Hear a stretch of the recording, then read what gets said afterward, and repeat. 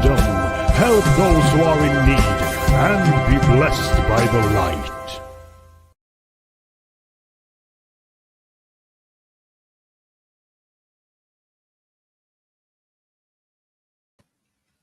Hi. Hello. Welcome everyone to stream 3 of WoTaHoliday. Here we are. I'm Rebecca, and I have with me.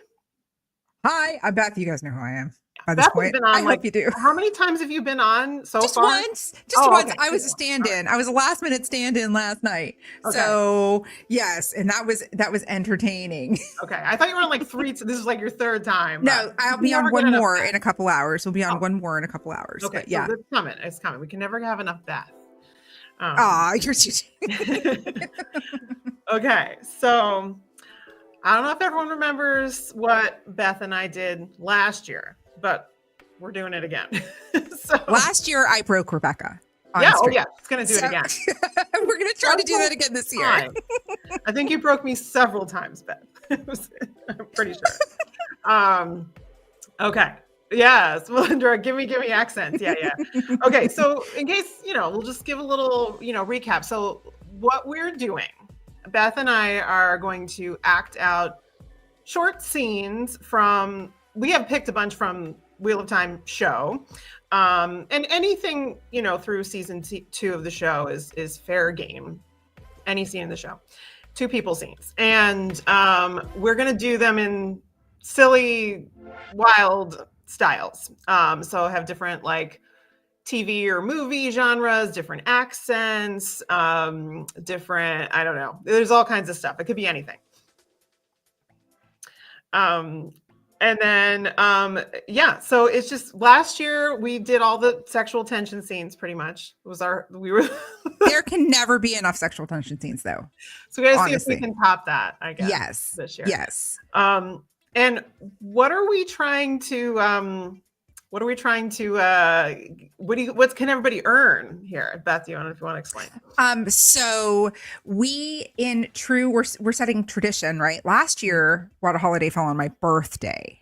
Mm-hmm. So part of the thing was if we reached a goal that I would smash a cake in my face for my birthday. Well, my birthday is on Tuesday, not today, but Rebecca missed out on the fun last year. So if we hit a goal of, where are we right now, Rob? For funds? Yeah, where are we? We're at £6,655 raised. We are 2/3 of the way through WoTaHoliday, and we have raised 2/3 of the targets.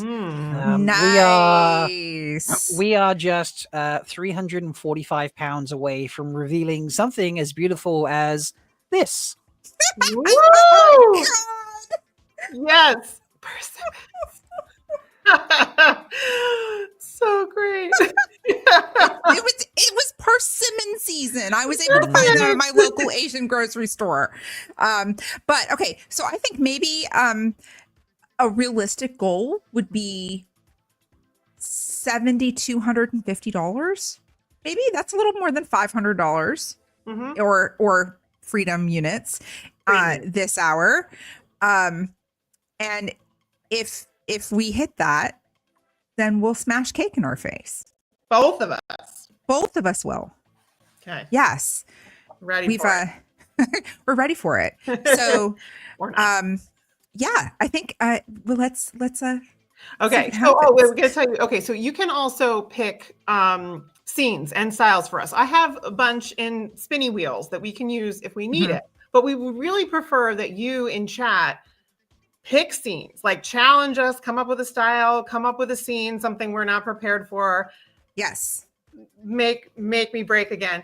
And so you can donate to, not only are we trying to like hit our goals to smash cake in our face at the end, but you can pick the scene. So if you, for 15, you can pick a style. For 25, you can pick a scene, or you can do both, and we'll do 35 for that. So if you do 35, you can pick the scene and the style. You can like band together to do it, whatever you want to do.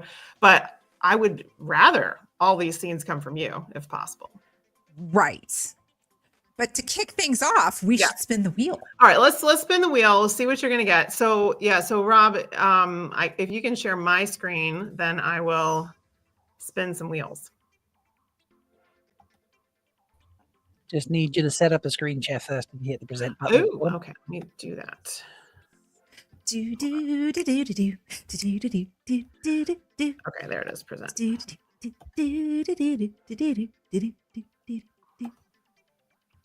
All right, so we're gonna do. I don't know which one is which, but let's do that one. Okay, this is the style. I was gonna do the other one first. Okay. But that's okay. If I switch from one scene to the other, one tab to the other, it doesn't work, right? At the top, there's a little button that says "Well, stop you'll sharing." Tell me. I don't think it works. Okay. All right. So we're gonna spin this for a style. Let's see what we get. Oh boy. Oh. All right. We got an accent to start with. This is one we had last time that I don't think we ended up doing. So Boston, we didn't end up doing it last time. Okay. We did not. All right. So I'm gonna hide this. And then let me see if I can do this one now.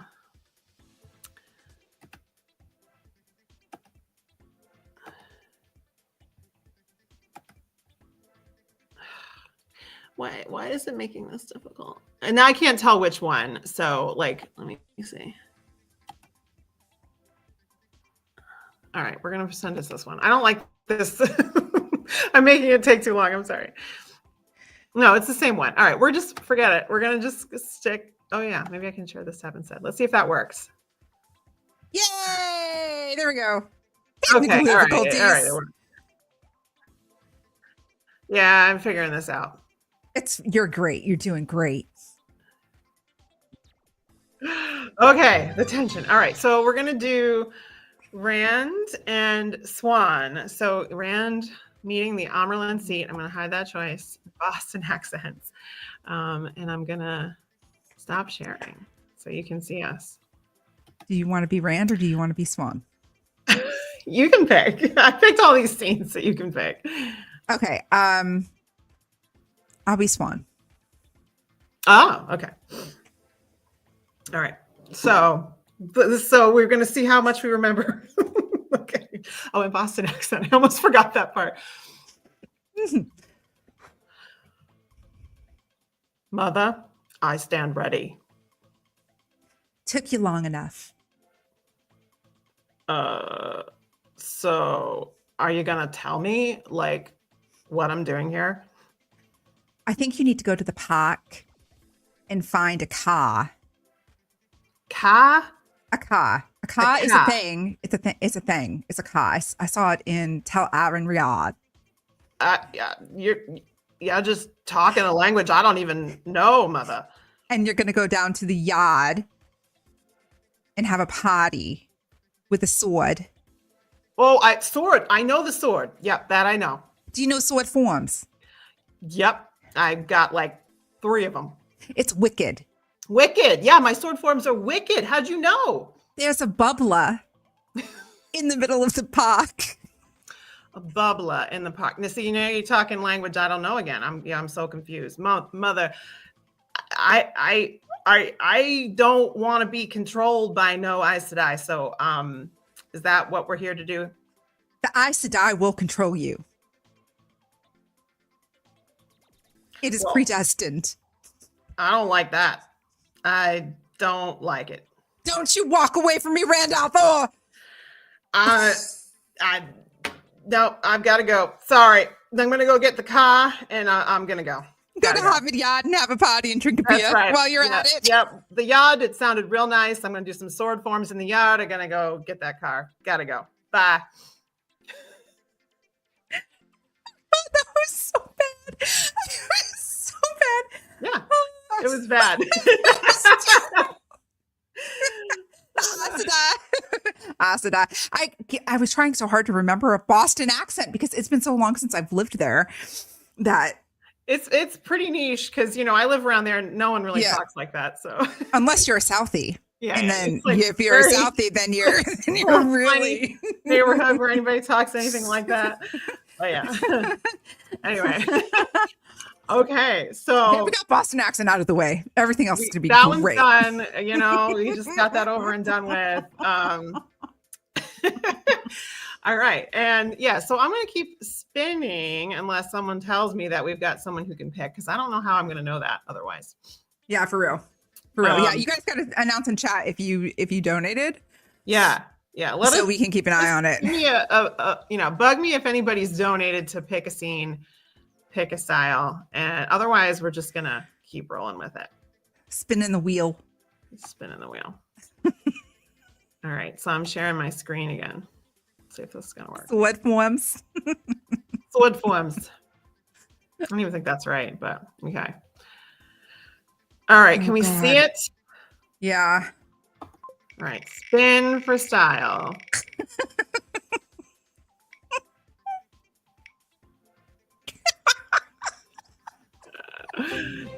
Windstorm. That was one from last year too. I don't know. We're gonna hide that. Okay. And then we're gonna do this. Share this tab instead. Look, see, I've got this. It's like so much. Yeah, you got it, Rebecca. All right, we're spinning. Oh Lord.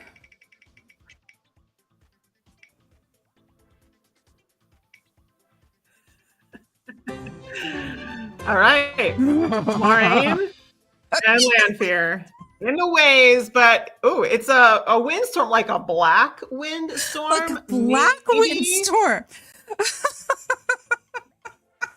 I think it's gotta be a black windstorm. My head I didn't is write sweating. it that way, but we're in the waves. So a black windstorm with Maureen and Lanfear. Okay. So I'll be Lanfear, I guess. Okay. Okay. Okay. So why exactly did you not want to open that way gate? You are not going to get Rand al'Thor. He's not yours. I already have him.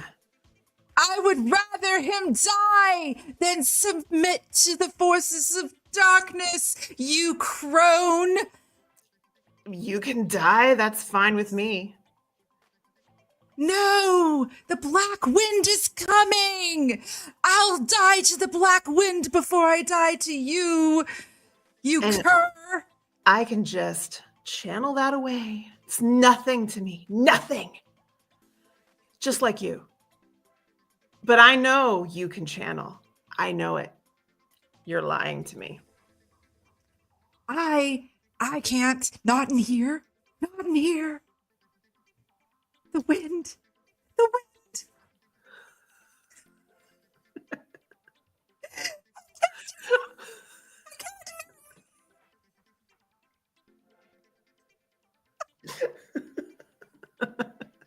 All right. I'm bored with you. So I'm just going to whoosh you out away gate. Goodbye.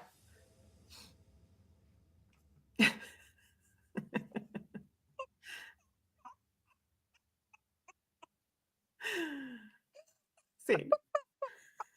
Is my mic still connected? I kind of pulled on it. Yeah, it is. Okay.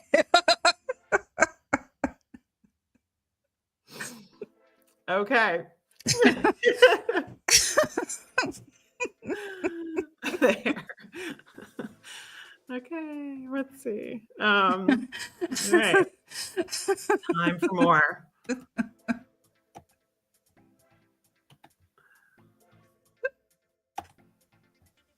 All right. Let me start spinning because by the time it's spun, it should be visible. Oh Lord. Oh, good. More accents. I only put 3 accents in here. Australian, though. Okay. Another one we didn't do last time. So, all right, no more Australian accent. Let's do this one.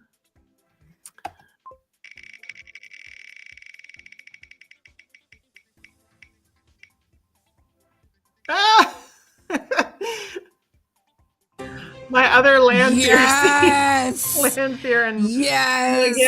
But Gideon. why an Australian accent? What was the accent? Australian? Australian. Oh God. Oh, Don't God. judge us, Kev. All right. Don't judge us. Well, you can pick now. I don't know. do you want to be land fear this time? You can pick whatever you like. Yeah, let me be Lamphere. Hold on one second though.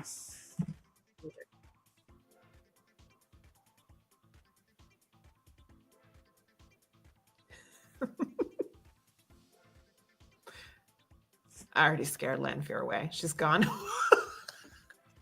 Perfect. Perfect. Oh, Koala's watching us. Koala's also watching. Great. I'm not gonna hear the end of it. He's gonna be judging our terrible accents. That's kind of the part of the fun, though. We got to make it bad. Okay. We're not doing good accents here. Exactly.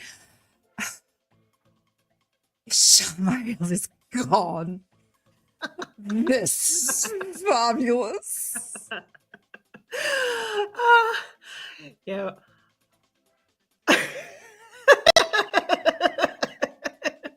Good day. This is such a good day. It is a good day because I'm back. You weren't expecting me, were you? Oh, dear.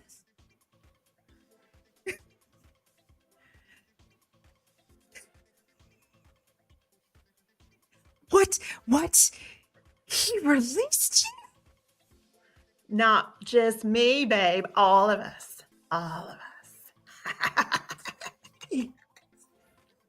I've got a knife.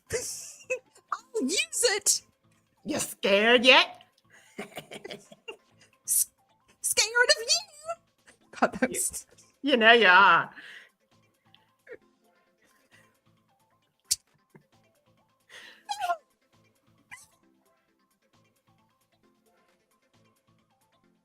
I've gotcha. You'll never have Randolph Thor. He's mine. That's what you think. It's mine now. All of ours. Light have mercy on you, Randolph Thor.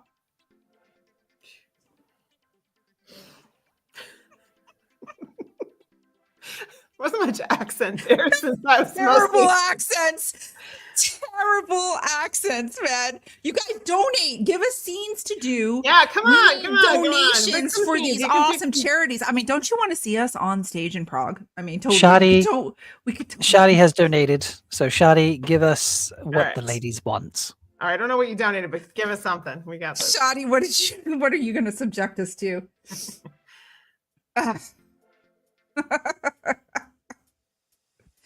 My children are grown. Of course, I don't watch enough Bluey.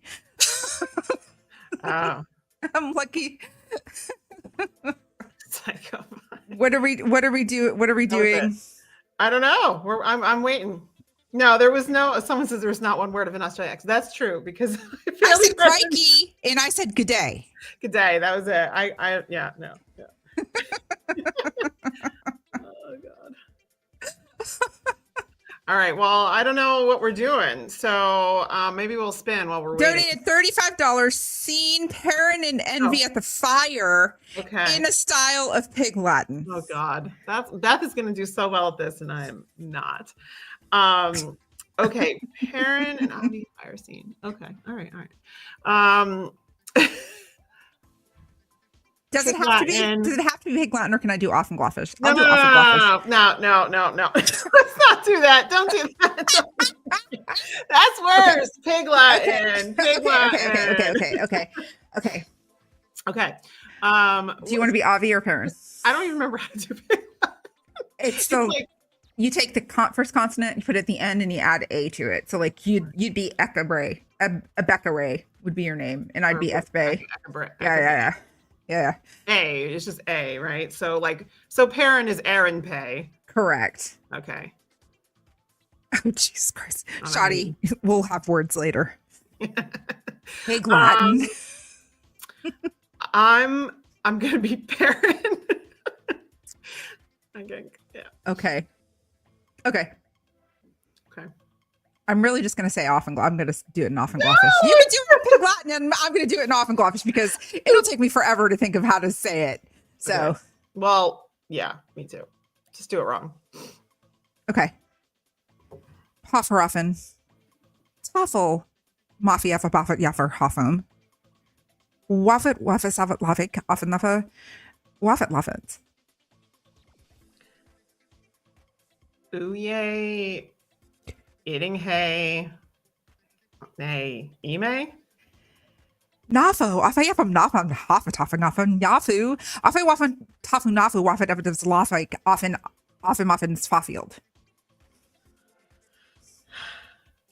Ime ose fuse K.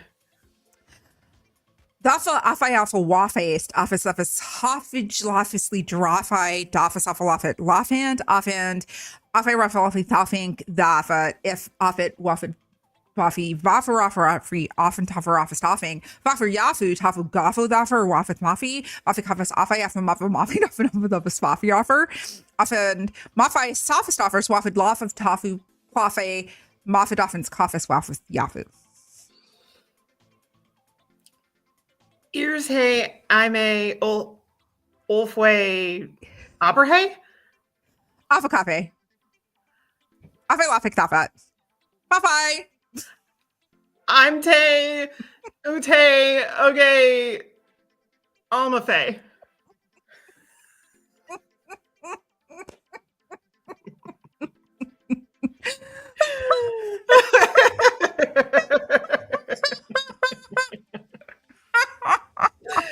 Somehow I knew that was gonna like come back.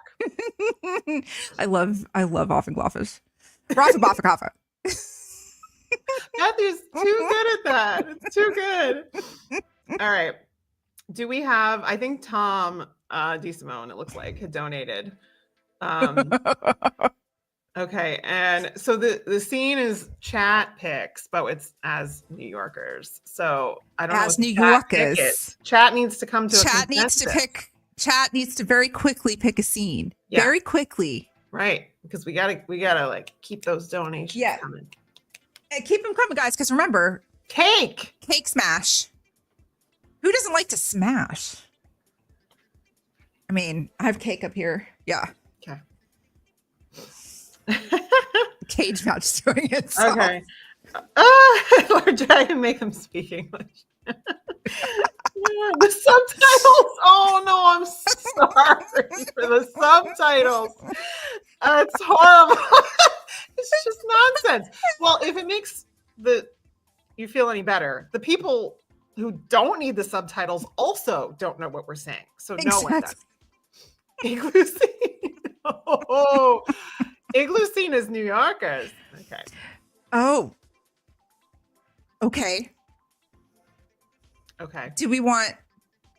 Oh Lord. Okay. Do you want to be Rand or do you? Sure. I'll be Rand. Okay. I'll be Avienda. I have to warm into the New York. I'm gonna have a hot dog and go to New York in an igloo. Randolph, why did you follow me here? Avienda. You're freezing. I don't need you, Randolph. I don't need you. You belong to Elaine. I can't let you die. That's not your decision to make, Randolph. You belong to Elaine. She loves you. You belong to her. Haven't we been over this like 100 times? Maybe, but I'm not going to change my mind. Well, all I know is, now that you're not going to die, I mean, we're naked. But your shirt is off and your chest muscles are rippling and there's steam coming off of you. And we are quite warm here. And I will have tow to Elaine. But very warm in here. I can't deny my feelings any longer, Randolph Thor. Okay, I mean, let's just Rand, just shut up and kiss me. Kiss me, Rand. Althor. Okay, I don't know that anyone can read this, but let's see. 2 hours later. Okay, well, that was fun. And now we can go to the women's circle, and I'm sure we can get them to agree, and we'll just get married, Avi. Okay. Who says I'm gonna? I did not lay my bridal wreath at your feet, Randolphor. This was a great time, but I now have toe to Elaine, and that is between Elaine and myself. And you and I will not speak of this again. Thank you for the fun times, though. Oh, okay. Sure. Get rid of your wetlander ways, Randolphor. You are the Caracorn. And those wetlander ways are not going to work with my people. Yeah, that's true. I am the You are good Caracorn. in the sack, and I appreciate it. Thank you for keeping me and making me warm and keeping me from freezing to death. But we gotta get back. How do we get home? I don't know how we got here.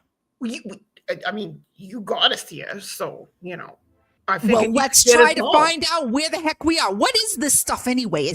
What is this white stuff on the ground? Oh, Avi, it's snow. Haven't you ever seen snow before? Oh, yeah, I forgot. You're so weird, Randolphor. You're so weird. Let's go home. Okay.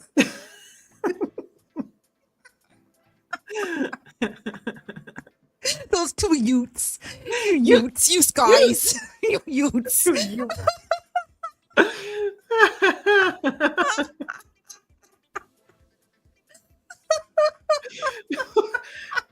That said, was much better than the Boston or the Australian accents for sure. I'm better with New York, but someone said this matches Rebecca the most. So dumb New York kid. Yeah, that's true.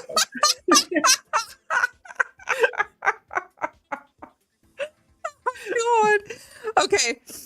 All right, you guys, we still need to have donations to keep coming in. This is for a really good cause, and you're putting Rebecca and I on the spot and embarrassing us tremendously. Yeah, and so please keep it coming. You're And coming up with some good stuff. So, what's going to make us do? we like the randomness of it. It's for fun when we have no idea what's coming.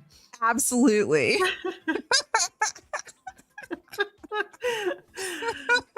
Okay. Awesome, Tom. I'm glad I did you proud, brother from another mother.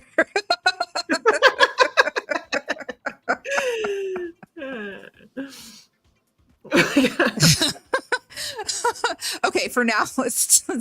Feel, I guess. Yeah. Let's spin. All right. Let's see. Wheel of shenanigans. Do-do-do-do. Wheel of shenanigans. Okay. Of shenanigans. Spinning.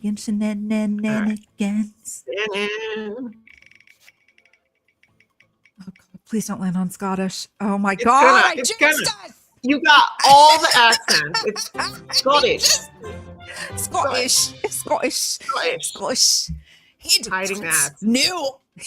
Head pants. No. All right. Oh God. I only put 3 accents and you've gotten them all. Oh, good. Perrin meets Dane. Okay. Perrin and Dane. Scott. I'll be Are they watching hot? you lasses, all right? That's gonna Are be they so hot? bad. It's gonna be really bad. Y'all, it's gonna be really bad. Please donate and help us save us from this agony that is this mood wheel. Please. No, they're gonna they pick something worse than Scottish. Scottish. All right. Nice. Head Who- pants. okay, Nope. who's who? I'll be Dane Bornholm. Okay. I'll be hot. I'll be hot Dane. I'll be hot Dane. Perrin, and you can be hot Dane. It's gonna be better than Rain. It will be better than Australian, I promise you. I don't know. Okay.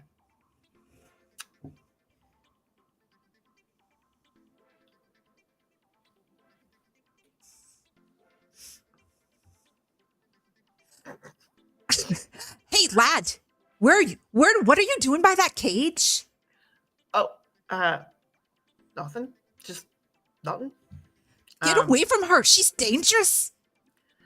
Yeah, I'm just going to the inn. Can you show me where we're going? I guess I can show you where the inn is. What do you want to have some ale? Yes, ale and just a place to sleep. Why don't you tell me where you're from? Would you like some tobacco? I got some brilliant Two Rivers tobacco here. Well, how'd you know it? How do you know where I'm from? Wait, you be from the Two Rivers? Oh, I mean, no. I just, that was just a slip of the tongue. Some of my oh God, now I want to go into a southern accent. Some lads that I travel with came from the Two Rivers a little while back. There was some trouble there. Yeah, I mean, I don't know. There were rumors about it, of Trollocs. but that's a nice kilt you're wearing. Are you looking at me legs? No. Are you sure? Because if you want to have a peek, I will show you. I mean, no. Oh, well, I mean, Like what you say. oh, no. Let's have that ale and tell me more about Two Rivers, Tribe Rivers. Oh, did I say Two Rivers? No. I think I'm tired. Just go to my room. Yeah. Keep beer. No. Oh, okay.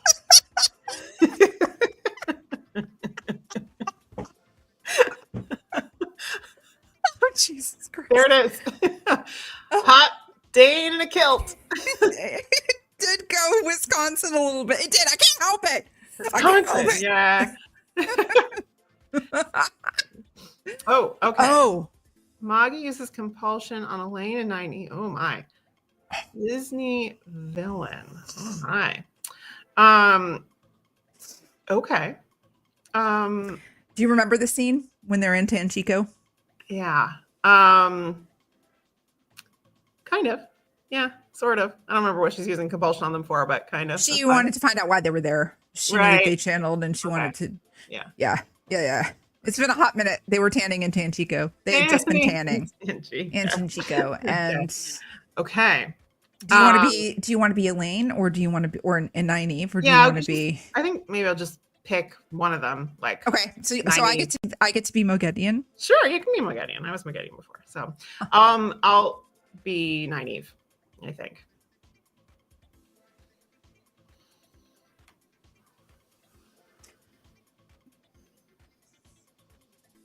Child, come, have a seat. Oh, you're amazing.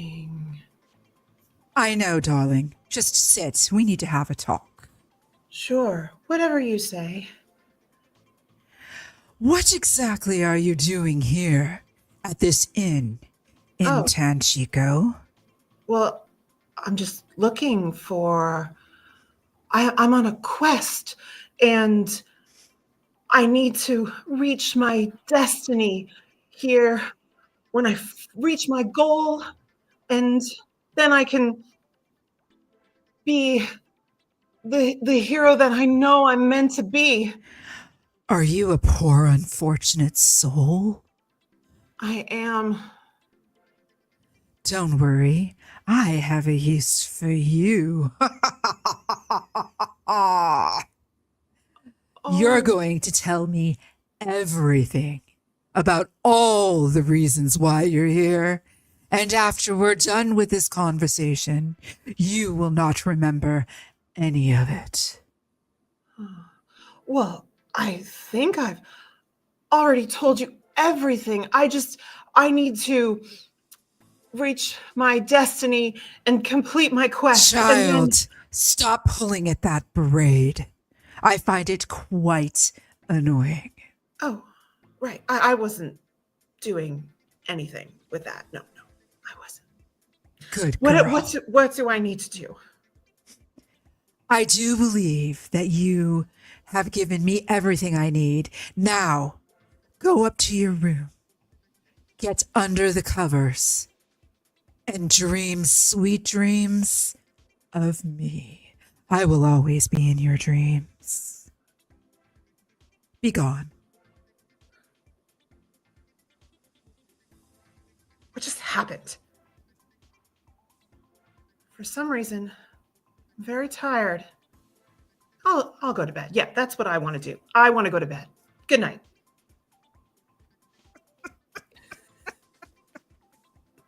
Poor unfortunate soul.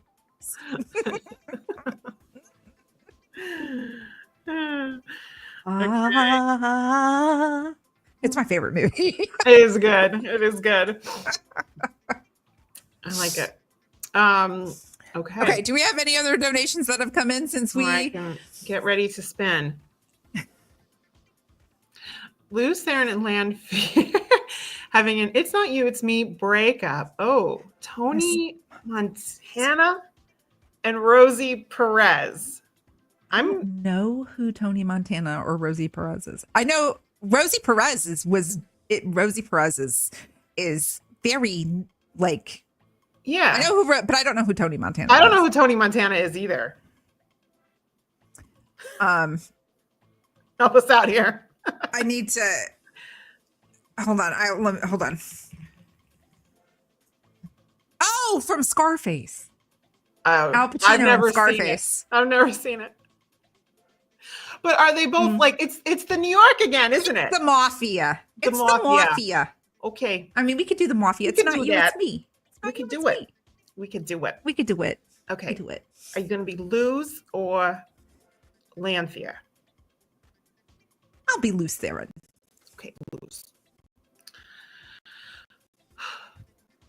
Luz, what is with this blonde chick that you've been hanging around?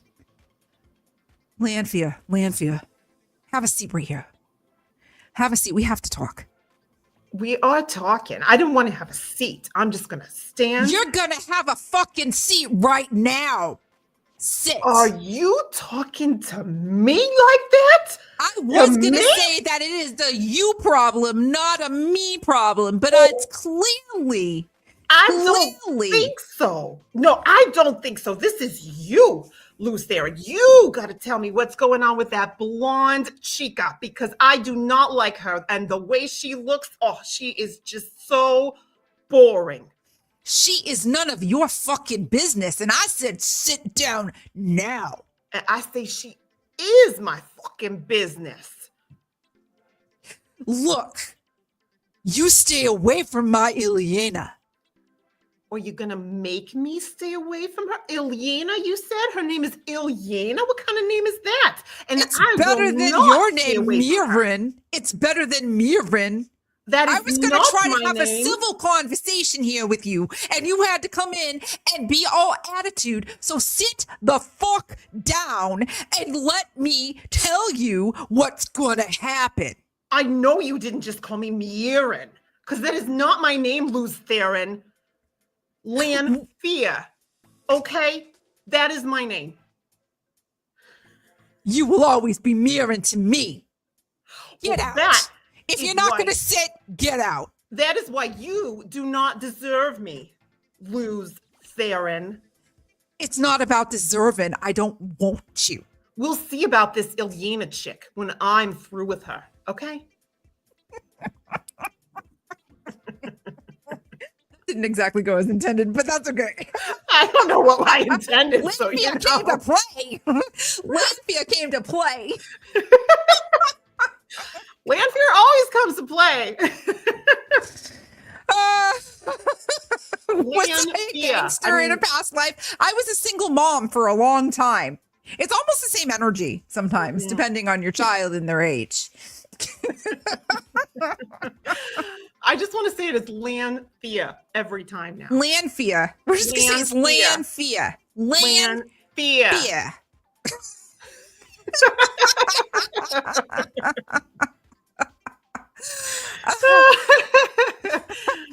Oh, Lord, have mercy. Okay, you guys, we still need to raise 160 pounds freedom units in 15 minutes for cake smashing. Cake smashing, guys. We got to leave time for it. We can do this. Give us something unhinged to do. I'm afraid of Beth. Don't be afraid of me. I'm very sweet. Just be afraid at how good she is at these things. Okay. Anybody got something unhinged, or am I spinning the wheel? We're spinning the wheel, I guess. All right, spinning the wheel. Here we are.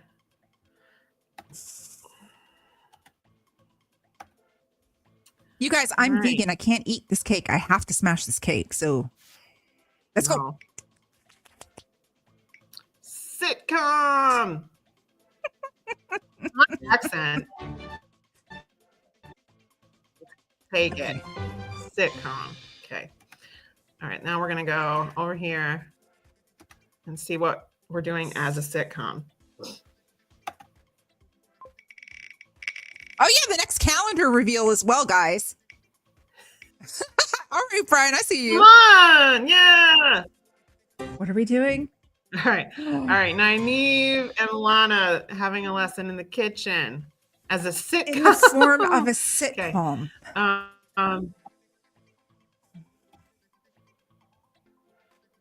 Okay. Oh, I Playing still it read for- that in a, wait, Kermit voice? An accent with Kermit the Frog. Kermit voice. Oh, wait. Well, we'll do Kermit the Frog the next one. We're going to do sitcom with Alana and Nynaeve. Real quick. Okay. We'll just get through it because we want to get some more. Yeah. Okay. Oh wait, which do you want to be? I'll be Nynaeve. Okay. Nynaeve, I have something for you, and I'm sure you can do this. You're so talented. Here is this disgusting just drink, and I'm sure you can just channel it up wonderfully, and you're gonna drink it, and it's gonna be great. What am I supposed to do? And what am I doing with this? What am I doing with this? Because, like,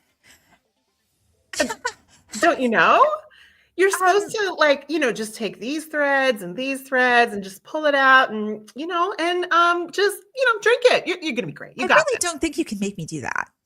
Oh, well, actually, I mean, I am your teacher, so I think I can. But don't you know that, like, I just don't want to do that, and I do what I want anyway all the time. Oh, is that right? You just do what you want. Yeah, Nynaeve, she just always does what she wants. I'm I the don't think girl. Not this time. Okay, well, I'll show you what I feel about it. You see that dirty water? Mm-hmm.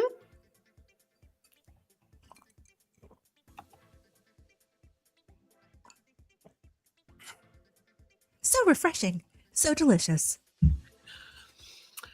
Wonderful.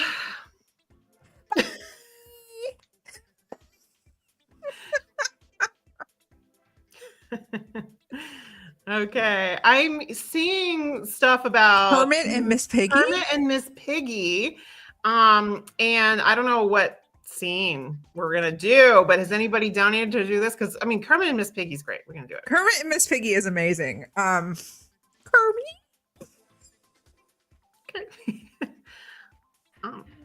Silvertooth, I think, needs to make a suggestion. He's donated.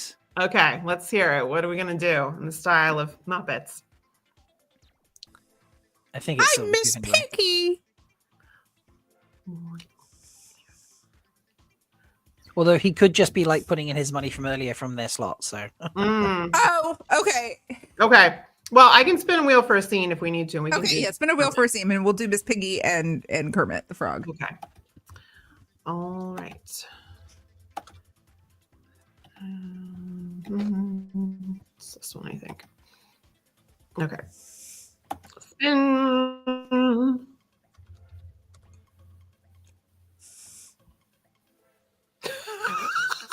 It's not on the screen. I can't see it. Oh, you can't see it now? It's Matt and Rand. Reunited and Connie. Okay.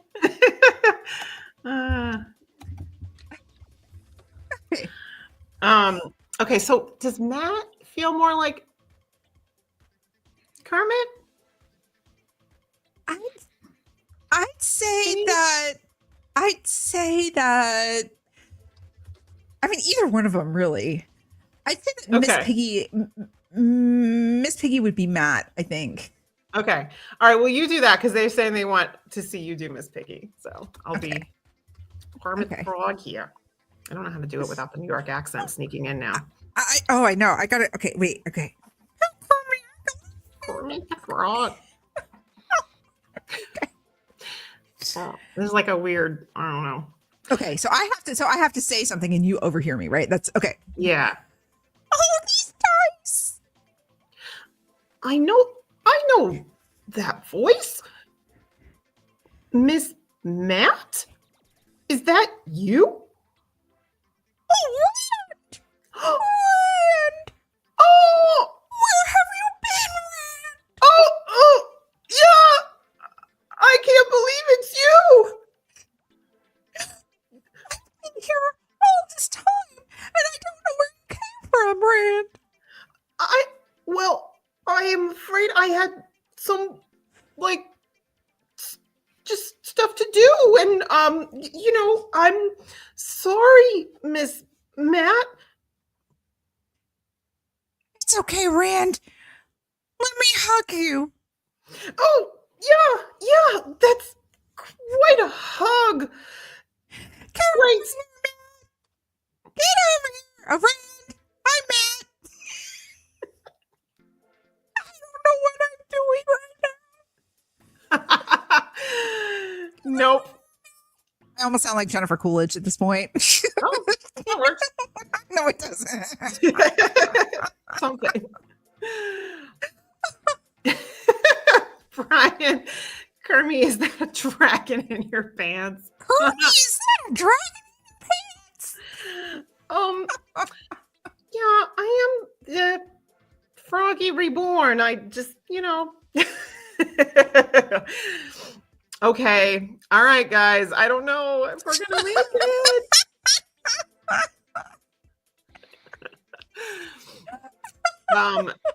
Are we gonna make it to our next level for cake smashing? I don't know. It's not looking very promising. Not looking very good. How far away are we? I can't tell. How far away are we, Rob? You are at 6,856 pounds, so you need 144 pounds. In 6 minutes. Yeah, like 5-6 minutes, yeah. Yeah, okay. Okay. The GoFundMe is 69% complete. I mean, that's something, right? Well, nice. All right, well, we could definitely do another scene. Let's get as close as we can get it, guys. But I will spin, I guess. Wait, I gotta share.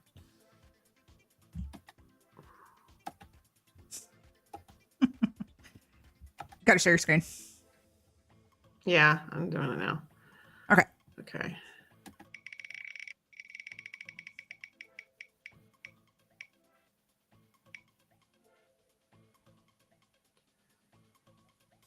All right, so it's Farron and Maureen.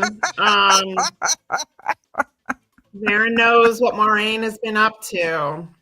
All right, let me get a style.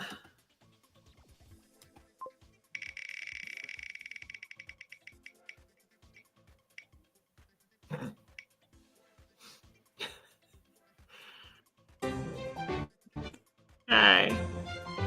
Farron knows what Maureen has been up to, and they're very emo about it. Okay. Okay. What do you want? Do you want to be Farron or Maureen? I don't care. You pick. You pick. I'll be Maureen. Okay. Oh God, I got to think of emo. I just want to say Elmo when I hear emo, but it's not right. Elmo. Could have done Elmo. I didn't say Elmo would have been a good one. More Muppets. Okay. Maureen. Farron, what is it? We need to have a conversation, Maureen. Again? I know. Right now? Right now, right this minute, I know I'm kind of what busy. you're up to. What? Too- I mean, too what do you mean? What I'm up to? Like, I'm just like listening to some sad music because I can't channel, and I'm like really feeling a lot of feelings about that. Okay, that's it. That's all. I really think we need to have a conversation about all of these things because Elmo really wants to, really knows what you're doing. Aaron really knows it, and we're gonna talk about it, or I'm gonna tell you. You seem different, and I don't really know what you're talking about. I'm sorry. I know everything that's going on between you and Swan. Everything. All the details. And we're gonna go. And I even know about the boy from the Two Rivers. And what if I just stab you? Child, you won't do that to me. You don't know what I would do. Out of your hands. Put the knife away, girl. Well, I might stab you later, you know. Just sometime. You're no maiden of the spear.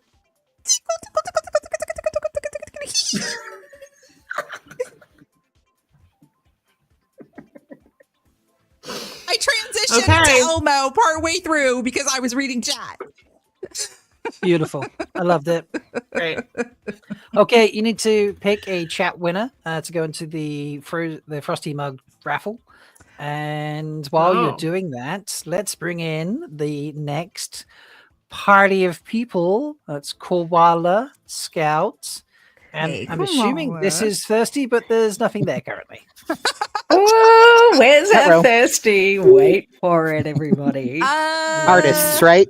Tell me about it. I think from chat, String Flame from our chat. Rebecca, String Flame? Does that work for you? Oh, yeah, that works. Awesome. Okay. Yeah. And yes, Beth, I hate to tell you, but I had to vote on that Australian accent as being Pater level. It was absolutely terrible. It was Pater level. And you know what, guys? Just because the Australian accent was such a flop, and Koala's here we go. Rapping. We get cake. Are we getting cake? And do we have a clown or what? Hey!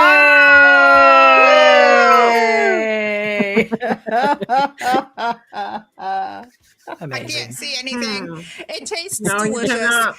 Anyway.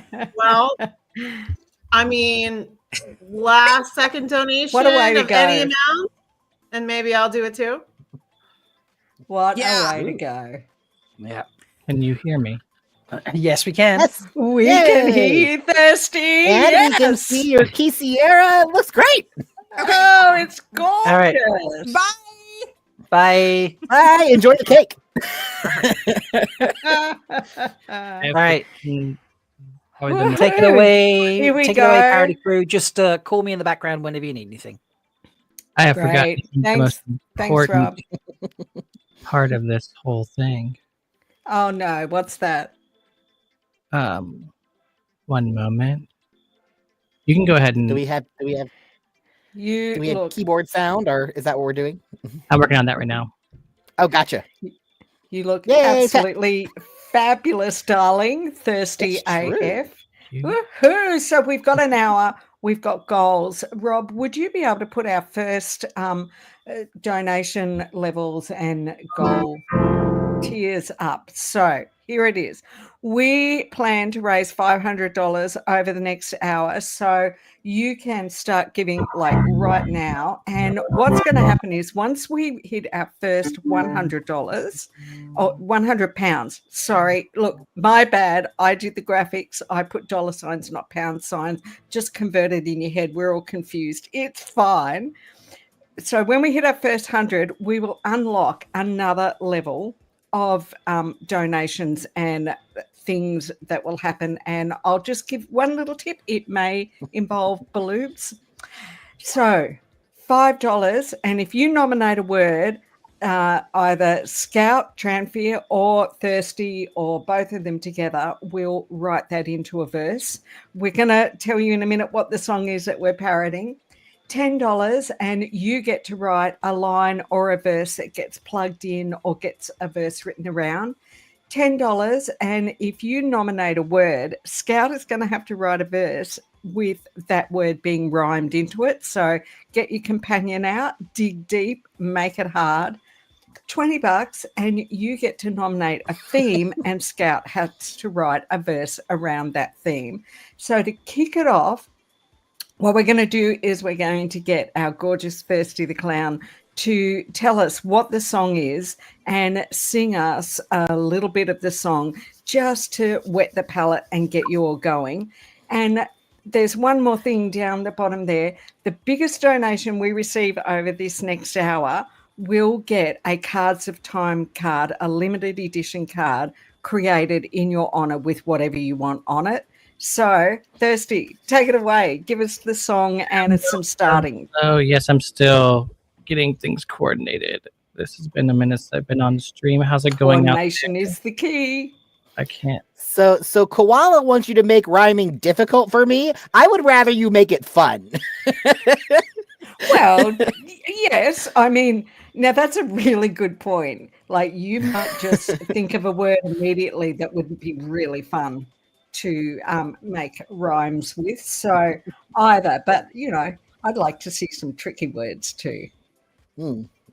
Just because I'm watching that bit, I'm not having to write the verses, so that makes a big difference on what you want to see. I'll do a little check to make sure that I can hear everything. It's been a minute since I've been on StreamYards. I heard you a second ago when you were playing on the piano. Can you hear the microphone? And if you make a donation, just immediately tell us in the chat how much you've donated and what you want for the donation so that we can jump straight onto it for you, because we've got lots of things planned that we're going to do over this hour. And Rob's going to really help me keep an eye on chat, but I am going to be trying to catch them straight away and get everybody working on those things. I need a good background. Like I'm against a black background. It's true, and you're so dark blue, so... I know, it doesn't really stand out the way I want it to. That's all right. We want to hear you. You should, like, project an Amerlin seat back there or something. Ooh. With Swan on it. You can just sit in her lap. How perfect would that be? Let's see. I want a verse about Matt and the dagger. Ooh. Oh, here we go. Tran! When he says, I see you. Tran. Tran, that's so great. I love it. A verse about Matt and the dagger when he says, I see you. Ooh. Okay, What's the line? So Scout's got to write that line for you. All righty. All right. Write a line or a whole verse? What does it say? A verse. It says a verse. She wants a verse. And that was a 20 Oh, Penny, you donated? Right. Okay. Choose what you would like done, Penny.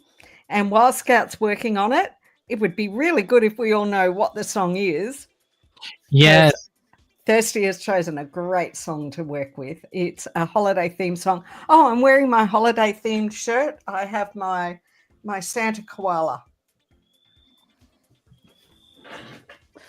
This was as holiday a hat as I own. It has red and green on it. Works for me. All right. Ooh, I think I have a good one. Here we go. Transition. How's that? Can you see the? You're on the Amelin seat. Yes. Yes. on And the Amerlin seat and the Amerlin seat. Yeah. I love it. All right. Just move this over here so I can. Man, it's been a while since I've been on stream. It feels good though. All right. We'll start off with the song, which is a lovely favorite that we all love. All I Want for Christmas Is You is the bass for it. Scout, are you gonna throw me lyrics in Discord? Lyrics? You don't have the link here. Let me give you the link. Yeah. I have highlights on different ones. One of the verses we might have to save for a donation if people want it, because it's a kinky one. So just skip over that one. And Koala has a half verse in there for you to start with. Later on. Koala has a half verse for you to start with. Okay. And then I have two other verses that are not labeled dirty. And ignore the one that has red lyrics. That's the one I'm working on. Brilliant. Yeah. All right. I'm trying to make sure that I have, because I have, make sure I have you coming through the right audio out so that it doesn't overlap.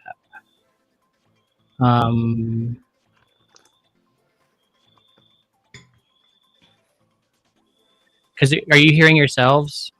Are we getting a? We can hear you. How's that sounding out there to everybody else? I'm wondering if we're hearing Koala in them through my microphone.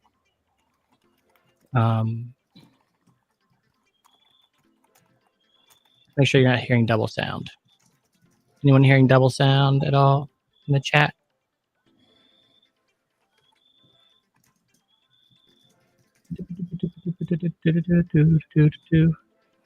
Audio.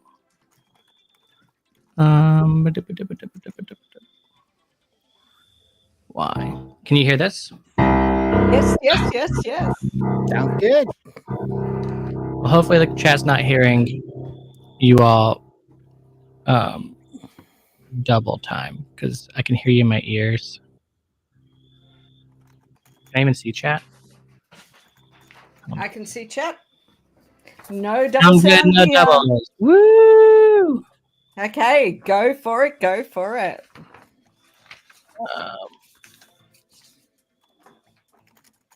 You send me that link, Scout? Can't wait. Yes, it's in your Discord. Our Discord for this. It's also in the. I can walk you through where to find it in the Thirsty Drive, but the link should be in that Discord we were just talking in. Gotcha. All right. Squish. I have to have so many things open at once right now. All right. No. Okay.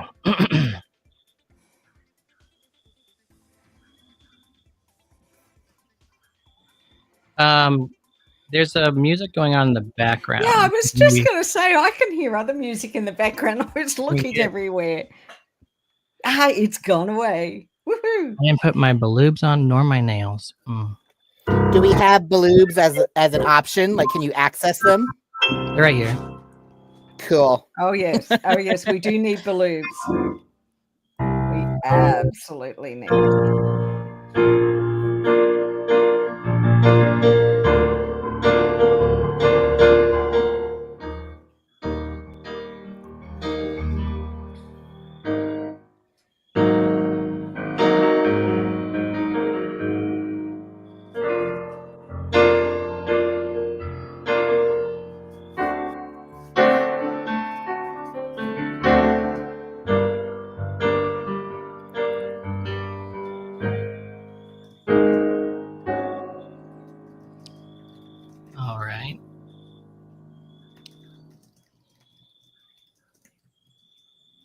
Do I hear crickets or a frog?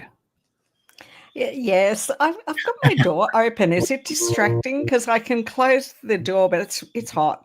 5 o'clock in the morning and it's steamy. There's birds as well.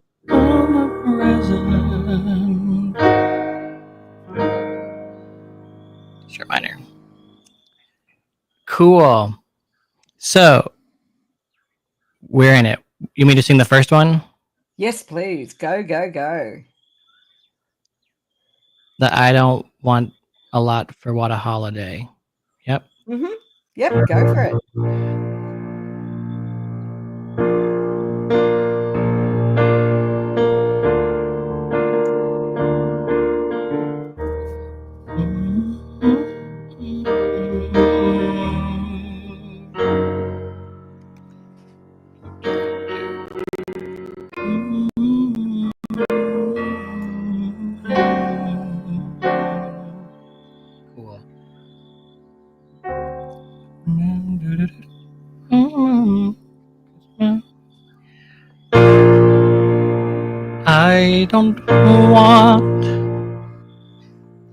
I don't want a lot for WoTaHoliday.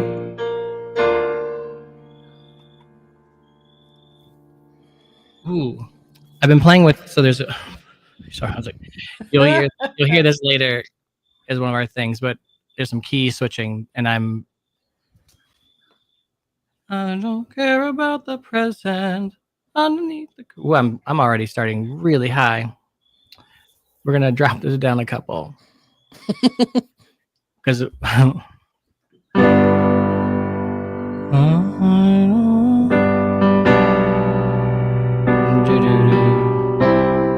Care about the present. All right, we're good.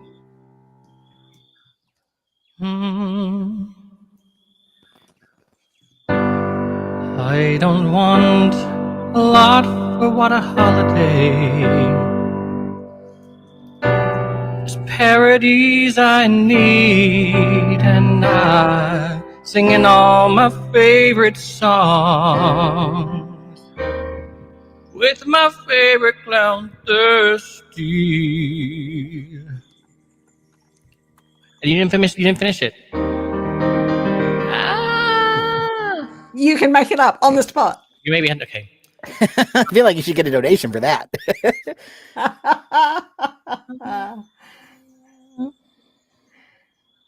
La la la la. All right. It's a little rough, but I have the dagger mat one ready too. You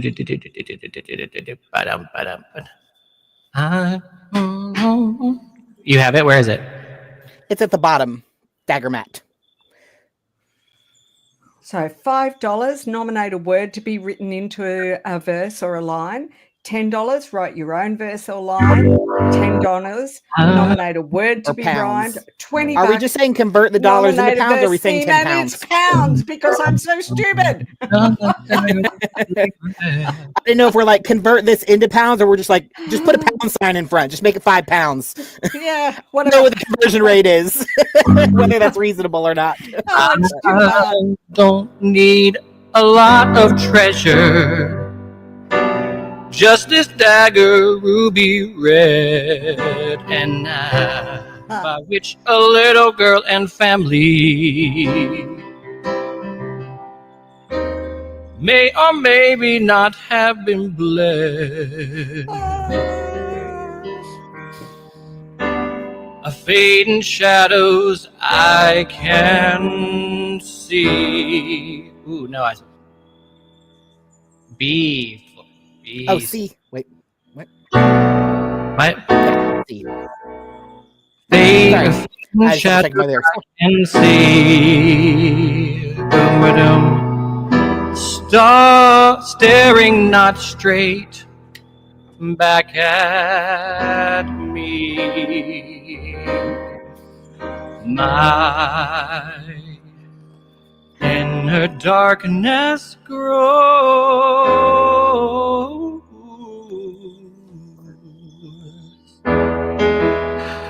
Oh, where is it? E minor 7. All I want to stab. All I want to stab, mate, is you. Boop, boop, boop, ba-doop, boop, boop, boop, ba-doop, boop. I'll do that one again. That was Scout. How do you Scout, everyone? Hey, Scout! Lyrics When you extraordinaire. knew. And as you can see, it typically gets kind of dark and it typically gets kind of not straight. At least kind of.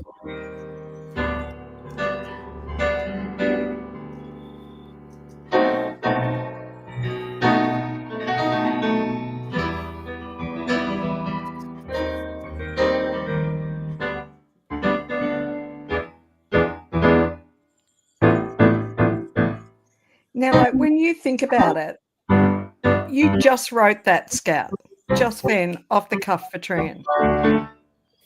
I had to spend a lot of time staring at you on Rhyme Zone because I was trying to think of something to go with it. I didn't think Thirsty would want me to change that vowel at the end. Oh, that was so good. That was so good. Treasure. Just this dagger ruby. I don't need a lot of treasure. Just this dagger ruby red, and I, by which a little girl and family may or maybe not have been bled. I love that line. Oh. Fade in shadows, I can see. Staring straight, well, not so straight, right back at me. Make my inner darkness grew. And when I say darkness, you know what I mean. We just got 40 pounds. We just got another 40 pounds donated, and I'm waiting to see who it is and what they want. All I want to stab, mate, and by stab, you know what I mean, is you. Are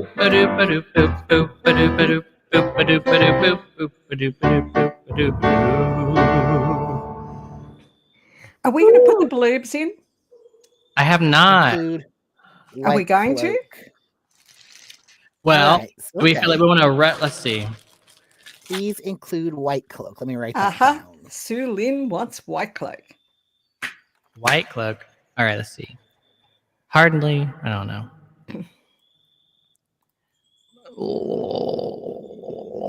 Okay. I can't And see. we've got a bunch of names. Dusty Will. Hey, good to see you. Dusty Wheel. Yeah. Dusty Wheel. So How big do you want? you've got a bit of writing there, Scout. Woohoo. Sylvie. Remind me who Sylvie is. Just Sylvie. Oh. Sylvie was Lanfear in the Tellerunryard version of the Stone of Tyr, wasn't she? I'm old. What? Oh no, like when she was hiding as the old lady. Yeah. Okay. Yes, I knew it. Yay, trivia. Trivia. So Thirsty, just make them medium and get them in. I do have a Lanfear verse already. I'll write an alternate. I'll see if I can write an alternate version of it with these other names. But if Thirsty, do you want to go ahead and sing the Lanfear verse that's already there? Ooh. Well, the lubes first. Well, get your second baloob in.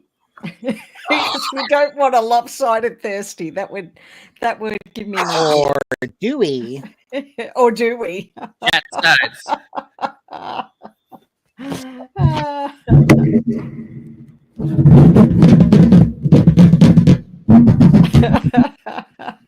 Tympanic baloobs.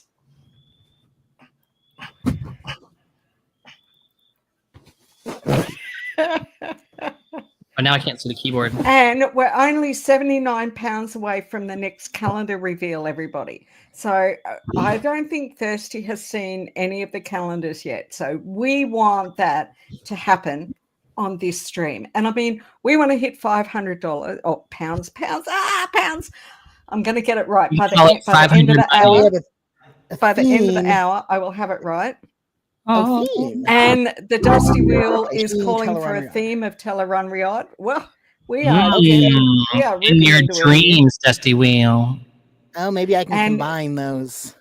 Yeah, so Dream on.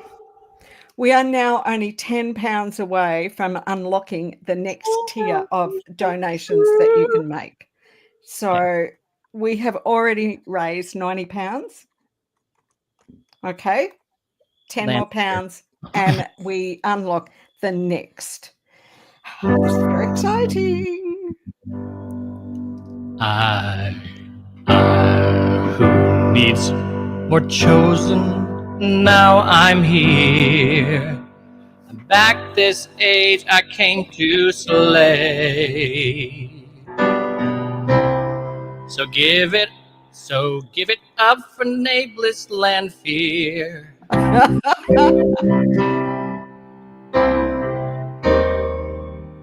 For my dragon's love I'll flay. I don't intend to take a no. In every day. Ooh, Lord of mercy. I can't even see my keys. My boobs too big. My balloons.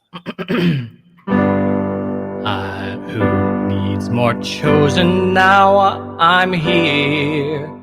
I'm back this age and came to slay. Woo! See.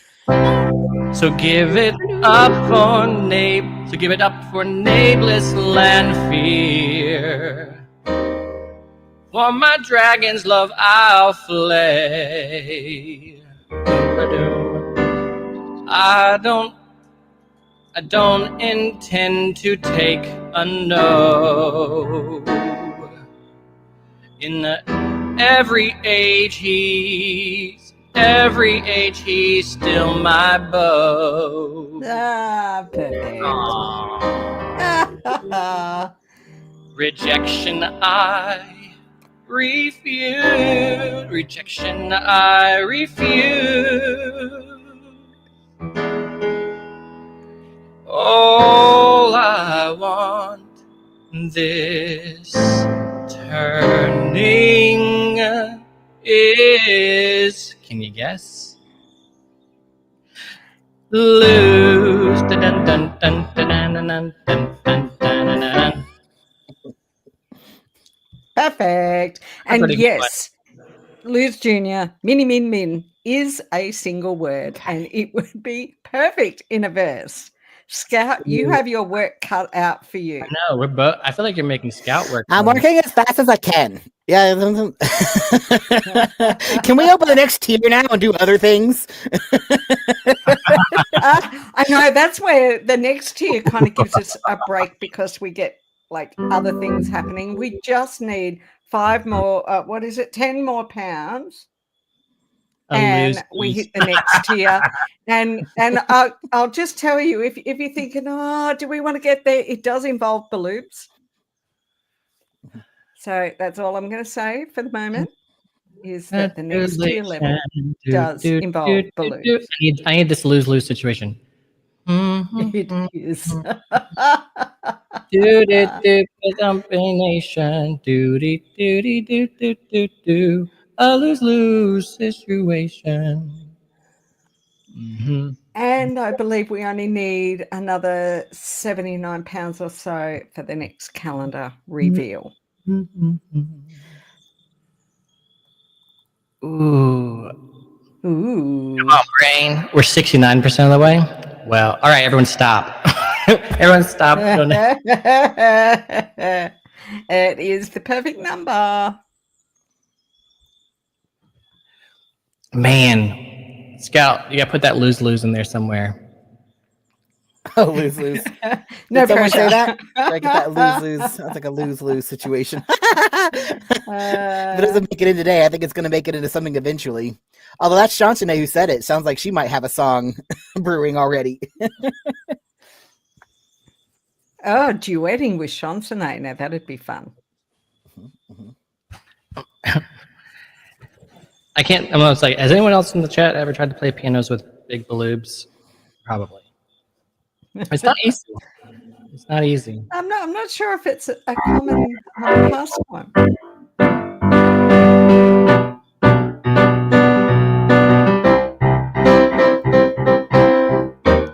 I'm gonna get screwed if y'all start changing this key on me.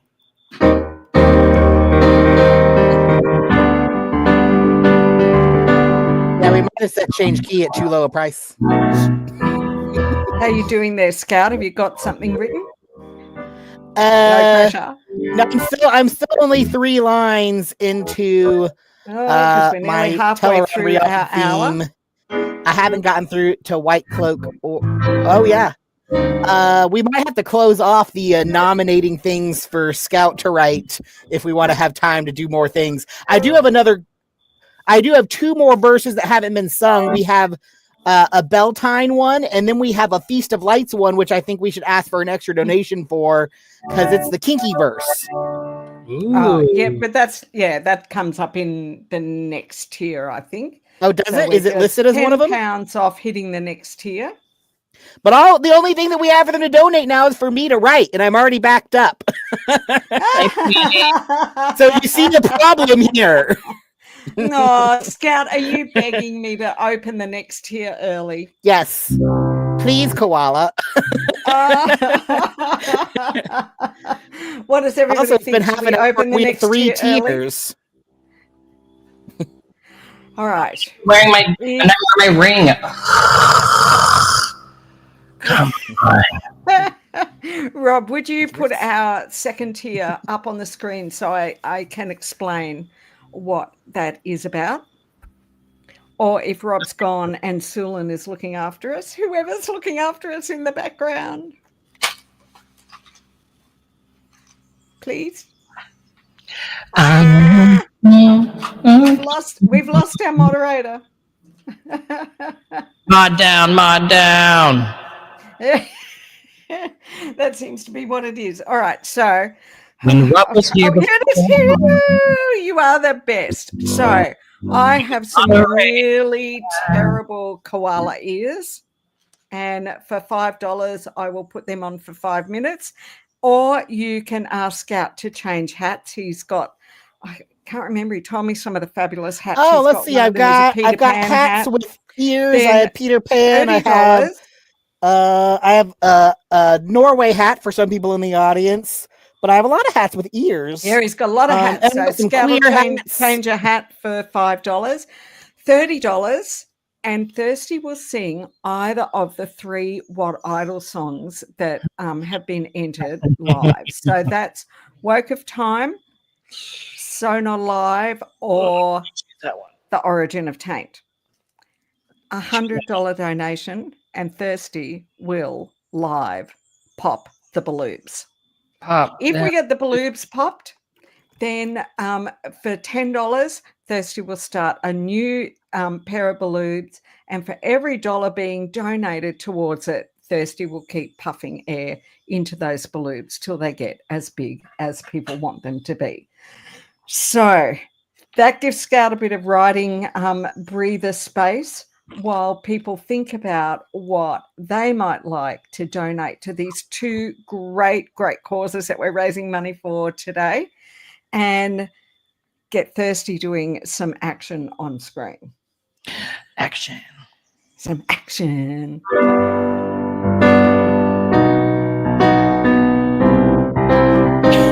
Well, I forgot that it's basically Creep.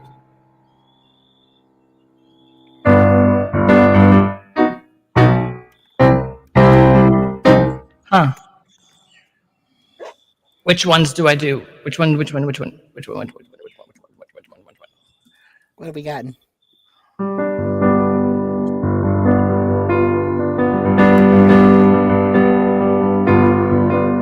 We just got a donation. Norway hats are just puffins, I think. So somebody has donated £5, which will be for either koala ears or a hat. Yep, Nils, Norway hat, please. Okay, give me a second here. I'll take off my headphones. Yeah. Woohoo! Aww. With a moose. Oh, that's pretty good. Do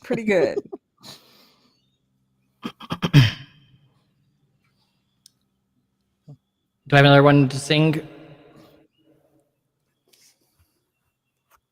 You can sing if we don't have any donations yet. You can sing the Beltane one. Yes.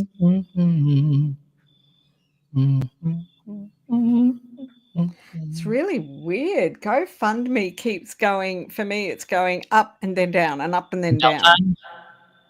It's having a hard time processing. I don't need a lot for Beltane, gleaming and some fireworks. This year my hair is braided and the status comes with extra perks. Across the green I caught your glance. Lanterns lit, it's time to dance.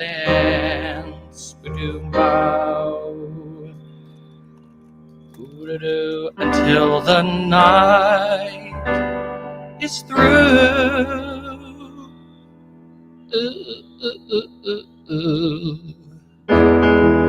All I need this Beltane is you.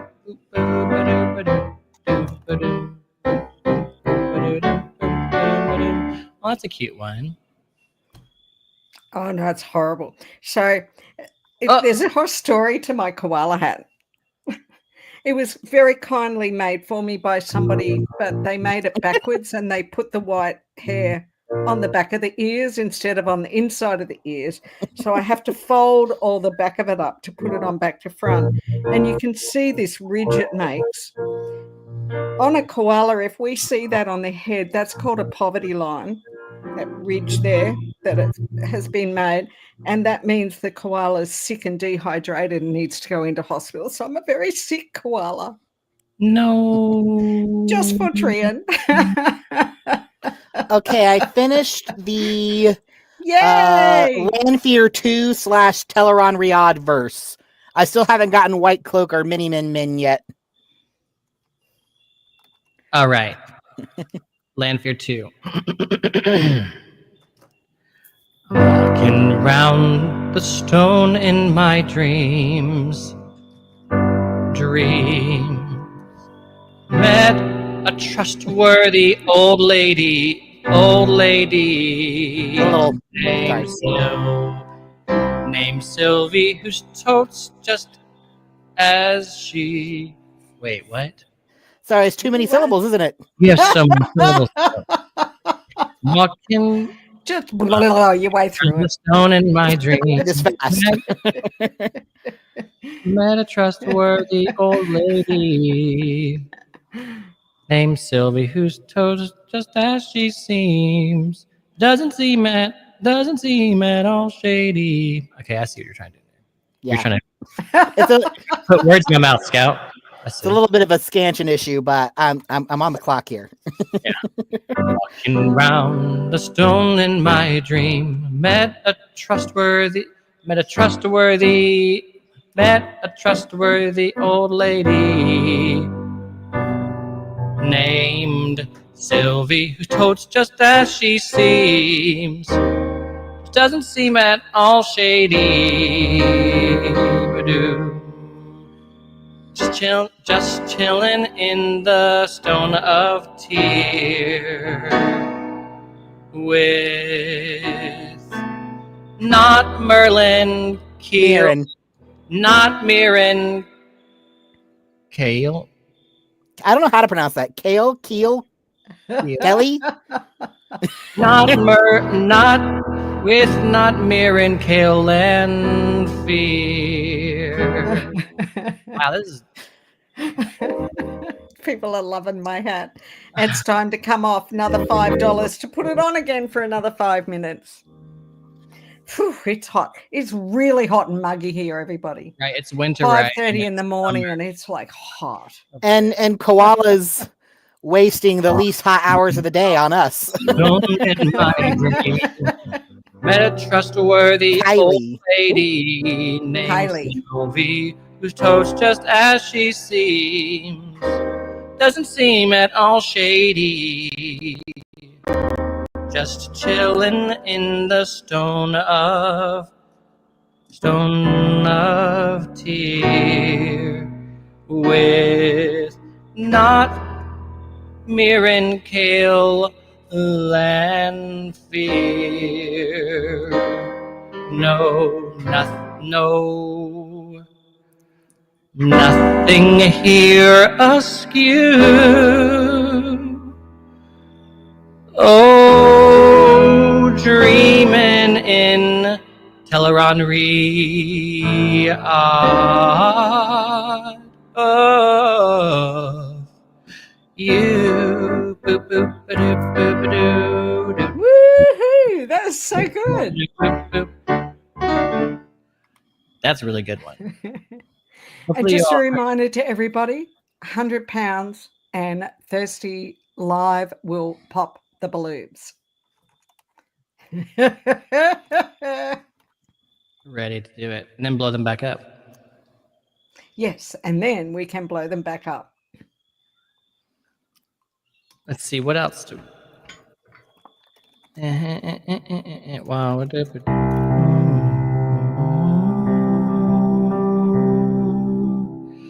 Open a new tab.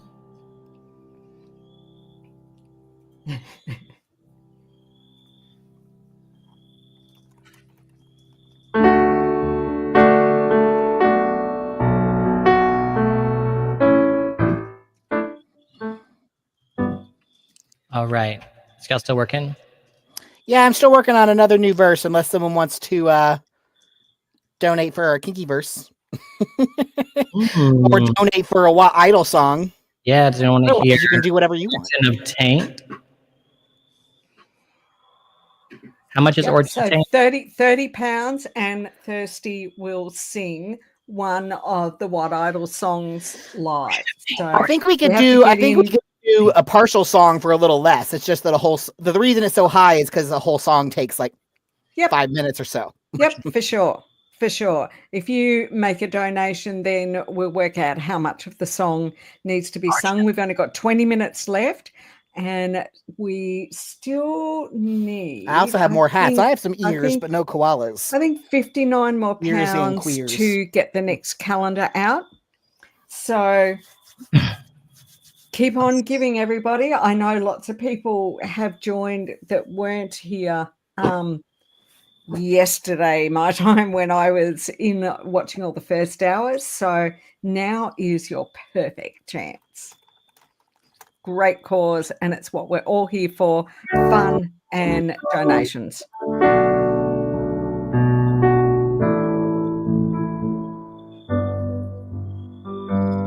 Yay! In a previous age, called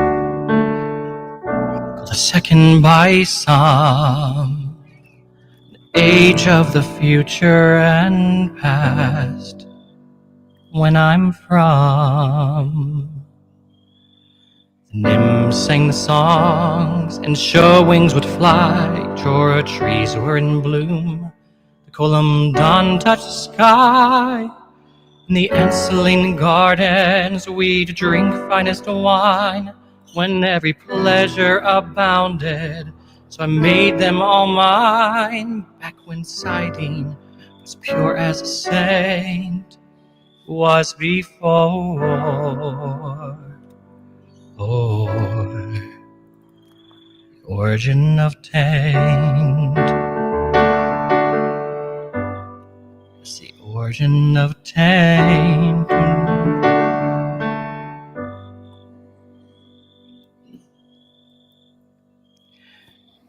Now there were 3 powers then, one source split between cis women and cis men. Only men could see siding, and opposing in the schism side are the female binarism, which women can channel when serene, until a true power was born and released by our great Lord, touched by him, sirs, there's no gender constraint. Oh, origin of taint, origin of taint. The gods group, the chosen were called to fight that loser-face lose. And though Gideon tried to avoid it, we couldn't refuse. Samael said, no, you can't back down. I'm not afraid of that brute. Although he's freakishly tall, I'll crush him under my boot. And he thumbed his big nose and spun his big nose and spun a web of balefire. The man dread cried. Ooh, the man dread cried. At last I'll be the diva, not just a boy in the choir. And then storm clouds roiled below in Thuckendar long ago.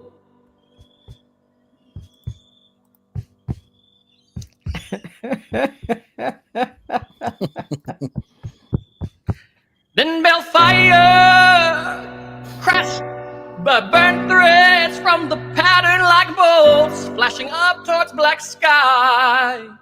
And the wheel turned towards burn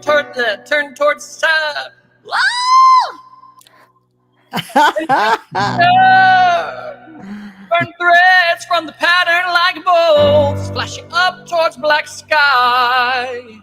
And the wheel turned towards Shire Ghoul as the whole world trembled and felt Bell Scream's cry. Shamael, woe, the true power of the great Lord, protect the hole in his prison, Natalambia board. And and Luce Theron and his 113, yeah, thrust Sidene like a sword, seal us all away. We hunters became prey to light knights bold and gay, who thought they'd won the day, but much to their dismay, though he was kept at bay, the great Lord still had sway. The war of shadow was just for play, as was our tight restraint. Oh, it's so tight. Is she? Let me out, please. Please.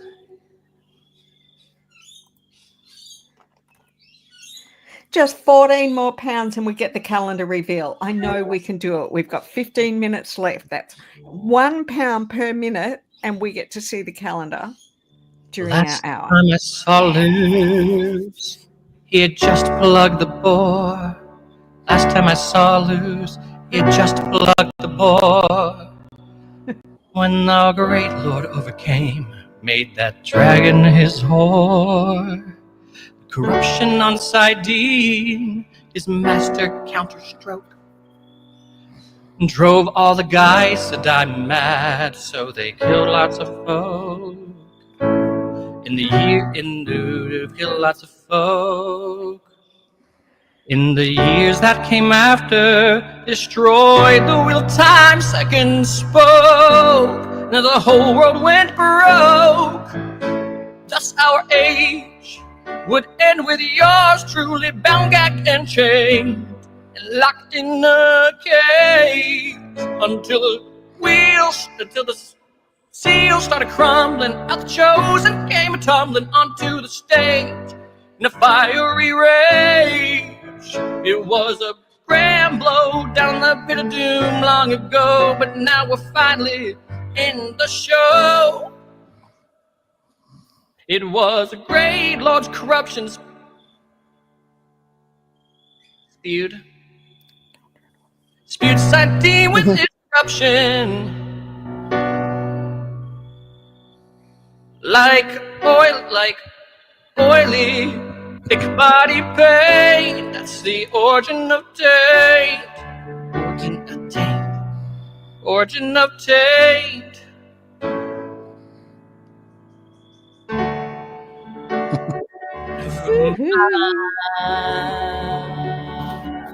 Did we ever end up releasing the bloopers reel publicly? It is public. We were. I wasn't seeing it on your Thirsty channel. Is it not? You should make that public. Wow. In other news, I finished that at MalkyRieCon. Yeah, it was released at MalkyRieCon, but I don't see it on the Thirsty YouTube channel. Yeah, I don't remember seeing it released, but I remember sitting at breakfast with Thirsty and going through it, and he was editing. It's true. Well, Thirsty stayed up all night doing that at MalkyRieCon. I finished the remaining requests, didn't we? Yep. Did it ever go public? So the last after you check on that, last £14, and it goes public, and we get a calendar. Yes, we get a calendar, and we get the bloopers reel. I finished the last request too. There is a new verse right at the bottom of the document. Right. Oh, we never got our kinky one requested either. We didn't get a. How much were we asking for the kinky version? £10. I don't remember. Yep. So, I believe so. £10 for the kinky version, everyone. But the requests, the word requests that were made, I just worked into another verse. It's at the bottom. Hydrate, everyone. It's important. Yeah, my koala hat was proof of that. Indeed. Sitting on G, waiting on O. Are we ready for season 3? No, I don't think any of us are ready for season 3. No. This should take a bit longer. I'm sitting on G, waiting on. What is it? We have 10 minutes. Yeah. Yep. Always drink more beer and hydrate. Exactly, Trian. So sing our new requested verse, the one at the bottom. It has the last requested words that I had written down in it. While we wait for that last £14, just £14, everybody. Yep, that's the one.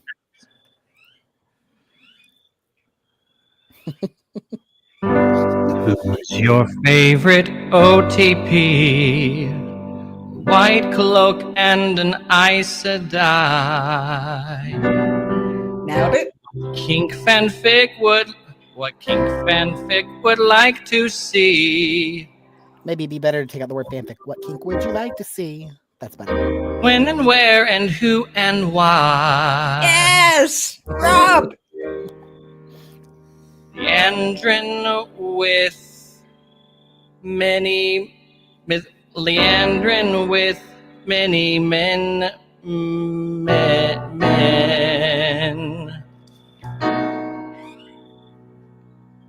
King Galdrian with Tom Marilyn. Which ship would you choose? Well, all I want is Manfear and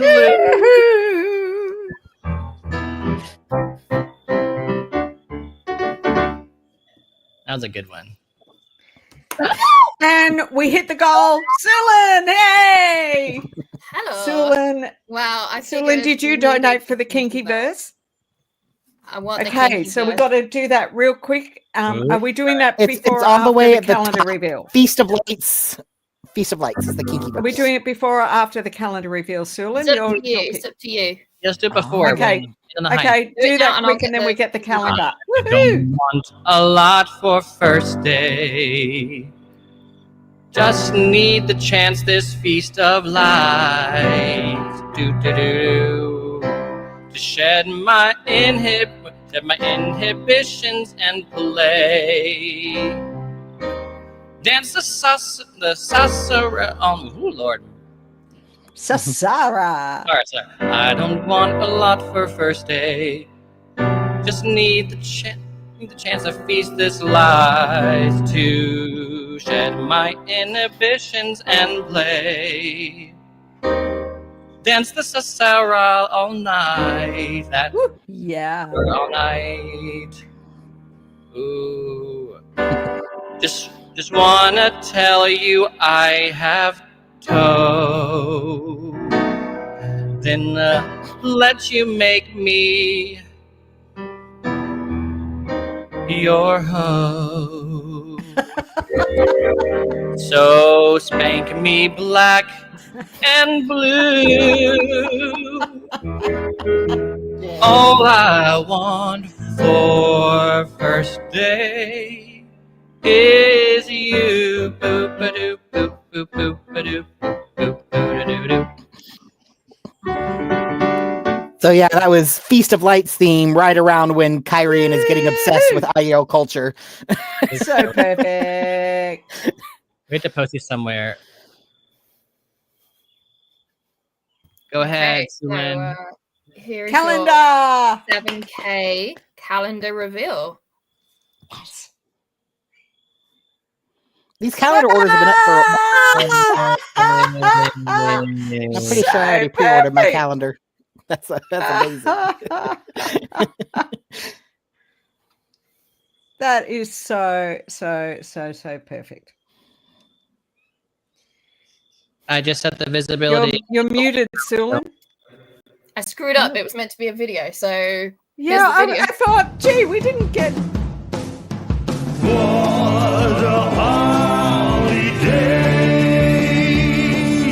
I hope you came to stay. Come and join the fun, it is sublime. I hope you cough up every dime. When winter's dark, let's light a spark. Let us give from our heart. And here we go again. What a holiday. I hope you came to stay. What a holiday. I hope you came to stay. I hope you came to stay.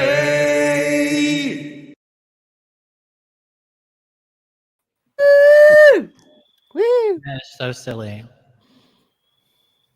That's brilliant. That's brilliant. I mean, I think Jen's my favorite one so far. They've all been so good, but there's just, I don't know, something so right about that one. Ooh. I'm pretty sure I pre-ordered my Okay. calendar. I should check my inbox and make sure. And thanks, Fast Rider has just put a link in chat for anybody who hasn't got their calendar yet. Order your calendar before the end of this stream, not our segment, but this entire stream, and you get a chance to win a signed copy that Priyanka actually signs. Ooh. So that's really extra.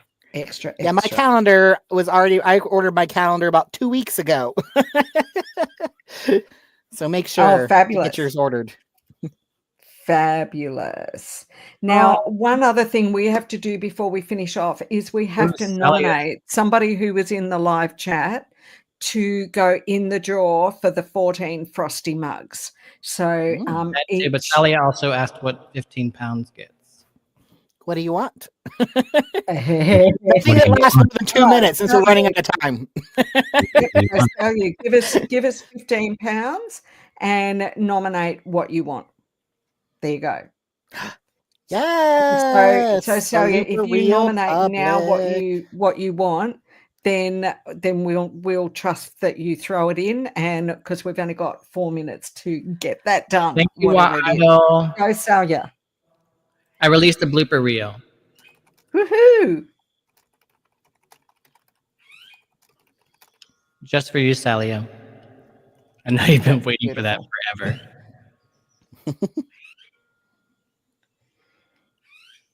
Okay. Do we have so one? we've got to nominate somebody out of chat. I would actually, I've got somebody that has just been chatting the whole way through that I think would be good to put forward. But has anybody stood out to either of you? You probably haven't been watching chat as much as I've been able to, because I've been lucky. I've been just doing all the stuff in the background. I could try and play the blooper reel. It's like 4 minutes. Yeah, we haven't got 4 minutes to play it here, sadly. Unfortunately. But everyone can view it at home now as many times as they want. So have either of you got somebody that you think should be nominated, or do you want me to do that? I don't think I can be you didn't neutral enough to nominate people.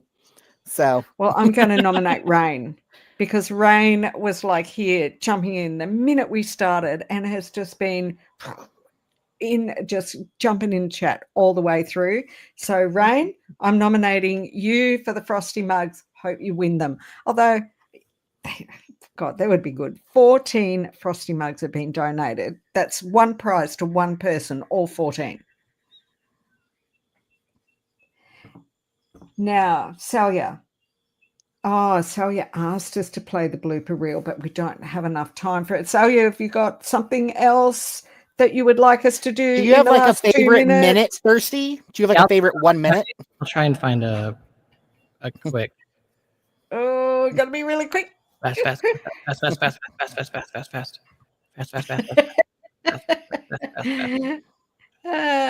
Thirsty in fast forward. Other source. Add source. You could play the whole clip on 400 times speed. True. Ooh, do that.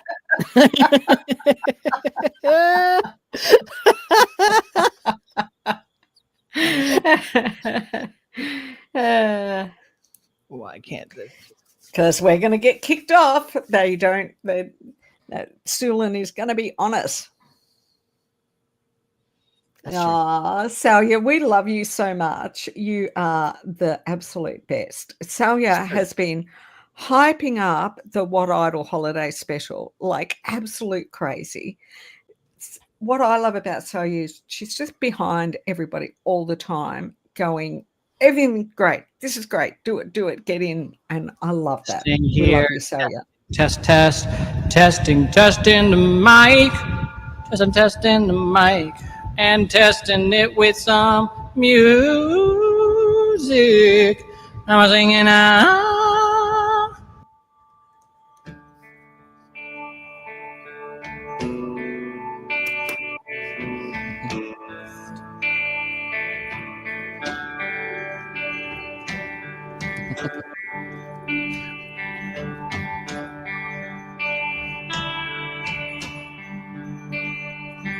In a previous age. Actually, will you start over? I hate to go from the beginning. I can't. This is a one shot kind of thing. All right, there you go. It's a brief preview. It's fun. It gets better. That's it. It A little keeps getting tiny better. preview. Yep. Well, thanks, Thirsty. Thanks, Scout. I get to stay here because I'm on the next stream as well. Have fun. So- Hydrate. Thank you all so much. So let's welcome some very beautiful faces. It's Beth Beth! and Zoo. Freshly showered Beth. Actually showered Beth. I mean, did they need to donate for that or? Well, no, because I smashed cake in my face. So it got in my hair, which wasn't anticipated. And I was like, oh, well, I got cake in my hair. We're just going to take a shower. So cheers. So if you ever do that again, you'll need just That's like a shower funny. cap or something. It was impromptu.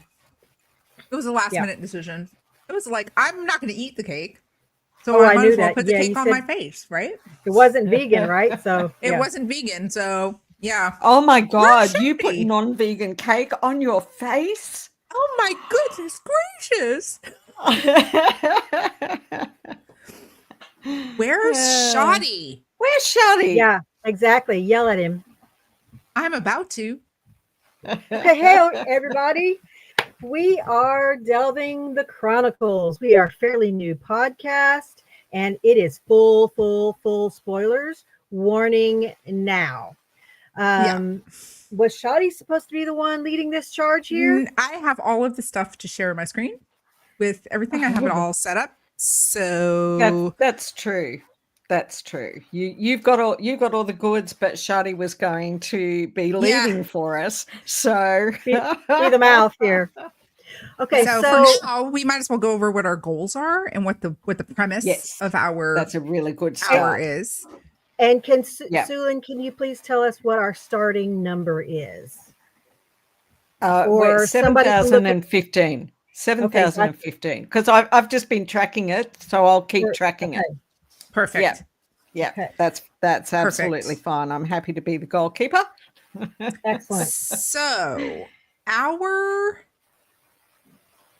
What are we doing? goal for this hour is, if somebody can share that screen, please. I've started sharing it, but I don't have the capacity to like make it viewable. I think it's still Sulin, isn't it? Yeah, it should be. Yep. Sulin's There we go. looking Okay, after so it. this isn't the slide, but this'll work. So it you Um, can't really see it, unfortunately. Okay, so What I did was I sent our one directly to Oh, Sulin, can I do and that? They, Or Rob? And they did, yeah. So maybe if you do that, yeah, I have it. because then I don't know then if- it was really readable. Is Rob here? No, send it to Sulin. I don't think I'm friends with Sulin on Discord. Hold on. I am. I got you, Sulin. I'm gonna send you a I card am. right now. I got it. Yeah. I got it.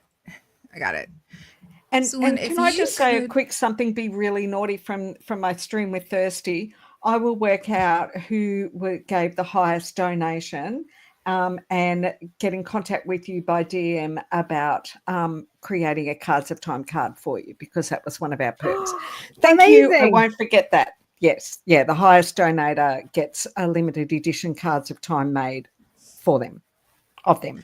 All Okay, right, I'm gonna well- stop well- sharing this screen, and I just sent it to Sulin. So Sulin, if Yeah, you can, great. So we can put it up and we Yeah. can talk about what we're going to do to raise money for Yes. our podcast event thing. Yes. Yeah. Or- Okay, so I'm not our, leading it. yeah, so our podcast is all about digging into different topics in the Wheel of Time and just going beyond just the normal conversation. So we decided that we would love to just do something similar to that and share with you a little bit of what we do. And so Beth came up with the idea of a game called Hear Me Out, where we have to come up with one of us will like kind of lead the charge on an unpopular opinion or something off the wall or something. And we have 2 wheels that Beth has prepared for us. One will have the 4 of, because Morshadi should be here as well, the 4 of our names on there. And one will have a whole bunch of different prompts that we have to argue for.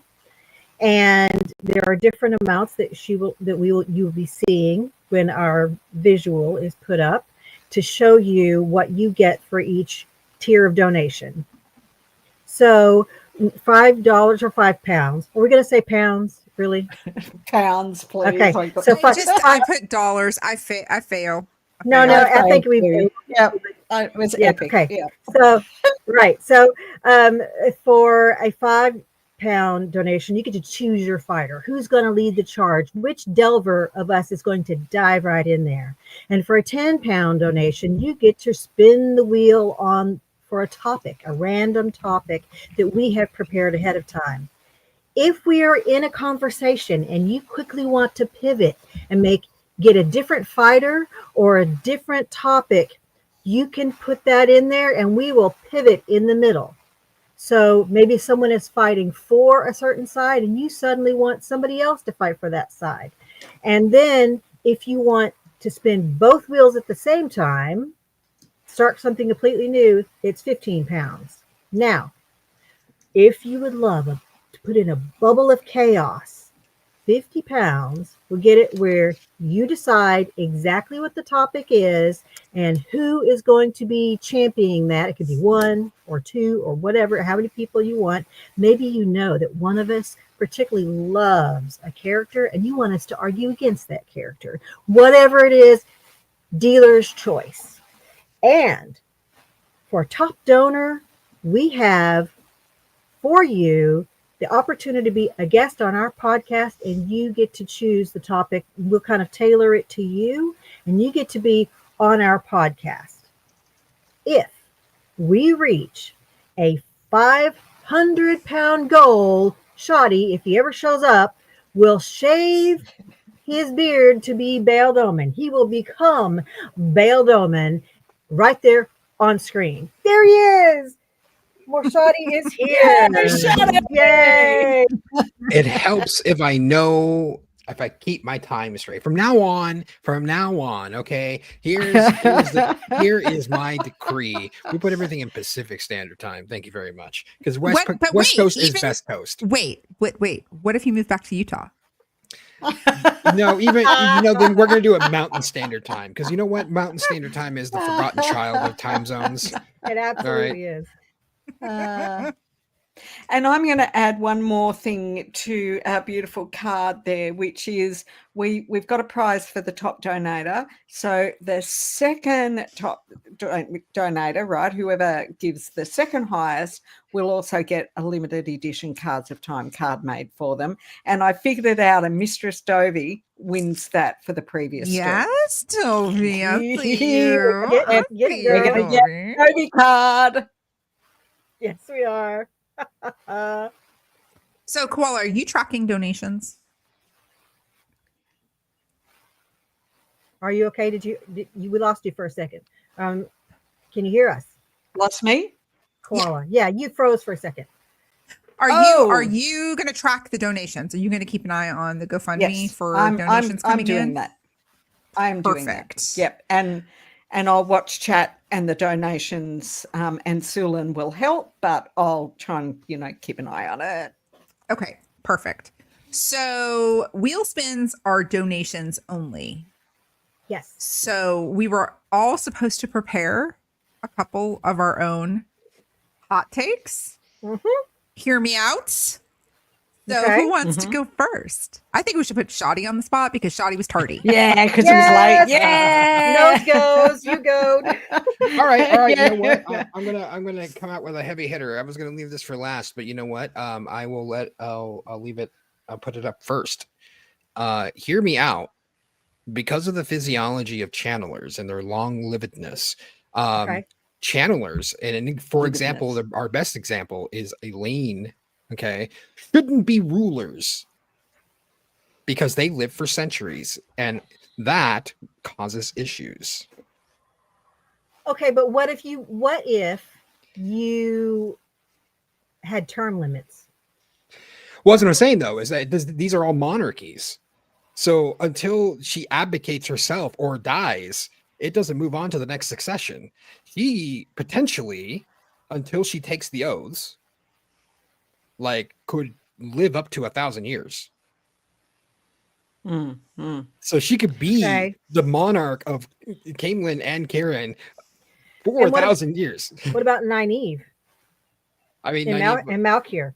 I mean, they can reestablish Malkier. That's great. I mean, that creates a standing authority to get it established. But at a certain point, you want a change in leadership or new ideas to come in.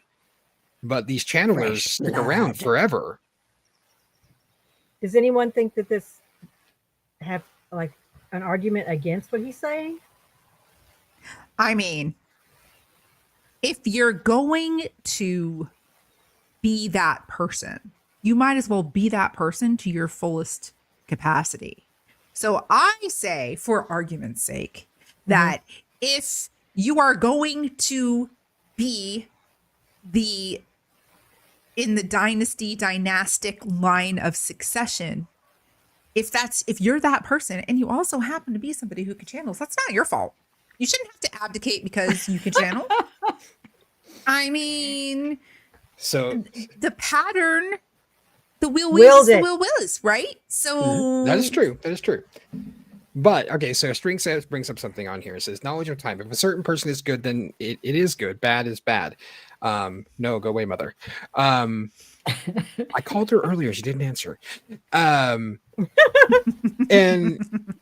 here's something, because like, one of my favorite shows that is called The West Wing, and there is a specific episode about a character that comes in that is helping a country rewrite their constitution. And they get into an argument about whether that country wants to, though the people who come from that country want to do a U.S. style of constitution or a parliamentary style democracy.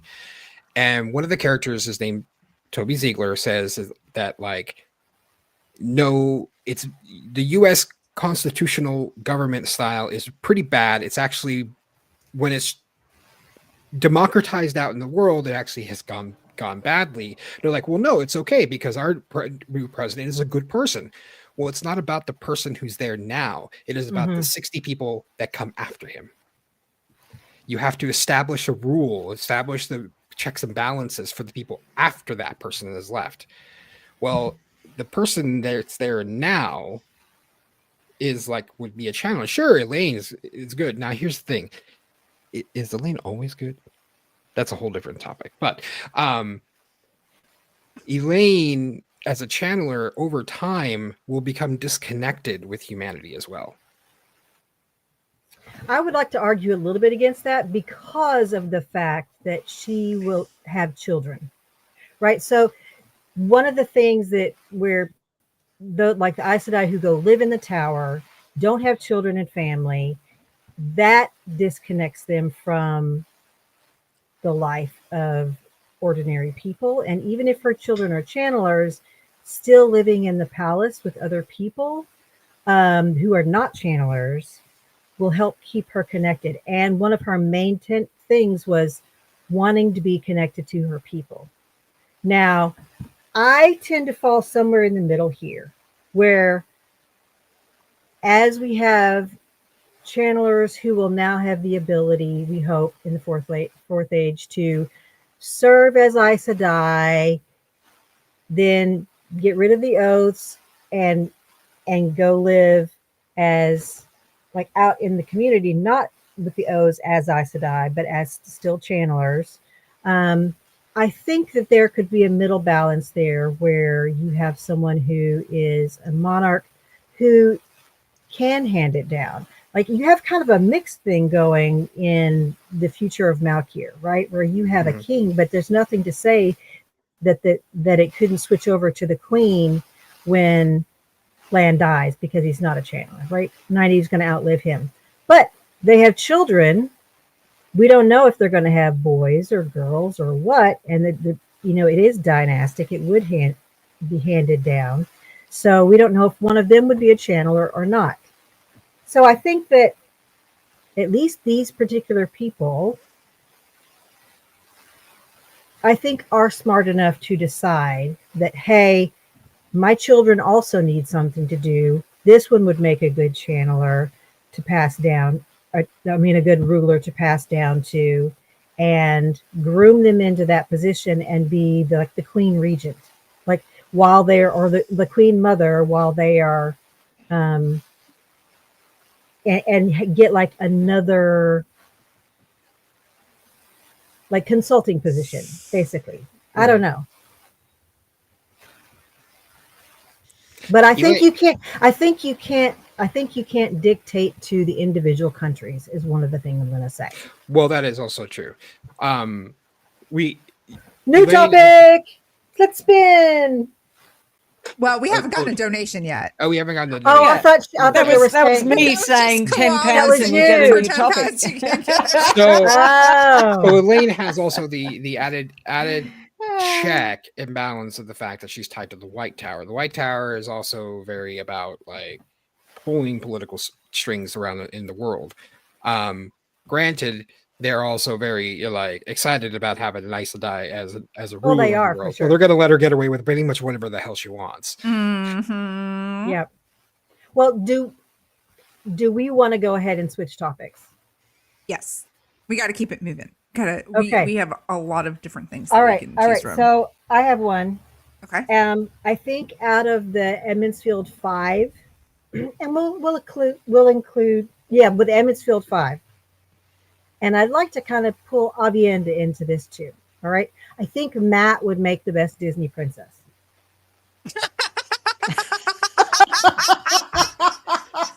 Now, if you think one of them would make a better Disney princess than Matt, Okay. We have okay. Let's define Disney princess. Disney Okay, good. okay, is in some way royalty, right? In some way royalty, and also has an animal pet. Talks to an animal pet. All right. not necessarily, but yeah, animals can be good. Yep. Yeah, animals are usually involved, and then usually sings as well. So, okay, is Matt royalty? But Yes! any of them could all. Of course he is, but he's not a bloody lord.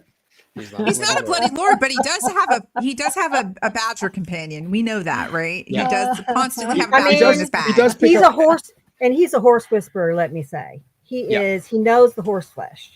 So he I does. would also say a good one is rags to riches, right? Because you have like That's a good someone one. like Mulan, who is like an unknown, you don't know them, and then they're also reluctant heroes sometimes. So you have all these different things that you can pull in. So I do love the fact that the I'm not a bloody lord runs away from home. That's a really good Disney princess thing to do, right? Run away from home. Sometimes they're orphans or one of their parents dies, so that doesn't count for him, but it could for some of the others. I'm saying. Rain made a very good point in chat too. More lace. And that is what I'm heading for, right? Is that, starts to love a little bit of lace, just a touch of lace, so gets into the finery of it all. So I think the whole attitude and being the hero, the natural leader, even though they're denying it. I think those would all make a good Disney princess. Listen. Lace does not necessarily mean that you're a Disney princess. Okay, if anything Okay, has taught us, if Mulan has taught us anything, you don't have to be dressed up pretty to be a Disney princess. All right, But we know it that doesn't the man hurt if can you- it sing. doesn't hurt. It Yes. doesn't hurt. But now here's the thing. While Matt does fit all those things, so does Perrin, and he actually talks to animals. Does he sing? Fair. Does he sing? Does Perrin sing? I mean, Fayoum makes him sing, I guess. I mean, we know that Matt Fayoum makes sings, him right? Yeah, we know that Matt sings. We know that Matt sings. He even teaches his men to sing. Oh yeah, Matt sings. Right? Yeah, Matt sings. We know that Yeah. Matt sings. For real. Jack for of the real. Shadows. Yeah. Also some trauma in there. What's your trauma? So for one thing, a little amnesia doesn't hurt, right? Like he loses his memories. He Okay. has some If he's you're very gonna- lucky. Yeah, all these things. If you're gonna base it on trauma, the entirety of the Edmondsfield 5 are full of trauma, and they're all Disney princesses at this point. But no, Perrin does not sing. He actually does mention it in the books that he is made fun of for his singing, so he does not sing. Don't make fun of people singing, okay? If someone sings, it is that they're Absolutely. expressing themselves, and that is a good thing. It may not sound good, but it's a good thing. Okay. Make a joyful noise. Exactly. All right. So exactly. so you're putting forth Perrin. Anybody want to put forth any one of the other ones? I would put forward that Egwene is the Disney villain. Yes. The Yes. numbers of time do not stand with this statement. Please do not come at us. Beth Bowman has her own Twitter account. I mean, if we're gonna have a hero, a princess, then we have to have a villain, right? So actually, and one of my hot takes was Egwene is actually the true villain of the story. Ooh, give it to me. How is she a villain? Egwene was Rand's, for so long, Rand's foil. Egwene was self-serving in a lot of times. Egwene was more like, she thought she was more than she really was. I don't really think these things. And Egwene was after her own self-interest for a large portion of the series. So she couldn't get past herself to help for the betterment of everything. She was a very self-centered individual for a long time. The vanity, the ego that she derived, she is the lack of wanting to get assistance from other people, the need to do everything herself. Those are all trademark issues that you see from villain origin stories. Okay, so are you saying that she in the story could have been turned dark, either just human folly, darkness, like Elida has her own things that she's doing doesn't help the light, even though she thinks she's good? Or are you saying that she could have been turned to the dark, like as a dark friend, and become like a dreadlord? I think that if they had intercepted her at the right time, she very easily would have become a dreadlord. She very easily could have been swayed by the power of it. Because even at the time when she was made her spoilers. Full spoilers, everybody. Yeah, I said that at the beginning. So even in her last moments, she was selfish because she said she would meet her thoughts were of Gawain and how she would see him again. She was spoiled. She was selfish. She was selfish at her heart. I mean, she did, but she did a good thing, but she was selfish at her heart. I don't believe it, so I'm just arguing. Well, I think she would have made a very powerful. Oh no, am I a villain? Listen, I would say if you want to put any kind of villain tag onto Egwene, it is her abuse of her powers in Tel'aran'rhiod. Full on, straight stop right there on the buck. Like, well, yeah, I think another one though also is when she at the moment when she starts having people swear to her. At that moment, that is an abuse of power. I mean, I understand because it's actually having people swear to her. I'm gonna have to go with you now. And then she turns around and says, "What are you doing here? Having people swear a fourth oath? You know what is happening? You know this is bad." Because, okay, yes, there's a line where those people were then swearing on the oath rod, and it was more binding, and they had also sworn on the oath rod. And so everything that they said they had to believe was true. So, but I think, she was kind of going one way and then another. And so there were times when, yes, abuse of power. So I think she could have gone darker than she did. I mean, I think she would make a very powerful dreadlord. 100%. Can you imagine? I mean, think about her with Horus Sangreal, but on the opposite side, right? Oh, they would have been absolutely decimated. There would have been no last battle. Who would have healed the Balefire destruction without Egwene? True. We would have lost the last battle if she had been swayed to the other side. So I think she could have been. I'm not saying she actually is. I'm thinking she could have been. a really good switch hitter.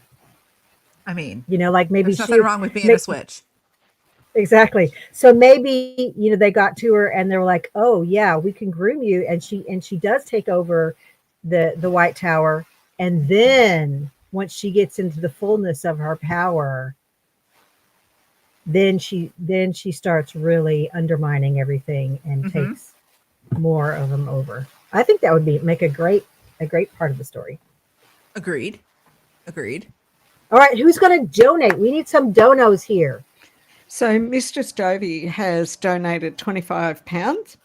And, and there's another £15 Sulan to donate to spin both wheels. So okay.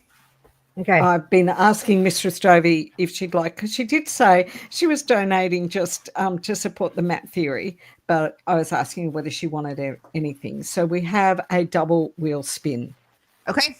So I'm going to share my screen real quick. Select a tab to share. So it would be this one. Technology is our friend. Yep. Okay. Okay, so this is the first one is a 15.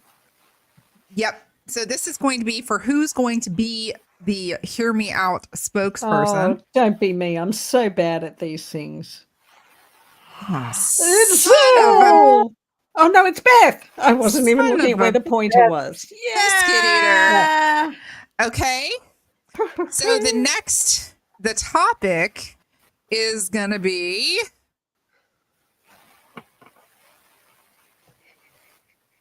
oh God.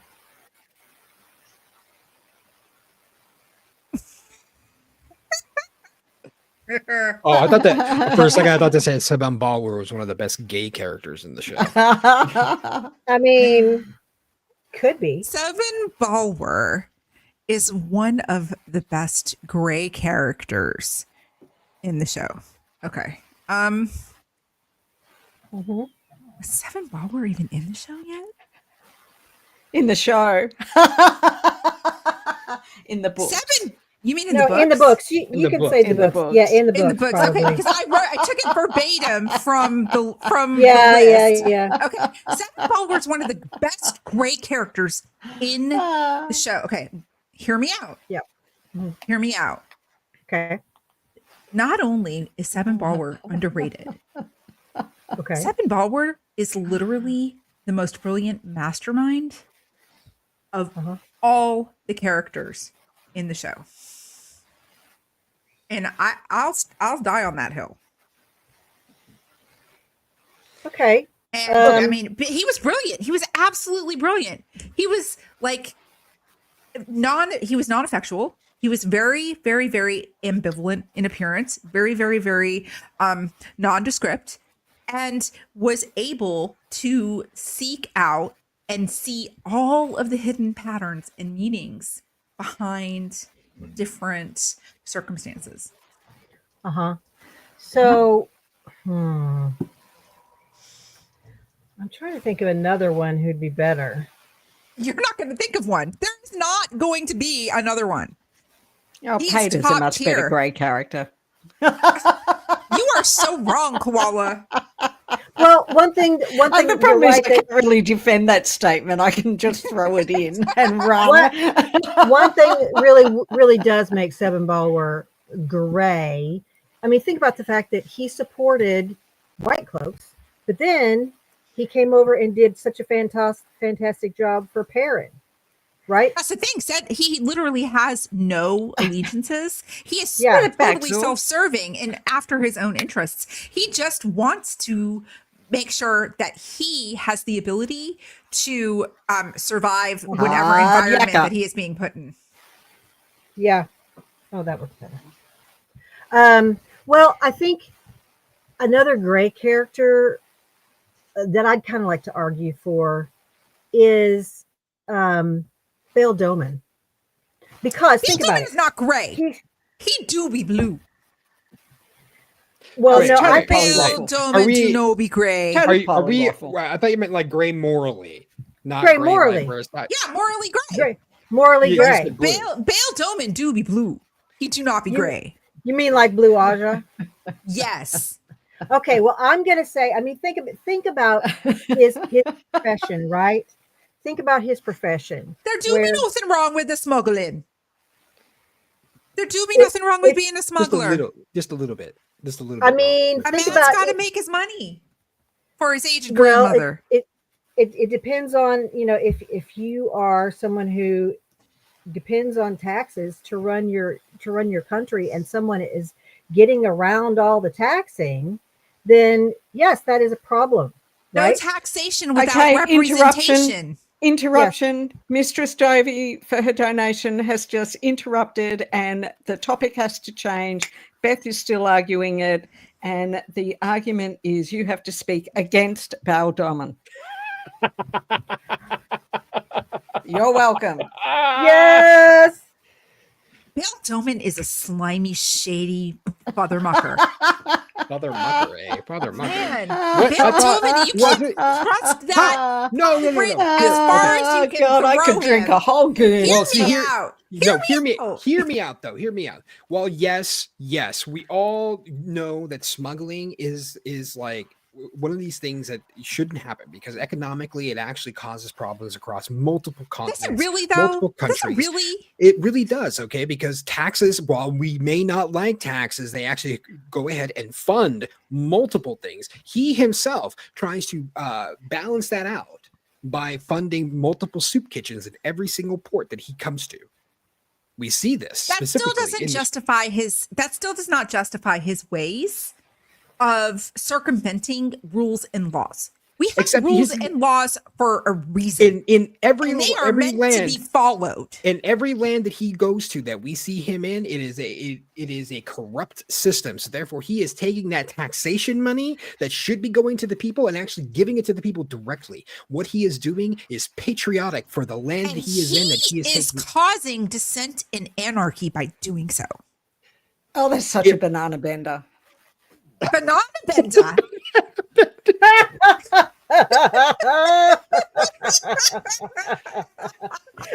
Oh, that's a very good question. I think that's the first one. I think that's the first one that's been noticed. Right, so what the heck? What the heck am I doing? For every She's gone a bit $5. overboard. In fact, have we had 6? We have not. She's just going for it. No, we had 15, and we also had 25. Donated. Oh, you're doing one for every 5? Every $5. Every $5 You're doing that too. Oh, Jesus, throw it in the tucker bag. Every 5 weeks. As far as I know, we've had a 15 and a 25. Have we had more than that? Yeah, no. So we've had $40 worth so far. There you go. Okay, so I am adding pounds. Freedom units. Yeah. I'm adding something to me, and see, look, I'm a grown now. So I'm adding something for every $5 we get. Freedom units, yep. And I'm throwing in a good Aussie slang for every 5 as well. So when you've heard a few weird things going in, like this is dead set the best, then that's me, and that's your $5. I mean, and I'm inking you. So donate. I'm tattooing you. Yeah, we're getting on my person. You're touching my body. Yep. You're touching my person. I'm just shaving my upper lip, at the end of all this, if we meet the goal. Everyone else is already all this right here. This I'm gonna I even have the shaver. And I don't like to say that your lip is looking pretty safe. Yeah, it is looking pretty safe at this point. Come on. I don't like to say it. We need to get a little more. How much to donate to make that ink permanent? Rob, I'll make your ink permanent for 500 pounds. I will tattoo Malkier Talks somewhere on my body for 500 pounds. 500 pounds. Mm-hmm. Can I choose where? 500 pounds from him? Yes. Or from one well, person? From one person? From one person. If one person right. donates 500 pounds, not reaching 500. one person donates it, I will tattoo it. I will tattoo Melchior Talks on my body. And Do you Shadi have gets to any decide where.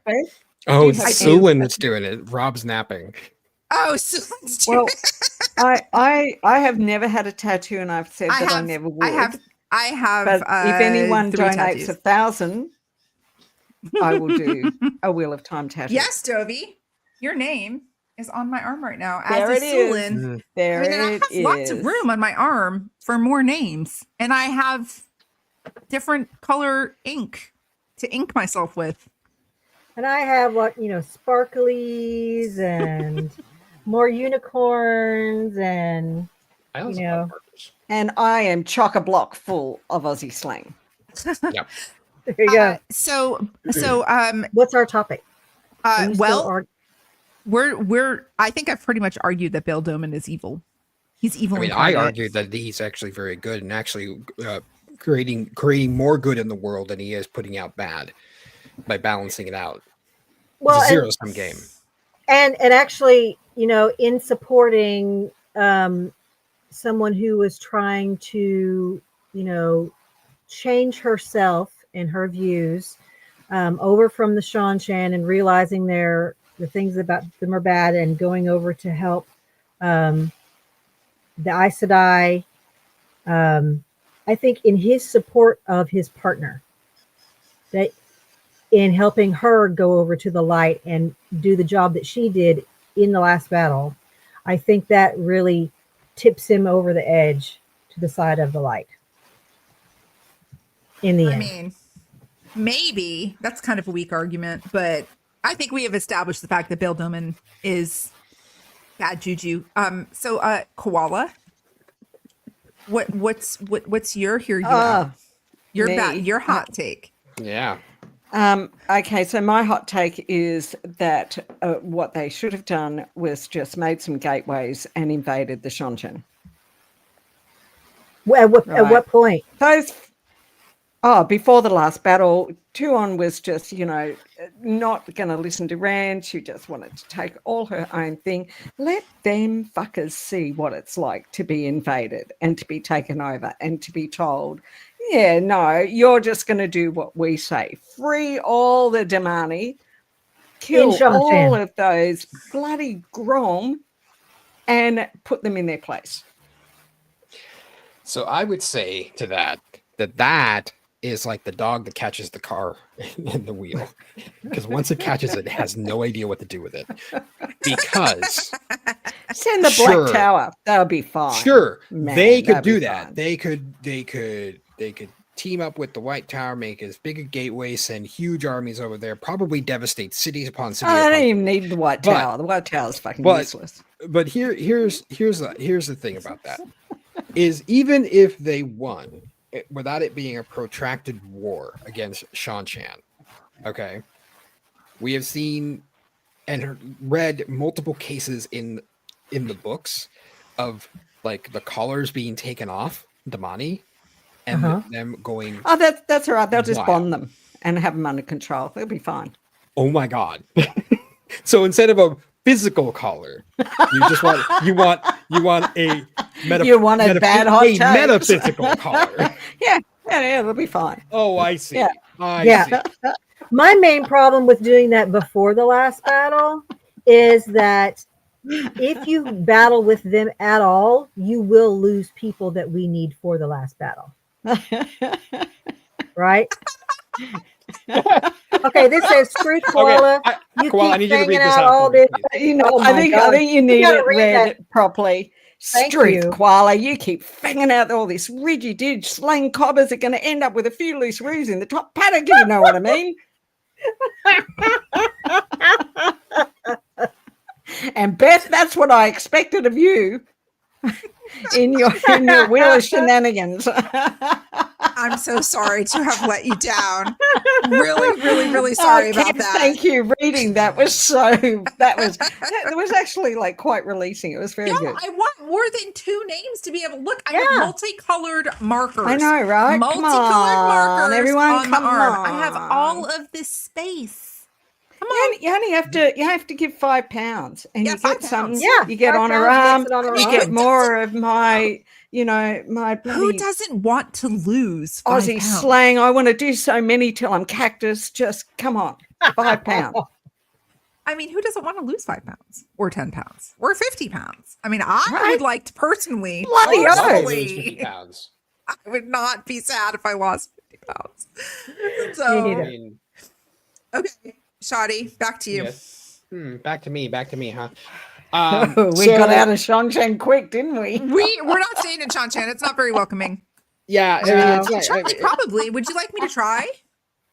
Oh, Donate funny. $5 I thought and we I'll wa- try and I see thought if it we makes wanted for something tonight. controversial. I'm afraid if you did that, you'd have a sensitivity near your eye. Oh. Yeah. I mean, I'm a whore for charity. So here we go. In my opinion, here's my hot take. Hear me out. Come on. The last battle was light on the deaths, and we should have had a bigger devastating effect on the main characters in particular. Now, we all know the massive sacrifice that Egwene did, right? Flame of Tarvalon. Was it a sacrifice, though? It was a sacrifice. She wanted to die anyway because Goblin was already dead.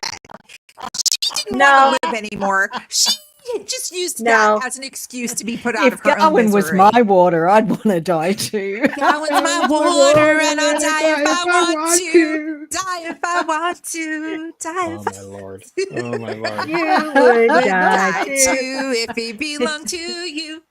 Da, So- da, da, Yeah. da. I would argue against what you just said about her, really wanting Yeah. to die. To the world, Rand Uh-huh. died.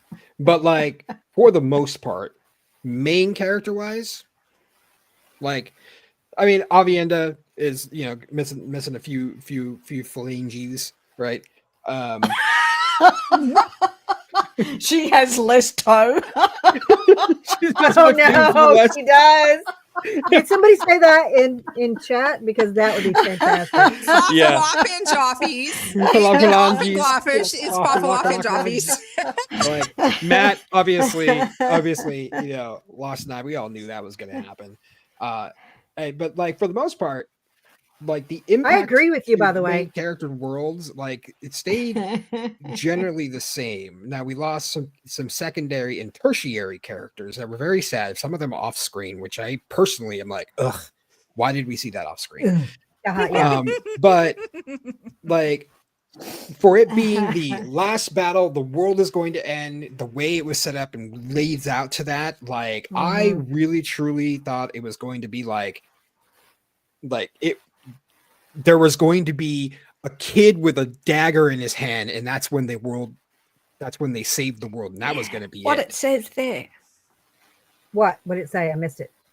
Let's get the 15 tally minutes up left. to 7,100. 7,100. Yes, Yeah, yes, if yes. we get it to Come on. 7,100, I will shave this. Oh my I god, will I'm do gonna it. see you in 2 weeks. Oh gonna my be god, hairless. that's only Not like all of it. I 45 will more dome on it. pounds, I and will he's dome gonna on it. I will shave. dome on it. I will dome on it live. You'll dome on it. So you really I'll need to dome on jump it in live. with that donation, because it's going to take him a few minutes to do that shave, and we've only Right. got 16 minutes left. So Yes.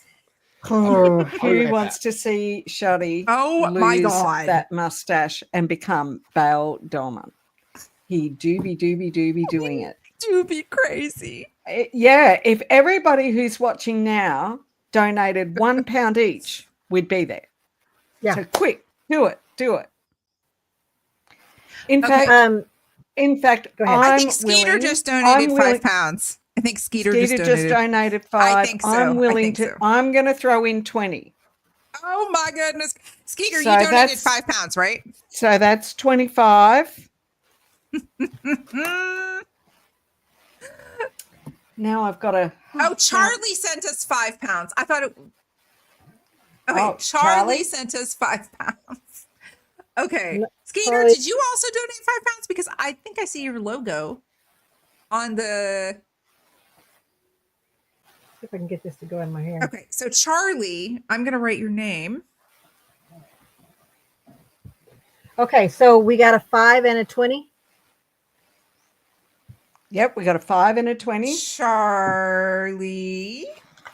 All right. And Skeeter also did. Yes, I knew Skeeter's. Okay. All right. So do we need to spin some things? What are we doing? Are we spinning? Oh yeah. We'll spin for Spin- we had 2 $5 donations. And and another 10 from Dobie. Oh, Mr. Stovey's adding 10 more. Dovey, I'm writing your name on me twice. All right, so we got to spin. Let's do okay. Let me share my screen real quick. We'll do this. Can you present for me, Sulin? Thank you. So we need 5 more pounds to hit 7,100. Hey, Koala. They're gonna hear you. Oh no! No! Don't do this to me.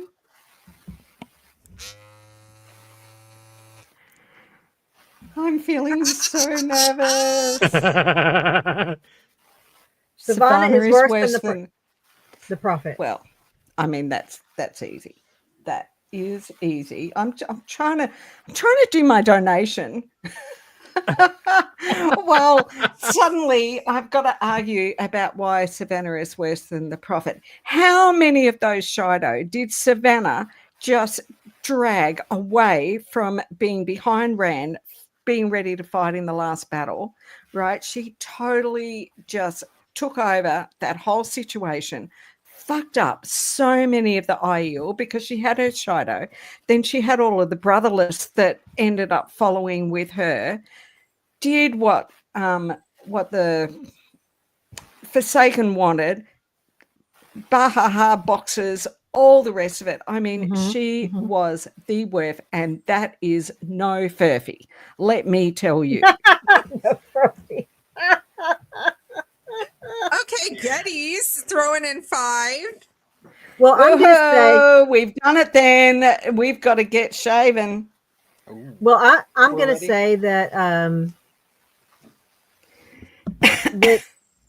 that there were a lot of the people I mean, I'm merely or legless. whatever would have gone their own way regardless of what she did, and that although there was disruption in the Westlands from her, I think that the prophet going through and being so deluded and drawing others into his delusion and away from their families and making lawlessness everywhere and destruction, and he could just randomly decide something. At least she took a stand. You understood where she was coming from. She was just greedy, and that he was so crazy all over the place. You couldn't even trust ever what he was going to do and his followers were going to do. So, was he worse? I think he might have been worse than she was. No, fair suck of the sab, I tell you. I have no idea what you just said. So I just looked up the donation page. It shows 7,000. Oh, there it is, 7,105. We've gone above that, and it's because we all know that we ain't here to fuck no spiders. God, I'm not. because that would be absolutely horrifying. I am definitely not scared. That would be horrifying. That's such an Aussie saying. Oh Right? my No, God, we didn't come here to Shoddy, fuck you're spiders. doing it for real. He's doing it, and there is nothing iffy going on here. Let me tell you. You Oh just look my at that. goodness! Look at this. Oh, awesome he Bale do be Delman. doing it. Oh you- God, that's you so look good. so good as Bale Delman. By my ancient grandmother. Oh my God, I could drink a whole goon.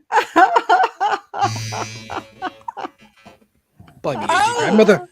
donated Shoddy. for me to write I look like a goat. Copland's rule. Okay. You do be looking very I do much be looking like very Amish. yeah. Which means that I got to say, how's that? Okay, I have to write one more tattoo. One more tattoo. What is it? What does it say? Oh, Copland's rule. Beth, you've got to tell us why the Copland's rule, and I tell you, that's really time to slip, slop, slap. Hear me out. Okay. Hear me out. The Coplands are the most misunderstood family in the entire series. They are really, really, really, really just cast in such a bad light for no reason whatsoever. There really is nothing wrong with the Coplands. They are just trying to look out for themselves. They're just really trying to look out for their own best interests. And really, what's so wrong with that? Like, what's wrong with wanting to survive and wanting to just like make sure that you're prosperous and make sure that everybody thinks highly of you? But I think we're not in whoop whoop, you know. We're not in what? That they're lazy. We're not in whoop whoop, you know. Hey, there's nothing wrong with being lazy. Being lazy, that is a misnomer. They really just want to enjoy their relaxation time. They're not Banana lazy. Bendosaurus. I'm going to get a lot of these in. We've had a lot of $5 donations. with this beard, the only way you can walk around life is looking dour. Yeah, absolutely. So sorry. I know I just peeked my microphone. I'm so sorry. That's my defo. God. That is defo a cracker. Defo a cracker.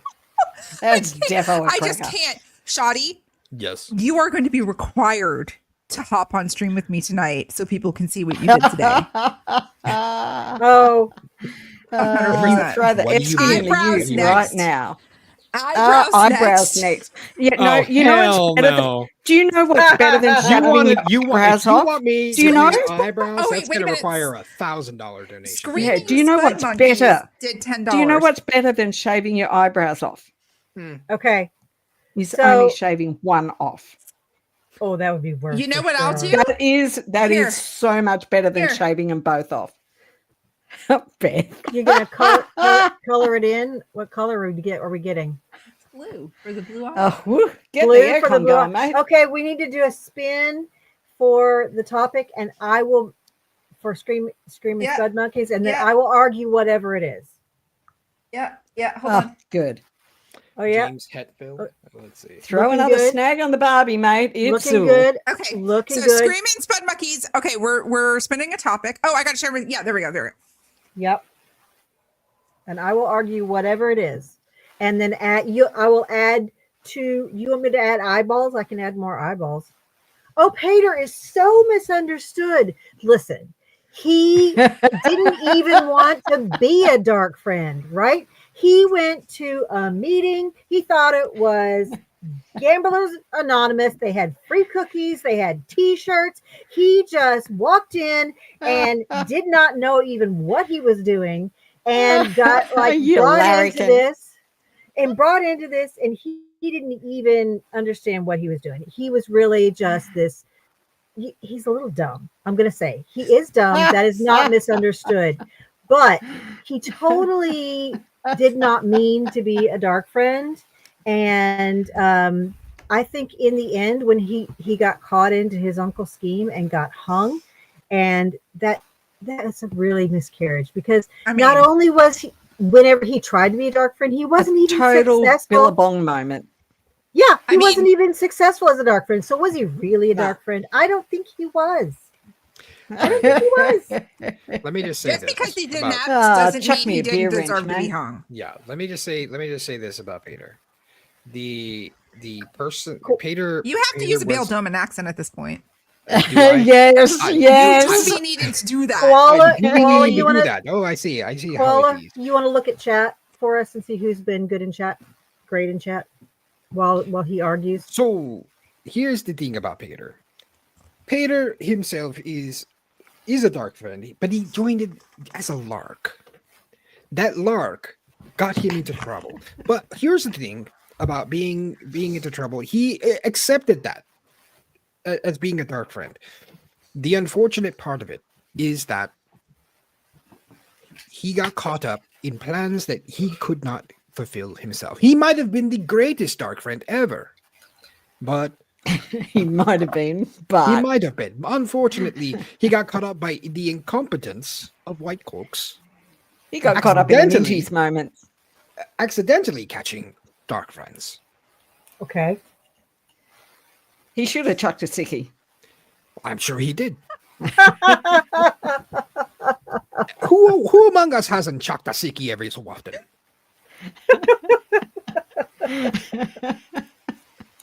Yeah, if it gets you out of being hung, it's definitely worth chucking a sickie. No whacking furries, mate. Oh my god. Okay, so going into the last 5 minutes or 4 minutes, should we just do a random spin? Just totally random? Yep. Yep. And we Yep. need to pick somebody from chat. Here's your sock puppet. Okay. Yep. We're doing a wheel spin now for the name for whoever's gonna be the last hear us out. Oh man, come on. No, spin it again. Oh, spin. It's just totally random. Nah, spin it again. Yeah. It's Really you, Beth. spinning it? It's you, I Beth. know. It's you, I Beth. know. Okay. All right. Here we go. It's, We're spinning it's for a destiny. topic. The wheel weaves. The wheel weaves as the wheel wills. Are we ever going to see Beth spinned again? No way. Get fucked. Fuck off. Some more Aussie. Hear me out. Anyone know the Angels? Hear me out. All right. I don't understand why thin innkeepers get a bad rap in the Wheel of Time. Why? Like, why is it presumed that you have to be rotund to be trustworthy? It doesn't make any sense to me. I mean, it's not a skinny innkeeper's fault if he is able to keep weight off. Maybe they have a really high metabolism. Maybe they consume just as much food as the average innkeeper like Brandon Emily. I mean, like, honestly, I just think that skinny innkeepers get a really bad rap. And fat innkeepers, they really aren't. No, I wouldn't trust a rotund innkeeper over a thin one. You watching this, Matt Hatch and us? Are you going to come in and tell Beth that innkeepers can be any shape or size because size doesn't freaking matter? Well, that's what she said. I would like to put forward Rapunzel, who has been such a staunch supporter all this time. Yes, I would like to, Rapunzel. Yep. I agreed. second that. Third. Sure. Okay, our choice is Rapunzel. We lost. Fabulous. Koala. We lost koala. Anyway, you guys, Well, thank you so much for all your donations. Yes, and our time is coming to a close. And please check us out. Right now, we're on podcast platforms, but soon we will be on YouTube as well. We are delving the Chronicles currently on Twitter. We are at Delvers of Time, and on Blue Sky at delvingthechronicles.com. And you guys, let's get to 10,000 pounds today by the end of. Yes, come on, let's By the end of Yeah, the stream, let's do it. Let's do it. absolutely. I mean, no let's, one's fouling today. Oh, you know So what? pour another frothy, and Yes, Rob. there's no glass inside here. Where are you getting this tattoo? I've been told about. Shoddy gets to pick it, the location. Didn't someone Well, have to donate 500? 500 pounds. 500 yes. pounds. Yeah, One which didn't happen. person. One person. One person, 500 pounds didn't happen. And Sulin was the one that was asking about it. So And Koala, were you going to let people know if they made like the highest donation amount for our hour or the second? Are you going to check that out and then let people know? Yep. So I can have a really, really quick look. Who's on after us? Mistress I think Dovey. it's Dovey. Mistress Dovey. It was the highest donator. So Dovey, we'll babe. contact. I So we love will you, contact babe. you, babe, about coming on as a guest on Yay! the podcast. Yes. And it's gonna be a naughty then- episode, y'all. I know it already. It's gonna be a spicy, naughty episode. Best kind. I love it. All right.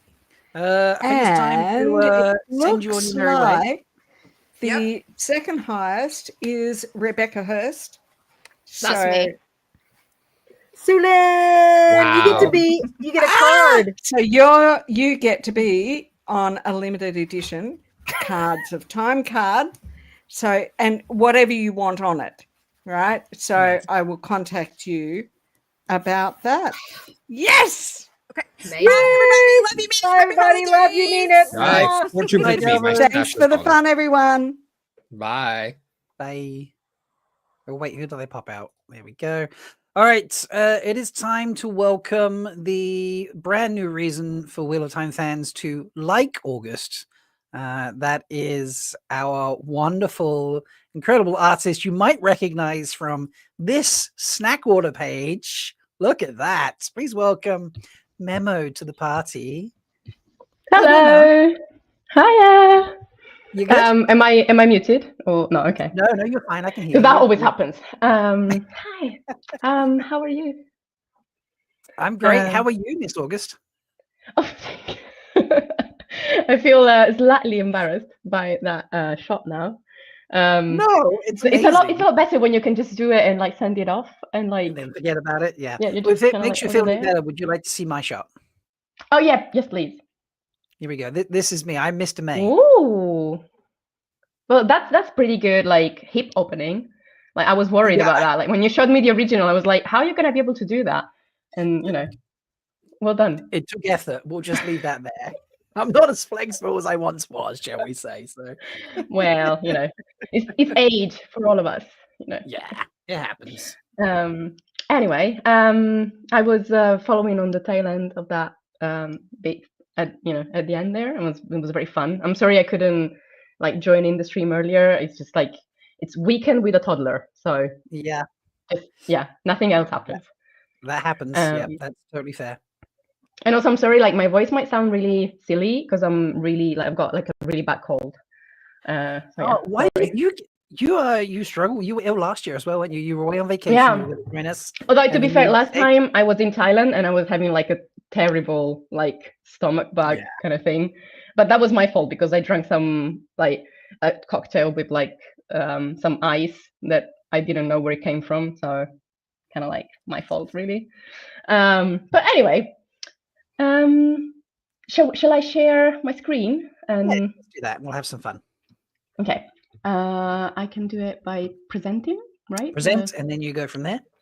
We'll give you options, and we'll make it work. Okay. Yes, here. I see it appearing. Aha, yeah? There it is. Hello. Yeah. Okay. So my idea for this bit, which is like 1 hour, right? Yes. So I'm not sure how many people are in the chat, but who are there, whoever you are, hello, welcome.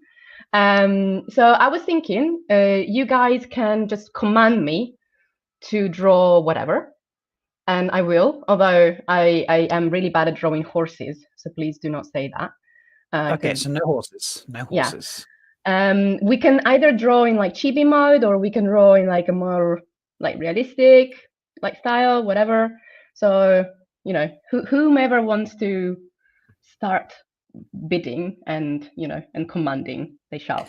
Okay, so if they just throw it a bid, like any type of bid, or like a specific amount, and then they can like pick things. I feel like, I mean, I'm not sure like how spicy we can go, but like probably like not like full on nude, but I feel like the spice, should go up as the bid goes up. So, if you want anything. So the more outrageous your request, people, the higher your bid should be. Yes, it should, I think. Yeah. Okay. It would make sense. I like also, that. I'm sorry, like I'm so like this is the back like light from my drawing tablet. It's like, whoa.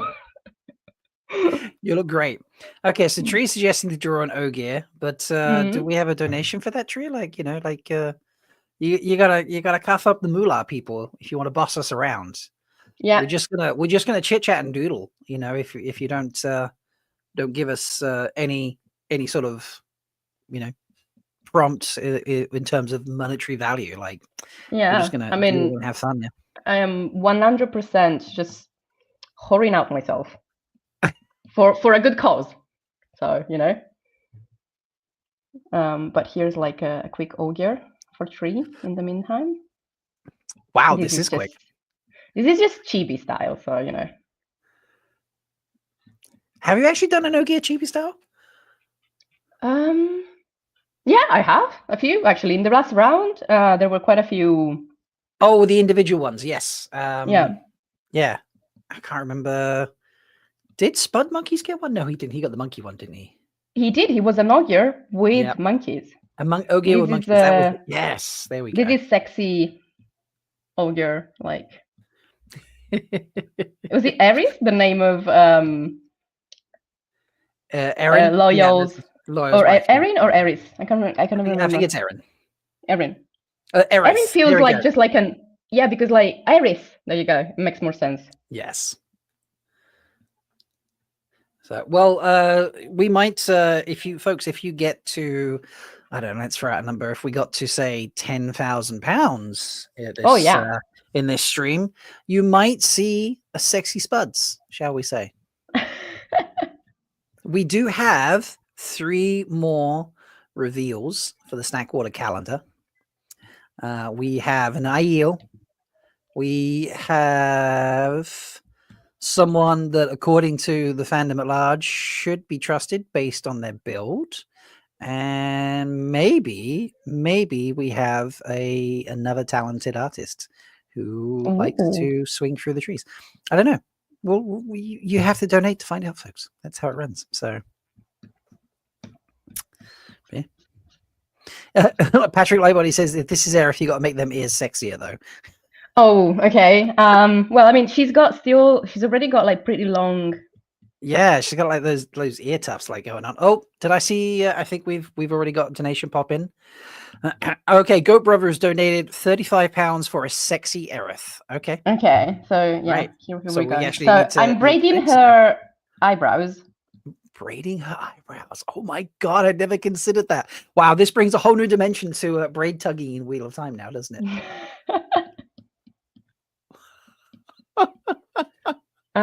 Actually, Go, brother.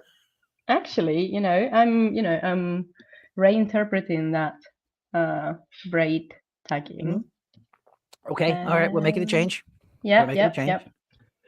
And I mean, let's see if I can figure out the gesture. It would be like this. Oh, right. Yeah. Okay. Yeah. You gotta. This memo needs models, people. Yeah. I learned this at, it's always. I learned this it's at the always. second Valkyrie Con. If you ever go to an in-person drawing class that Memo hosts, she will undoubtedly get someone to stand up and model something. It's hard. Like drawing hands is the hardest thing ever. Makes sense. That's why, like, when people draw like from life, they usually just hide them. And like models, like I've done like drawing classes, like gesture drawing, and models that are really nice and have done it for a long time, they will just hide their hands to make it easier for the artist. Thank you, models. You are very kind when you do that. Okay. Yeah, there we go. Sulin has just mentioned. So earlier in the day, Elliot recreated a couple of years ago. He made 8-bit versions of the Emmonsfield 5. And he decided today he would try and do Moraine and Lan because he hadn't done them in 8-bit format as well. And his initial, as Becky's just put in chat, Elliot's Moraine he drew earlier definitely was flipping off the Emmonsfield 5. The hands are hard. He did actually send me the finished ones. He went through and finished them and made them actual GIFs. I need to. Well, I'm just going to take your screen down for a second just so I can make myself bigger. But yeah, look. So there is. I don't know. The light is reflecting. I'll upload these better so you can actually see them. But there is Moraine. There is a face there. I promise you. And it's like it's animated as well. Yeah, it moves and lands actually like swipes his sword. Ooh. So I don't know how. That's pretty good. Yeah, he must do like various stages, and then there's a piece of software that makes it movable.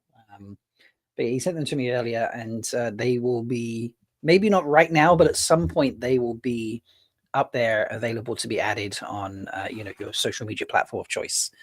Because if you upload to a central place, you can get them everywhere. So so they're on Blue Sky now. Okay, brilliant. Well, let me go see if I can hunt that down, and then we can show people effectively, because the glare on my phone was not making it work very well.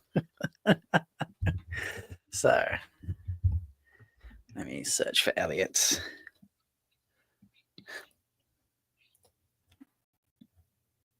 Also, let's put on some music in the background, because I noticed that's been off since the yeah, here we go. This is what we're after. Right, so we pop this one up instead. Here we go. So that's the Moraine one. I love that. He actually put it on the over the background. That looks like the background from the Eye of the World. The one with like the weird Nicolas Cage lookalike. And then here's Moraine. Here's Lan, sorry. It's very, very cool.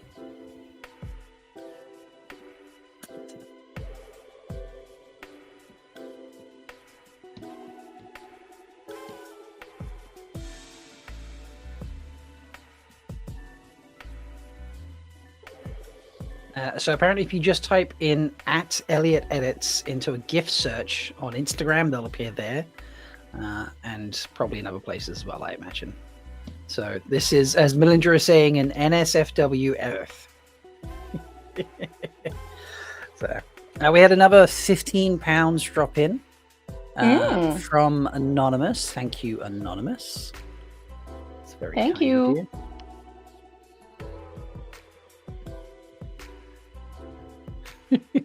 There's some Aerith comments coming up in chat. It's, I'm not sure they're There's repeatable in a couple of places.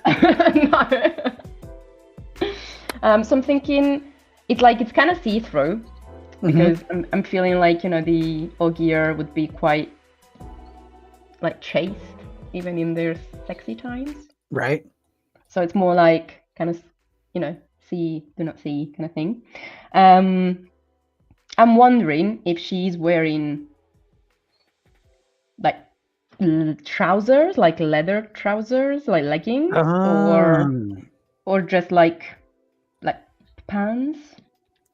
What do you reckon, chat? Let's keep you involved. Is she wearing pants? When you say pants, you mean just like short pants, or like well, more American like pants? knickers, like Okay. pants in the So British she's actually in sense. some form of okay. Well, Some she's form like, of underwear. she's sexy kind of Eric, Yeah. So it's like, I mean, how much she's got skin are we her- getting, chat? Basically, is what we're asking. How much skin are we getting? exactly. Yeah. Okay. I'm sure chat will just go to the extreme. I feel like they're in that mood. Melindra's in chat. So. Well, I mean, it's to me like, in my where I am is like 9:15 at night, so it feels appropriate. But also, if people have been watching and kind of like day drinking, I'm sure that the vibe. This fandom, day drink? I have no idea what you're like, talking about, Memo. Never heard of it. Never heard that phrase. So don't know what you're talking about. Yeah, we're already getting votes for underwear. Okay. Well, so But we had what underwear initially, and kind? then Charlie put in underwear, and then Charlie also came back and said, I think tight trousers and long boots. So make your mind up there, Charlie. Which way is that going? So she It's like, I says mean, she's it could practical be. lady. Yeah, I mean, like maybe like trousers, but with like a slit. Yeah. And like little seams. Yeah. I like it. I like that idea. Shows a little leg without not going too wild. And I mean, she's got her like braided eyebrows, the tufted ears, which I always got as in like she's got like bits of fur on her ears, I'm assuming. Right. Oh, Charlie didn't vote for the underwear. Oh, she was shocked. Yeah. Right. Okay. That makes more sense. And I mean, I feel like this is basically furry territory, isn't it? I'm drawing a furry. Basically. Yeah. Okay. That happened. I said I would never do that instead. Okay.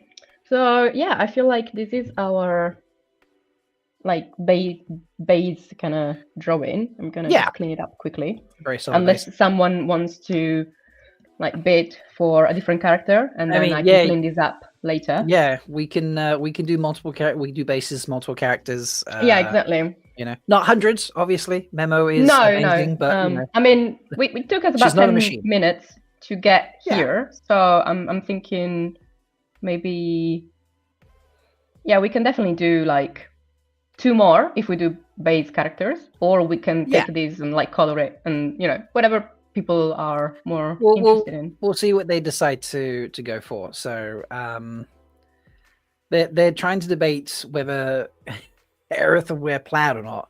Some people are saying plaid is for lumberjacks, and that's the opposite of what no gear is. And then some people but some tree huggers love plaid, and they're pretty cool people, because Tree is in the chat, and Tree likes to wear plaid. Fair enough. So we can figure something out. But yeah, this is a very. But I'm thinking like for sexy Aerith, like with kind of like more like a lumberjack, like tree hugger sort of vibe. We could do one with like a different pose.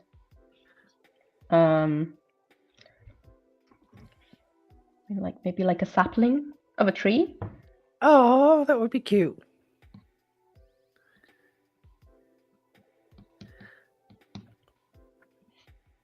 So for anyone who has not been able to catch Memo, because you've done this a few times now, Memo. You've joined us and done drawings.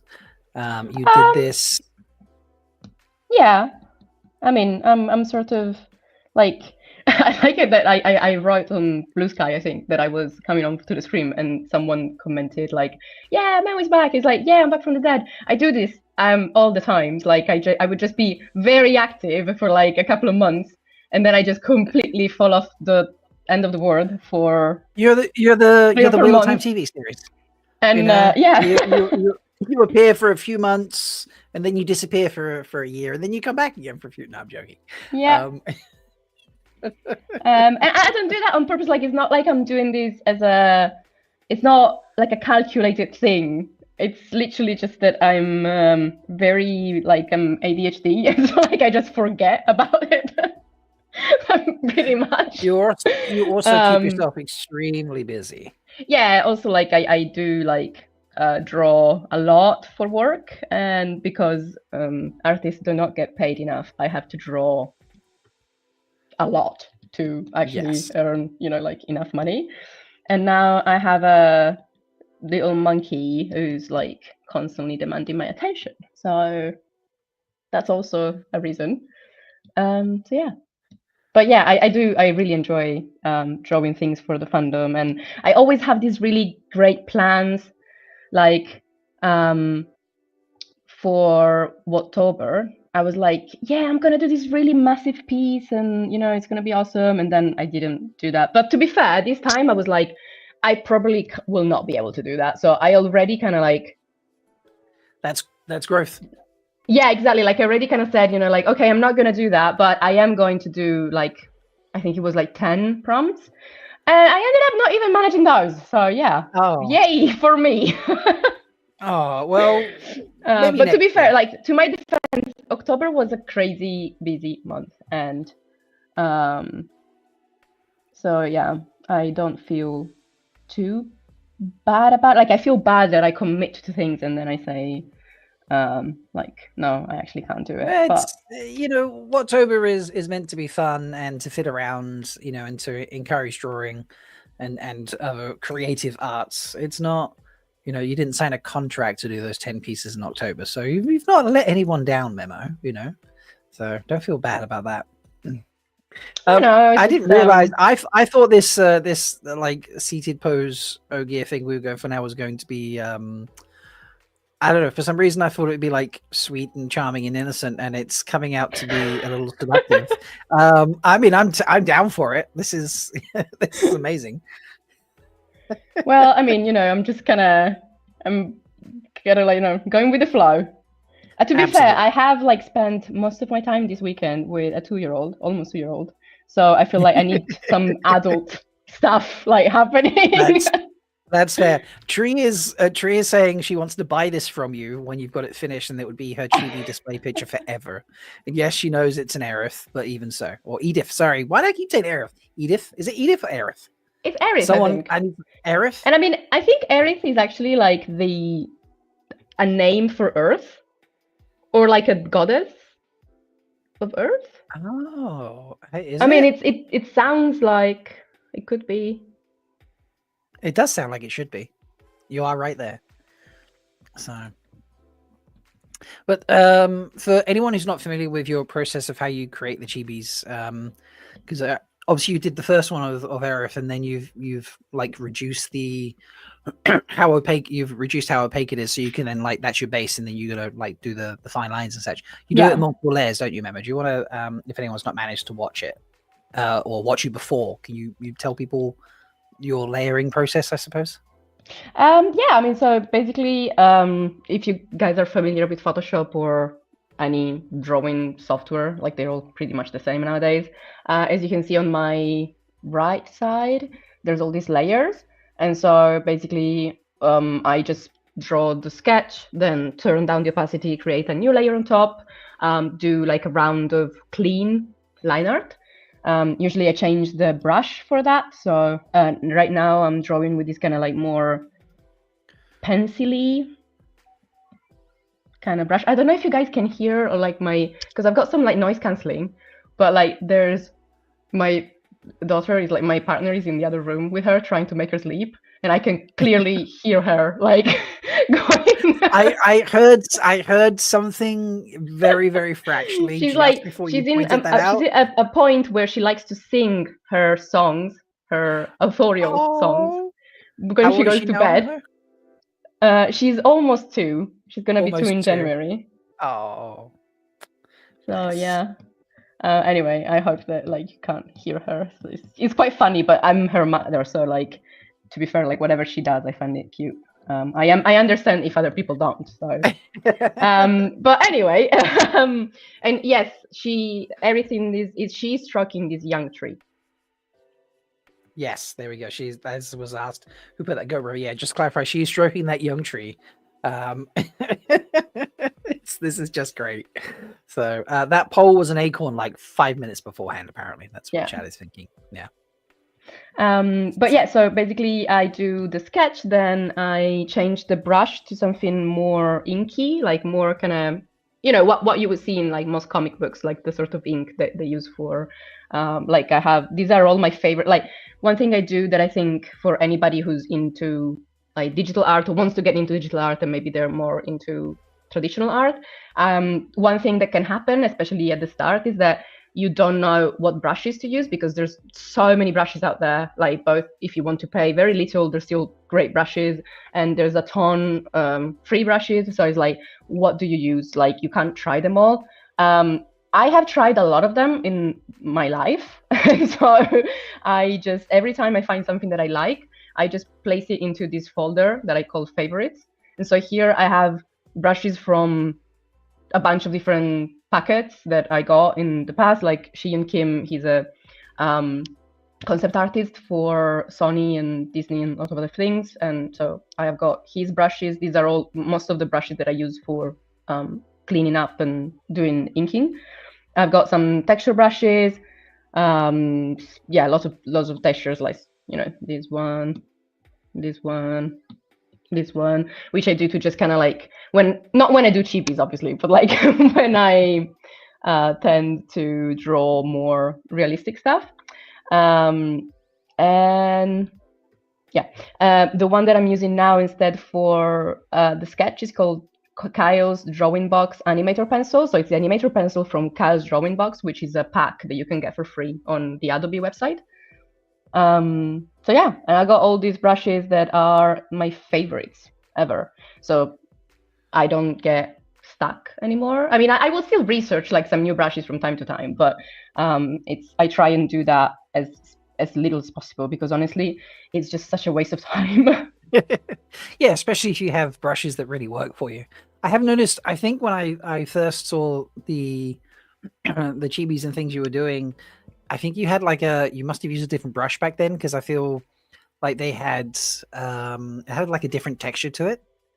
Yeah, So like you seem to so to do use the that. clean line, I usually do them on my iPad with Procreate, and I have a brush there that's called Dry Ink, which is a native brush from Procreate. So if you get the app, which I think is around like $20 for life, you will get that brush. But on here, I have this one, which is similar, especially if you put the flow up. And you can see, like, if you zoom in, I don't know why, like, my keys are all messed up because okay, there you go. There you go. So, like, if you see on the side of this brush, there's like a little bit of texture. So it's similar to the dry ink that I normally use on Procreate, but it's not exactly the same. Still, because I'm drawing on here, so I just thought, it's better as a setup if I do live streams. This one. That's fair. You know what? I think she might have like these kind of.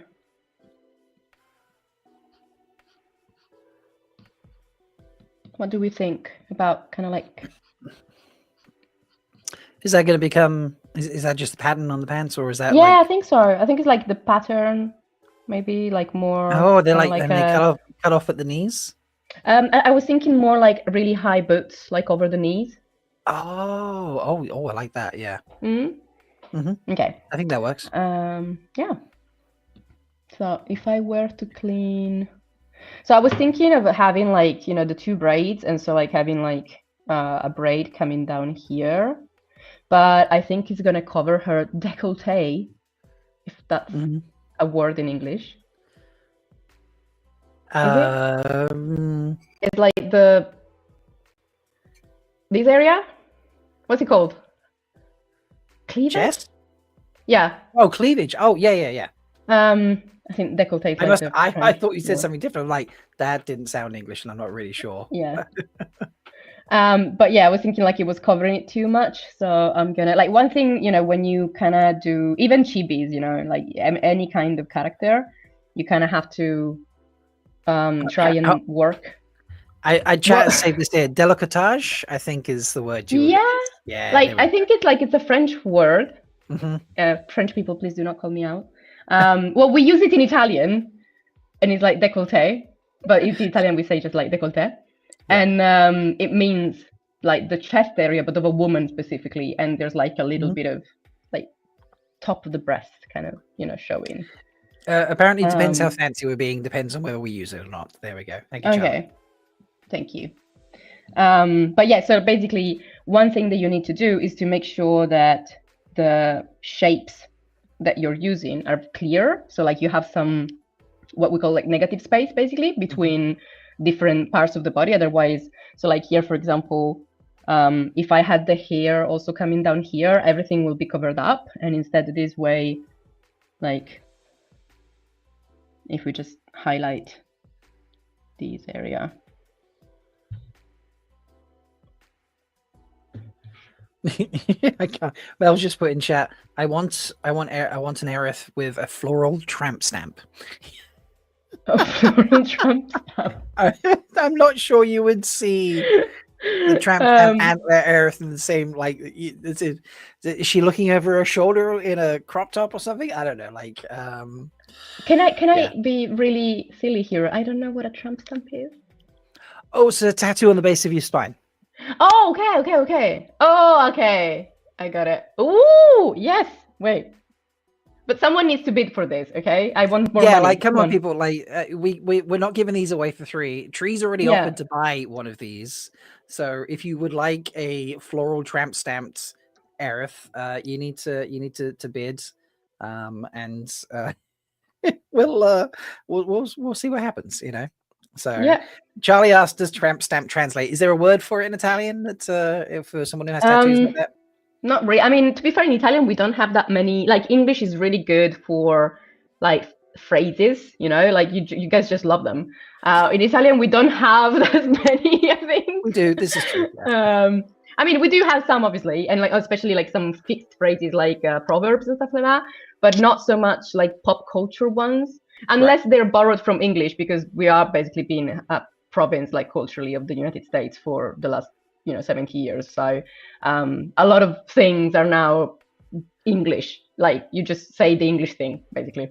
Right. That makes sense. Yeah. Rather than trying to invent another word for it. I get that. Patrick Lightbody is giving some advice, folks. Get your kids out of the room because here comes the naughty tattooed Gareth. So, well, she's coming if someone, if we get the donation, yeah. So you can't watch Genius for free, people. Well, yeah. So. I mean, especially those, that donation box does not fill itself. Exactly. This is very, very true. So. Memo, I want to ask you a question about your snack water audition. I won't put it back up on the screen, okay? But I remember when I reached out to you about doing it, and Mel's asking how much to donate for Tramp Stamp Aerith. I don't know. I mean, Rob, what do you say? I mean, how far are we from the 10,000? Like 2,800 pounds. Okay, maybe not that. I don't know. But, you've been doing these regular ones for $70. So there we go. Maybe like 50, I guess. I'm doing it for 50. Charity. Yeah. There we go. What was I talking about before? Oh, so I remember saying, like, would you like to be involved? And then I asked you I think I said, how brave are you feeling? And then I sent you that photo. But you did the most incredible thing. And folks, you'll see it again maybe later. I won't embarrass Memo by putting it back up on the screen. But you took the photo. Mr. Memo took it for you so you could get the pose right. And then you drew the flowers. Yeah, I did. Bianca is wearing in the pose. You drew them on yourself. Yeah. Like, is that so you didn't have to purchase flowers, and that was because it was easier, or because it was also a bonus of? That is part of it, because I'm a cheap bitch, basically. Also because honestly, I wasn't sure. Like, I'm not a. Oh, nice. There we go. We're done. We're getting the amazing. Yep, she's coming. I'm not like a. I'm not a model, right? So I am really awkward when I take a picture. Like, okay, so this is very embarrassing, but Mr. Memo has discovered that the only way to make me take a good picture is to say dick. Like, he will just say that in front of people, and I start laughing because I've got like the sense of humor of an 8-year-old, and then like it will be a nice smile, because otherwise I'm just like. That kind of like, I'm so awkward, kind of like, So what I'm hearing at the next MercuryCon group photo, we need to get Laura to just say to everyone, all right, on the count of 3, 1, 2, 3, like. Yep, exactly. But I mean, in Italian, that's cazzo. Oh, in Italian. So, yeah, of course. Okay. But anyway, so I digress. That was just to, give you an idea of like how awkward I am when I take a picture. And so I was like, if I'm gonna have to like stand there and like have flowers, I'm just like not gonna be able to do it. It's just gonna look so silly, honestly. Like already I was feeling very silly. So I was like, you know what? I'm just gonna like draw them myself. Also, it's kind of in character, right? Yeah. So absolutely. Yeah. When you said you drew them on, I was like, that's absolutely perfect. I sent it to Brian, and I said, Memo has memoed her submission by drawing the flowers on, and he was over the moon. And then when I randomized it and you came out as the getting the August page, I did think to myself, everyone's done an amazing job. But I was like, finally, this is another, after we had such a great one last year, another amazing reason to love August, because we're the fans like August. But now we can, there's reasons to like August. Every year we add another reason to like August. Yeah. Well, I'm happy how it came out, to be honest. I mean, aside from the fact that it's me or not me, like I did enjoy the process, and it was really, I almost feel like I feel like I look good. in that picture, you know. You And, look like incredible. I usually don't feel like I go good in things. So we actually got to reveal it during Threefold Brunch, and Mel's face when you got revealed at the end of the video. You know that comical thing in cartoons where, like, you know, someone's It goes like, and no, the jaw drops. oh, okay. Like I was watching Mel, and her face literally just went. Was like watching it and waiting for it, and then went. Like the head, the shoulders went down, the jaw dropped. It was just like, oh, you know, it was, you know, a great. Everyone was having a great reaction, but yeah, Mel That's was nice. But particularly is it gonna be on your channel like afterwards? Do you mean the whole live? Like, I'd like to go back and watch it. Oh yeah, you can go back. Yeah, you can go back and watch it. You won't see Mel's reaction as it drops because it's behind the video playing.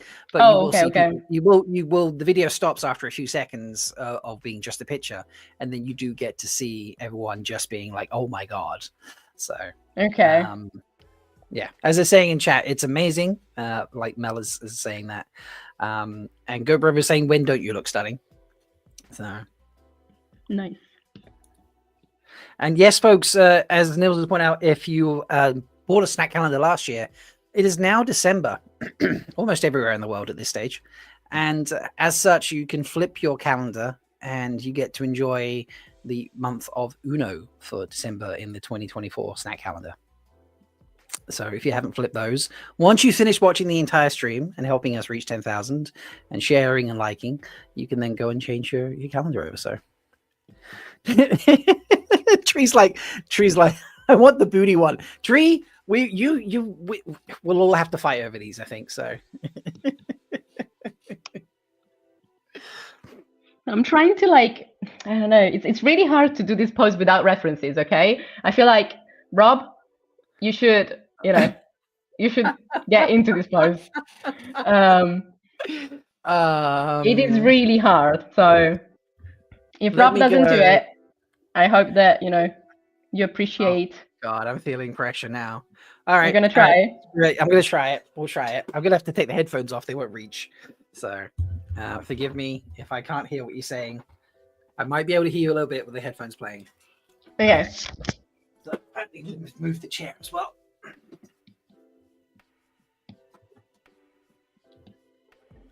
Right. Maybe if we take your screen down, and then you can see me better. So. Okay. I can hear you a little bit. Oh, actually, no. I think there's enough. Yeah. Okay. Right. How do you? Is this gonna work? Can I get far enough away? You need to, like, turn a little bit more, I think, and, like, just put, like, your right arm. Say that again. Okay, so, like, try and put your right arm, like that one. Yeah. On your hip. Right. And, like, push that hip back, like, towards. Okay. This is so silly. All right. Actually, like, if you did the pose, like, more naturally, what would you do? I don't know. I really can't do it with the headphones on because they're dragging my head around. All right. Forgive me if there's echo. Talk now, Memo. Okay, so if you wanted to do the pose, like, more naturally, because I am worried What have that. you got on? Let me see what you've got on so far. Because, like, I'm worried that I've got the weight wrong. So, like, the booty, like, pushing out maybe needs to be on the other side to counterbalance the arm. I'm not quite sure. So, like, if you can. Something like Okay. that. Wait, let me put this back down again. Nope. Like, because I've got, like, my leg out to the side a little bit. Is that? I don't know. I don't really do this. I bet Sulan's having a laugh in the background. Okay.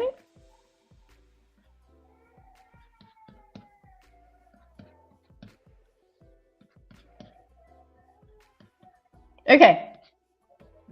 I can stop? Mm-hmm. All right. I can't believe that. All the fighting to get me to do something like that at Malkirikon, and then it just It takes like 5 You see? seconds to do it at WoTaHoliday. So Okay. Now you're probably hearing my daughter like inconsolable cries as she doesn't want to go to bed.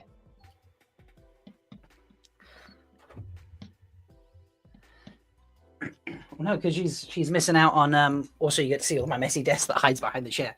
Ah. Do people actually donate for me to do that? Oh my god, someone donated for me to do that.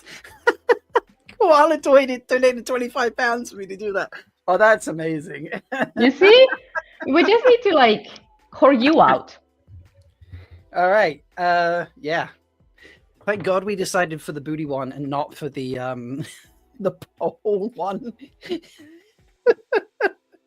Hang on. Oh. Amazing. Okay, so this one is definitely like the most difficult one that we've done today. Yeah. It's a difficult pose. I think, let me hop over to here.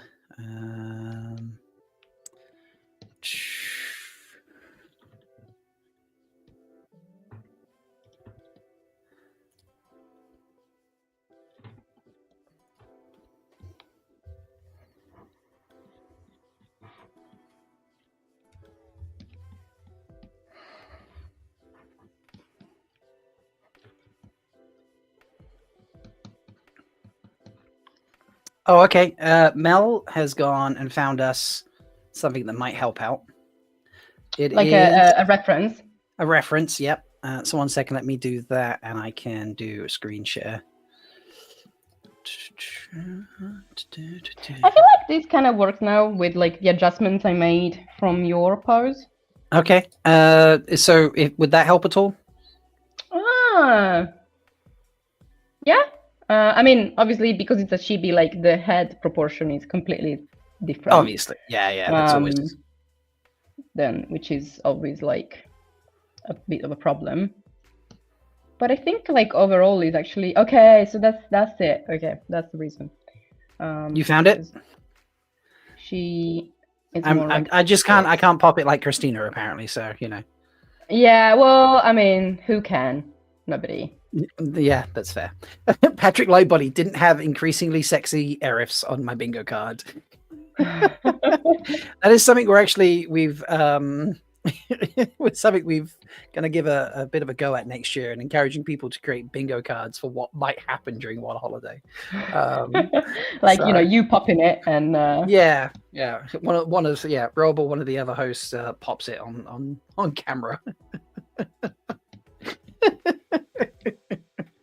Ooh, well, maybe she's got. No, Koala. We do not have time for a pole dancing one.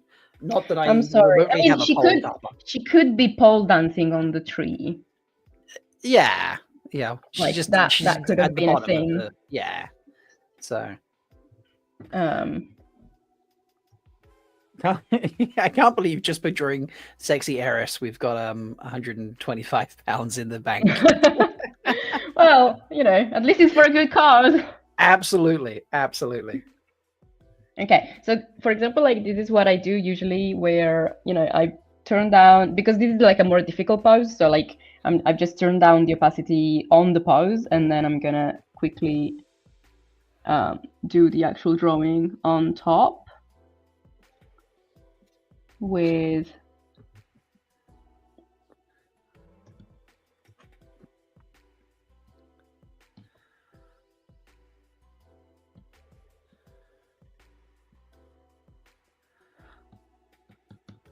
I think it's going to be hilarious when you finish the stream and then you go back into the other room and Mr. Memo says, "So how was it?" And you'd be like, "Yeah, it was great. I drew increasingly sexy tree creatures." Yep. Like tree furries. Yeah. That was awesome. Like, yeah, exactly. And I'm willing to bet he goes, "That's awesome." Probably.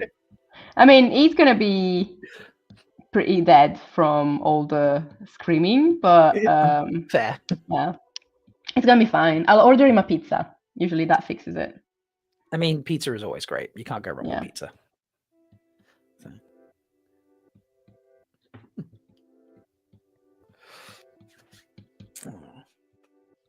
It is just so fun watching you draw. I've got to be honest. I've watched you draw multiple times. I've never got tired of it. So It's I don't know, I feel like it's definitely like a skill that you have to learn, like how to draw when someone watches, because like at first I was really like, I don't know, I got a bit nervous, and but you kind of have to accept that you're never gonna draw as well as you draw when you're not watched, basically. right, yeah. But at the same time, more interesting things may happen, and it's gonna be more fun, like 90% of the time. Well, that's good. How different is that when you do your because you do drawing classes? I don't know how often you do them, but you offer drawing classes, don't you? Yeah, I mean, I've been doing mostly private, like portfolio review and like stuff like that, you know, like portfolio review, art classes based on, like, not like a full curriculum of art classes, but more like just like kind of like taking on a student and doing like a few sessions, like a mentorship thing, you know, like doing a few sessions with them specifically on what they kind of need, which is a lot more fun. I mean, it's not more fun, to be fair. Like, it's like doing classes with a lot of people is more like, makes me buzz, you know, because you get like the feedback from so many people and there's more energy, but also it's very satisfying to do just with one person, because you can really see the improvement. Like I just finished like last week a mentorship that we did like 12 weeks, I think, and I could really see, you know, the improvement, and you know, the student as well. I think they really they found a lot of value in it, which is great. Is like, obviously, I think that's true for any teacher, you know, like you always get a kick out of when someone, you know, like improves and you can see that they had fun. And yeah, so I completely like went off topic with that question, right? No, you're totally fine. I was just seeing like what it's like between just, you know, drawing for yourself. Oh yeah. So instead, like when I draw on my own, I usually do it with something in the background. Like I will listen to like an audiobook or podcast or like YouTube, basically, which means that I get more in the thing. Like I don't really, like, I don't speak for like hours, but at the same time, yeah, I do go a little bit into like hyper focus, and then like if I'm left alone, so this summer, before the week before my CarryCon, right? So my like daycare was closed, damn them, and so my Mr. Memo went, like I went to the seaside at my parents' house with Nini, Diana, and then the week after, I came back and he went to his parents' house in like in a different town, basically. Right. So I was left alone for 5 days, like working. Wow. And for the first 2 days, I did all of the drawings that then became the notebooks. Oh, amazing! They were so pretty, those notebooks. I'm so glad they turned literally, up. It was literally done in 2 days because I didn't do anything apart from drawing. And like from time to time, I would be like, "Oh, I think I need to eat." Like, I mean, sometimes you are. There can be days, like you'll do your chibi submissions. You'll open for chibi submissions, and then I don't know, like a couple months down the line, suddenly in an afternoon or 2 or 3 days, like 20 chibis appear in the social media section, just like floating around the stand. Would be like, I got my chibi, oh, I got my chibi. And it's like the memo is just, you're getting floods of chibis out, and I was like, oh, memo must have taken a few days and just knocked them all out in one go, sort of thing. Yeah, I mean, to be fair, like I didn't know that I had ADHD since, until basically last year. I kind of I wondered about how my brain worked when Diana was born, because I was like, she does things that I think are normal, but other children don't do. And so like I went to like a therapist, and she was like, oh, in the time that I've seen you, you have moved like 30 times. I think it's pretty obvious, you know? And I'm like, yeah, like nobody ever told me that. And so like I was like, oh, okay, so this is why I do these things where I just forget about doing something for literally months, and then I just do them all in like 3 days. It's just, you know, standard behavior. Fair. Yeah. Well, as Jessica Sny has put in chat, the memo launch, like the avalanche or the sandalanche, the memo launch is the favorite Twitter trend, and then hopefully Blue Sky trend now. I'm gonna use that next time as a you should tease it out. You know, like the day before you start sending, you'd be like, "Do you hear the memo launch?" And people would be like, "Oh my god, the chibis are coming!" You know? No, again. I don't know why, like I keep changing my the language on my computer, and then my hotkeys just all change, and so I can, like, when I try and do like command minus, which is supposed to be like zoom out, and it doesn't work because the keyboard is now in British English instead of Italian. It's like whatever. And like, you know, Macs are supposed to you know, be pricey because they're actually good. Yeah. Okay, so I've got like a completely new. Wow. This is we have a new.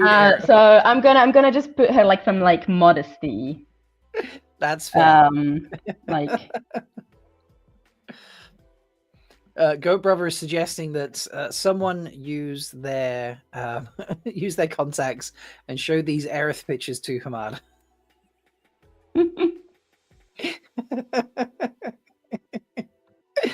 That would be amazing.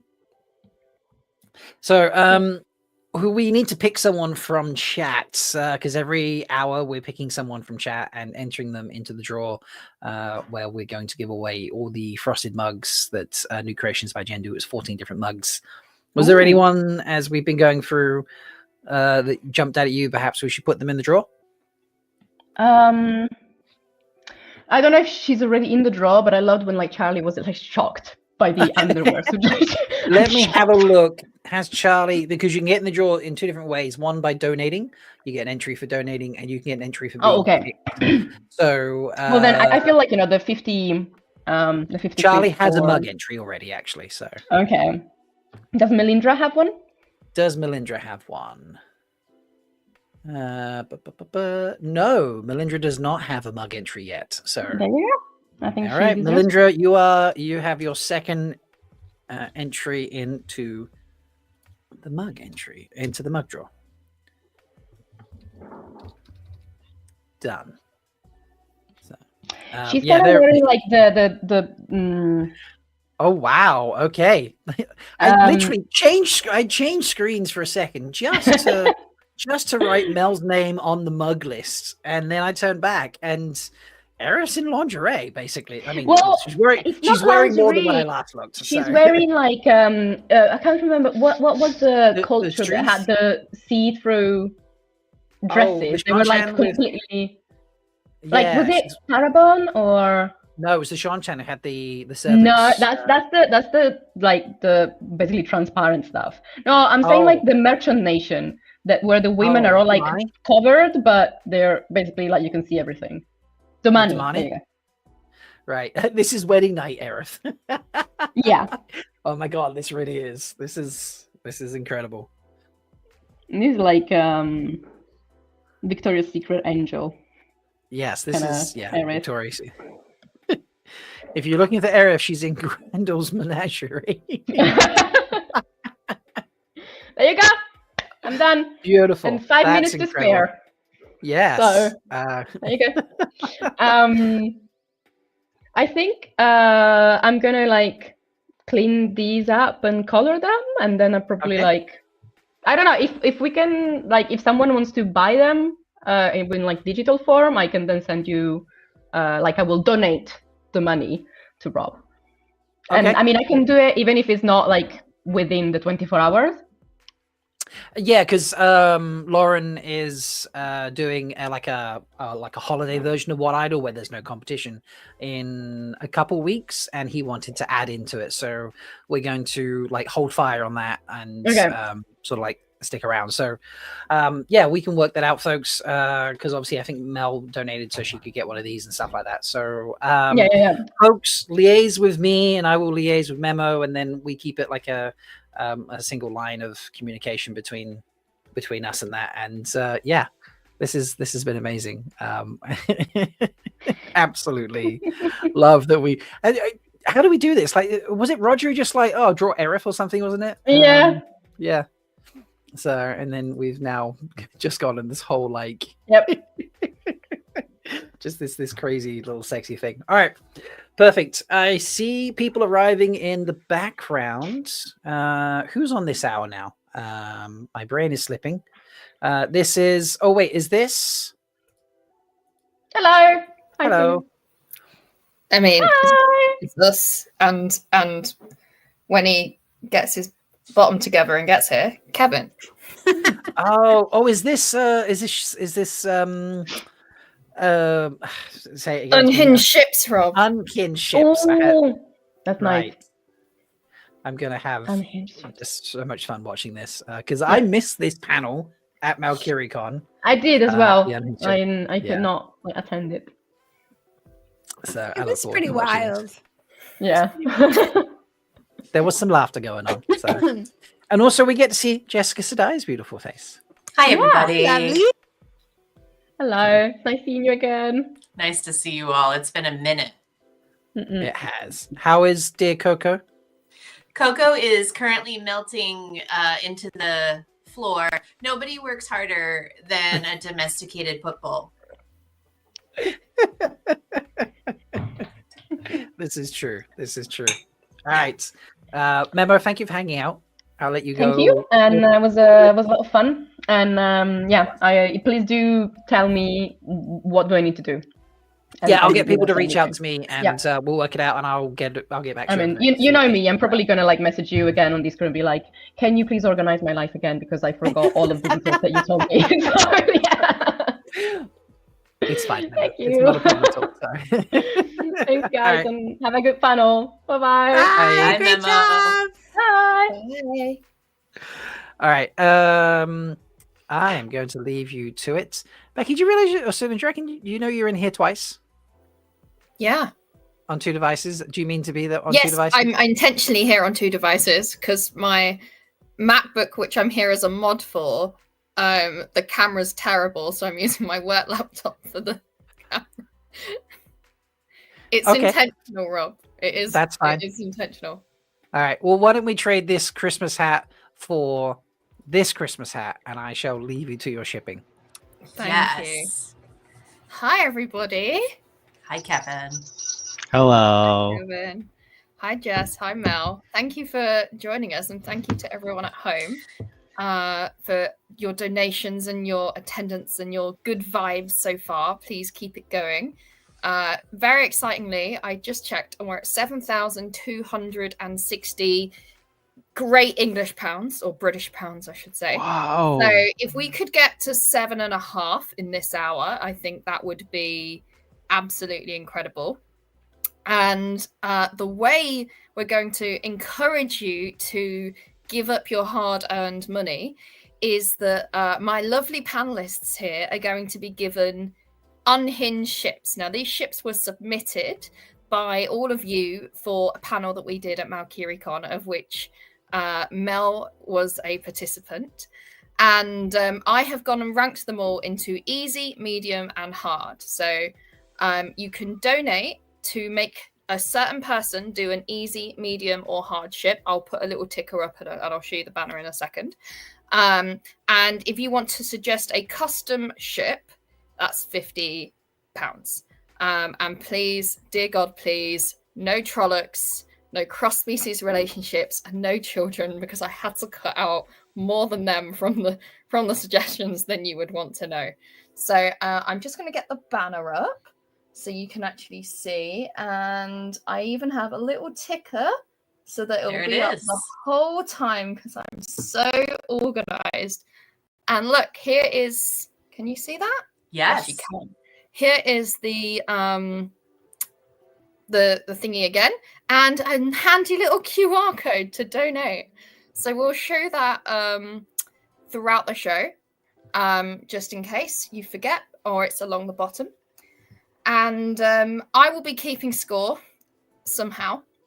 But we'll start with an easy one. And I think, Mel, because you've done this before, I'll ask you to go first. And I should say this is full book spoilers, because you never know who's going to come up. But basically, we are asking them to defend the indefensible. They can use book knowledge, they can use show knowledge, they can use these characters, I don't know, both of them are rulers, or both of them have the same dress sense. Or, yes, thank you, Rob. Called out. You are called out. Please laugh along. When we did this at Malcuricon, I was genuinely sobbing. One of the very few photos of me that emerged from that panel, there's just tears down my face. That reminds me, we were going to start a movement of Keep Sulin crying after that panel, and we just lost it in the commotion. We'll have to revive that for 2025. You can revive it right now. And I'll keep score. And if it's a draw at the end, I will do one. Or if someone wants to donate 100, I will do one. And I'll pick a hard one for myself as well. So let me look at my list. You're going to start with easy. I'm just going to start at the top rather than confuse myself. So, Mel, you have 1 minute. Crap, I should have got a timer ready. How disorganized. Well, this is the least organized. No. You're going to leave. Right. Okay, Mel, you have 1 minute, and we will get shorter as the time goes by the way. Later on, they'll only have 30 seconds. And at the end, they're going to have like 15 seconds. So, Mel, you have 1 minute to defend the beautiful relationship of Olivia and Cadswain. And you're on mute, so unmute yourself first. Starting now. Olivia as in Alivia? Yes. All right. So Olivia comes out of her Shanshan captivity with the sudden urge to figure out how she can be a dom. She's desperate to know what it takes after having been a sub for her entire life. She's desperate to know what it takes to be a dom. So she goes to the only expert that she has heretofore met, and it is this old lady with jewels in her hair, because of course, when someone with a bun on the top of their head comes staring at you down the room, you get shivers in your pantaloons. Olivia goes to Cadswain and says, Tell me, mistress, how do you spank so hard and yet don't feel a thing? Was that a minute? See, I'm out of time. Well, I thought you were just saying to stop because you said spanking. No, she makes me stop right when I've gotten like the preamble. That was an authentic Malcuricon stop, so I want everyone to know they're getting the authentic experience. I felt like I was there, you know. I really felt like I was transported. You're with to me, Prague. right? Oh God. Well, that was something. Ideally, I would like chat to vote on each round to see who wins. So hopefully Rob is going to give me a hand with that, because that is one thing I don't really know how Would to you do. like a poll in the YouTube? Once we've got to the end of, once Kevin and Jess have gone. Okay, that gives me time to sort it out. Yes. Lovely. So I'll keep with an easy for now. So that was Mel. Jess, I'm going to have you go next. And this should be quite an easy one. This is Asmodean and Tom. Your time starts now. Well, I think that anyone could understand that really what draws them together is a love of being a power bottom and what that really brings to the relationship. And when you set it to a killer musical background, they can take turns playing the baritone. You know, there's some switching happening in there too, I'm not gonna lie. But who wouldn't want to be there? Who wouldn't want that show? And they just keep upping the game and one-upping each other, as you might think. It just writes itself, right? You know, once long ago, there was a musical apprenticeship camp, and he just couldn't help himself. You know, he was the older man, but he looked younger. Who wouldn't be enamored with Asmodean, really? And then when you find out that he's just such a giver. Stop. I mean, compelling arguments there. Okay, and our last one for this easy round is Kevin, and Kevin is going to subject us all to arguing for Begita and Mageddon. Your time starts now. I mean, does enemies to lovers really need another ship? And I'll say yes. Yes, it does. Because there's nothing more that I would like to see than see those slinky, spidery legs creeping up that tall glass of water thigh that Birgitta's got sporting, in the current form of body that she is when she's pulled out of Telleroniad. Because she's stacked like an Amazonian. Like those thighs go on for days, and you could just imagine spider form Moghedion, because they're doing it in Telleroniad, because that's where the most magic's going to happen. Moghedion turns into a little baby spider to crawl up Birgitta's leg, like tantalizingly, and get all up in that bit. Like, come on, like who doesn't want this? I want this. The three ladies in the call want this. Chat clearly. All right, now imagine, if you will, weaving a spider web over Birgitta's crotch. Just imagine it. Silk panties, custom made. I was waiting for the line. It's coming. I just love the way you say "stop, Sulin." It's got such a desperation to it. When Kevin speaks, there usually is a bit of desperation to my voice. I don't know if you know this, but we have a running list of words Kevin can't say in front of me, because it just gives me the whole body ick. It's prolific. The whole body ick. Yeah. It's quite a long list now. Oh yes, thank you, Zul. Bedazzled silk Rapunzel's asking pantaloons. Kevin AO3 fanfic when. I did one time write a fanfic of Dane Bornhold. No, it was the story of Dane Bornhold's parents, which was his dad and a Grom getting it on interspecies, so it's off the table for this. But I did write that on Twitter once, so you know. I've got the credentials. Yeah, donate to make words. Oh God, no! Please don't donate to make Kevin say words. Donate. Okay, I do have a list on my phone. Does Kevin have access to this list as well? Is it a shared doc? I gotta find it somewhere. But let's move on to let's have a poll vote. Rob, can you do some technical wizardry and get a poll? Tell me what you need. Just a poll. Mel versus Jess versus Kev, and give them all a very short amount of time to vote.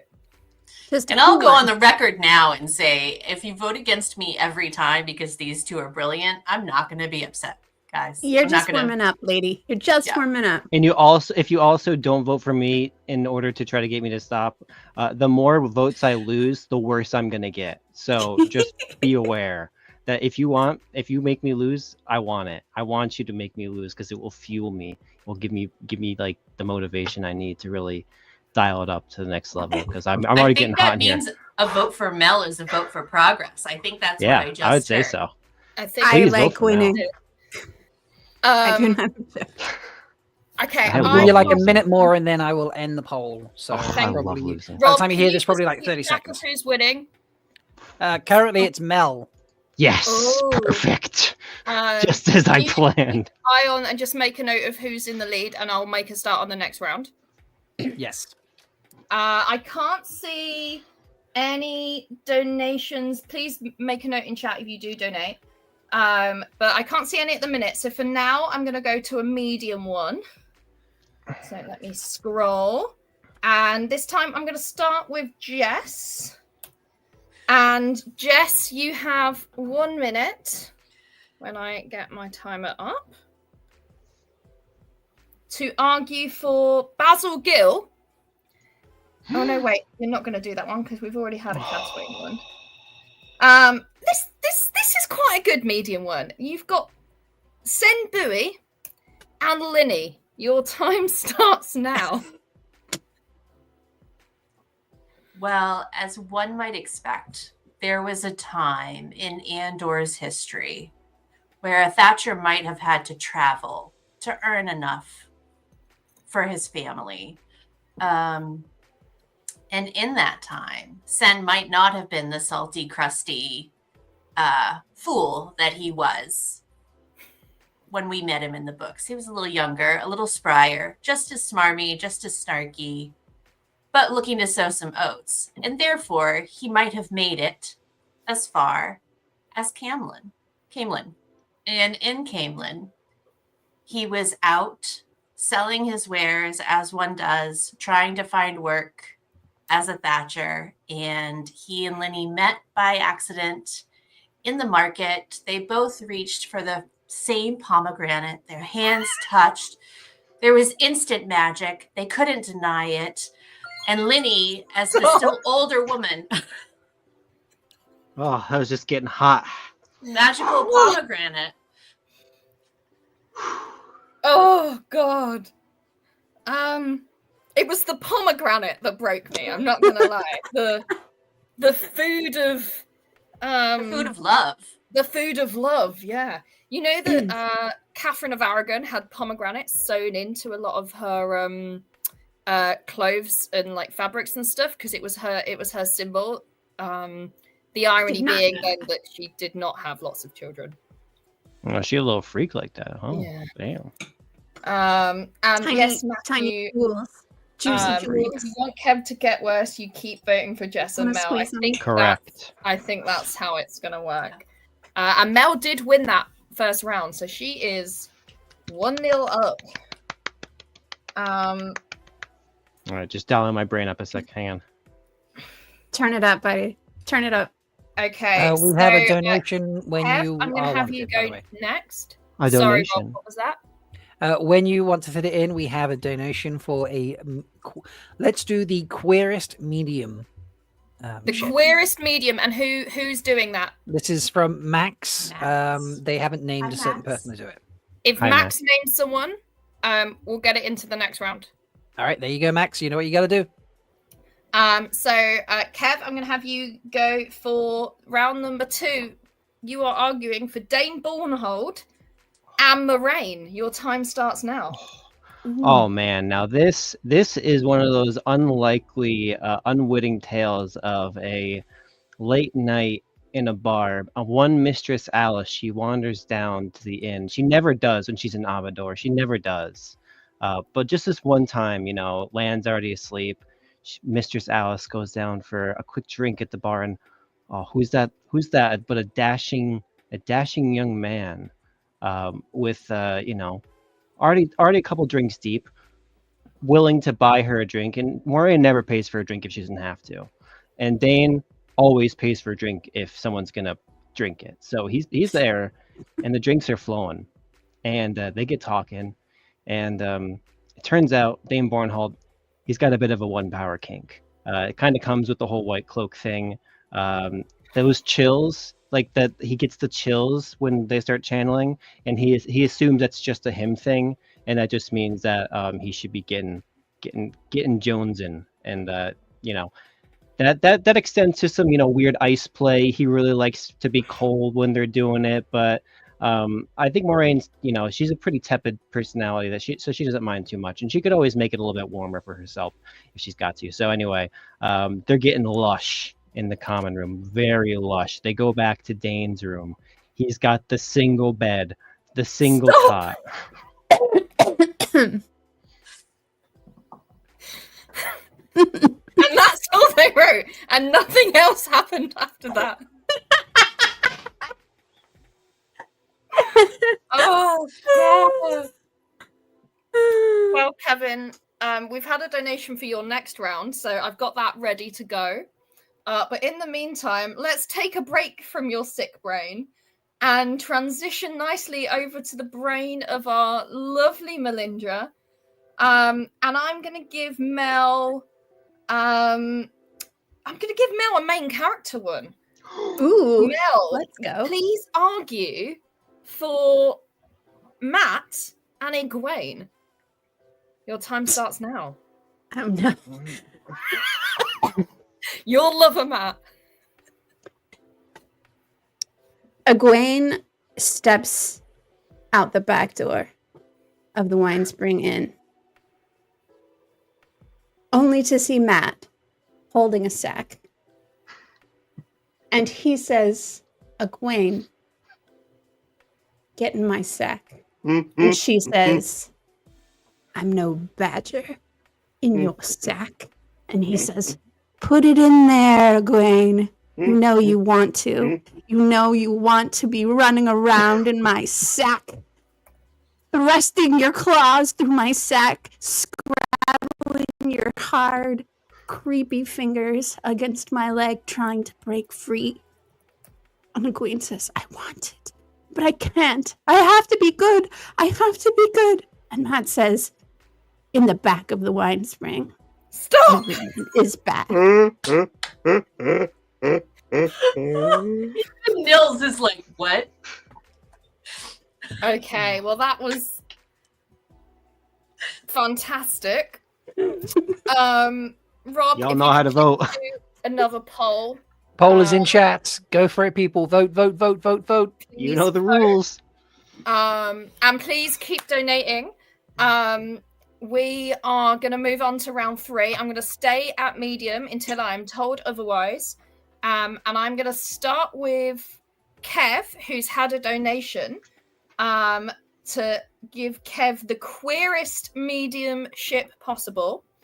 And I've got 3 that I'm going to pick from, and I'm going to go for Garwin Trakand and Martin Talonvor. Your time starts now.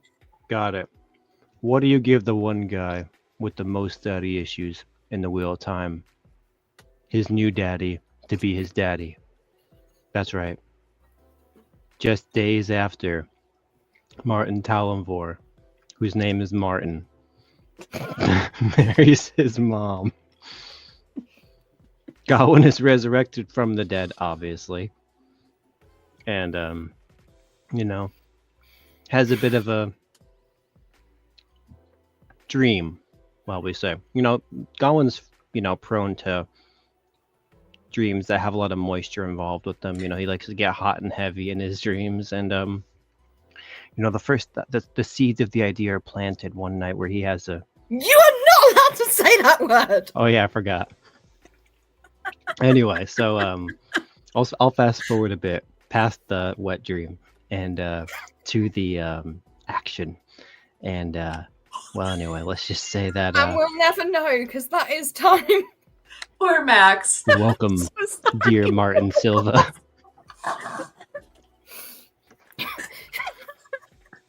You know, 2 of the 3 queer ships on the medium list were Talonvor. So, I'm very sorry, Max. If you would like to continue to donate, and please note, Kevin just used a banned word. I did. I forgot. I just Wait, did you actually say the word? Oh, you did? Oh, you might have said... I Oh, texted yeah, him you the did. list of words, and You did. he said it. I didn't look at them. I was so in the moment. There it is. Yeah. Oh, and I said seed as well. I did say seed. I'm sorry. You did. Wow. And you just said it again. There's a lot of rules. I mean, have you met Kevin? I think there should be rules. I like need Kevin rules. rules. I thrive. Round, Unencumbered Kev, Kevin is my favorite Kevin. Yes. So I'm gonna move on. I can't see any other donations so far. Well, we did get a donation Niels, from Matthew. How much did it? You're very Yep. quiet, Rob. Am I very quiet? Okay, why is that? Yeah, He's very you're soft. quiet. I'm Very very gentle. quiet. Okay.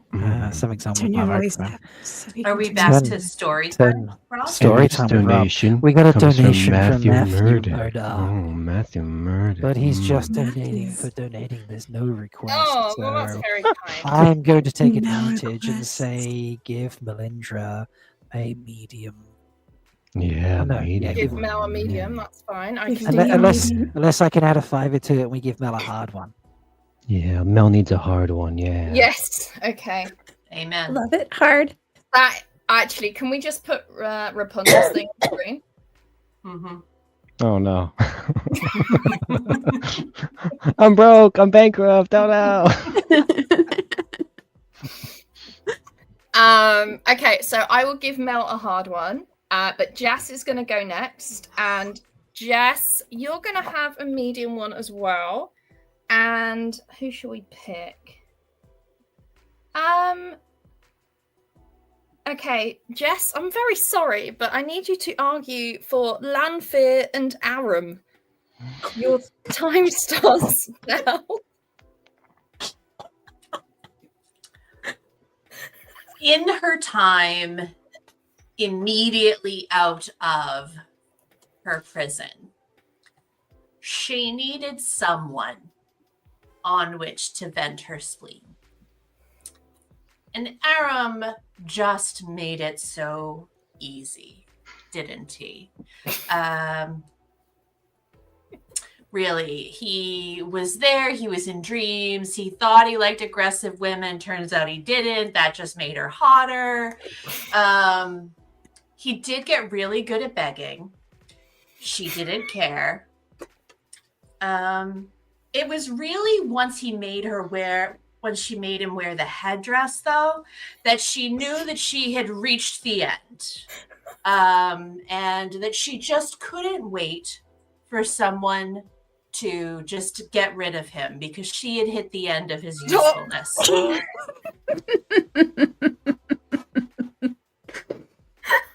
What? Oh yeah. I really like Right. that the way you argued for that relationship was that, you know, it was a love story, but it was a love story with a clear ending. Yes. Yes. Thank you. And, I you know, learned from the not- best. Not all love stories are long stories. Some of them are short It's true. stories, but they are still love stories all the same. Enjoy them in their So- moment. Yeah, so I like that. You know, they didn't have to, you know, be endgame. But you know, they were there for each other when they needed to be. It's good. It's good. Okay. It's beautiful. Well, thank you for that. We still have one more for this round, don't we? Which is Mel. Mel. And so Mel's gonna get a hard one. Yeah. Oh god, that's revolting. Okay. Sounds like a winner. Mel, please spend a minute of our time telling us about how Lan and Savannah are perfect for each other. Your time starts now.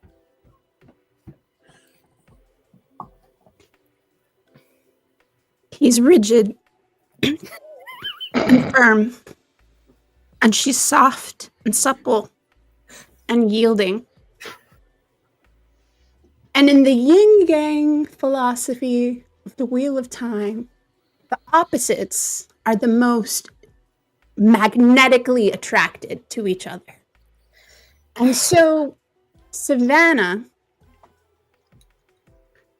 flees from Maradon and runs smack into a deep, dense, dark forest where a man with a tell has left a trail, obviously, through the entire forest. He's thrust his way through. He's penetrated the forest to such magnitude that Savannah had to follow it because she thought there was no way. That's already a minute. I to feel be like your honest, minutes are Mel, pretty I short. think Yeah. your brain just like had a shutdown for about 10 seconds after I said go. Oh gosh. So chat, it's your turn to now vote for who wins this round. So that was Lan and Savannah. Oh gosh, who else? We had Lamphir and Aram. And I think that was Garwin and Martin. Talonvor. Martin. So please cast your votes wisely.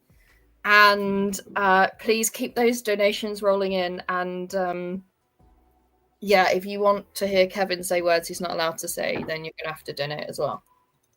Oh, who won that last one? How much per word that Kevin? Well, I think, to be fair, I lost the list at one point now, so there's only currently 4 words on it.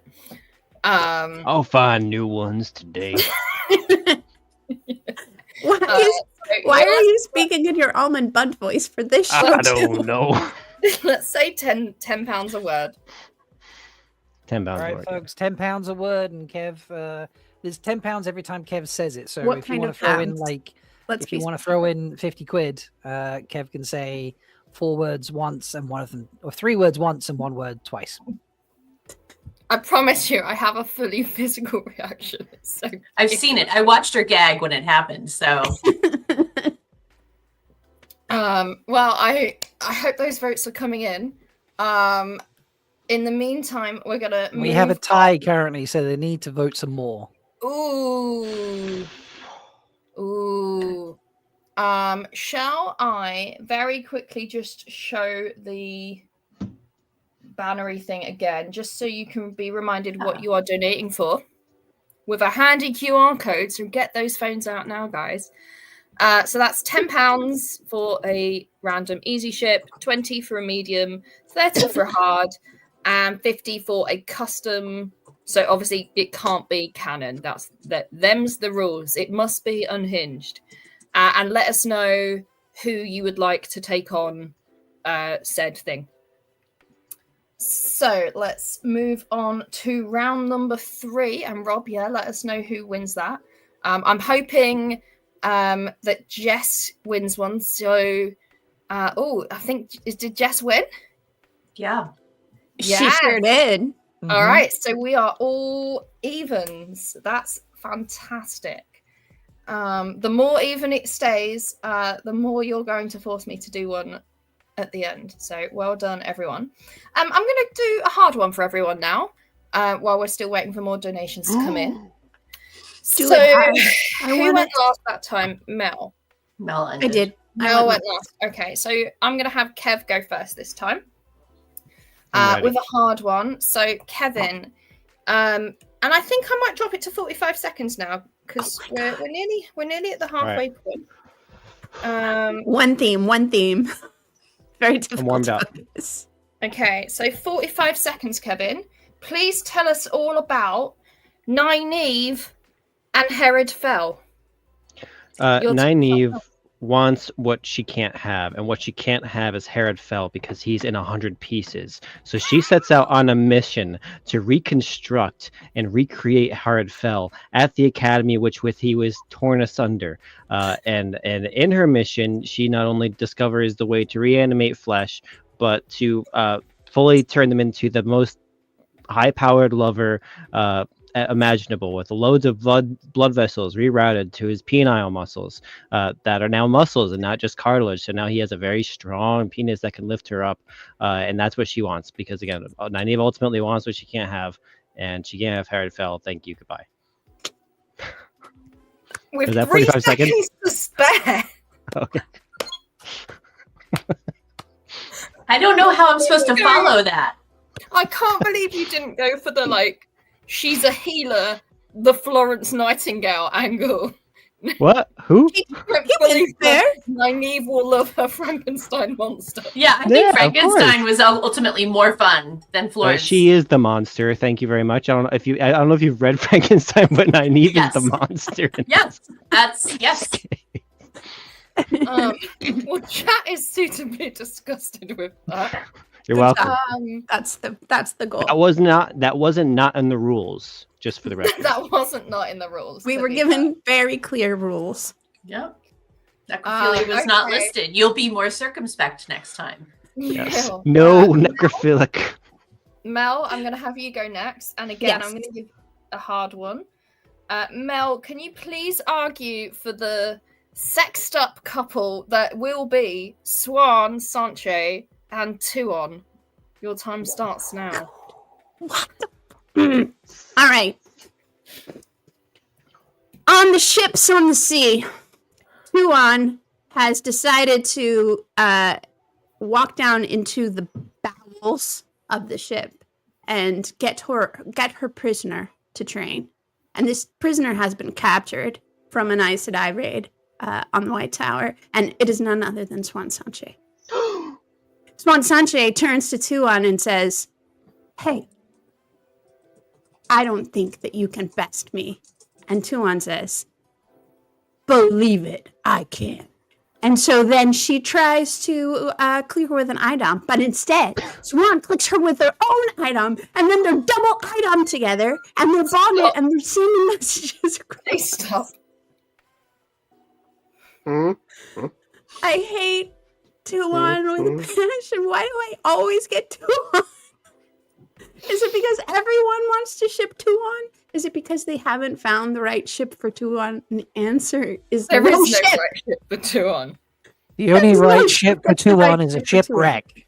Yeah. Thank you. Oh, okay. Thank you for that, Mel. Jess? I am afeared. Please be afraid and listen to Jess spend 45 seconds telling us all about the really disgusting ship that is Padan Fane and Tylin, Queen of Altara. Disgusting.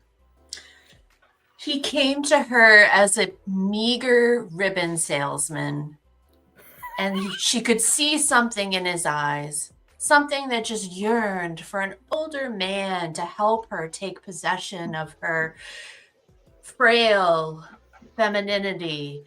And he had what it took inside of him, and he wanted to put it inside of her.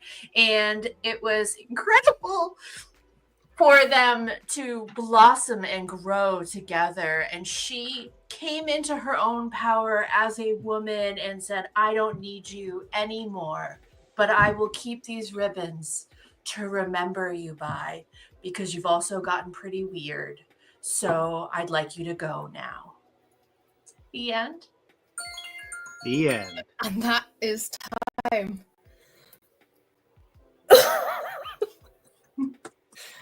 I love that we're just subjecting the audience to untold horrors for love. Elliot has missed your fanfiction, Mel. Elliot was on the panel at MalkiriCon and came up with some of the most disturbing things that I've ever heard in my entire life. But impeccably, logically justified disturbing things. Let's be clear. They were. Elliot's talent at justifying pretty much anything was my favorite part of that panel. Rob, if you could pretty please set us up a poll. He did already. Oh, well, I can't see those things, so yeah. Thank you in advance. So just to remind you, that is Mel, who did Swan and Tuon, Jess, who did Padan Fane and Tylin, and Kev, who did Nynaeve and Herod Fell. Who could forget it? Who could forget? Torn to shreds? I'll never be able to block that out. I love it. I think after that, we're going to take a little breather and we're going to go back to an easy ship for a minute. Okay. Unless I'll get I a get a little too hot. donation telling me Get otherwise. loose. What are we on? We're on 7,310, which is great. But we could do better. So let's see. We've just had something with Tuon, so I think I'm gonna take that as a miss. I mean, to not have any more Tuon ships in the rest of the panel. So I'm gonna have Mel go first this round. And Mel, I'd like you to spend 45 seconds again defending the truly indefensible easy ship of Fail and Berylane. Your time starts now. Well, it started, as all things do, with a stone. And a big, massive stone it was. They were both inside of it, and they were just getting harder and harder and harder. But then they brushed against each other gently in the hallway. And they knew that spark of electricity between them. Fail was confused. Fail thought it was anger, but she's always angry. That spark of electricity was actually fantastic connection they had together. And so they kept brushing against each other. And it almost became this sumptuous fight of claws and teeth and threats of daggers and bondage and maybe some even whips and chains in there too. Please and stop. Then they why? Mel won that last one by 1 vote. Love it. And Good job, everybody. Then went on to disturb us all with that. Okay. Thanks for that, Mel. We really appreciate it. Anytime. Except for when it's 2-on. Except for 2-on. On a similar vein, Jess, I would really love you to defend not a dissimilar ship, to be fair, which is Ilyena and Mierin. Oh. Okay. Has my time started? It's a little known fact, a lost history moment. Thank you to the donor, that it was Ilyena and Mierin first, and their love burned so bright that Luz was drawn to it like a moth to a flame. No matter how many times they said, no, this is our space, and we don't need you inserting yourself into our time. He just couldn't help himself. And eventually he wore Ilyena down so much that she kept asking Mierin to just formalize the throuple, and she just couldn't bring herself to do it. And we'll never know anymore. That's it. That's the end. If anyone wants to hear that fully fleshed out fan fiction, donate £100 and all these cliffhangers. That's so many. I was entranced. I don't know about the audience. I got a Kevin smile, so I feel like I did okay. This is like the worst kind of edging that's ever existed. I'm going to be honest. I'm the only one that finishes my story, and they're all the worst ones. They're so good. Are you kidding? Frank and Neve is my favorite. We have had a £50 donation. Thank you very much. That's incredible. Please let us know who you would like to specify that donation is for, and if that is a custom ship, then let me know who it is for. In the meantime, I'm going to have Kev finish out this round with another really, really easy one. Let me make a note there. Kev, please spend 45 seconds defending what can only be described as a super hot fic. I would read it. Rand and Mazrim Tayyim, your time starts now. All right, let's make this as unreadable as possible. So there we are. Mazrim Tayyim clipping his toenails. Rand walks in. Mazrim, my goodness, those toenail clippings are enormous. But why are you using, shearing scissors to cut them with? You could use the one power, Tayyim. And Tayyim says, why, yes, of course, Rand, but I'm too busy using my only flow of the one power, putting it into, then he gestures towards his rectum. And Rand says, well, Tayyim, if you need that hole filled in order to clip your toenails, why, I could fill that hole. And then you could use the one power to clip your toenails. Oh. Sounds like a very practical offer. Rand's a very logical man. Yes. I can't believe you started with toenail clippings and it got worse. I know it's not a word, but can we still add it to the banned list regardless? Because toenail clippings. Yeah, I actually agree with you there. It's going on the list. It's a combo word. Don't be ridiculous. Go bother. Rand would never nibble on toenail clippings. That's unsanitary. I'm going to vomit. If anyone donates £100, I will. No, honestly, I will vomit. I will get a custom-made T-shirt of all these words and give it to Kev to wear at conventions. You heard it here, folks.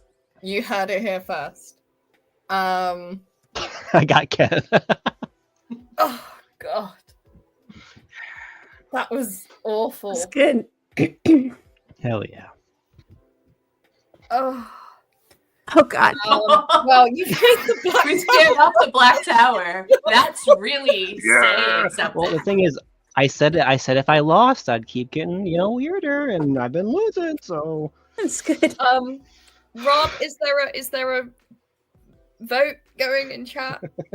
Yes. If not, could there be? Yeah. I really say gestures direct. If anyone votes for Kevin, you've lost dignity in my eyes. Did I say Well, that? He's currently tied. Tied for winning this poll. So, in the words, he's now winning. In the words of Will Elliot, you please stop writing toenail clippings in the chat? toenail clippings over the one power rimming. Oh. Did Thank I you really all. say that though? Did I really say gestures to rectum? Because man, You did. You did. I I was was. waiting That's for a- butthole, Did you but black you went out? with rectum. It was I, good. Okay, I was totally in the moment. Yeah. Yeah. Rob, let us know who wins that. Oh, for fuck's sake. I would gesture to my rectum, but unfortunately Kev won instead. So What's wrong with you? Congratulations. People? Don't- Just for that, I'm picking a hard one now. God, you think, why do you do this to yourself? But it's just sick. Anyway, I'm gonna drop it to 40 seconds now. We're getting through them. We're doing well. And I'm gonna start with lovely Jess, and Jess is gonna have a hardship to defend unless somebody else comes in. And I think I'm gonna give you. We had a Tam ship here? I don't think so. Right, Jess, please defend Tam and Semarag. Your time starts now. Well, I mean, talk about daddy issues. There's no one in the world needier than a superpowered Forsaken who just wants to be held and told she did it all right. She's done a wonderful job and she's looking for that validation. And at a younger time, Tam was the man for that. He could give her that validation and scratch that itch and hold her and braid her hair and let her know that it's all been worthwhile and he sees her. And it's okay if she wants him to be the bottom.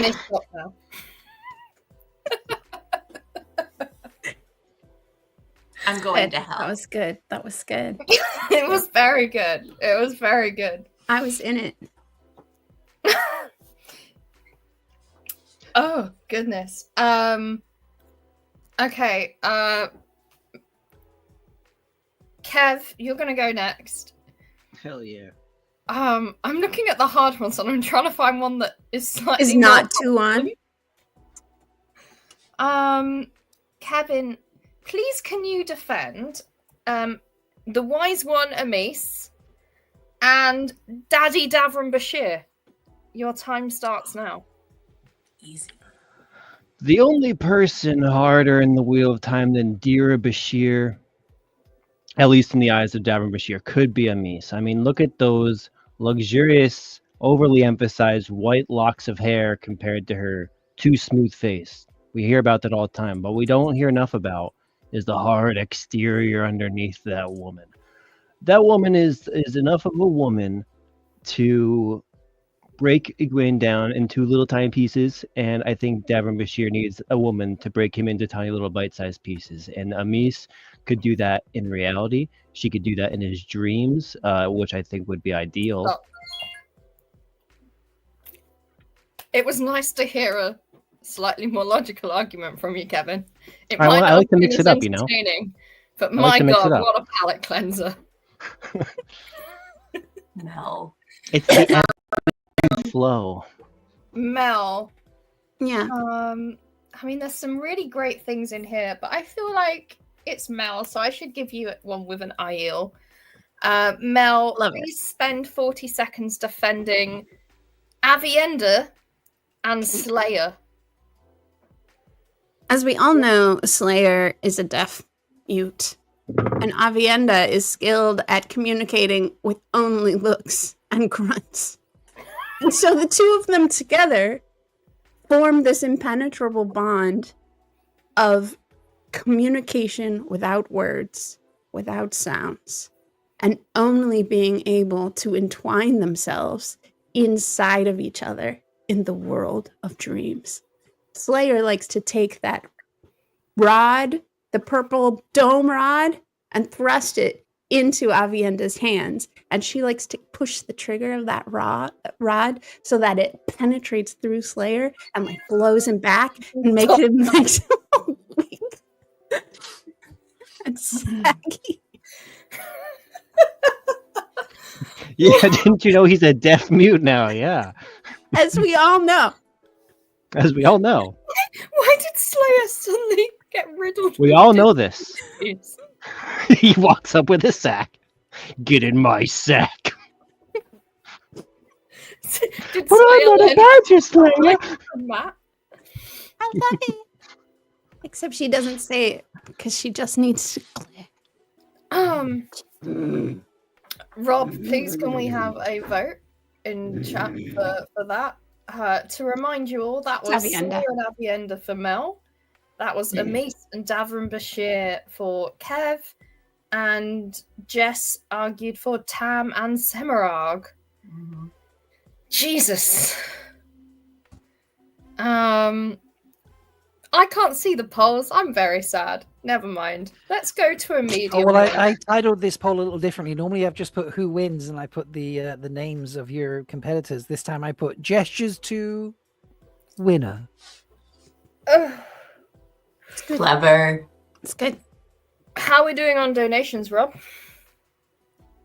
We are at £7,360. Oh, way to go. I did some math a little while ago because obviously before we switched to splitting things, we used to fundraise in freedom units, or dollars as they're more commonly known as. The equivalent amount in pounds to freedom units would be £7,800 or thereabouts, which means we're not actually that far off raising, which is our traditionally speaking target. With 3 hours to go after this. We're so close. But so close to more deaf mute porn. So we've got 12 minutes. Can we raise at least another £40 to get us up to 7,400 before the Black Tower come in? Because I believe that Kevin can be more unhinged. I feel like he's currently holding back for a, really dapper donation. It's true. He's doing well. He's doing well. Okay. So I'm going to drop us down to 30 seconds now. Oh, God. To try and do soon, see if we can Not squeeze really good it at building up without getting time for a climax. She likes her foreplay. 30 seconds is plenty for me. If you listen to Elliot in chat, he didn't realize that 30 seconds was a short amount of time. So, it's plenty. Sorry, Elliot.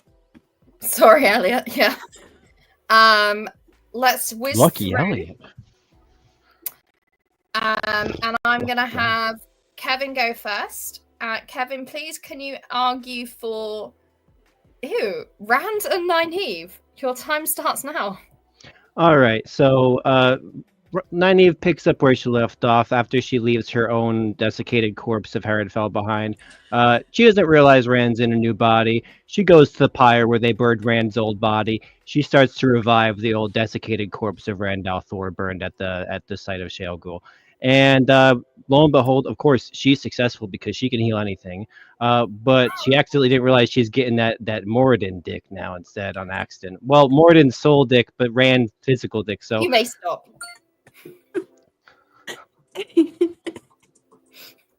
I'm adding soul dick to the list of phrases.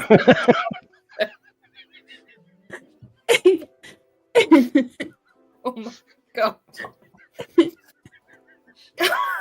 Sorry, Rob. Marg.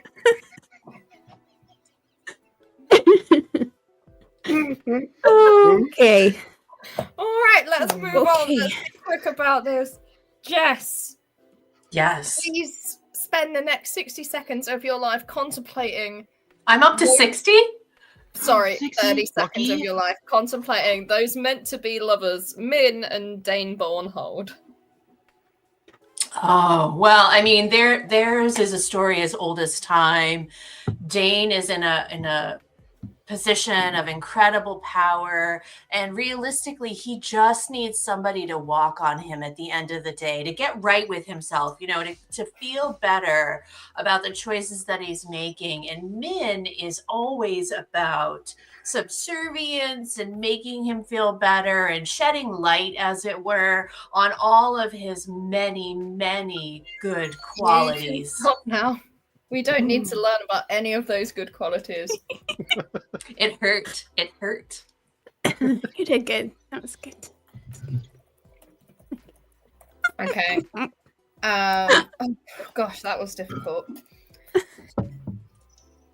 I will do a custom ship for whoever donates next. So please put it in. Let's really try and get up to the next £50 level.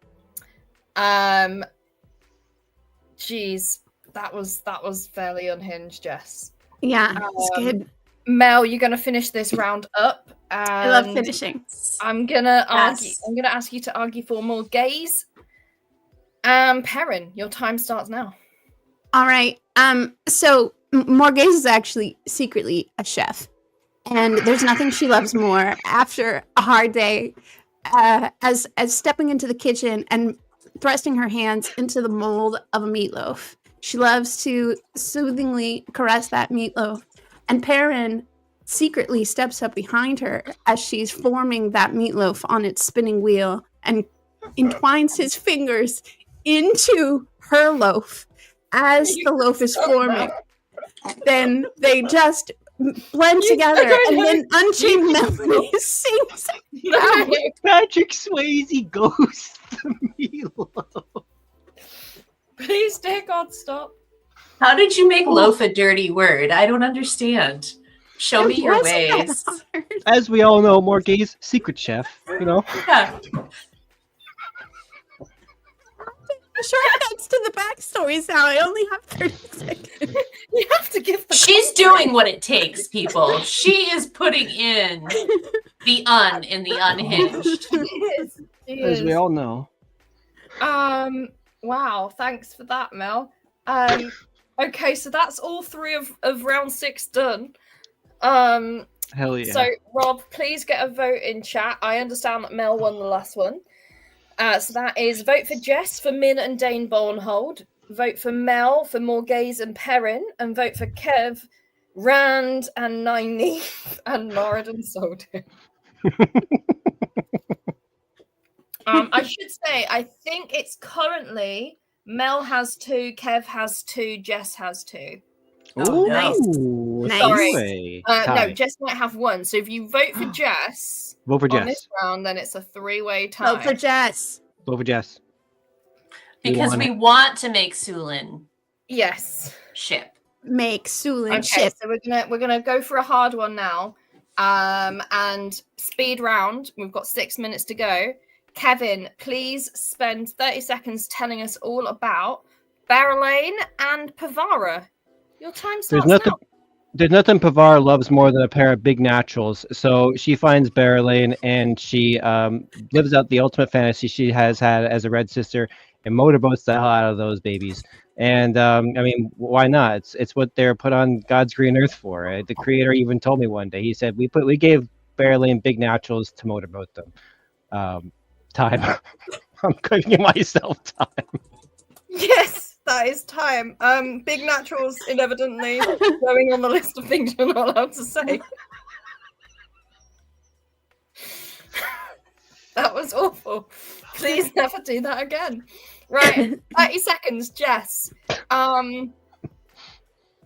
Elida and Tom, your time starts now.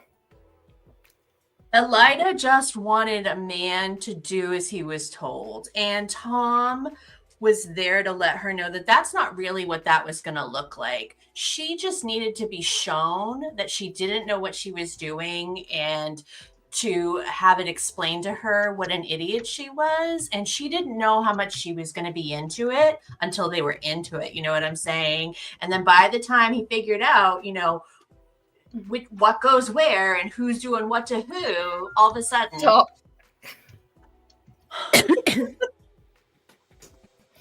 Can I just apologize to Bavara for the moment that she arrived in chat was God, Kevin's. I'm so sorry, Bavara. I'll let you get back to it. Wow. Okay, so last one for this is round 7. Mel, please argue 30 seconds for Moraine and Rand. Your time starts now. Well, we've heard of nailing a murderer to a door, but what you didn't know is that Moraine's secret fantasy is getting nailed to a door herself. So as soon as they find a portal stone in Tyr, Rand touches her buttons and they are transported to a door that is wide and long and would definitely float on water and hold 2 people at the same time. And Rand nails her like he's never nailed anything before. He takes Fane's hammer and he just thrusts it into Moraine until she screams. No, please stop. I would like All of a sudden. I would like to comment. I felt like rather than shipping Moraine with Rand, you shipped Moraine with a door. How do you know that Rand is not the door? Ooh. Oh my God, he's nailing her to himself. Oh, well. Rob, if we've got time for a super quick poll on that. If not, I will just declare that Jess won that round. So Look it's at the a tie. time. Look at that time. Thanks for everybody. Where did the hour go? What happened? That was really fast. Guys, I blacked out. I blocked it all out. What's going on? I blacked out. Did we win? Did we get all the money? Did you guys donate? Please donate your money. Come on. We need Sulin please. to ship. We do need a Sulin ship. If you give me a ship, I'll do them for 30 seconds. Just $1. Everybody in chat, just donate $1. That's it. Just $1 from everybody, and that'll push us over the edge, and we'll all come Mel, to our total. You're the one that's Mel and Kevin. You guys are quick on your feet. Give her an unhinged ship. Make her. And while I'm doing it, you guys pick someone from chat to receive the mug. The mug. My half of the and ship. Zenobia. Yeah, Almond and Zenobia. Yeah. Who? Almond Bun and Zenobia. And because it's your one and only, I'm going to give you a minute. Seller cart guy, the apple guy. Yeah, I know who they are. But And Zenobia is the queen. Okay, Album Bun. I mean, have any of you guys ever listened to the song "Common People" by Pulp? That is actually written about Almond Bun and Zenobia. So Zenobia is a girl. She went to St. Martin's College. She wants to learn what it's like to live amongst the common people. She wants to sleep with the common people like Almond Bun. And how more common could you get than a man who has apples and a farm for a living? And she learns how to make cider with him, and they have the best time, and the sex is hot. 30 seconds. Wow. So are you saying that you didn't need us at all and you could have just done this whole thing by yourself? That would No. That's what I just realized. I'm not saying that. What the heck? I just spent a whole hour coming up with weird shit. All right, I think give us the chat most name, of people. it And please is- welcome Andrew and Tavin to the party as well. Oh my gosh, I'm so sorry. I befouled your tower. I'm so sorry. And it's good okay. I tower. can't hear you anyway, so it's okay. Helps if I unmute myself. There we go. Yeah. It's already pretty fouled. I just never walked in on it, and that time I did. So plausible deniability kept me in the tower, and now I'm. Yeah, I'm talking about the Black Tower. They walk in. I'm talking about Pavara. Pavara walks in. Like, what is my luck today? Jeepers. You summon people with your words. Yeah. man. Summon a name from chat, please. Yeah, it's my name. Yeah, ladies. I vote for Charlie. Yeah, Charlie already has a mug nomination. Oh, I can't. Oh, we have to Nice, vote for right? somebody else. What Yes. about Dana Lou? Zool has a mug nomination. Oh my goodness. Okay, Can I Skeeter. Can I pick? Skeeter has a mug nomination. I'm gonna shut up. Oh my goodness. Can I pick Making it Matthew hard this Burdick? year. Matthew Yeah, Murdock. Matthew Murdock. I was gonna say him as well. Give it to him anyway. Congratulations, Matthew Murdock. You now have a mug. Yeah. Thank you for your contributions, everybody in chat, and for donating. Yeah. Thank you Appreciate very it. much. We hope you weren't completely horrified. And I hope you Or were. maybe And come If see this that's live the at thing. MalkyriaCon next year. Yes. And we actually made the 7,400 just right then. Yes. And it actually came from Matthew Murdock. We knew it. Nice. We knew it. Amazing. We're good at picking. All right, get out of here, people. I'm going to leave the Black Tower podcast and guests to it. Bye, everybody. A dangerous choice, Rob. So, I think Sulin's gonna stay and hang around. You're muted, Tavern. I'm muted. There we go. Yeah. Hi, We fixed Sulin. it. Hi. How's it going? Love your hat. Thank you. We put the tree up, so We did This as was- well. Yeah. I don't have any leftover though. Mine's still in the closet, so yours is in the I beard. might put it up. Yeah, yeah. That's where Yeah, it all went. that's an amazing beard. It doesn't seem like it's as saturated as it was last year. No, with it's the pretty green. Yeah, I saturated. remember last year it Oh. being quite glaring. But I also had the silver strip in the middle, so maybe that made it look more saturated. I can tell you my bathroom, my guest bathroom, is saturated in glitter right now, so it's horrible. But the things we do for people to donate money. Rob, I know I last minute sent you 2 graphics. I don't know if you were able to grab them or not. Sweet. Can we do the other one first? Perfect. So this is what we're going to do for this go around. Everybody that donates during this hour, you're going to be entered in a little raffle spinny wheel thing to win 3 shot glasses. You can have 1 shot glass that says each of the 3 things on screen: protect like an Ashaman, fight like an Aiel, and cuss like flaming Uno. Or you can have 3 shot glasses that have all 3 on them, your choice. And then we're also, as Black Tower Podcast, we're going to match up to a total of $500 in donations for this hour. So that's about 392 pounds for this hour, which I believe, if I did my math right, if y'all donate 392 pounds and then we put in 392 pounds by the end of the hour, that'll push us over the 8,000 pound mark, and we'll get to see a new snack water picture. So fun. As for what we're going to do for this one, we're going to rank some Ashaman, and this is how it's going to work. So you're going to be able to donate to change the ranks if you don't agree with us. So $5, which I think is just under 4 pounds. You can increase or decrease the rank by 1 level. And when you donate, just put, which Ashaman and whether you want to increase or decrease by 1. $10, which I think is just under 8 pounds, increase or decrease the rank by 2 levels. And then $15, or right around 12 pounds, you can change the rank to a rank of your choice. So get in there, donate the stuff, make us put the people where you want us to put them, and it'll be fun. Yeah, and I know there's 10 donations already popping in for Grady Jur, right? Right? I mean, it could be. So I'll go ahead and share my screen. And there's ranks. There's a shockingly little number of actual art out there for Ashaman, sadly enough. I went looking today too. Yeah. Yeah. So we got your common ones. Of course, I use our own Andrals, one that Kitsunagari or Uno drew for Andral Genhold. And maybe that's a good place for us to start. Everyone loves Andral. I don't know anyone that doesn't like Andral. Yeah. But we got 5 tiers going with I chose to go with kind of rarity list here.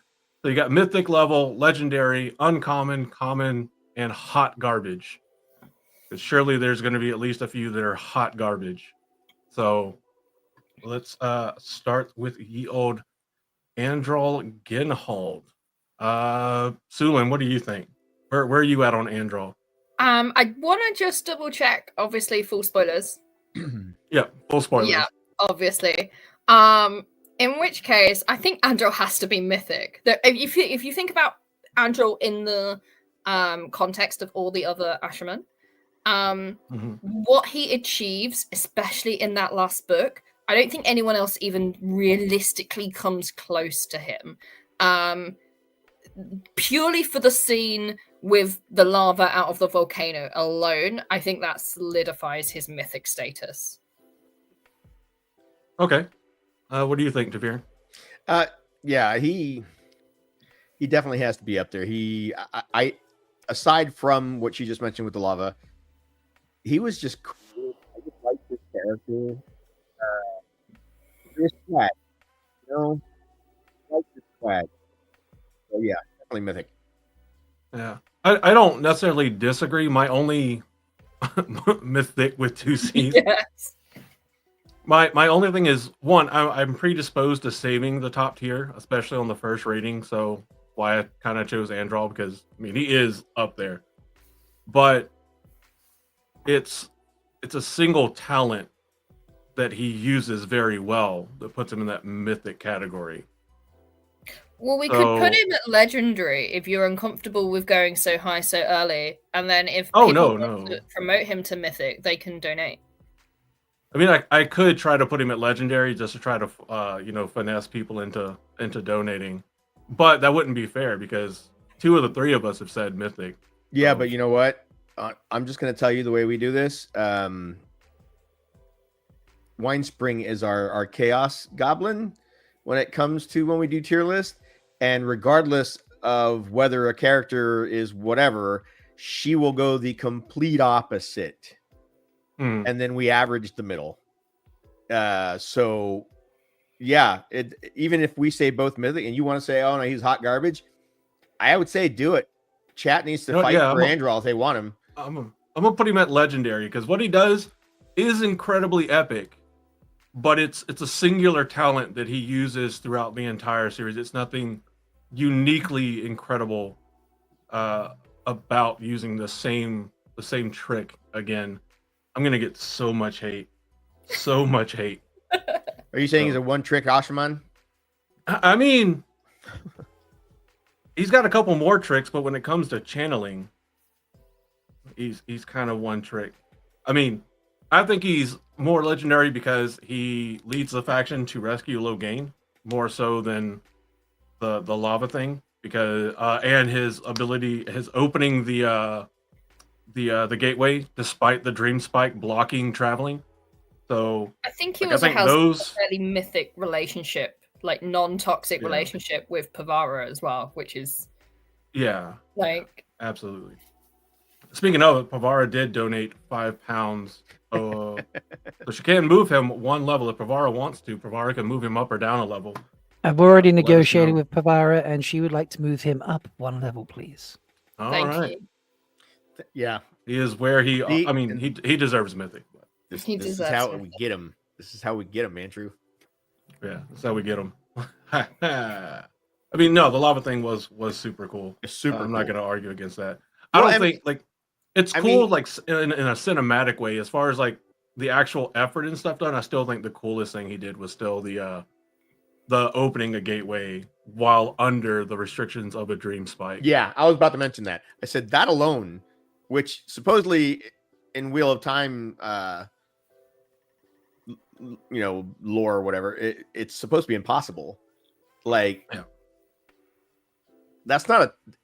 It's almost like what they said in Spider-Man. I don't think about it. It's like breathing, right? Mm-hmm. He's so natural at it that it's just second nature for him to pop up gateways wherever the hell he wants. Yeah, I mean, you're not wrong. But that's what having the capital T, we've talked about capital T and lowercase t talents. Having that capital T talent, that's what it does. You can break the rules. Well, I mean, think of it this way, though. up until we get to the point of the books where gateways are rediscovered, right? Mm-hmm. Nobody had done them in how long? So the fact that he just in and itself, he's just popping gateways left and right is impressive. True. That's fair. He deserves it. I'm not going to say he doesn't. He does. So, and Pavara's here fighting for her boo. So, Sulin, you want to choose the next Ashaman? Yeah. Can we do? Is Rochade there? He is. Manel, you said Rochade? The Bajan, Yeah, the Rochade. Bajan Mahal. Of course, the Bajan Mahal's there. Yeah. My predecessor, Bajan Mahal, Manel Roachade, as I like to call him. Yes. He's a roach. Listening to the end of Winter's Heart recently, so it felt apt. Oh yeah. Yeah, he's one of the ones that doesn't have a picture, so that's him right there. Yeah, I gave him the little Bajan logo and the Ashaman logos. Did all kinds of little things. Look at me trying to do something that looks nice. So quick thing, since we don't have pictures of Rochade or Rochade, he's an Ashaman from Marundi that was one of Mazarin Taim's underlings and became the Bajan Mahal, making him number 3 in charge of the Black Tower under Mazarin Taim as the Mahal. He carried away Peril Torval after he'd been clubbed unconscious by Team. He was present and fought in the Battle of Demise Wells. And he was one of the ones that tried to help assassinate Rand, and they failed. He followed Davram Bashir into the final assault on the Shanchan, and it was when they returned to Kirian that he, along with Gedwin and Dashiva, tried to blow up Rand's quarters and kill him, which failed because plot armor Taviran. Later, reports that Rochade is also a deserter. He winds up following Rand to Far Madding, where he confronts Rand, is injured by Rand, and then his own partner, Rayfir Kissman, stabs him, and he dies from his wounds, like the dog he is. Yeah. So, where would you put him since you chose him, Sulin? I think he's hot garbage. I think he has to be. He even just like recently listening to the stuff where he's just wandering around Farmadding, being completely arrogant and inept and like such a little minion. Like the way they talk, like all they care about is what Taim thinks of them. Like, come on, guys. If you're gonna be like, a quasi-evil character, at least think for yourself. Have some motivation that isn't just what can I do for Mazzy T.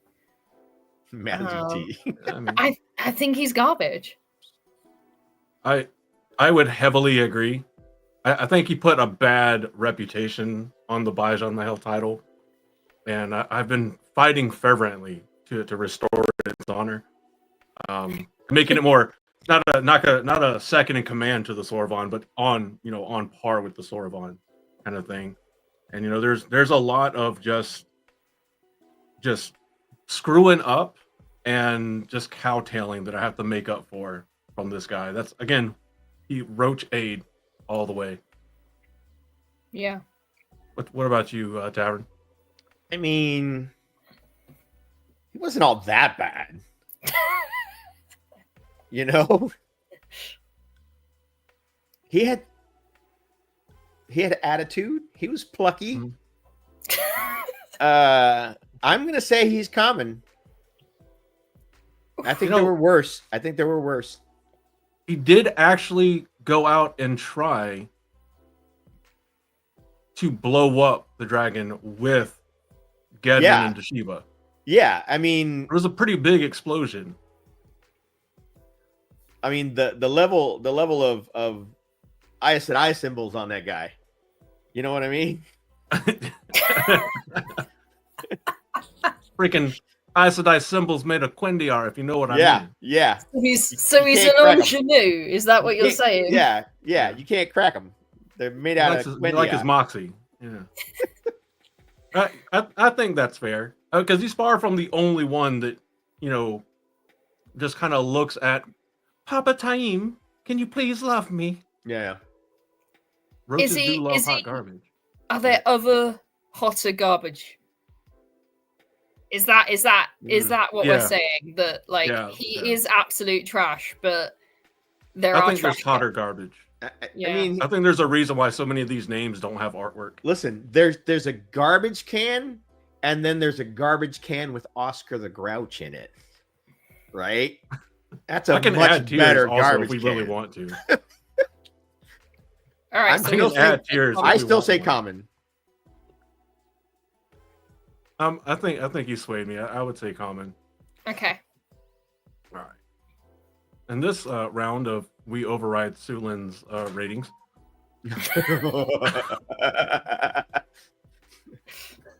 If Rotate ain't hot garbage, you can just remove hot garbage as an option. Oh, snap. Hey, everybody. How you guys doing?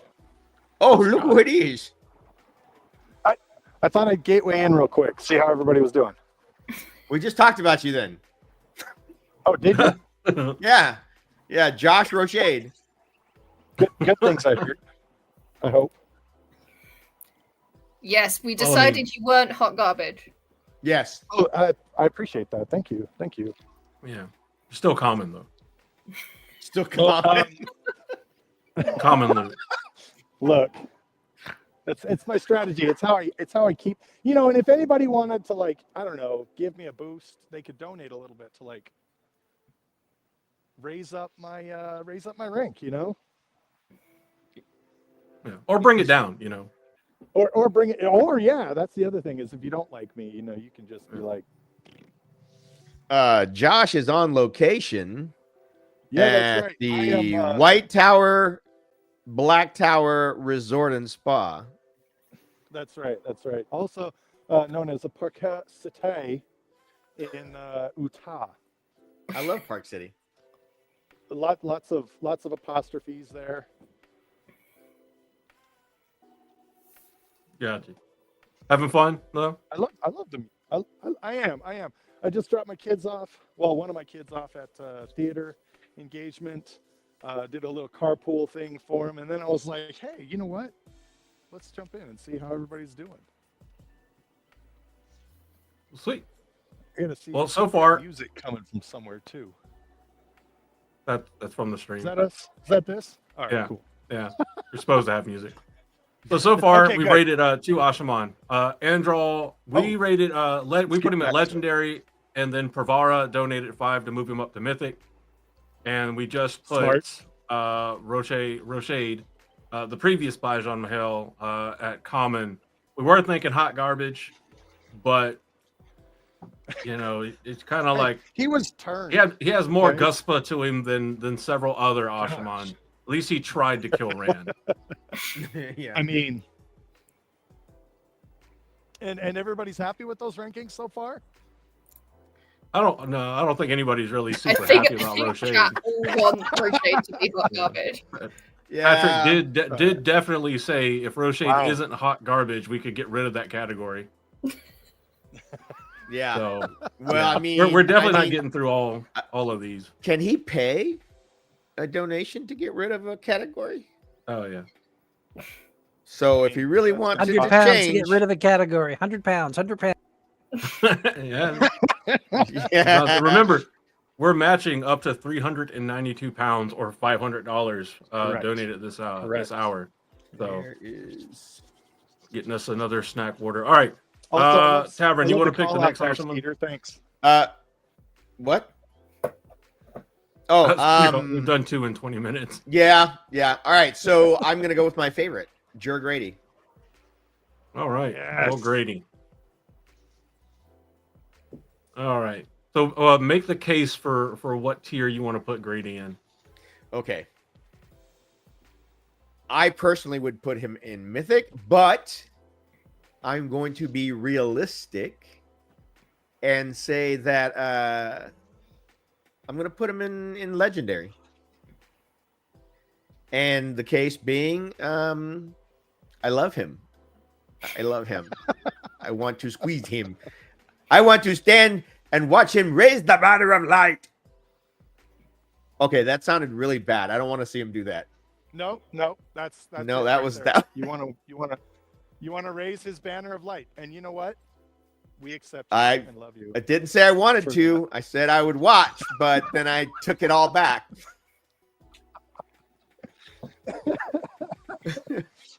I mean, I don't disagree, namely because of Grady being able to put up with the search for Fael and bellyaching about Fael, and really just the fact of being around someone obsessed with Fael's existence. I'm right there with you. That takes a lot. 100%. He's got a lot of patience, that's for sure. Yeah. I mean, and he's pretty good at healing the boo-boos. You know, he's got the superb mommy kisses. So Yeah, like he's the supply sergeant that gave you the whoopee, the good one. The good whoopee. That. Yeah. What you got, Sulin? I'm not gonna lie. I think he should be common.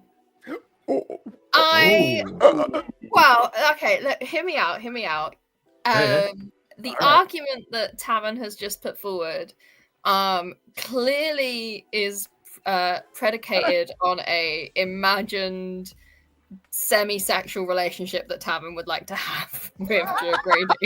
I haven't actually heard any. I was gonna deny all of that until the last bit. To say why he should be either mythic or legendary tier. Now, I love him. Wrong, he's not a bad dude. He's on the good guy side and he does good things. But what is that thing that we're looking for that would even bump him to uncommon? What makes him stand out of the ordinary? Now, we can't just say, well, he's a good guy, he should be up top, because that is implying that everyone in the Black Tower is a dark friend or a baddie, and that is not okay. So I need to hear what sets Joe Grady apart from other good guy Asherman. What puts him apart from Narishma, from Eben Hopwell, from Imarin? What sets him apart? And I've not heard that. Put him at common. Here's what I've got for that. He was one of, if not the first Ashaman to really communicate with an Aes Sedai on equal footing without any bias or any of the anger and hatred. Yeah. Isn't he the one that offered to heat Perrin's metal? Not a euphemism. I think you're right. Is that him or Nailed? Nailed offered. Grady was there and helped. Okay. Never mind then. So he helped with that. Grady does a lot of helping. Yeah. Throughout, like he's the one that opens the gateway for Matt and Troop to go to the Tower of Genji, and then for Perrin and his force to go to the Field of Marilor to get ready for the last battle.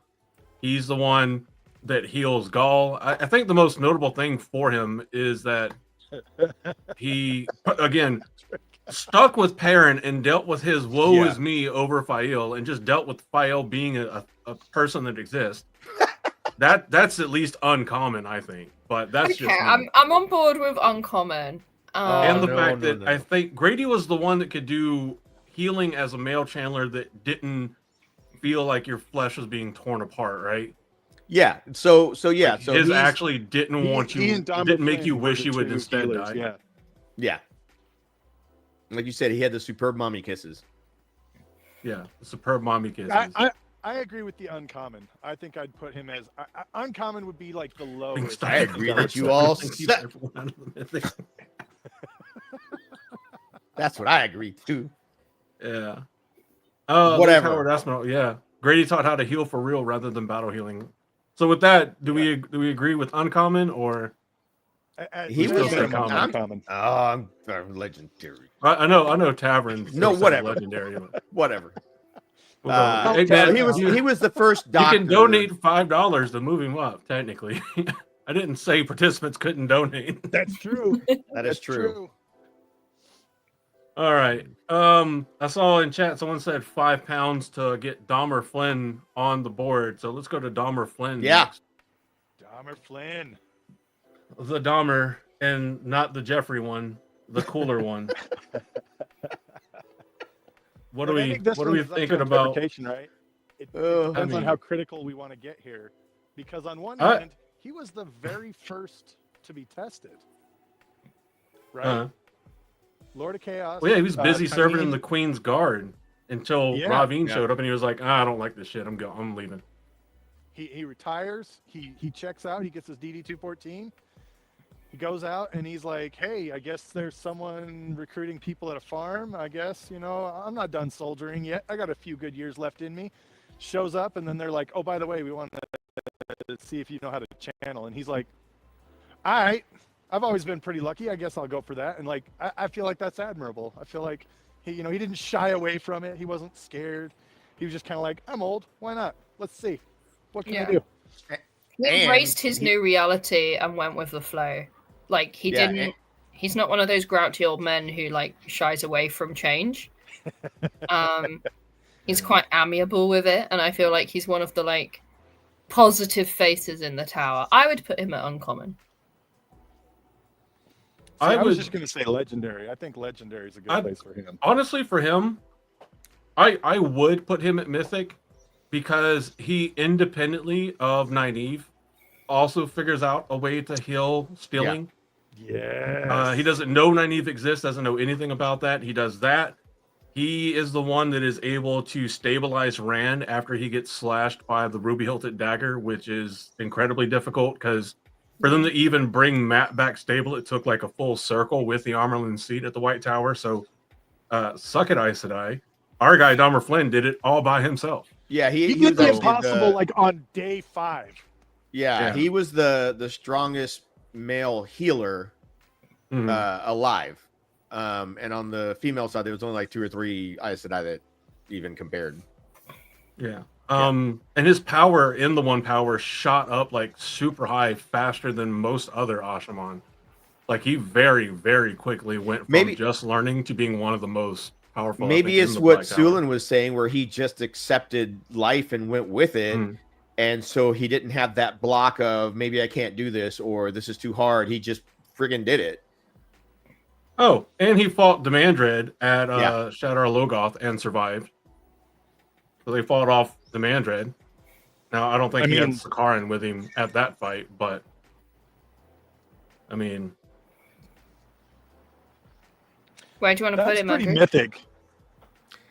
I At do think he deserves mythic. Yeah, at minimum legendary, but yeah. Yeah. I really want to put him at legendary to get somebody to donate five pounds or do it. $5. Put him down at common. Put it down at common.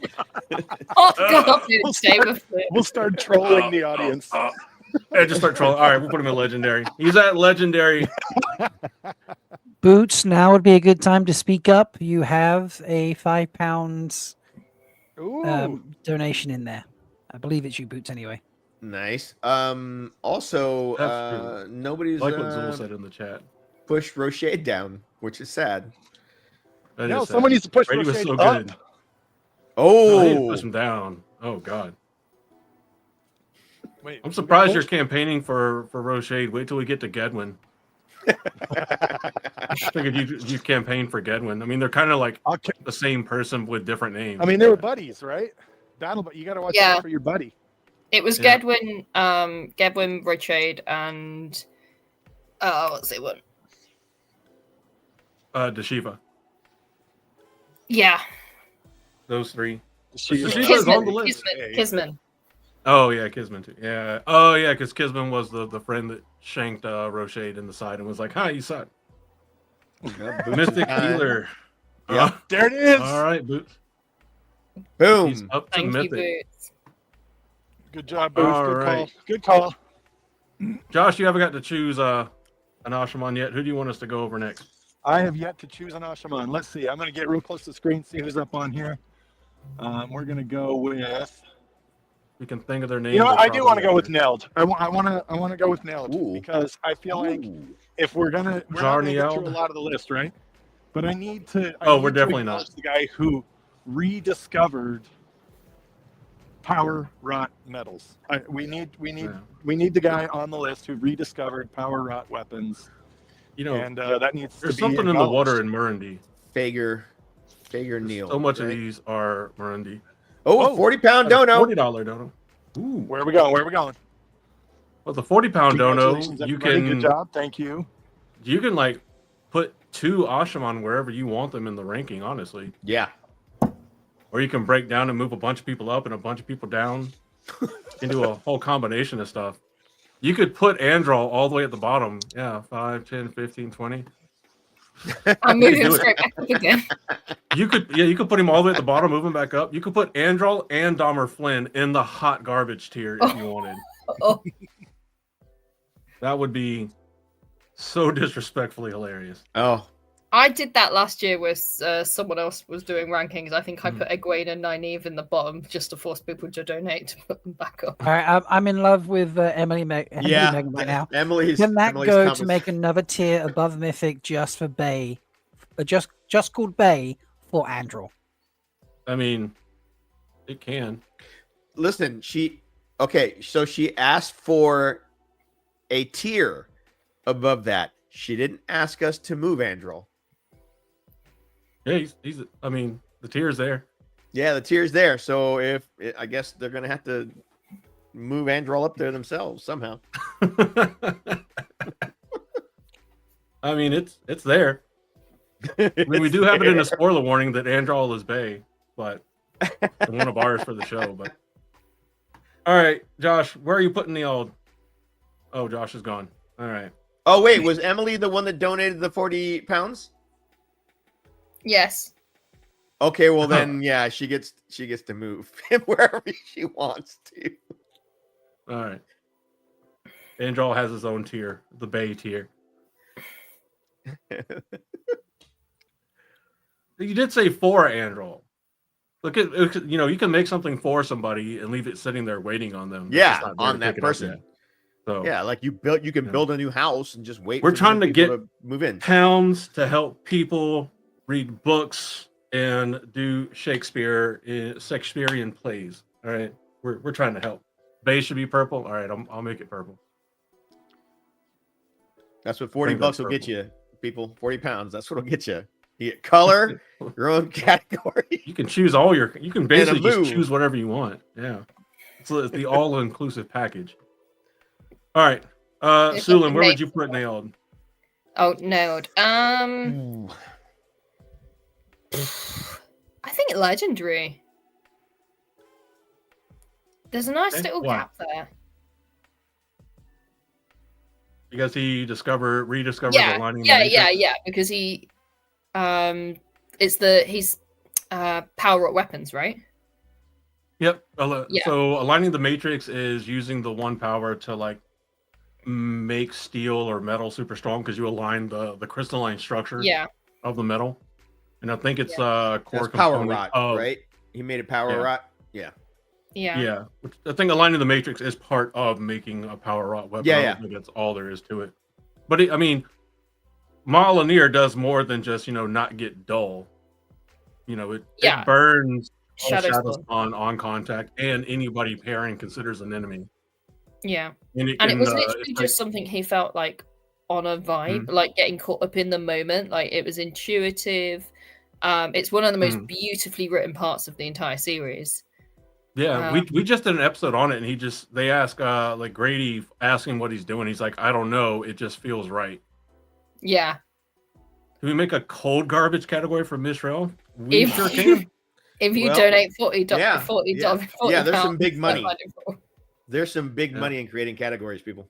Yeah, there's some big. Yeah, you can create whatever category you want. We'll put it where you want for 40 pounds.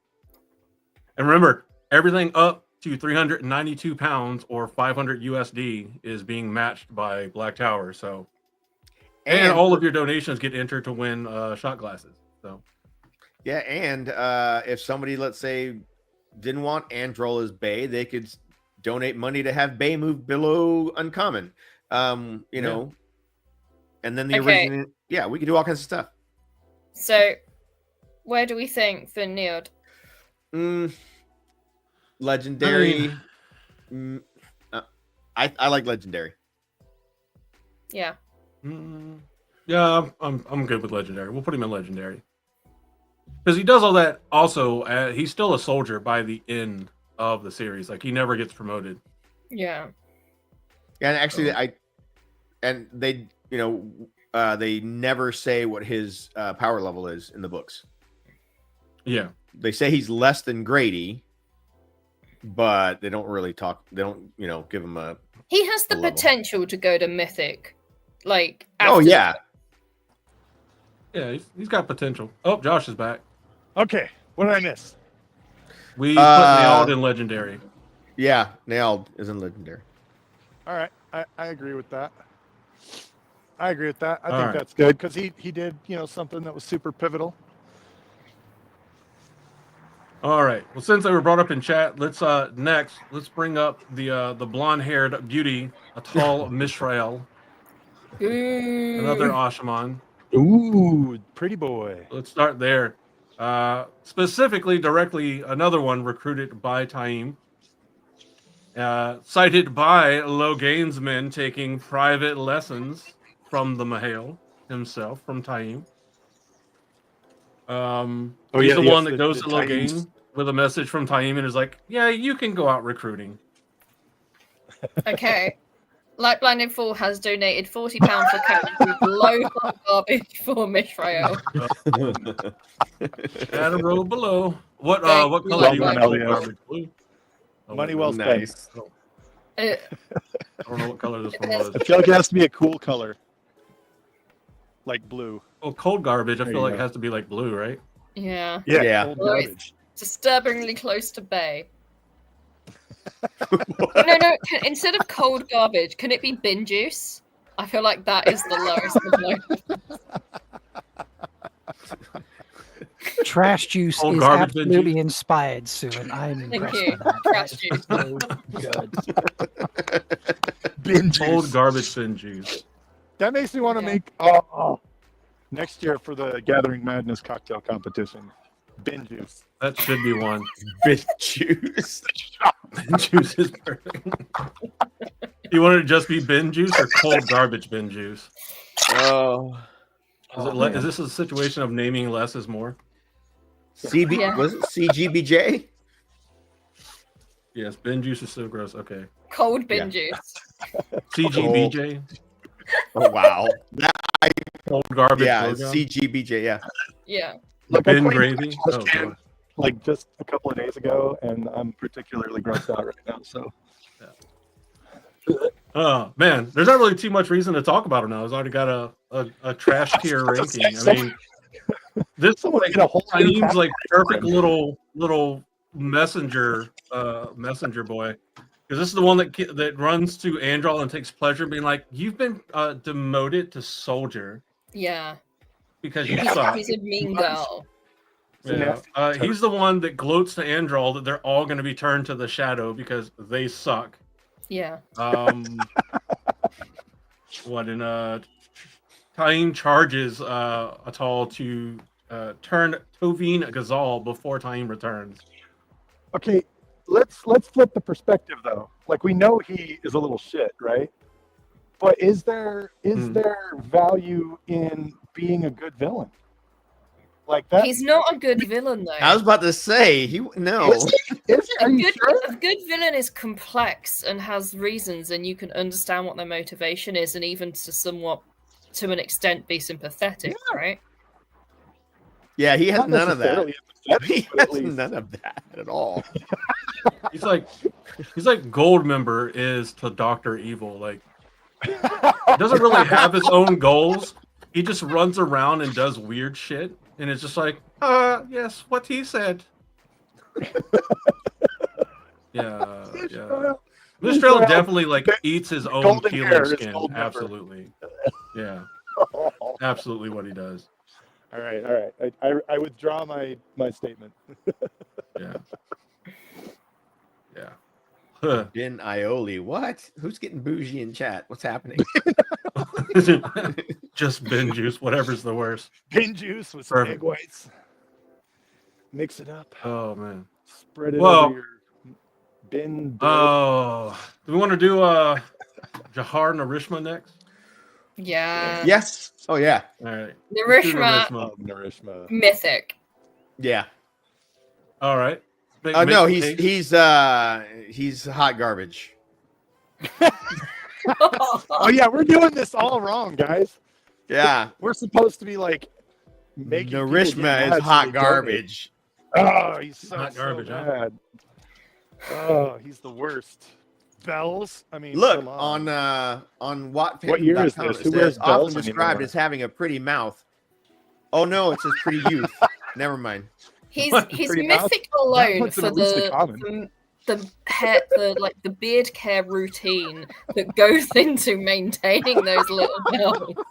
Like Look, getting I up can every day appreciate that. and maintaining those little braids. That's mythic alone. Let I alone mean, the stuff he does dedication. for Rand in the like when Rand fights the Seanchan with Kalendor, he's the guy who goes like he's the one Usherman that Rand actually makes a decision to trust. Yeah. And he goes and gets the Well, sword. He undoes all the traps. He puts them all back in. He is always loyal, and he is always like someone you can trust. He's in the Yeah. prophecy, right? Because Rand. I mean, when you say Rand that, puts but the then, sword like- back in the heart of the stone. Yeah. And He it says, gets "He back, who and follows he's after like- him shall be Yeah. trustable." But then, like, Rand also doesn't tell him about the inverted trap weaves that he left behind. And Rand Yeah, no. plays He was dumb. not happy. He was not happy when he came back. He was Yeah. really not happy. I mean, that's more against Rand. That's just Rand being like a shit Ashaman leader, which he has never been a good Yeah. leader of Yeah. the Black Tower anyway. Is Rand on this So- list? Can we put Rand? he is actually. Well, I you know, almost we- put him on the list, but I didn't. Oh, no. I don't consider him an Ashaman, so I didn't put him on here. There you go. Someone would have to donate to put him on the list, but yeah. Ooh. Yeah, I don't really think he's Yeah, an no. Ashraman either, though. Yeah. I mean, It's like Just- going to school 2 days out of like 12 years and claiming to be like a school kid. listen. Think about it this way. He's like the commander in chief, right? Or the president of the United States. Yeah, exactly. He's removed. not. He's outside He's the rank not. structure. Yeah, he's removed. And at that point in time in the books, Rand was about establishing things, right, for the future. The school, the Black Tower, all these different things. And so he was trying to leave something. So I wouldn't say that he was a bad leader. He just wasn't a leader. He wasn't. I wouldn't consider him a leader. Yeah. I mean, back to Narishma, some of his credit. I mean, he did. What?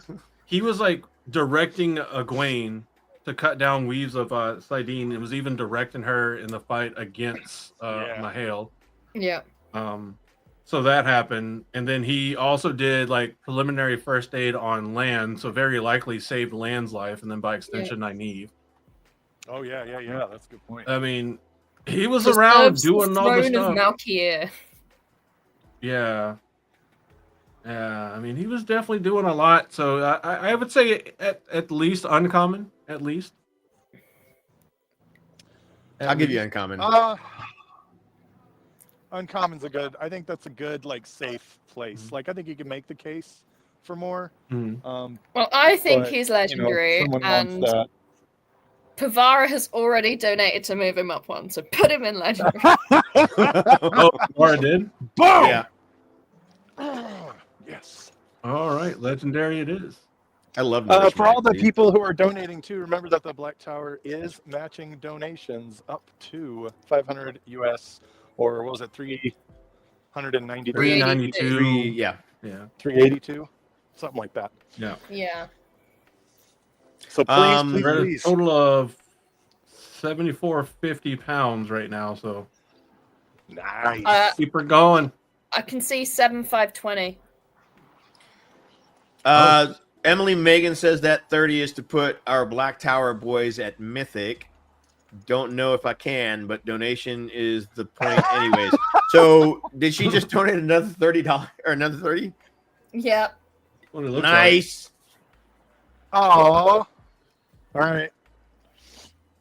And now you guys have the choice to donate to demote us back down to where we belong. Bin juice. Bin juice. Oh man. All right. Let's see. We got Logain, Mazrin Taim, and Corlin Deshiva. Let's go with Taim. Go with Yeah. Taim. All right. Yeah. Mahale himself. What you think- think, Look. Tavern? Yeah, go Tavern. No, I didn't say it. It was Sulin. Sulin, go for it. Oh, go Sulin. I'm gonna put Yeah, you him can at sound the same. uncommon. in the uncommon. He's in the middle, right? He's Mm. all right, fine. He's powerful. He's an absolute lecher, like, you know, creeping on Elaine when she's having to get undressed for her first sister ceremony. You know, eventually, yeah, sure, is one of the only people in this age to get made into a member of the Forsaken. But also, what else has he done?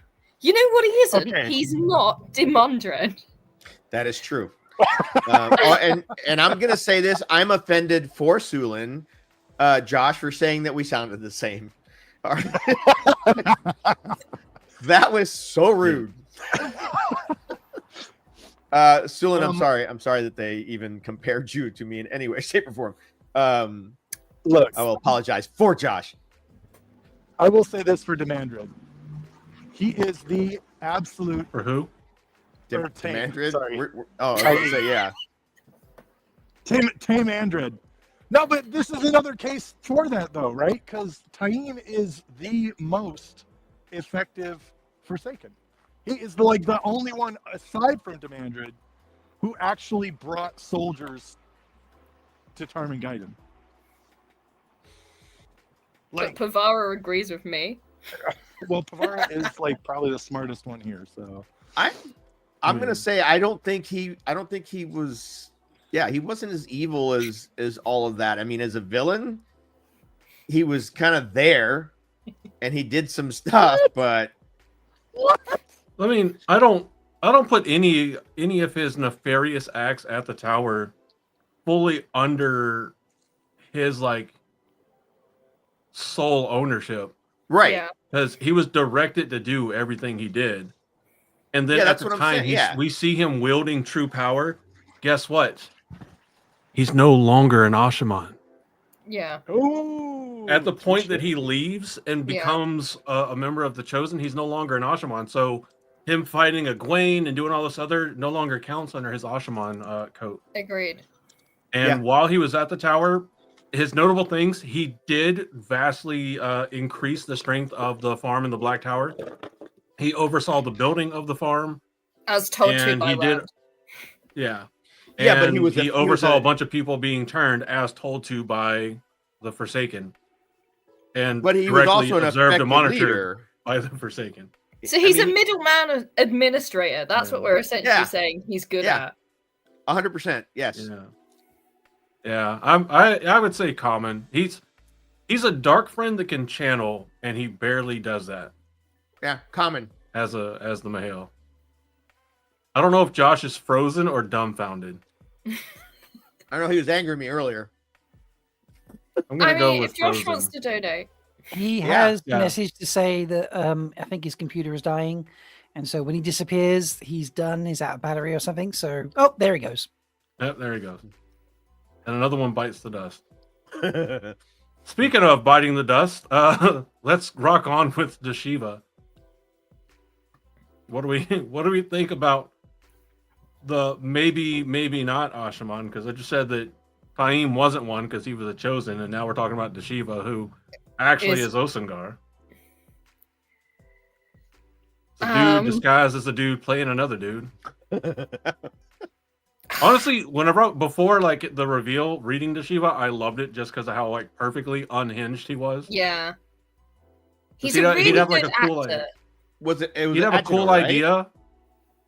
He was Osengar, yeah.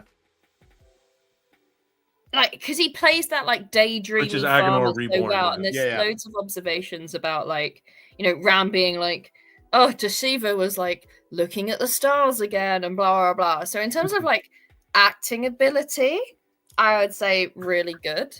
In terms of ability to impact the plot at all, probably hot garbage.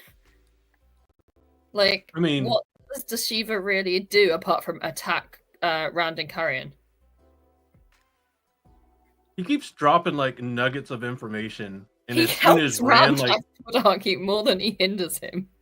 I mean, yeah, absolutely. But I just love how every time he'll say something kind of smart, and Rand immediately gets suspicious and goes, "How do you know that?" And then Dashiva just goes, "Oh, the snozberries taste like snozberries." It's just funny. It was always funny to read Dashiva. Maybe uncommon. I don't know. As an Ashaman, I think that he would be fine as uncommon in his ability to hide what he could actually do. Like, I think he's more notable for what he didn't do than what he did do, given who he was. Yeah. I mean, I'm sticking with common because I mean, he was entertaining to read for sure. You know, and like you said, aside from the attack, what else was there about him? You know? Yeah. You know, it's like Halima, all she did was give Egwene headaches, right? Like those two Forsaken who came back as someone else, I just entirely pointless. Yeah. Oh no, I take it back. I agree with hot garbage here now. I forgot how he died. Isn't he the one who gets killed by Elsa Penfell? Yeah. Oh just yeah, hot Belfars and garbage. thinking there's What a like, brilliant way. oh, the Shiva and or Varen like put her under compulsion to protect Rand. Yeah. Yeah. Okay, you're supposed to be like an epic chosen Forsaken. You've hidden your identity this long, and then you get friendly fired at like a crucial moment. Yeah, that's pretty hot garbage considering who he was. So we're just calling him a lieutenant now, openly. Straight up Butterbar. Gets shot in the back, like fresh out of West Point Butterbar.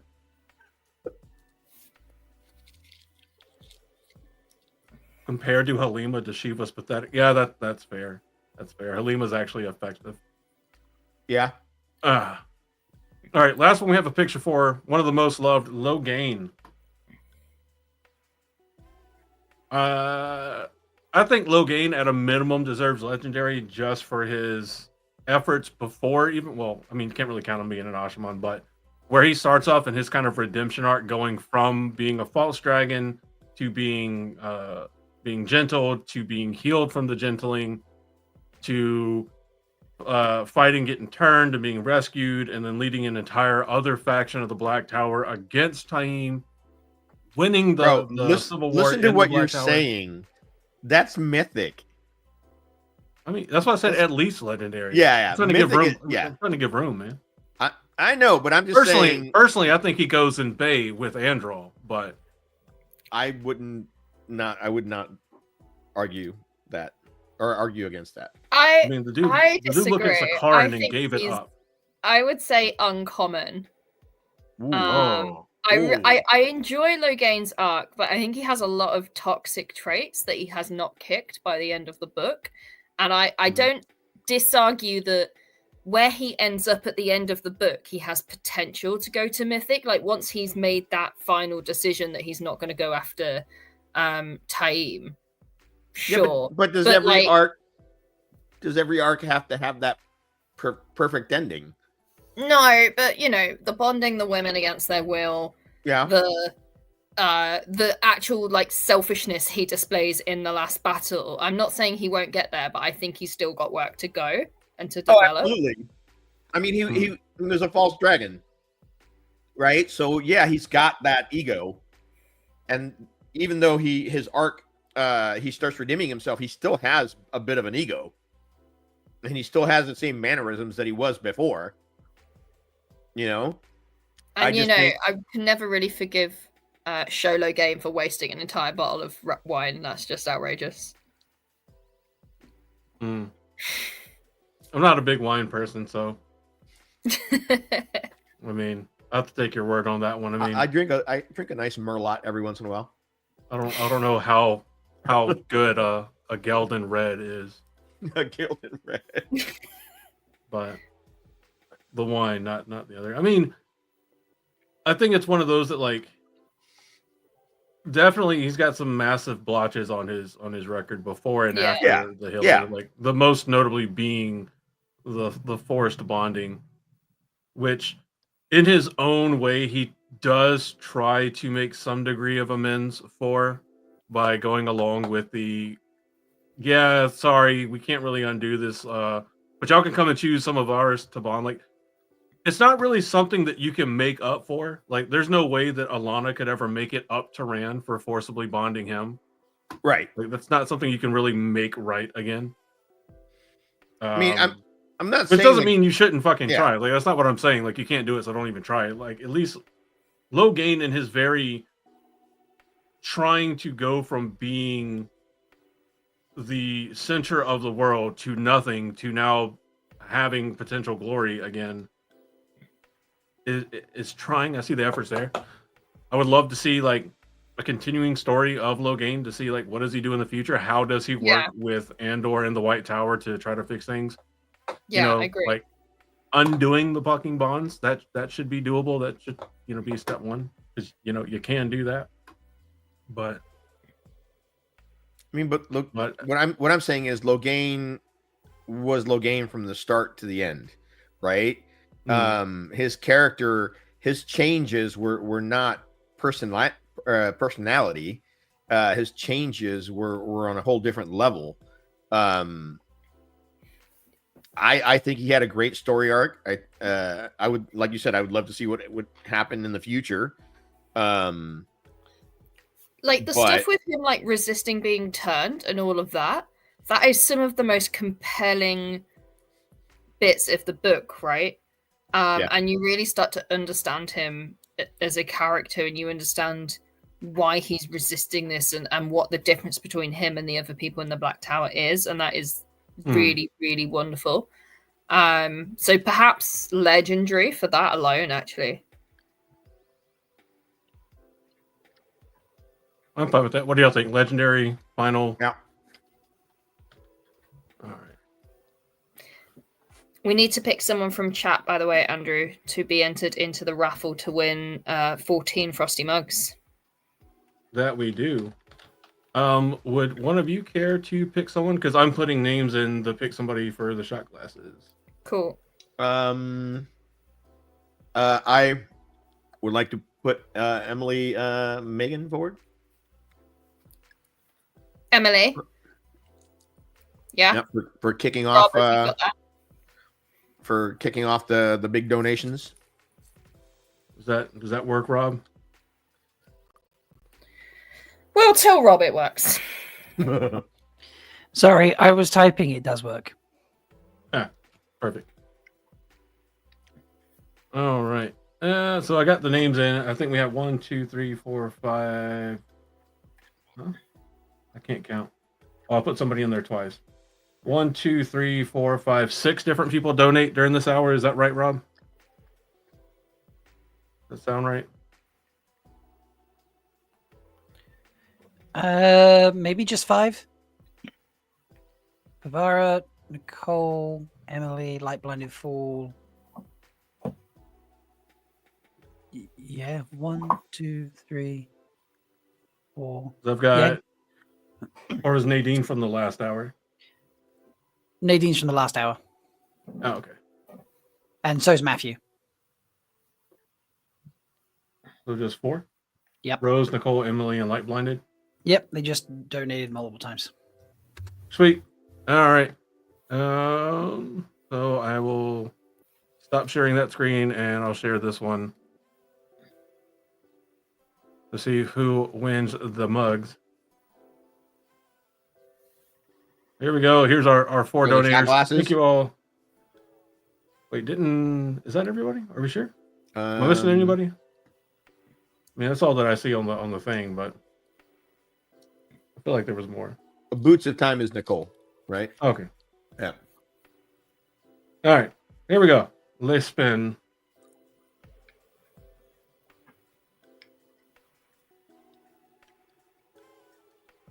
And it's Nicole. Yeah. Look at that. Sweet.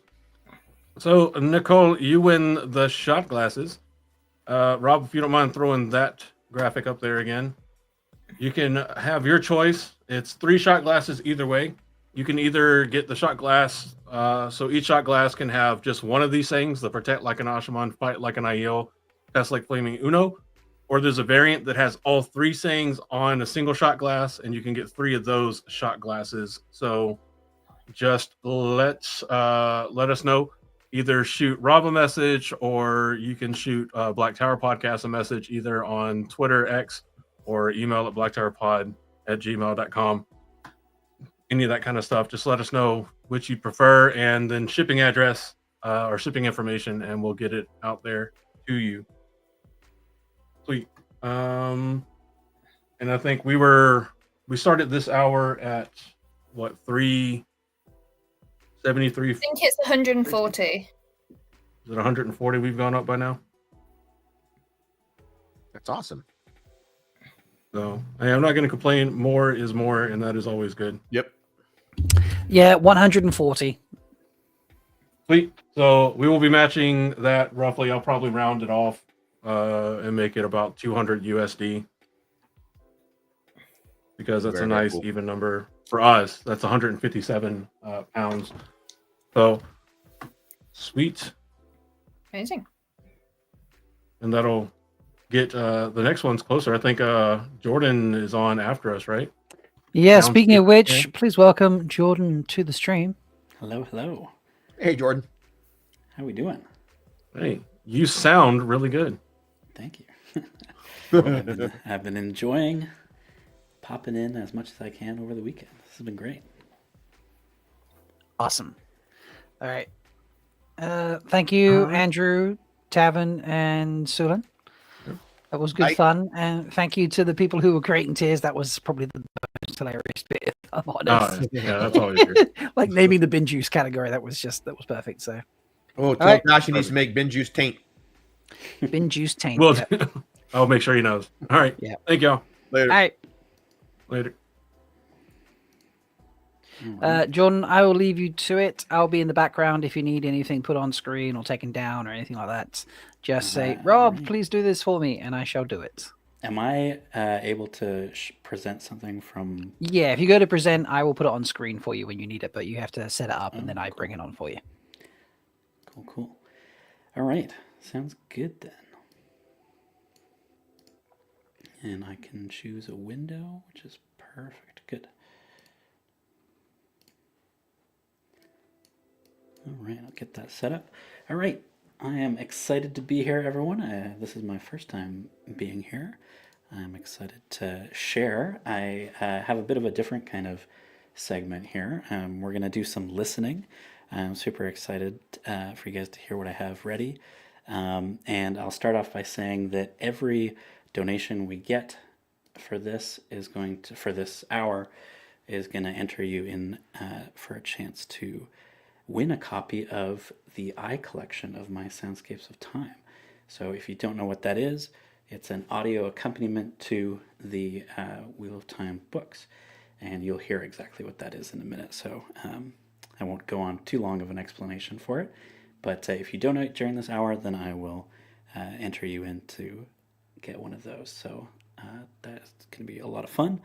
And I was thinking, maybe if we get above 100 euros for this hour, and I know we're at the tail end here, but if we get over 100, then I have a special sample that I might be able to share from one of the later books, which is a demo that I've worked on. So we'll see if we can get to that. It's for Veins of Gold. So yeah, what I've been doing, a little bit about me is I've created this audio accompaniment. I did a Kickstarter, and some awesome support from everyone in the community has allowed me to create sound effects, ambience, an original score for every moment of the first Wheel of Time book. And you can put it with the official audiobook with Michael and Kate, and you can hear this immersive version of the story. And I'm currently working on the second book, and what we have today is a reading with Chapter 5, Winter Night, from the first book. And it's not going to be me reading it, and it's not going to be Michael reading it. It's going to be Lauren from Unraveling the Pattern. So I'm sure most of you know who that is, and I'm really excited for you to hear it because it's pretty exciting. So like I said, if you donate during the hour, then you can be entered into get a chance to win the eye collection of the Soundscape. And if we get high enough, then maybe I can play a sample from Veins of Gold as well. So I will stop chatting and we will get that sample on so that you guys can listen. So sit back and enjoy. And if you can, it's going to be way better if you have headphones on. So grab some headphones if you can. All right. So I'm going to tuck myself away.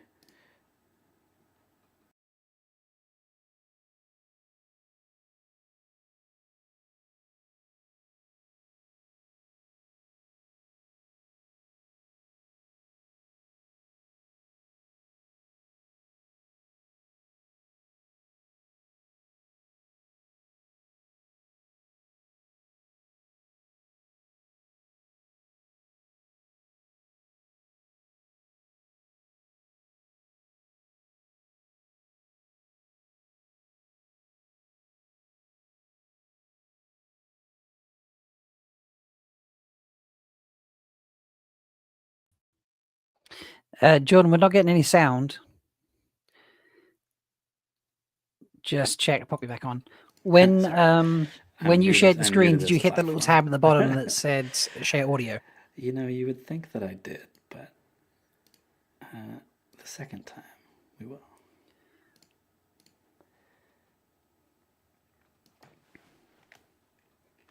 Oh, I have to share a tab to be able to share audio. I see. Well, hopefully this will still work then.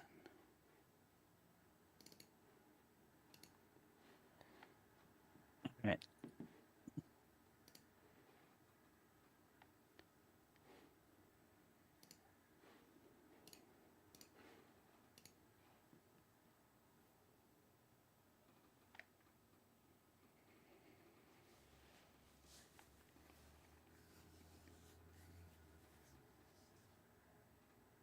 Should there be sound by now?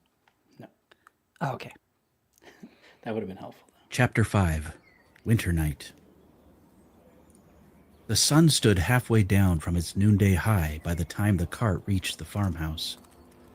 It was not a big house, not nearly so large as some of the sprawling farmhouses to the east, dwellings that had grown over the years to hold entire families.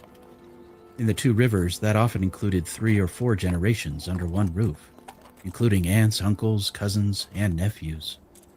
Tam and Rand were considered out of the ordinary, as much for being 2 men living alone as for farming in the Westwood. Here, most of the rooms were on one floor, a neat rectangle with no wings or additions. 2 bedrooms and an attic storeroom fitted up under the steeply sloped thatch. If the whitewash was all but gone from the stout wooden walls after the winter storms, the house was still in a tidy state of repair. The thatch tightly mended, and the doors and shutters well hung and snug fitting. House, barn, and stone sheep pen formed the points of a triangle around the farmyard, where a few chickens had ventured out to scratch at the cold ground. An open shearing shed and a stone dipping trough stood next to the sheep pen. Hard by the fields between the farmyard and the trees loomed the tall cone of a tight-walled curing shed. Few farmers in the Two Rivers could make do without both wool and tobacco to sell when the merchants came. When Rand took a look in the stone pen, the heavy-horned herd ram looked back at him, but most of the black-faced flock remained placidly where they lay, or stood with their heads in the feed trough. Their coats were thick and curly, but it was still too cold for shearing. "I don't think the black-cloaked man came here," Rand called to his father, who was walking slowly around the farmhouse, spear held at the ready, examining the ground intently. "The sheep wouldn't be so settled if that one had been around." Ham nodded but did not stop. When he had made a complete circuit of the house, he did the same around the barn and the sheep pen, still studying the ground. He even checked the smokehouse and the curing shed. Drawing a bucket of water from the well, he filled a cupped hand, sniffed the water, and gingerly touched it with the tip of his tongue. Abruptly he barked a laugh, then drank it down in a quick gulp. "I suppose he didn't," he told Rand, wiping his hand on his coat front. "All this about men and horses I can't see or hear just makes me look crossways at everything." He emptied the well water into another bucket and started for the house, the bucket in one hand and his spear in the other. "I'll start some stew for supper, and as long as we're here, we might as well get caught up on a few chores." Rand grimaced, regretting winter night in Emmons Field. But Tam was right. Around a farm, the work never really got done. As soon as one thing was finished, 2 more always needed doing. He hesitated about it, but kept his bow and quiver close at hand. If the Dark Rider did appear, he had no intention of facing him with nothing but a hoe. First was stabling Bella. Once he had unharnessed her and put her into a stall in the barn next to their cow, he set his cloak aside and rubbed the mare down with handfuls of dry straw, then curried her with a pair of brushes. Climbing the narrow ladder to the loft, he pitched down hay for her feed. He fetched a scoopful of oats for her as well, though there was little enough left, and might be no more for a long while unless the weather warmed soon. The cow had been milked that morning, before first light, giving a quarter of her usual yield. She seemed to be drying up as the winter hung on. Enough feed had been left to see the sheep for 2 days. They should have been in the pasture by now, but there was none worth calling it so. But he topped off their water. Whatever eggs had been laid needed to be gathered, too. There were only 3. The hens seemed to be getting cleverer at hiding them. He was taking a hoe to the vegetable garden behind the house when Tam came out and settled on a bench in front of the barn to mend harness, propping his spear beside him. It made Rand feel better about the bow lying on his cloak a pace from where he stood. Few weeds had pushed above ground, but more weeds than anything else. The cabbages were stunted, barely a sprout of the beans or peas showed, and there was not a sign of a beet. Not everything had been planted, of course, only part, in hopes the cold might break in time to make a crop of some kind before the cellar was empty. It did not take long to finish hoeing, which would have suited him just fine in years past, but now he wondered what they would do if nothing came up this year. Not a pleasant thought, and there was still firewood to split. It seemed to Rand like years since there had not been firewood to split. But complaining would not keep the house warm, so he fetched the axe, propped up bow and quiver beside the chopping block, and got to work. Pine for a quick hot flame, and oak for long burning. Before long he was warm enough to put his coat aside. When the pile of split wood grew big enough, he stacked it against the side of the house, beside other stacks already there. Most reached all the way to the eaves. Usually by this time of the year, wood piles were small and few, but not this year. Chop and stack, he lost himself in the rhythm of the axe and the motions of stacking wood. Tam's hand on his shoulder brought him back to where he was, and for a moment he blinked in surprise. Gray twilight had come on while he worked, and already it was fading quickly toward night. The full moon stood well above the treetops, shimmering pale and bulging as if about to fall on their heads. The wind had grown colder without his noticing, too, and tattered clouds scudded across the darkling sky. "Let's wash up, lad, and see about some supper. I've already carried in water for hot baths before sleep." "Anything hot sounds good to me," Rand said, snatching up his cloak and tossing it round his shoulders. Sweat soaked his shirt, and the wind, forgotten in the heat of swinging the axe, seemed to be trying to freeze it now that he had stopped work. He stifled a yawn, shivering as he gathered the rest of his things. "And sleep, too, for that. I might just sleep right through festival." "Would you care to make a small wager about that?" Tam smiled, and Rand had to grin back. He would not miss Beltane if he had no sleep in a week. No one would. Tam had been extravagant with the candles, and a fire crackled in the big stone fireplace so that the main room had a warm, cheerful feel to it. A broad oaken table was the main feature of the room, other than the fireplace. A table long enough to seat a dozen or more, though there had seldom been so many around it since Rand's mother died. A few cabinets and chests, most of them skillfully made by Tam himself, lined the walls, and high-backed chairs stood around the table. The cushioned chair that Tam called his reading chair sat angled before the flames. Rand preferred to do his reading stretched out on the rug in front of the fire. The shelf of books by the door was not nearly as long as the one at the Wine Spring Inn, but books were hard to come by. Few peddlers carried more than a handful, and those had to be stretched out among everyone who wanted them.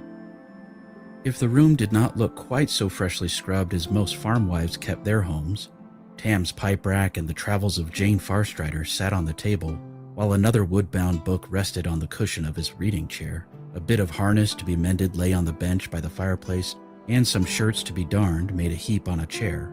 If not quite so spotless, it was still clean and neat enough, with a lived-in look that was almost as warming and comforting as the fire. Here it was possible to forget the chill beyond the walls. There was no false dragon here, no wars or Aes Sedai, no men in black cloaks. The aroma from the stew pot hanging over the fire permeated the room and filled Rand with ravenous hunger. His father stirred the stew pot with a long-handled wooden spoon, then took a taste. A little while longer. Rand hurried to wash his face and hands. There was a pitcher and basin on the washstand by the door. A hot bath was what he wanted, to take away the sweat and soak the chill out. But that would come when there had been time to heat the big kettle in the back room. Tam rooted around in a cabinet and came up with a key as long as his hand. He twisted it in the big iron lock on the door.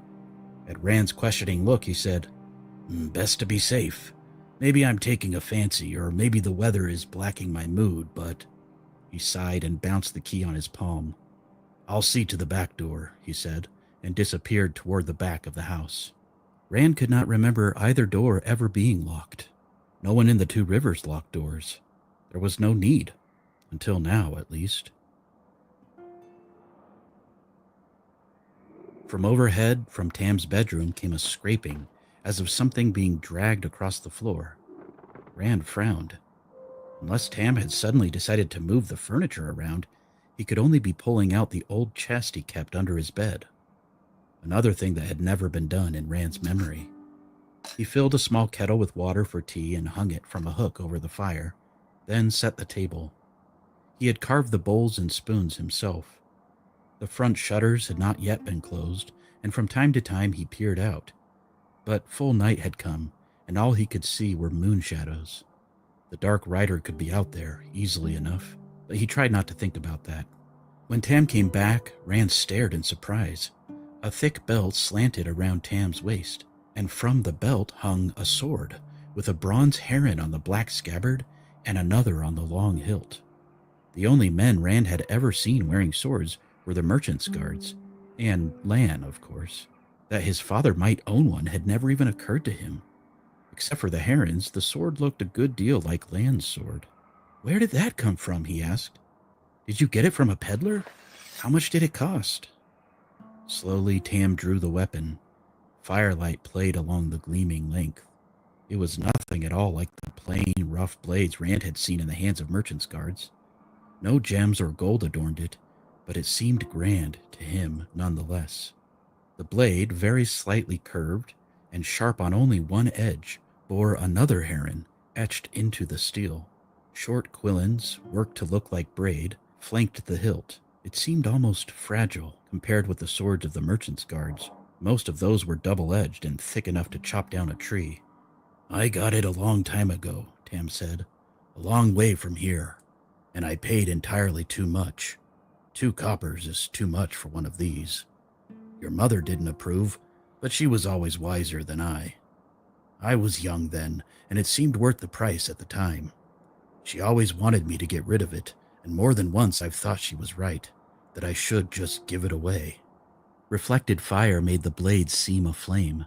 Rand started. He'd often daydreamed about owning a sword. "Give it away? How could you give a sword like that away?" Tam snorted. "Not much use in herding sheep, now is it? Can't plow a field or harvest a crop with it." For a long minute he stared at the sword, as if wondering what he was doing with such a thing.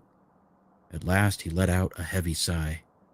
"But if I am not just taken by a black fancy, if our luck runs sour, maybe in the next few days we'll be glad I tucked it in that old chest instead."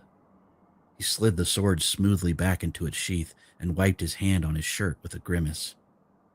"The stew should be ready. I'll dish it out while you fix the tea." Rand nodded and got the tea canister, but he wanted to know everything. Why would Tam have bought a sword? He could not imagine. And where had Tam come by it? How far away? No one ever left the Two Rivers, or very few at least. He had always vaguely supposed his father must have gone outside. His mother had been an outlander. But a sword?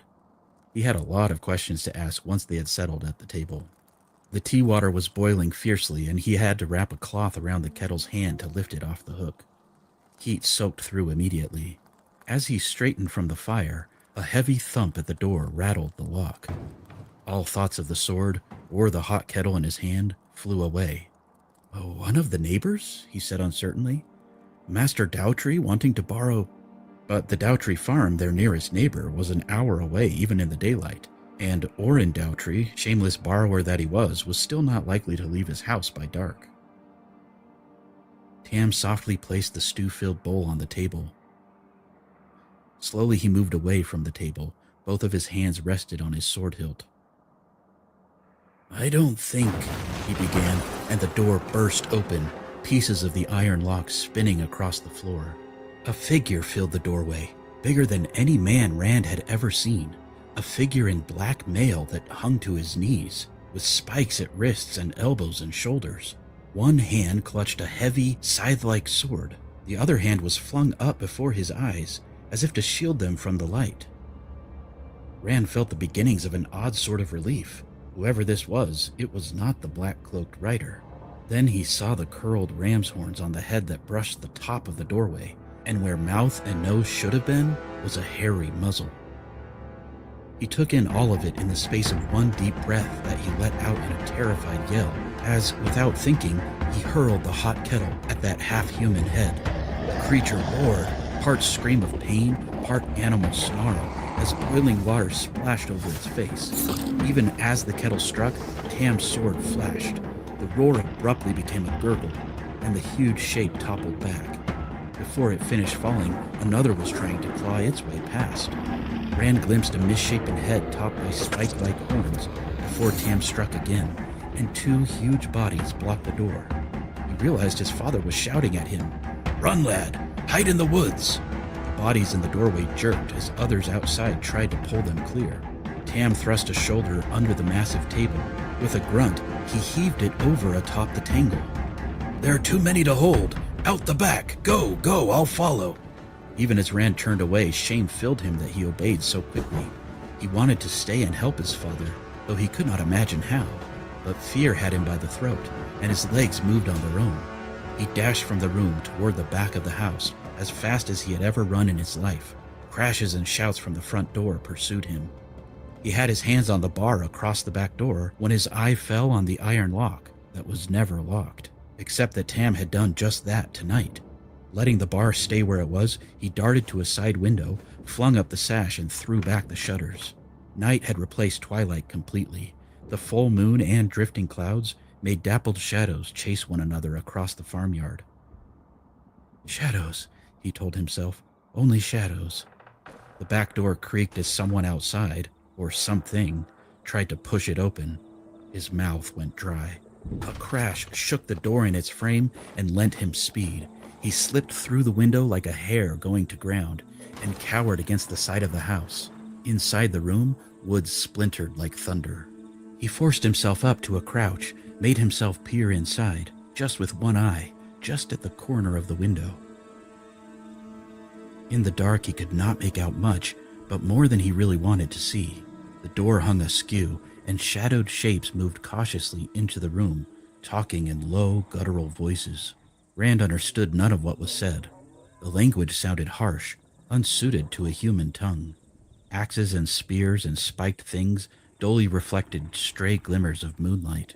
Boots scraped on the floor, and there was a rhythmic click, as of hooves as well. He tried to work moisture back into his mouth. Drawing a deep, ragged breath, he shouted as loudly as he could, "They're coming in the back!" The words came out in a croak, but at least they came out. He had not been sure they would. "I'm outside! Run, father!" With the last word, he was sprinting away from the farmhouse. Hoarse-voiced shouts in the strang tongue raged from the back room. Glass shattered, loud and sharp, and something thudded heavily to the ground behind him. He guessed one of them had broken through the window rather than try to squeeze through the opening, but he did not look back to see if he was right. Like a fox running from hounds, he darted into the nearest moon-cast shadows, as if headed for the woods, then dropped to his belly and slithered back to the barn and its larger, deeper shadows. Something fell across his shoulders, and he thrashed about, not sure if he was trying to fight or escape, until he realized he was grappling with the new hoe handle Tam had been shaping. Idiot. For a moment he lay there trying to stop panting. Copland fool, idiot. At last he crawled on along the back of the barn, dragging the hoe handle with him. It was not much, but it was better than nothing. Cautiously he looked around the corner at the farmyard and the house. Of the creature that had jumped out after him, there was no sign. It could be anywhere, hunting him, surely, even creeping up on him at that very moment. Frightened bleats filled the sheep pen to his left. The flock milled as if trying to find an escape. Shadowed shapes flickered in the lighted front windows of the house, and the clash of steel on steel rang through the darkness. Suddenly, one of the windows burst outward in a shower of glass and wood as Tam leapt through it, sword still in hand. He landed on his feet, but instead of running away from the house, he dashed toward the back of it, ignoring the monstrous things scrambling after him through the broken window and the doorway. Rand stared in disbelief. Why was he not trying to get away? Then he understood. Tam had last heard his voice from the rear of the house. "Father," he shouted, "I'm over here!" In mid-stride, Tam whirled, not running toward Rand, but at an angle away from him. "Run, lad!" he shouted, gesturing with the sword, as if to someone ahead of him. "Hide!" A dozen huge forms streamed after him, harsh shouts and shrill howls shivering the air. Rand pulled back into the shadows behind the barn. There he could not be seen from the house, in case any of the creatures were still inside. He was safe, for the moment at least. But not Tam. Tam, who was trying to lead those things away from him. His hands tightened on the hoe handle, and he had to clench his teeth to stop a sudden laugh. A hoe handle. Facing one of those creatures with a hoe handle would not be much like playing at quarterstaffs with Perrin, but he could not let Tam face what was chasing him alone. "If I move like I was stalking a rabbit," he whispered to himself, "they'll never hear me or see me." The eerie cries echoed in the darkness, and he tried to swallow. More like a pack of starving wolves. Soundlessly, he slipped away from the barn toward the forest, gripping the hoe handle so hard that his hands hurt. At first, when the trees surrounded him, he took comfort from them. They helped hide him from whatever the creatures were that had attacked the farm. As he crept through the woods, though, moon shadows shifted, and it began to seem as if the darkness of the forest changed and moved, too. Trees loomed malevolently. Branches writhed toward him. But were they just trees and branches? He could almost hear the growling chuckles stifled in their throats while they waited for him. The howls of Tam's pursuers no longer filled the night, but in the silence that replaced them, he flinched every time the wind scraped one limb against another. Lower and lower he crouched and moved more and more slowly. He hardly dared to breathe for fear he might be heard. Suddenly, a hand closed over his mouth from behind, and an iron grip seized his wrist. Frantically, he clawed over his shoulder with his free hand for some hold on the attacker. "Don't break my neck, lad," came Tam's hoarse whisper. Relief flooded him, turning his muscles to water. When his father released him, he fell to his hands and knees, gasping as if he had run for miles. Tam dropped down beside him, leaning on one elbow. "I wouldn't have tried that if I had thought how much you've grown in the last few years," Tam said softly. His eyes shifted constantly as he spoke, keeping a sharp watch on the darkness. "But I had to make sure you didn't speak out. Some Trollocs can hear like a dog. Maybe better." "But Trollocs are just—" Rand let the words trail off. "Not just a story. Not after tonight. Those things could be Trollocs or the Dark One himself for all he knew." "Are you sure?" he whispered. "I mean, Trollocs?" "I'm sure. Though what brought them to the two rivers? I never saw one before tonight, but I've talked with men who have, so I know a little. Maybe enough to keep us alive. Listen closely. A Trolloc can see better than a man in the dark, but bright lights blind them, for a time at least. That may be the only reason we got away from so many. Some can track by scent or sound, but they're said to be lazy. If we can keep out of their hands long enough, they should give up." That made Rand feel only a little better. In the stories, they hate men and serve the Dark One. "If anything belongs in the Shepherd of the Night's flocks, lad, it is Trollocs. They kill for pleasure of killing, so I've been told. But that's the end of my knowledge, except that they cannot be trusted unless they're afraid of you, and then not far." Rand shivered. He did not think he would want to meet anyone a Trolloc was afraid of. "Do you think they're still hunting for us?" "Maybe, maybe not. They don't seem very smart. Once we got into the forest, I sent the ones after me off toward the mountains without much trouble. Tam fumbled at his right side, then put his hand close to his face. Best act as if they are, though. You're hurt. Keep your voice down. It's just a scratch, and there's nothing to be done about it now, anyway. At least the weather seems to be warming. He lay back with a heavy sigh. Perhaps it won't be too bad spending the night out. In the back of his mind, Rand had just been thinking fond thoughts of coat and cloak. The trees cut the worst of the wind, but what gusted through still sliced like a frozen knife. Hesitantly, he touched Tam's face and winced. You're on fire. I have to get you to Nynaeve. In a bit, lad. We don't have any time to waste. It's a long way in the dark. He scrambled to his feet and tried to pull his father up. A groan, barely stifled by Tam's clenched teeth, made Rand hastily ease him back down. Let me rest a while, boy. I'm tired. Rand pounded his fist on his thigh. Snug in the farmhouse, with a fire and blankets, plenty of water and willow bark. He might have been willing to wait for daybreak before hitching Bella and taking Tam into the village. Here was no fire, no blankets, no cart, and no Bella. But those things were still back at the house. If he could not carry Tam to them, perhaps he could bring some of them, at least, to Tam. If the Trollocs were gone, they had to be gone. They had to go sooner or later. He looked at the hoe handle, then dropped it. Instead, he drew Tam's sword. The blade gleamed dully in the pale moonlight. The long hilt felt odd in his hand. The weight and heft were strange. He slashed at the air a few times before stopping with a sigh. Slashing at air was easy. If he had to do it against a Trolloc, he was surely just as likely to run instead, or freeze stiff so he could not move at all until the Trolloc swung one of those odd swords and... Stop it! It's not helping anything. As he started to rise, Tam caught his arm. Where are you going? We need the cart, he said gently, and blankets. He was rocked at how easily he pulled his father's hand from his sleeve. Rest, and I'll be back. Careful, Tam breathed. He could not see Tam's face in the moonlight, but he could feel his eyes on him. I will be. As careful as a mouse exploring a hawk's nest, he thought. As silently as another shadow, he slid into the darkness. He thought of all the times he had played tag in the woods with his friends as children, stalking one another, straining not to be heard until he put a hand on someone's shoulder. Somehow he could not make this seem the same. Creeping from tree to tree, he tried to make a plan, but by the time he reached the edge of the woods, he had made and discarded 10. Everything depended on whether or not the Trollocs were still there. If they were gone, he could simply walk up to the house and take what he needed. If they were still there, in that case there was nothing for it but to go back to Tam. He did not like it, but he could do Tam no good by getting killed. He peered toward the farm buildings.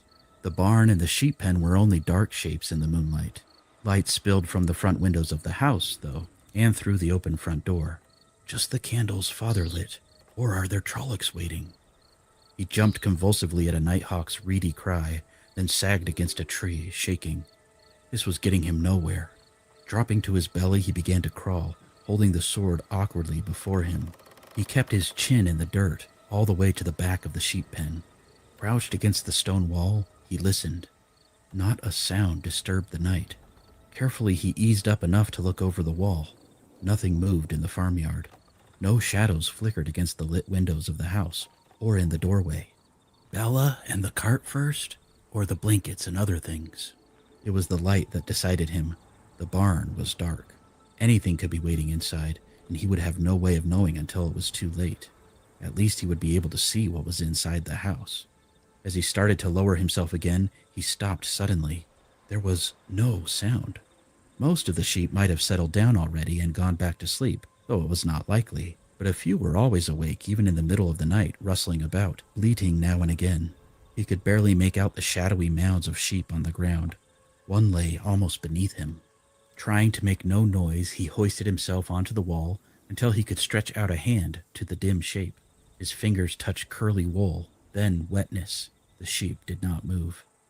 Breath left him in a rush as he pushed back, almost dropping the sword as he fell to the ground outside the pen. They kill for fun. Shakily, he scrubbed the wetness from his hand in the dirt. Fiercely, he told himself that nothing had changed. The Trollocs had done their butchery and gone. Repeating that in his mind, he crawled on across the farmyard, keeping as low as he could, but trying to watch every direction, too. He had never thought he would envy an earthworm. At the front of the house, he lay close beside the wall, beneath the broken window, and listened. The dull thudding of blood in his ears was the loudest sound he heard. Slowly he reared up and peered inside. The stew pot lay upside down in the ashes on the hearth. Splintered, broken wood littered the room. Not a single piece of furniture remained whole. Even the table rested at an angle, 2 legs hacked to rough stubs. Every drawer had been pulled out and smashed. Every cupboard and cabinet stood open, many doors hanging by one hinge. Their contents were strewn over the wreckage, and everything was dusted with white. Flour and salt, to judge from the slashed sacks tossed down by the fireplace. 4 twisted bodies made a tangle in the remnants of the furnishings. Trollocs. Rand recognized one by its ram's horns. The others were much the same, even in their differences. A repulsive melange of human faces distorted by muzzles, horns, feathers, and fur. Their hands, almost human, only made it worse. 2 wore boots, the others had hooves. He watched without blinking until his eyes burned. None of the Trollocs moved. They had to be dead. And Tam was waiting. He ran in through the front door and stopped, gagging at the stench. A stable that had not been mucked out in months was the only thing he could think of that might come close to matching it.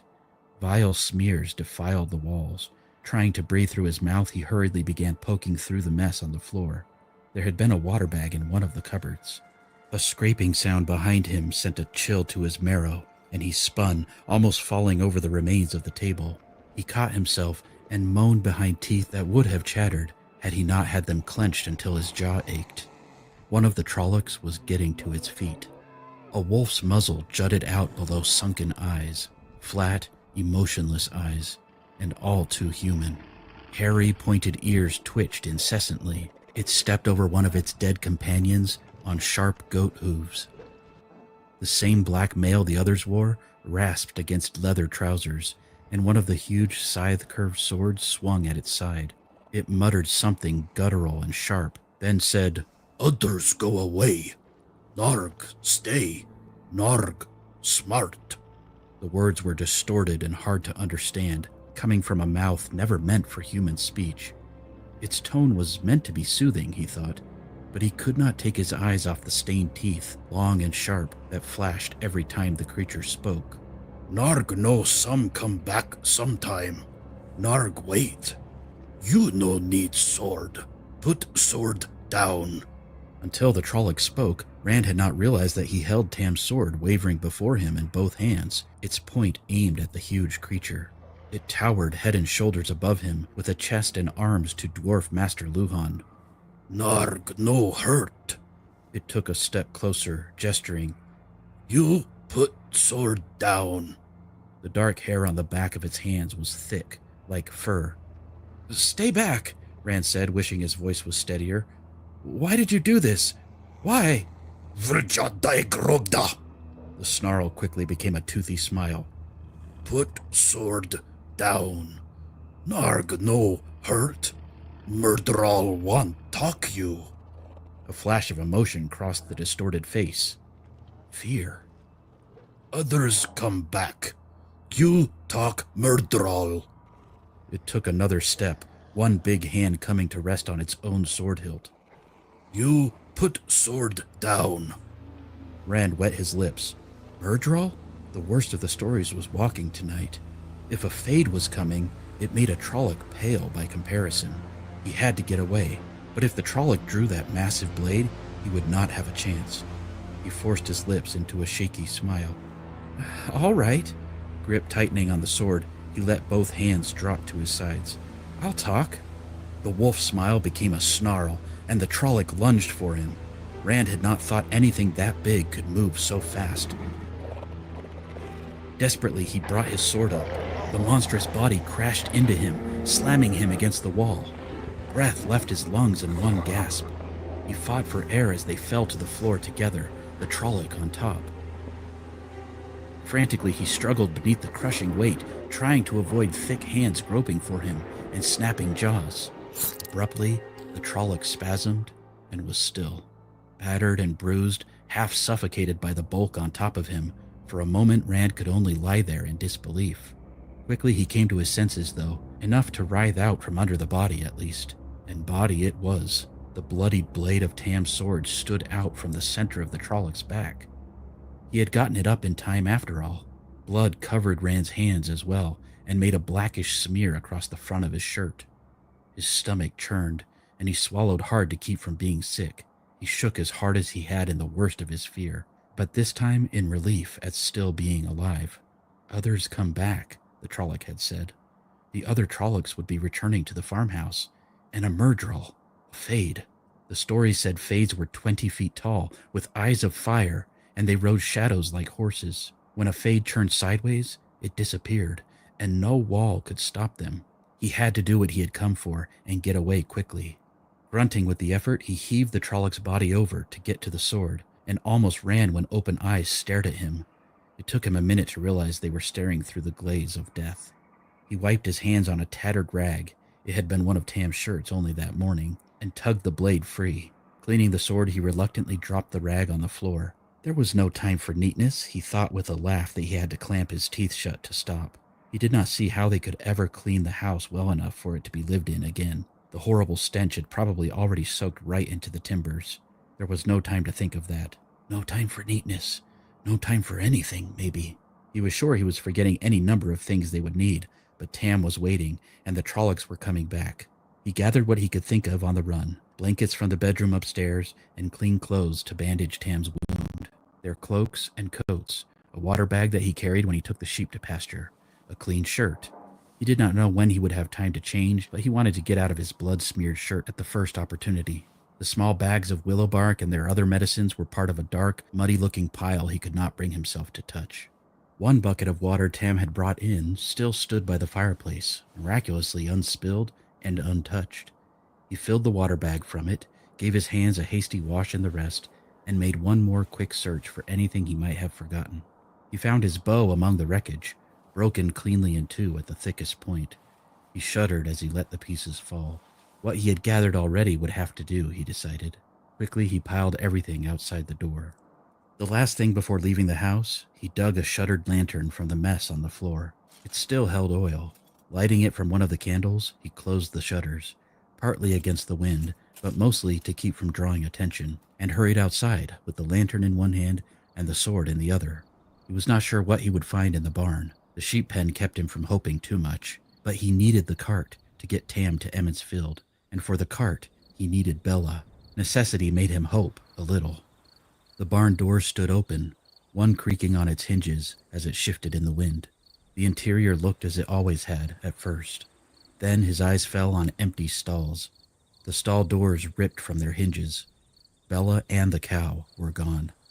Quickly he went to the back of the barn. The cart lay on its side, half the spokes broken out of its wheels. One shaft was only a foot-long stump. The despair he had been holding at bay filled him.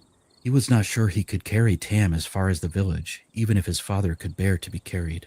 The pain of it might kill Tam more quickly than the fever. Still, it was the only chance left. He had done all he could do here. As he turned to go, his eyes fell on the hacked-off cart shaft lying on the straw-strewn floor. Suddenly, he smiled.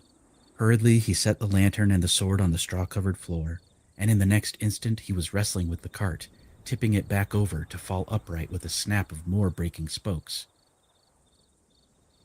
Then, throwing his shoulder into it to heave it over on the other side, the undamaged shaft stood straight out.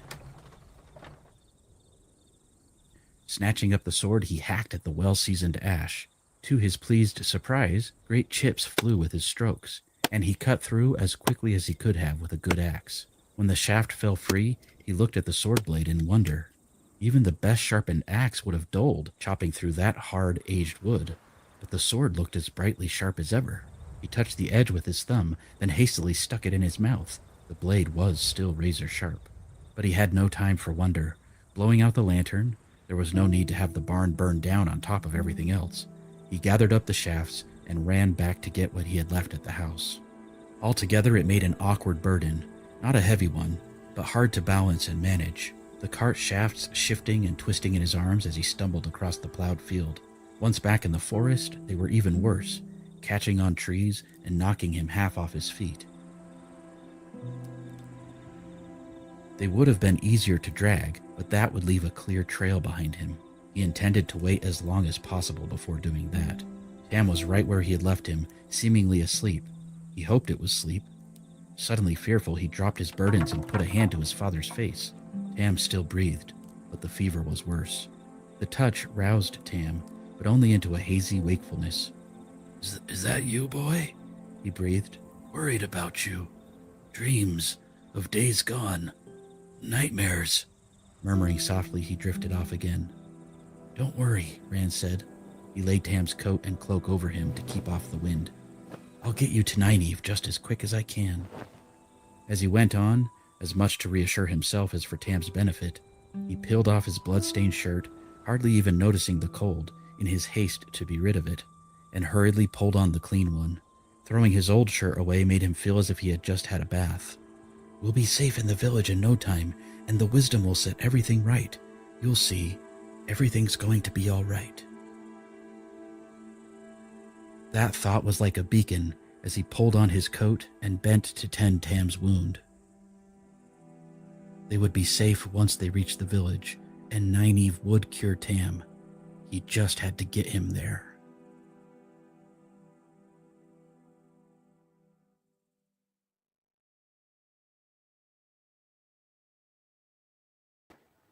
All right. Hope everyone enjoyed that. It was a lot of fun to put together. And we've got some people to be entered into the donation, so that's cool. But we also have a little bit of time left, so I think if we want, we can listen to Veins of Gold. Let me know in the chat if we want to do that. We might have to switch the spoiler warning now.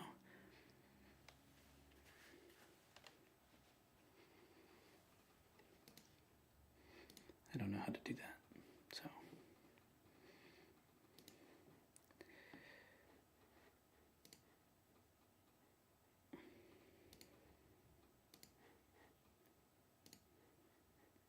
All right.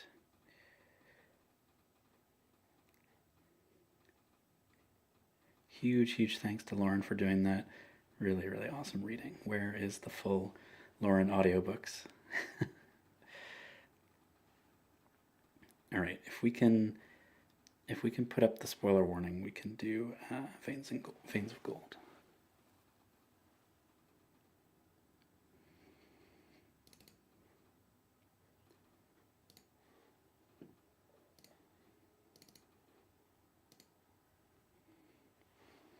All right. I don't have a fancy visual for this, I'm sorry. But that's okay.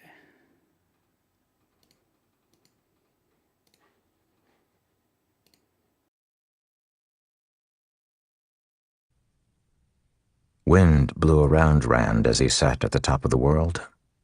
His weaving of air and fire had melted away the snow around him, exposing a jagged, gray-black tip of rock about 3 paces wide. The peak was like a broken fingernail jutting into the sky, and Rand sat atop it. As far as he could tell, it was the very tip of Dragon Mount, perhaps the highest point in the world. He sat upon his small outcropping, the access key sitting on the rock in front of him. The air was thin here, and he'd had trouble breathing until he'd found a way to weave air so that it compressed slightly around him. Like the weave that warmed him, he wasn't certain how he'd done it. He vaguely remembered Osmodian trying to teach him a similar weave, and Rand hadn't been able to get it right. Now it came naturally. Luce Theron's influence or his own growing familiarity with the One Power. Dragon Mount's broken, open mouth lay several hundred feet beneath him to the left. The scents of ash and sulfur were pungent, even at this distance. The maw was black with ash and red from molten rock and blazing fires. He still held to the source. He didn't dare let go. The last time he'd seized it had been the worst he could remember, and he feared that the sickness would overpower him if he tried again. He had been here for hours. and yet he did not feel tired. He stared at the Tirangrial, thinking. What was he? What was the dragon reborn? A symbol? A sacrifice? A sword meant to destroy? A sheltering hand meant to protect? A puppet playing a part over and over again? He was angry. Angry at the world, angry at the pattern, angry at the Creator for leaving humans to fight against the Dark One with no direction. What right did any of them have to demand Rand's life of him? Well, Rand had offered that life to them. It had taken him a great while to accept his death, but he had made his peace. Wasn't that enough? Did he have to be in pain until the end? He had thought that if he made himself hard enough, it would take away the pain. If he couldn't feel, then he couldn't hurt. The wounds in his side pulsed in agony. For a time, he'd been able to forget them. But the deaths he had caused rubbed his soul raw. That list starting with Moraine. Everything had begun to go wrong at her death. Before that, he'd still had hope. Before that, he'd never been put in a box. He understood what would be required of him, and he'd changed in the ways he thought needed. Those changes were to keep him from being overwhelmed. Die to protect people he didn't know? Chosen to save mankind? Chosen to force the kingdoms of the world to unite behind him, destroying those who refused to listen? Chosen to cause the deaths of thousands who fought in his name? To hold those souls upon his shoulders, a weight that must be borne? What man could do these things and remain sane? The only way he had seen had been to cut off his emotions, to make himself Gwendyar. But he had failed. He hadn't been able to stamp his feelings out. The voice inside had been so small, but it had pricked at him, like a needle making the smallest of holes in his heart. Even the smallest of holes would let the blood leak free. Those holes would bleed him dry. The quiet voice was gone now. It had vanished when he'd thrown Tam to the floor and nearly killed him. Without that voice, did Rand dare continue? If it was the last remnant of the old Rand, the Rand who had believed that he knew what was right and what was wrong, then what did its silence mean? Rand picked up the access key and stood up, boots scraping stone. It was midday, though the sun still lay hidden behind the clouds. Below he could see hills and forests, lakes and villages. And what if I don't want the pattern to continue? He bellowed.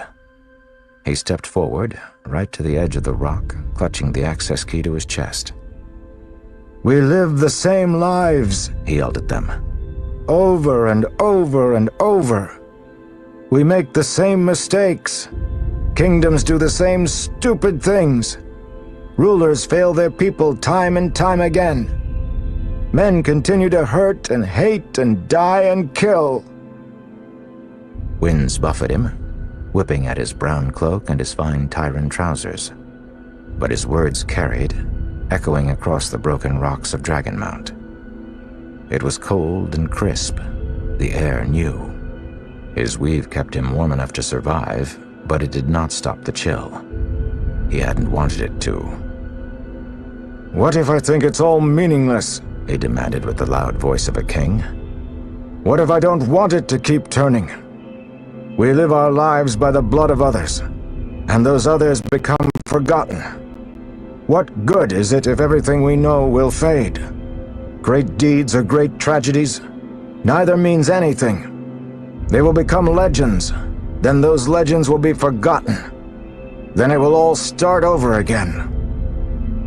The access key began to glow in his hands. The clouds above seemed to grow darker. Rand's anger beat in rhythm with his heart, demanding to be set free. What if he is right? Rand bellowed. What if it's better for this all to end? What if the light was a lie all along, and this is all just a punishment? We live again and again, growing feeble, dying, trapped forever. We are to be tortured for all time. Power flooded into Rand like surging waves filling a new ocean. He came to life, glorying in Sayadine, not caring that the display must be brilliantly visible to men everywhere who could channel. He felt himself alight with the power, like a sun to the world below. None of this matters! He closed his eyes, drawing in more and more power, feeling as he had only twice before. Once, when he had cleansed Sayadine. Once, when he had created this mountain. Then he drew in more. He knew that much power would destroy him. He had stopped caring. Fury that had been building in him for years finally boiled free, unleashed at long last. He spread his arms out wide, access key in his hand. Lews Therin had been right to kill himself and create Dragonmount. Only he hadn't gone far enough. Rand could remember that day. The smoke, the rumbling, the sharp pains of a healing, bringing him back to lucidity as he lay in a broken palace.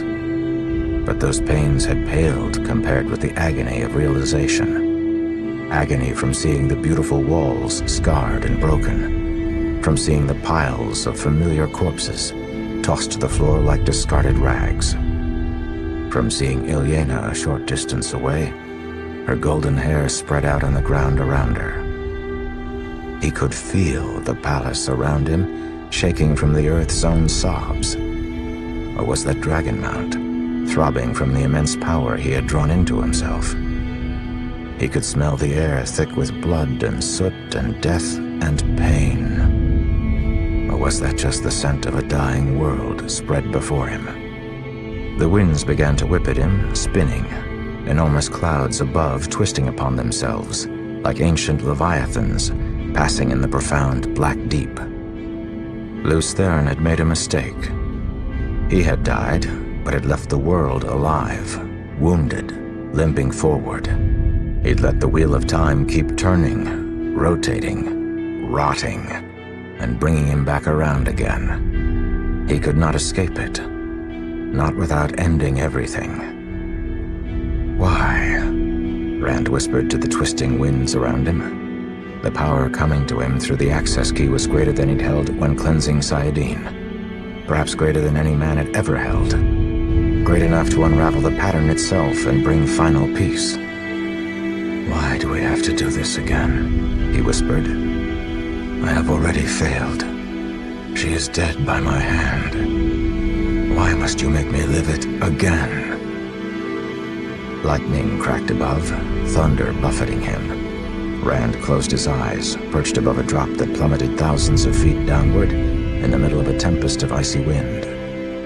Through his eyelids, he could sense the blazing light of the access key. The power he held inside dwarfed that light. He was the sun. He was fire. He was life and death. Why? Why must they do this over and over?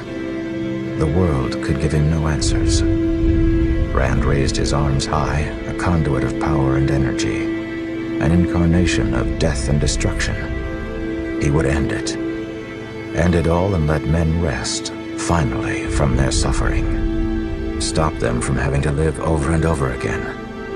Why? Why had the Creator done this to them? Why? Why do we live again? Lews Therin asked suddenly. His voice was crisp and distinct. Yes, Rand said, pleading.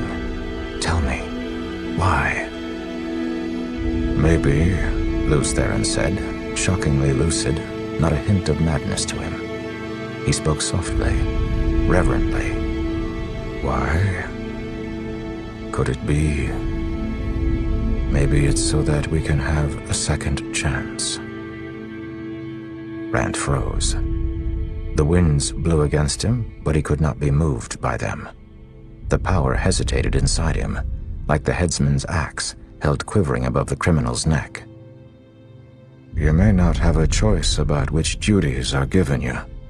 Tam's voice, just a memory, said in his mind. But you can choose why you fulfill them. Why, Rand? Why do you go to battle? What is the point? Why?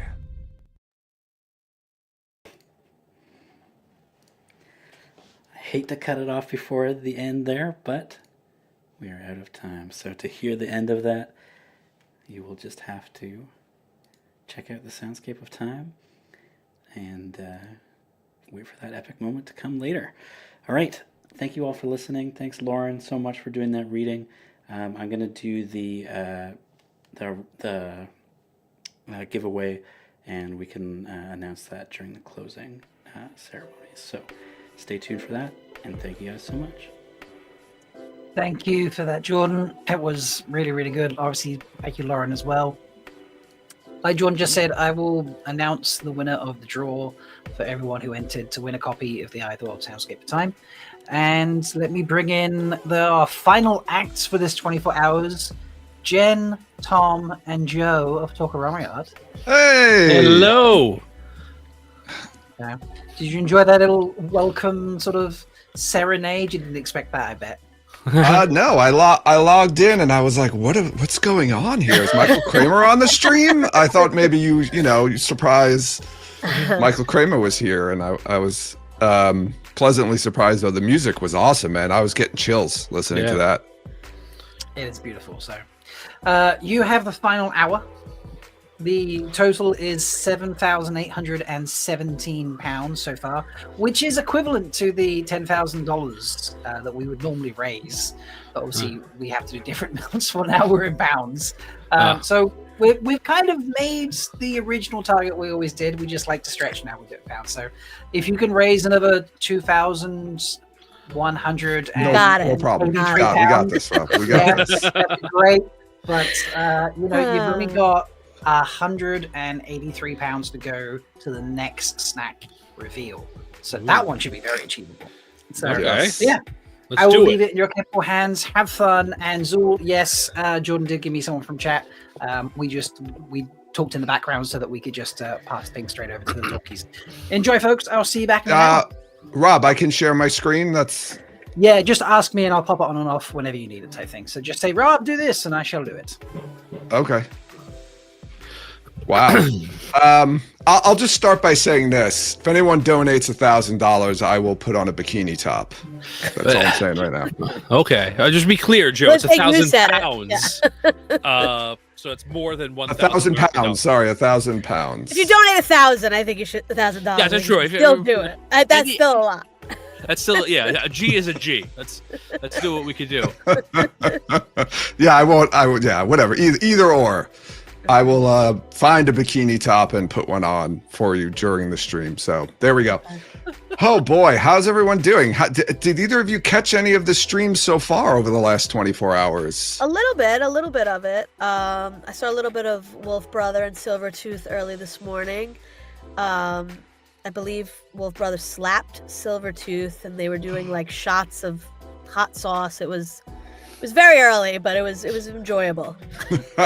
Jen, I actually happened to see. I saw one reveal of the calendar, and it was yours. Oh, they did it. What are the odds of that? That I actually saw yours. Well, everyone will see it if they buy one. It was there during. it is. Awesome. There it is. Oh, there we go. Very cool. Good, right? Very cool. That is very cool. Good.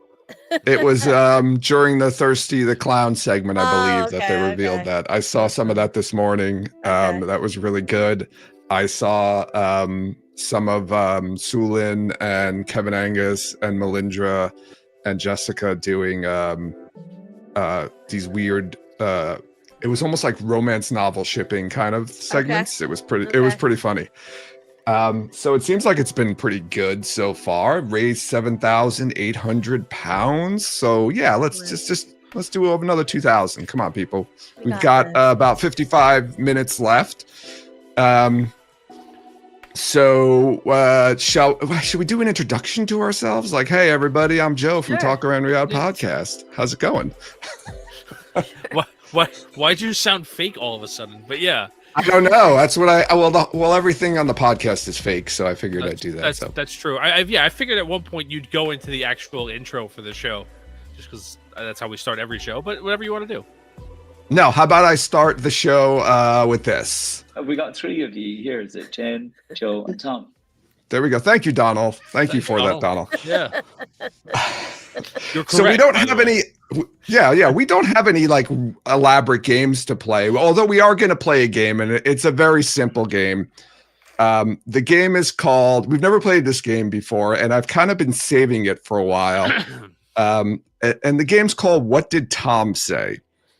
So you might be wondering what that is. What are you talking about? So we have a podcast, and I'm the one who edits the podcast. So every once in a while, I run into like some sort of Tom saying something that I don't know what he's saying. I can't understand what he's saying. So I'd always snap clips of those and save them, for one day down the road where we could play a game where we try to figure out what Tom says. So I have several of those clips here. And what we're going to do is we're going to play a clip, and we're going to try to figure out what did Tom say. Now, I will say this. Some of these you can kind of understand what Tom's saying. Some of them, no idea. I don't even think Tom's going to know what he's saying in this. So don't think that that's some sort of advantage that Tom said it, because there's also no context on these either. So what I was going to say is like, we'll do one, and then every time somebody donates, and you can donate any amount you want. I'm not going to start. You don't have to donate a certain amount. Every time somebody donates, I think we'll do another one. Otherwise, you're going to have to listen to us just kind of like vamp, and maybe I don't know, do something else. Who knows? So I'll play one. Go ahead, Tom. Go ahead. No, I just want to say this may be my last night on the show. Like, we'll see how this goes.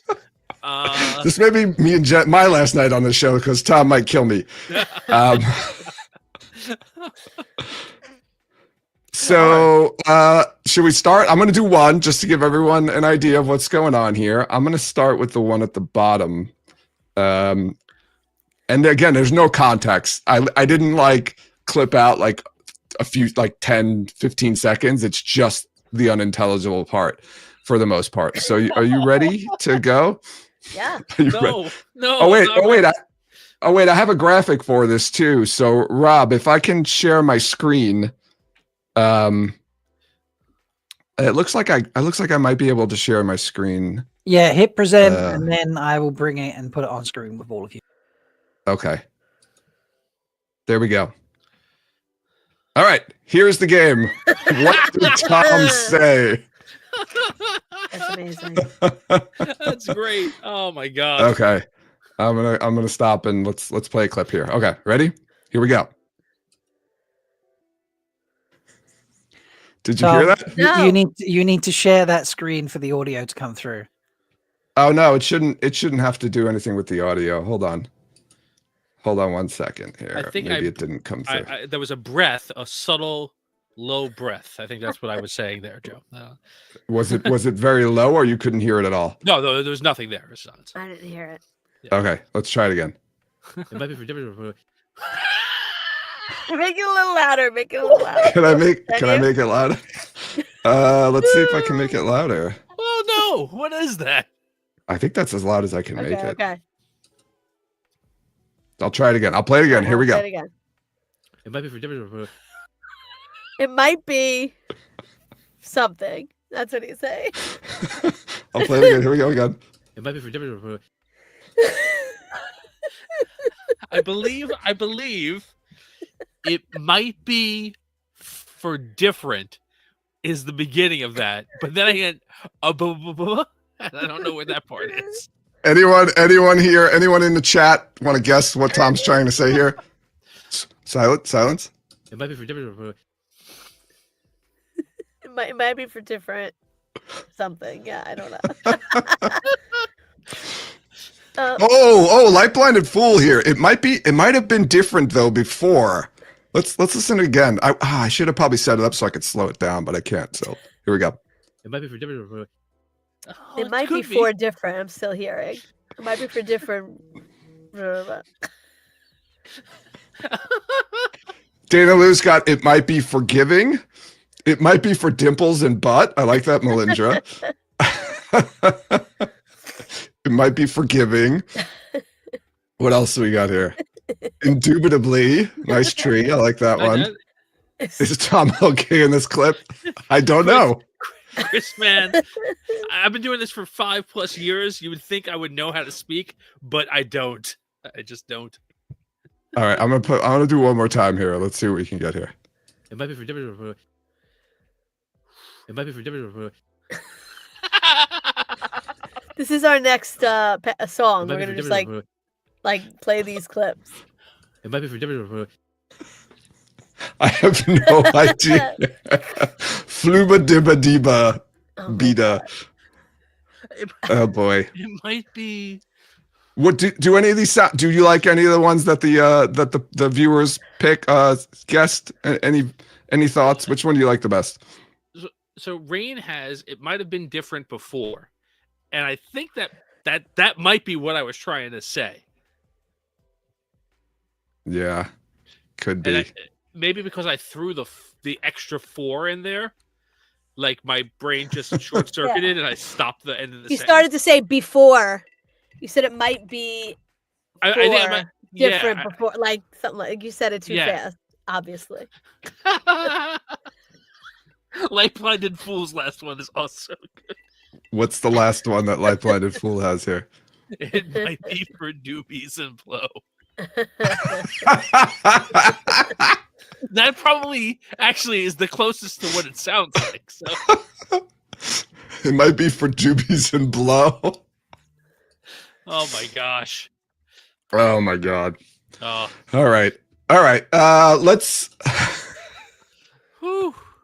let's see if anyone donated so we can do another one of these. People donate. Somebody donate something so we can do another one of these. Or are you just gonna have You to got a listen? 25-pound donation.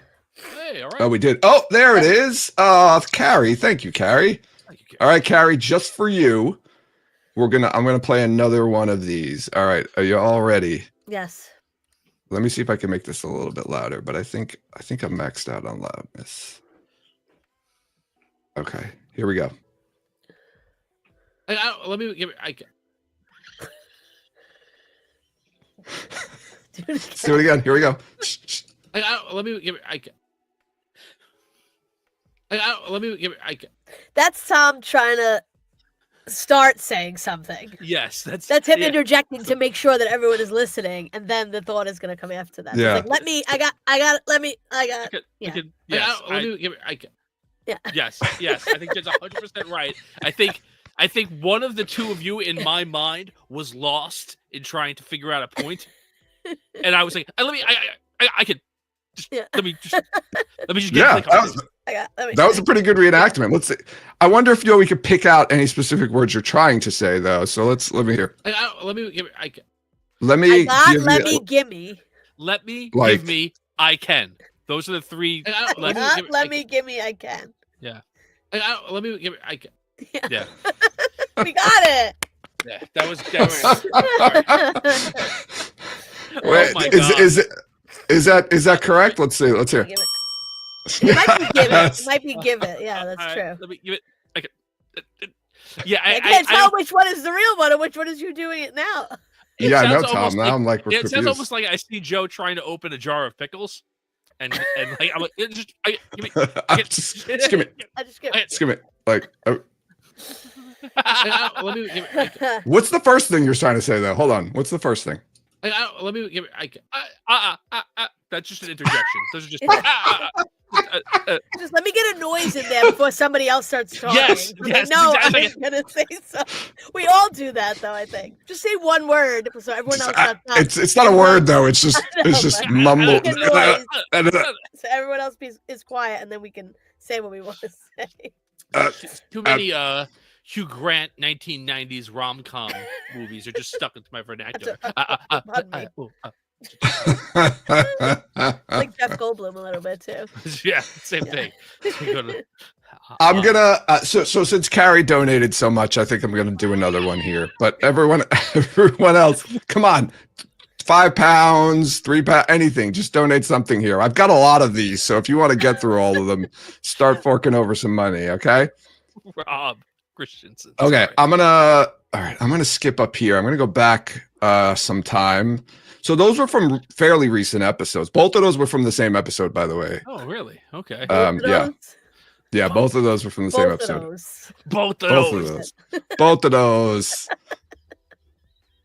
Both of them. All right. Here we go. I'm gonna do another one. All right, here we go. So what Jen said. It's not.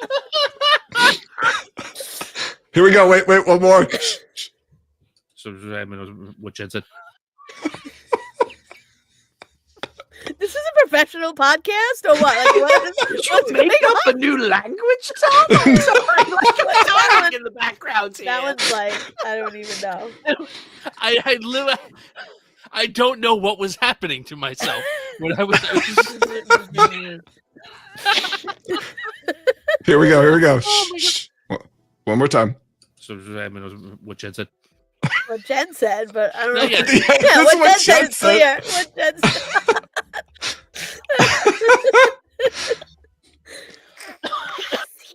I'm a lemure. I caw. Oh, that was from the last one, I think. Yeah. Rob says, let me skibbity toilet. Here we go. Lots of doobies and blow in that episode. Magenta. Thanks, Tree. Sort of maiming marmosets in what you said. Wow. Tom, I think that might be the one. That's probably what. Something was smacking about what Jen said. Let's hear. I wonder what Jen said too. Anyway, so They so probably Jamie's a were. better. They probably were. Let's hear it one more time. So what Jen said. No idea. That was... I really, yeah. I don't even know. I don't know if I'm trying to speak in the beginning of that, or if I'm literally just going like maybe I was mildly electrocuted as I began the sentence. Well, more donations have come in. So, Oh, God. any final? We can slow it down a little. It's okay. Which I wish I could slow it down. I can't slow it down, unfortunately. I should have put something in where I could slow them slow down. down the donations a little bit. I don't need a No. Keep the donations coming. Inability to speak English. Listen, All right. we're raising money, right? Oh, We're here raising money. Tree has a good idea in there. What's I want that? to go back to what Jen said. Ooh. Let's hear it. So what Jen said. No. I don't know. Maybe it was If meant to be that. if there's real words in there, I think I might have tried to say "wait a minute" in the middle there. So something. Wait a minute. What Jen said. I think. What Jen said. But I'm not sure. So what Jen said. Oh my gosh. I don't know. You know, back Thank to the yeah, I see Lightweaver Foundation donated. I'll do another one. You know, back to the stop the donations. No, bring the donations out, right? We're here to raise money for the Lightweaver Foundation and the Prague Shakespeare Company. So let's keep the money coming. Carry it. Let's keep the money. Tom's putting his pride on the line here for for charity. All right. That's it. All right. So Light Blinded Fool made a donation, a nice donation. So we'll do a couple for that. And then I see Max Silva also donated. So we'll do some for that too. All right. So let's do another one here. Okay. Oh yeah, and we got a snack calendar reveal soon too. So everybody, come on, let's do this. All right. Are you ready? Are you ready for the silence? Here we go. I think that's yeah. I think that's yeah. Wait, do I think that's yeah. I think that's. I think that's definitely. I think that's yeah. I think that's what you have to do. I think that's what we have to do. I think that's what we have to do. I think that's yeah. I think you might be right. Yeah. I think that's what we have to do. Yeah. Say it fast. Say it fast right now. I think that's what we have to do. Yeah. I think that's what we have to do. I think you're right. I think it's what we have to do. I think that's locked in to me. I think that's what we have to do. Do we have to do or have to get? I think that's what we have to do. No, it's do. Do. I think that's what we have to do. Huh. Yeah. I love Gowan. Yeah, I think that's what you were saying, Tom. I love Gowan. I think it's I think that's what we have to do. We all have to love Gowan. We all have to love Gowan. I think that's what we have to do. Yeah, I think you're right. That was a boring one. That was too easy. We need to move on to the next one then. Okay, let's go. Let's see if anything here is a little bit more. Let's go. There's a really funny one somewhere here, but I don't remember where it is. So I'm just gonna I'm gonna guess. We're being told to let chat do it. Oh, We're sorry. jumping all over chat. Sorry, I got too excited. sorry. Sorry, chat. It's All new right. to us. Okay, I'm gonna go back. I'm gonna go back and let's try another one. Okay. Courtesy of Light Blinded Fool. I don't know. I don't know. I don't know. I think you might be. Good luck, chat. I think you might be declaring a fatwa, potentially. I don't know. Or am I doing a Kennedy impression? I don't know. Nixon. Or Nixon. I don't know. Melindra Aliena. That could be it. I don't know. Iowa. Eye of the world. Rain got Eye of the world. Avienda. Here we go. Avienda. Ayula. I don't know what, and I don't even know. I do. It does sound like I think if I had said Iowa backwards and then we played it forwards, that could be what this is. Hold on. I don't know. I don't know that. I don't know what. Wait, Lottie, that's pretty good, Lottie. I don't know what. Hold on. I don't know that. No, I don't know why I think it's gonna help to hear it again. I don't know that. It's not going to help to hear it again. Not. Oh my god. And okay, so we've got a lot here, right? We've got Avienda, we've got I don't know what, Ileana, Eye of the World, Iowa. What? What else do we? I don't know what. There's another I don't know what. Ayula.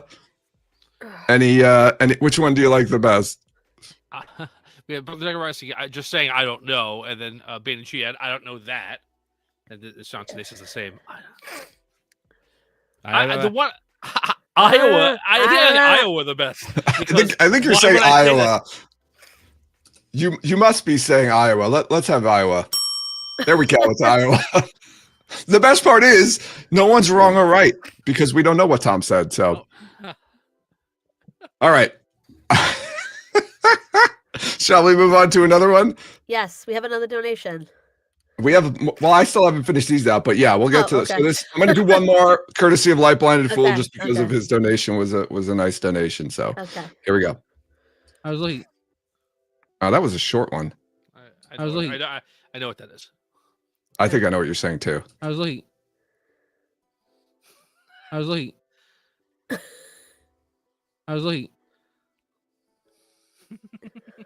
Melindra says I was like. I think you're saying I was looking. Well, I'm giving Chad a chance to. I was asleep. A lot of I was like. I was late. Rob says I was late. I was like. I was late. I was looking. I was late. I was late. I was licking. What were you licking, Tom? Lord, jeez. It's a family show. I ate it up. I was light. A lot of Iowa, Tom. Like, I've only been there once. here we go. I was like, all right. I think what I was actually saying is I was lucky. You were lucky? Yeah. Hold on. I was like, yeah, I think I was There's saying I no was lucky. there's no C sound, but the vowels are there. I was like, Hallelujah. Possible, Jen. I was also saying hallelujah. Yes. Hallelujah. I was like, I think you were saying I was looking. All right. I'm gonna put it down there on that. On I was looking. I was looking. You were looking for something, Tom. We don't know what you were looking for, but you were looking for something. All right, here we go. I'm gonna move on to another one. This one's courtesy of Maxwell Silva. Thank you, Maxwell, for your donation. Let's see. Some of these are good. Some of them aren't good. I don't know. Let's find out. Verb to be that. Ooh. Verb to be that. Verb to be that. Verb to be that. I'll just keep playing it. Let the kinda audience know that listen. one, I think Verb to maybe. be that. Verb to be that. Verb to be that. Verb to be that. Verb to be that. Put a track under this. Booger Bruce Lee said, "Be like Loogie." For it to be that. Verb to be that. Oh, Dana Lou. Be afraid to do that from Tree. Varen could be that. So Light Blinded Fool, I was like, verb to be that. I thought Varen was in there, and I see Light Blinded Fool put that. Varen could be that. Reina's preferred. Hold on, let me play it again. That. Verb to be that. I thought it was for him to be that. Or for it to be that. I think Dana was the first one to say that. I think that's what you're saying there, Tom. Verb to be that. Or Varen could be that. Confirms the VDAT from Luz Jr. Can you repeat that from Sulin? I'm prepared to be that from Scream.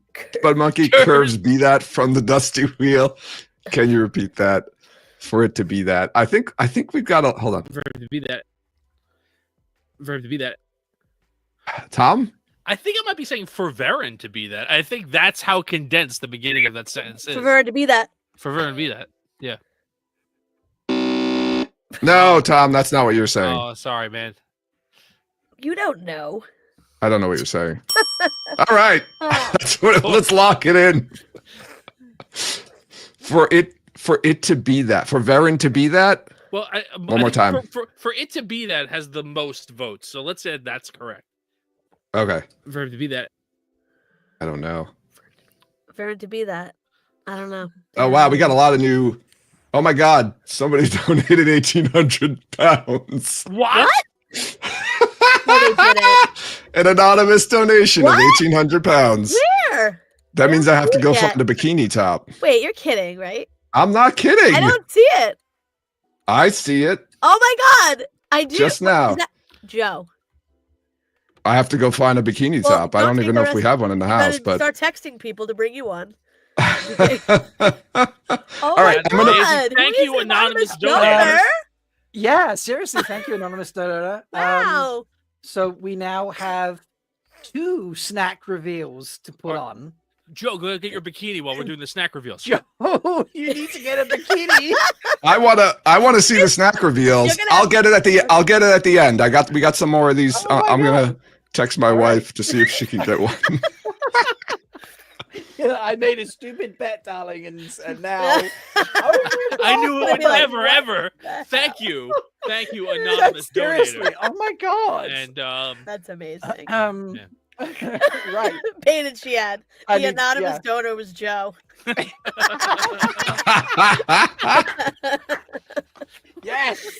Somebody was waiting. They were waiting. All right, go ahead, Rob. Do the reveal. Wait, I'm gonna. Yeah.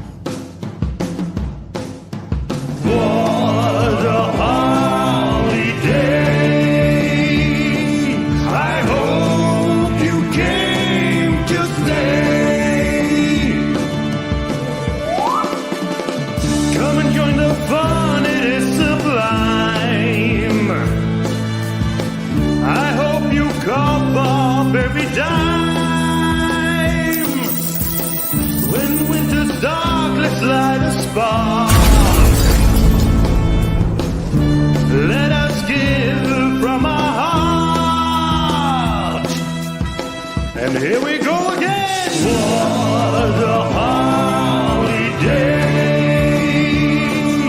I hope you came to stay.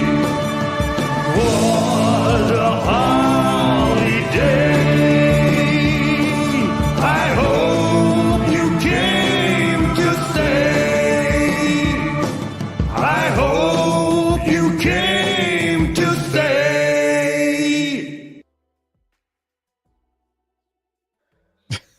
wow. Yeah. That never Amis gets old. No, it never gets old. I had to get it back out. It's just so beautiful. Yeah, Amis is our wonderful Miss October. Look at that. Wow. Miss. Nice. With the fruit too. Is that Yep. a persimmon? Or Yeah, an there was- apple? There was some fruit stuck in this year. I snuck through it into mine. If you may have not noticed. Oh, I'll run through them all when Joe gets his bikini. But you wrote the 9,000 as well. Wow. And Dusty, are you still in chat? I think you might enjoy this, Dusty. What a holiday! I hope you came to stay. Come and join the fun, it is sublime. I hope you cough up every dime. When winter's dark, let's light a spark. Let us give from our heart. And here we go again. What a holiday. I hope you came to stay. What a holiday. I hope you came to stay. I hope you came to stay.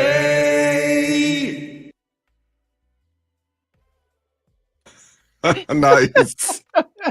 Yeah, our Mr. November is the innkeeper himself. Wow. Amazing. Wow. Awesome. Mm-hmm. Look at the Look at that beautiful. Dramatic lighting is. I'll explain later. Oh, that's Yeah, amazing. honestly, That's honest. amazing. Look at the photos on the wall behind him. Yeah. It's just, Yeah. Oh my god. Oh, I didn't even notice that. Oh, Chloe's the best. That's terrific. and You that's might- absolutely incredible. You might think he had those printed for this photo, but no, those were there already. Yeah, He's absolutely. like, I know Yeah, exactly the this wall is I'm going to living do this in front of. And while we were doing that, someone has just gone in and topped us over the target, and we are now at £10,050. Woohoo! Thank you, Tom. Oh, it was you, Tom. Yes, it was me. It was me.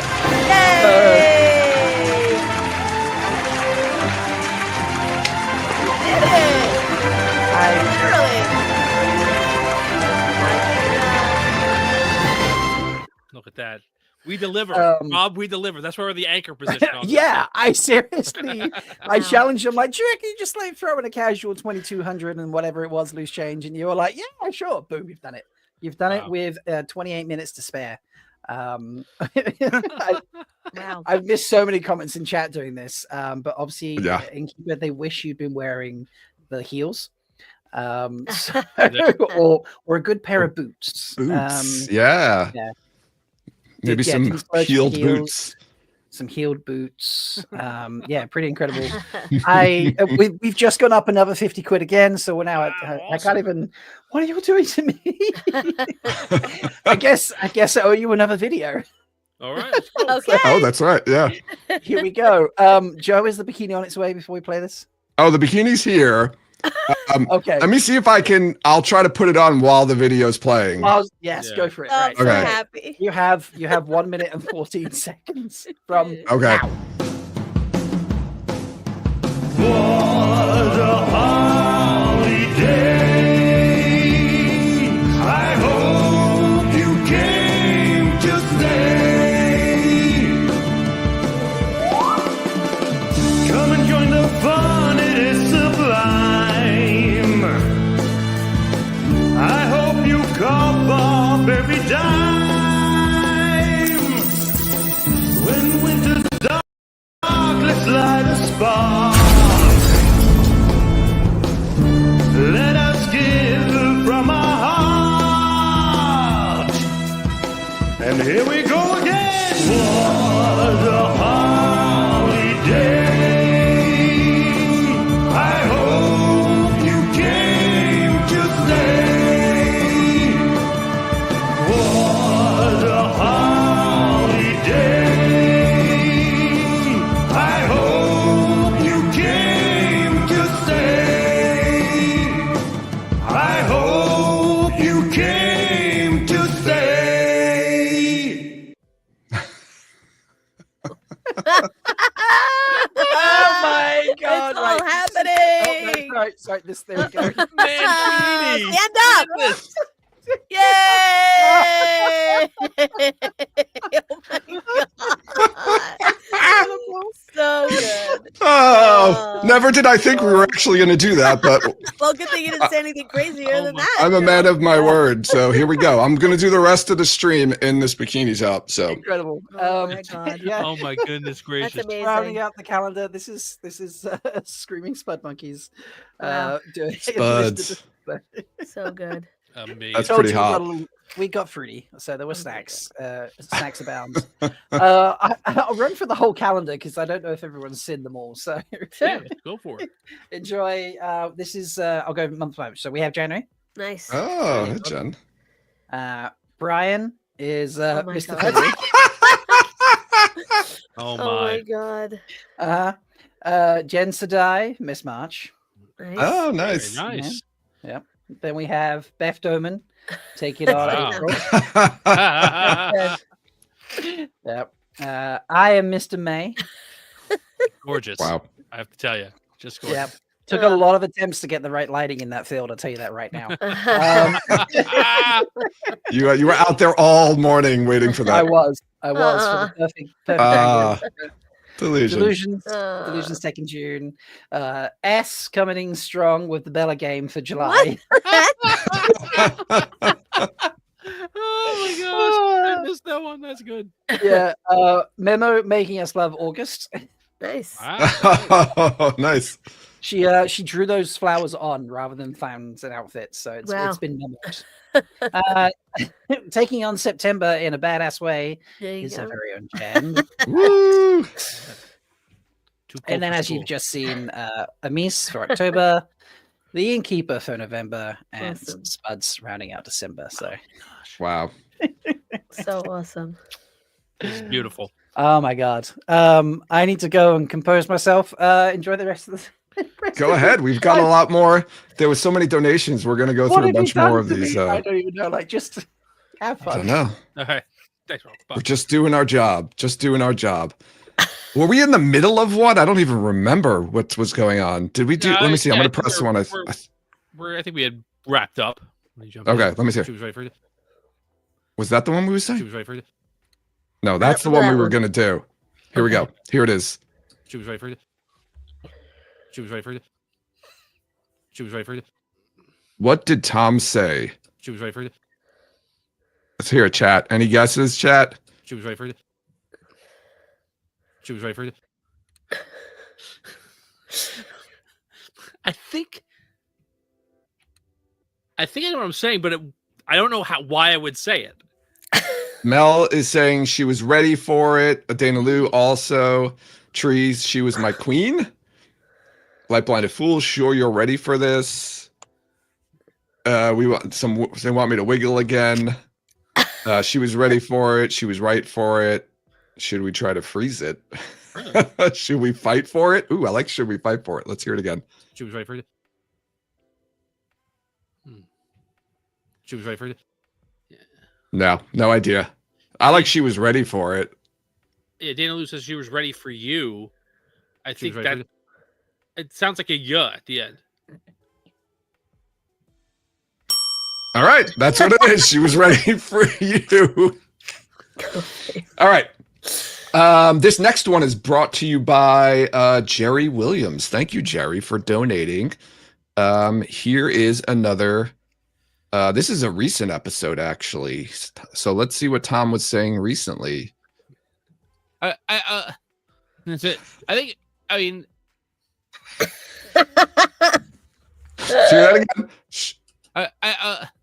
That's it. I mean.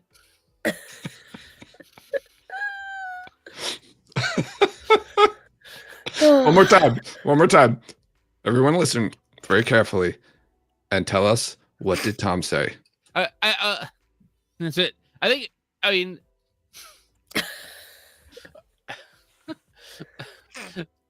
So, I think I mean. Yeah. But there's other words in there, right? Yeah, so let's it's broken down, right? Let's. That's it. I mean. That one in the middle, you're saying like. I don't know what you're saying, but the one in the middle is, I think, the key here. Yeah. Let's play it again.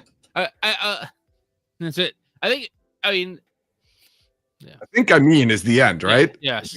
It's I know what it is, and I feel like so far at least these fall into two basic categories of me not making any goddamn sense at all. So one is I lose the ability to speak.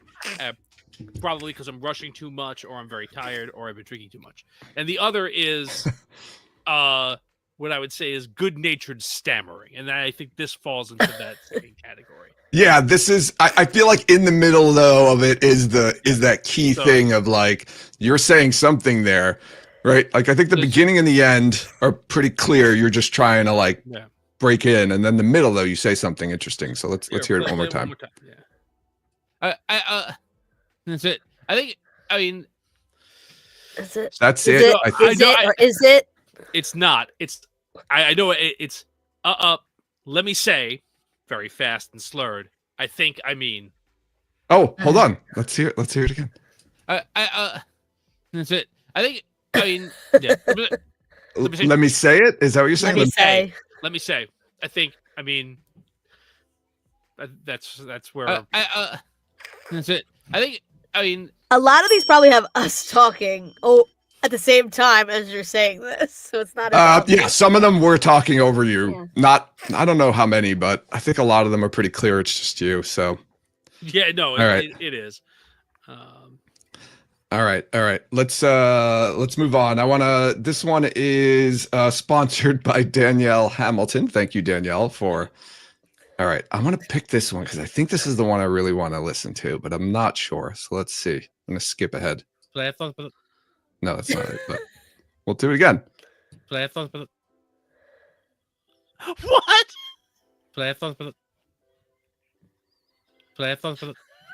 All right, everyone, all of you watching out there, what is Tom saying here? Your brain saying your brain goes too fast for your mouth. Yeah, I think so. That's not like you're singing a song here. Pump it up. Pump it up. Playing foosball as Melindra. Mel, you've got the Flay a council member from Max. Play it Fun Foo from Rain. Tom's saying you're a mean one, Mr. Joe. Playing Fofo, go brother. Play a foot, Superfly. Kevin, my headphone fell off. I don't think that was a guess. Something about a falafel. Ooh, falafel. Let's see. Yeah, maybe you really want a falafel, Tom. Ian comes. Lee Coca. Thank you, Skeet. Oh, one more time. All right. Do we want to? I like Ashko was playing Fun Fella. I have no idea. Playing Fun Fella. It sounded to me like I was saying play a funk pillow. Play a funk pillow. Play a funk pillow.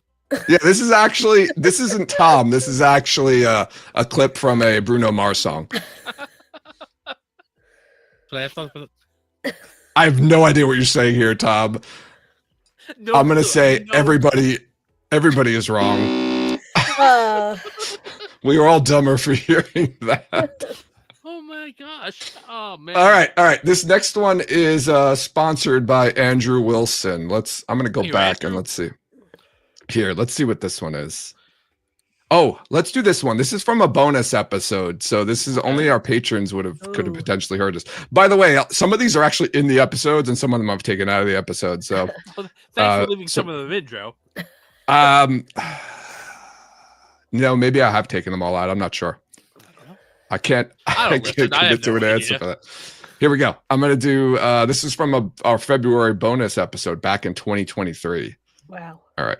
So people, if you want to get that good bonus episode, those Talk Around Me Out bonus episodes, become a patron and you could hear things like this. So here's it.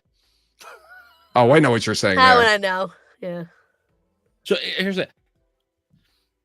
So here's it.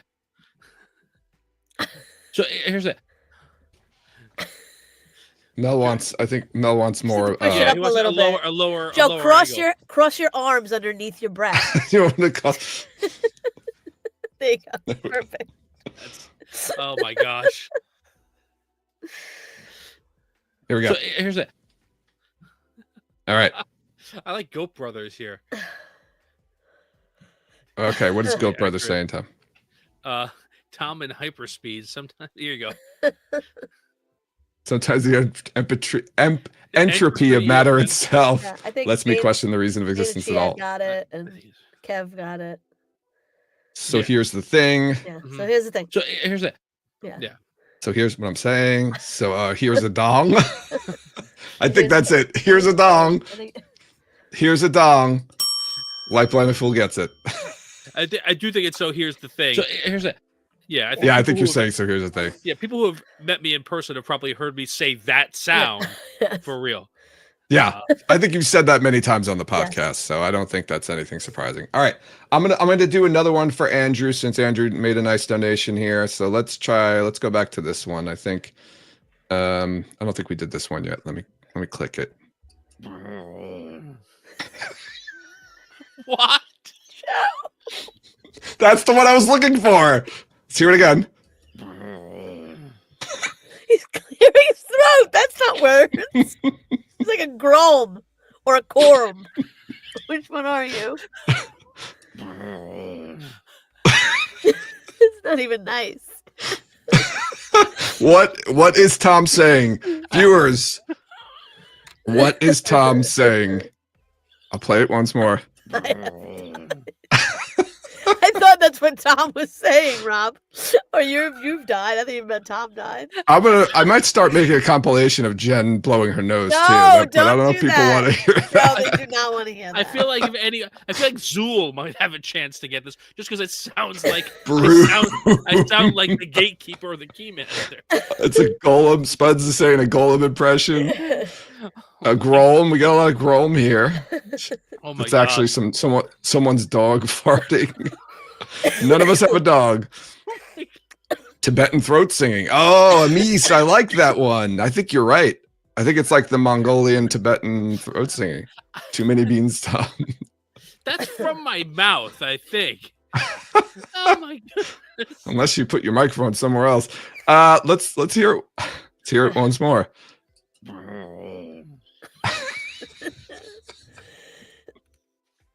Was that Lord Tree singing? Tree singing? Yes, that was Tom's impression of Ogier tree singing, I think. Oh my gosh. I think you've got it, Jed. I think you got it. I know there's no context because you probably do you even have them labeled as to when they're from? I know which episode they're in. That's it. I wrote down the episodes. That was episode 258. So that's a recent episode. But again, this is probably not in the episode. Like if you go back and listen to the recording, it's probably not there. It's something I've edited out. Well, good. That's the point of Lost. editing, isn't it? Lost forever. Like my normal, I don't know, burps or anything like that. I don't know what that is. That's crazy.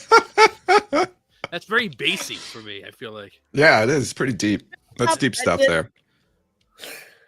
No, it's Tom. It's definitely Tom. All right, Tom, these next few are going to be sponsored by you. So thank you for your donation. Oh, no problem. And your contribution to these two good causes. So let's do another one. Okay. Okay, here we go. Let's see what this is. Kev's probably right, actually. It's coming back from a break. Oh. Yeah. That's like what? Yeah, it's like me asking you a question. You're like, oh, this is a dumb fucking question. Here we go. There still be, just to not be like too much for Debbie Down. That's... Wait, here it again. There still be, just to not be like too much for Debbie Down. Oh, I know what you're saying there. There still be, just to not be like too much for Debbie Down. You know what I'm saying there? Yeah, I know exactly what you're saying there. There still be, just to not be like too much for Debbie Down. I'm gonna let the viewers make a few guesses before I come in with what I think it is. Oh my goodness gracious. There still be, just to not be like too much for Debbie Down. I'm not sure. There still be, just to not be like too much for Debbie Down. All right, let's hear. Let's hear what the crowd has to say. There's still Still be. there'll still be just not like 23 down. The end is definitely 24 Jimmy Johns. That's the part that I do not know. There's still bees in the not feeling biggity bop. Thank you, Skeeter. There will still be just not like 24 hours day. Oh, I 23, was people who 50 are down. trying to figure out what the actual thing. I'm like, if I was trying to make a real human point. There are still beads, just not like 23 down. There's people are really stuck on this 23. There's still beef and Jagger and Wappa Wappa Dabba. Da. Thank you, Tree. Sounds like the speed went 2 times at the end. I'm dying. I did not up the speed. That was just Tom's speed turning up 2 times. I think Tom just did a bump right before that. I've been There's still smashing ants all week, man. now we've got some conflict over the number. We have a lot of people saying 23 now at 25. I heard They're so 24 be skittled diddled that. I can't type. I'm laughing so hard. Let's play it again. Let's play it one more time. And I'm going to tell you what I think you're saying. And I'm pretty confident I know what you're saying here. There still be just to not be like 24 down. So really, it's the end part, right? That everyone doesn't know what to saying. You're saying There still be just to not be like 24 down. not to be like too much of a Debbie Downer. That's what you're saying. Oh, I think you're right. Let me hear it Yeah. again. Yes. There still be just to not be like 24 down. You're 100% right. Too much of a Debbie Downer. You're saying not to be like too much of a Debbie Downer. Oh my gosh. You're 100% That's what right. All right, I win. Oh my gosh. I actually remember. I remember that conversation. Okay. I'm gonna go backwards a little bit. Wrong with me? You're perfect, Tom. Don't change anything. I can't. It's man. amazing. If I could have, I would have already. So this is what you get. I'm wearing a goddamn bikini right now, Tom. Don't worry about it. Amen, brother. All right. I'm gonna do another one here, courtesy of Tom. I'm gonna work back over here and see. I don't think we did. Oh wait, we did do that one. Let's try this one here. This is from episode 232. Oh, that's all it is. Let's skip that. That's not really a. You're not saying anything there. Let's try another one. Everybody said.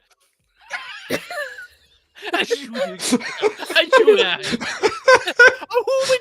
Who did do? You turned into Adam Sandler in that one? That is. I don't know. Wait, you turned into Jimmy Fallon doing an Adam Sandler impersonation.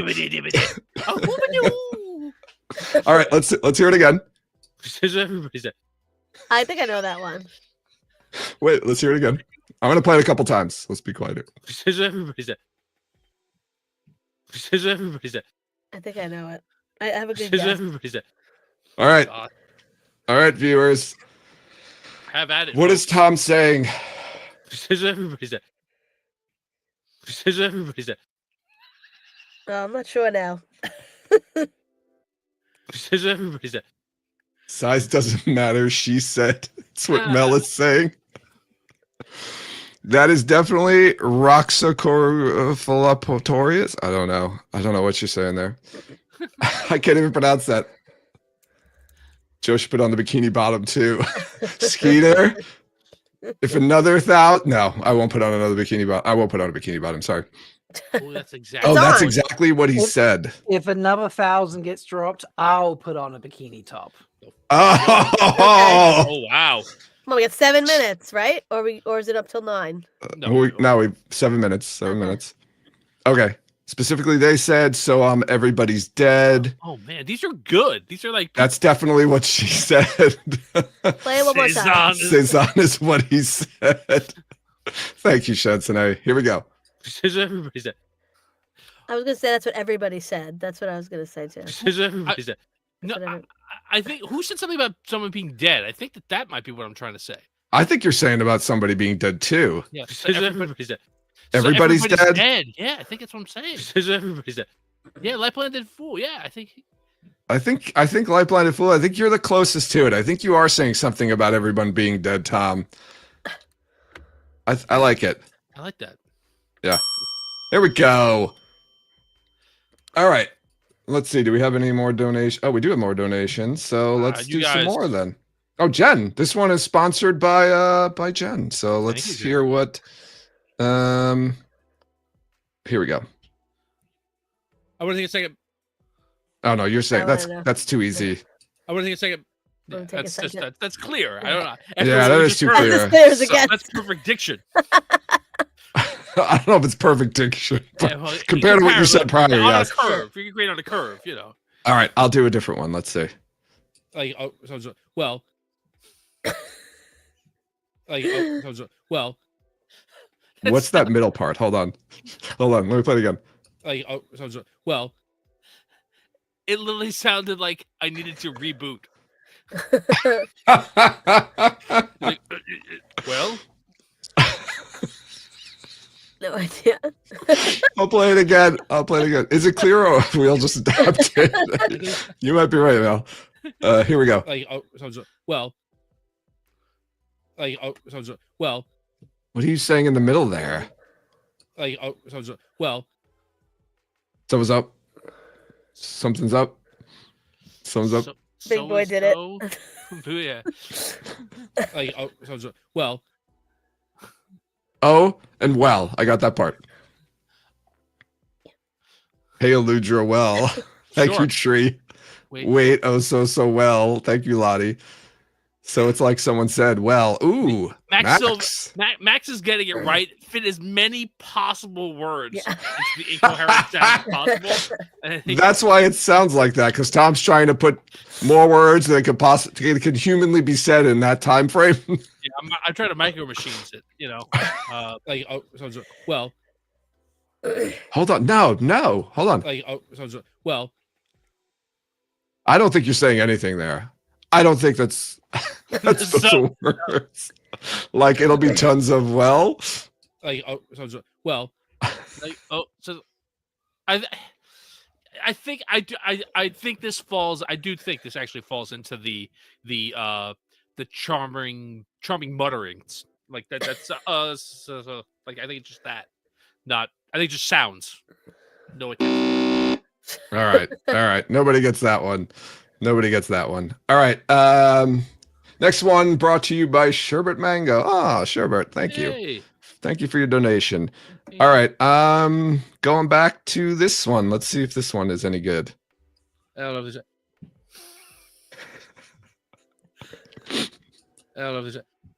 I feel like we heard this. Did we hear this one already? Or the same ones over again. We still don't know. I don't know. It's a different one. I'm pretty sure it's a different one. I don't know if Did we do this? No, we didn't do this one yet. But we did. Did you play it again? I don't know if hold on. I don't know if I don't know what they're saying. That's what we're getting from the viewers, from I chat. don't know if Ellen DeGeneres. I'm just saying. Max is saying, I don't know if it's that. Amis is saying, well, that was it. I don't know.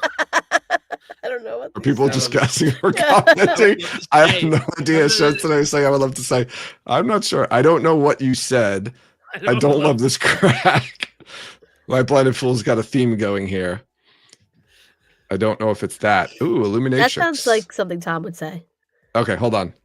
I don't know. That's it. Let's listen to it one more time.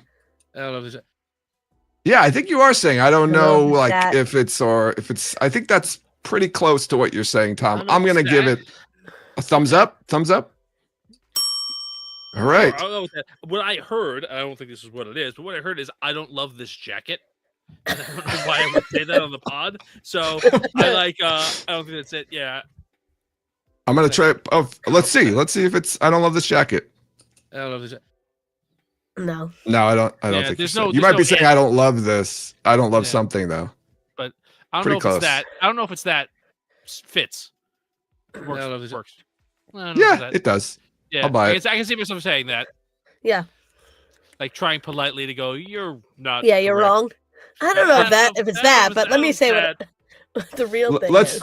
let's do one more. We've got a minute left, and I want to get this. So this one, John Rocabo, thank you for your donation. This one's for you, buddy. All right. Let's see. Identity.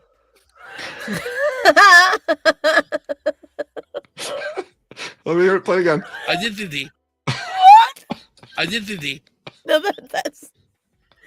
I did the D. You absolutely lost power to speak I in did that one. the D. I did the D. I did the D. Hey, Andrew.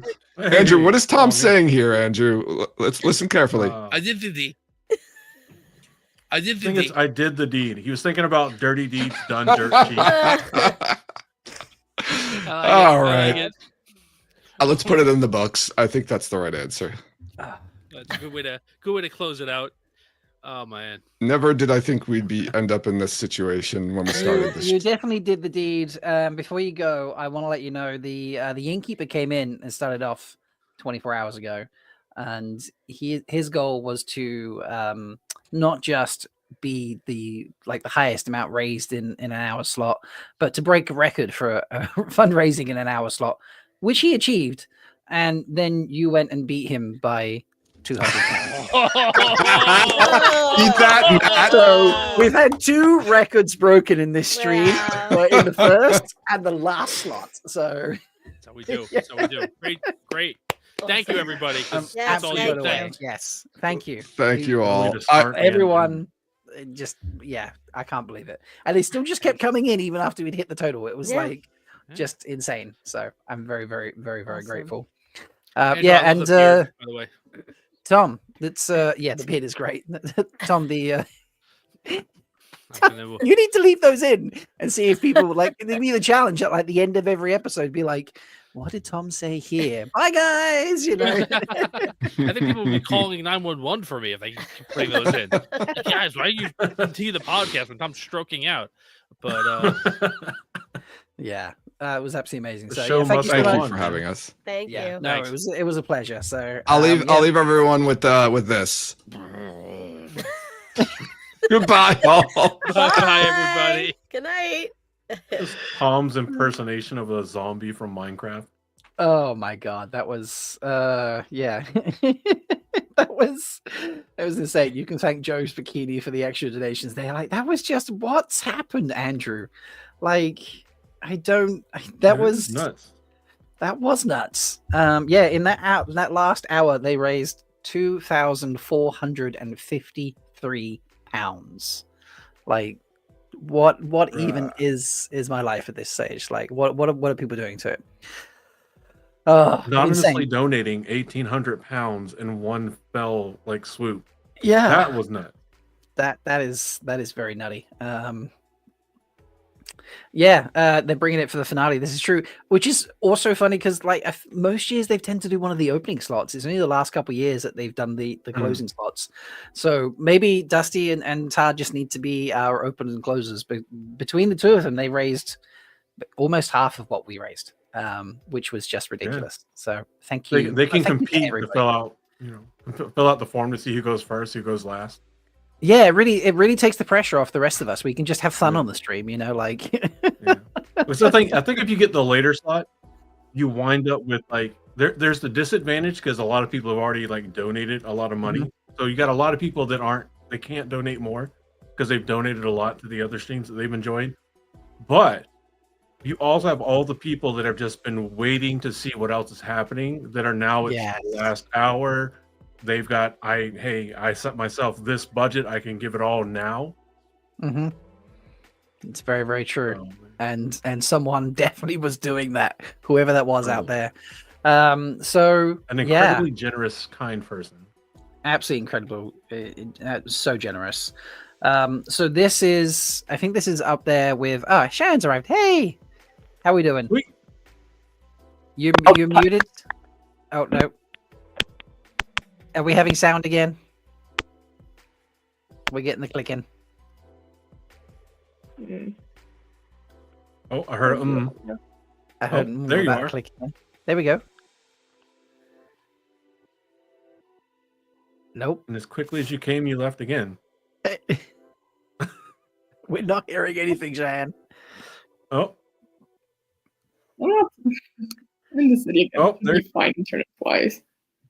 There we go. There we hear you. Now we hear you. This is. Oh, this there is we go. better. Great. Okay. Sweet. We got there in the end. So yeah, we have a few reveals to do. So we'll start out with some of the low key ones, but yeah, Cheyenne, like Andrew, this has been a hell of a 24 hours, hasn't it? Any highlights for the two of you, aside from smashing our goal and breaking records? I don't know. Breaking records is pretty nice. It is, yeah, it is. Andrew, I think one of the most standout points. I don't know if I want to call it a highlight. But definitely stand out was walking away and then coming back to Kevin's story about Mazrim Taim's toenail clippings and Rand. Yeah, that was pretty hilarious.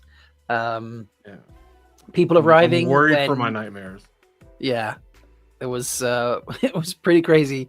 Someone was who was it was arriving. It was Wheel and Chill were arriving when Morshadi and I were doing our spicy narrations, shall we say, for donations, and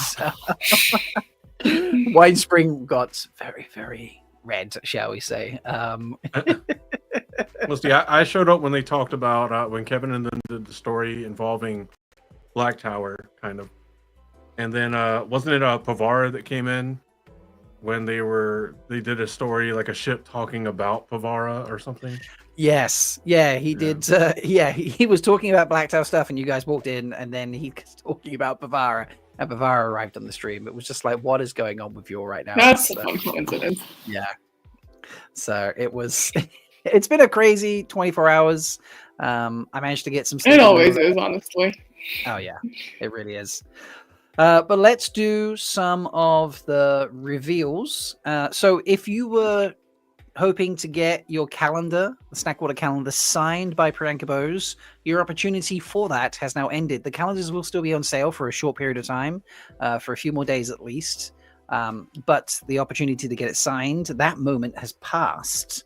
And all the people that have, let me make sure I've got the right one, have done that. And I waited until now to buy one to make sure that I wasn't in the running. Because that would be incredibly awkward. I don't think it would happen. It would automatically, I would hope, be re-rolled. I would do a re-roll, yes, absolutely. But it would be hilarious. It would be quite funny. Now I need to make sure I've got the right wheel. Is this the right one? Yeah, okay, so these are all the names of the people that have already ordered their Snackwater calendar.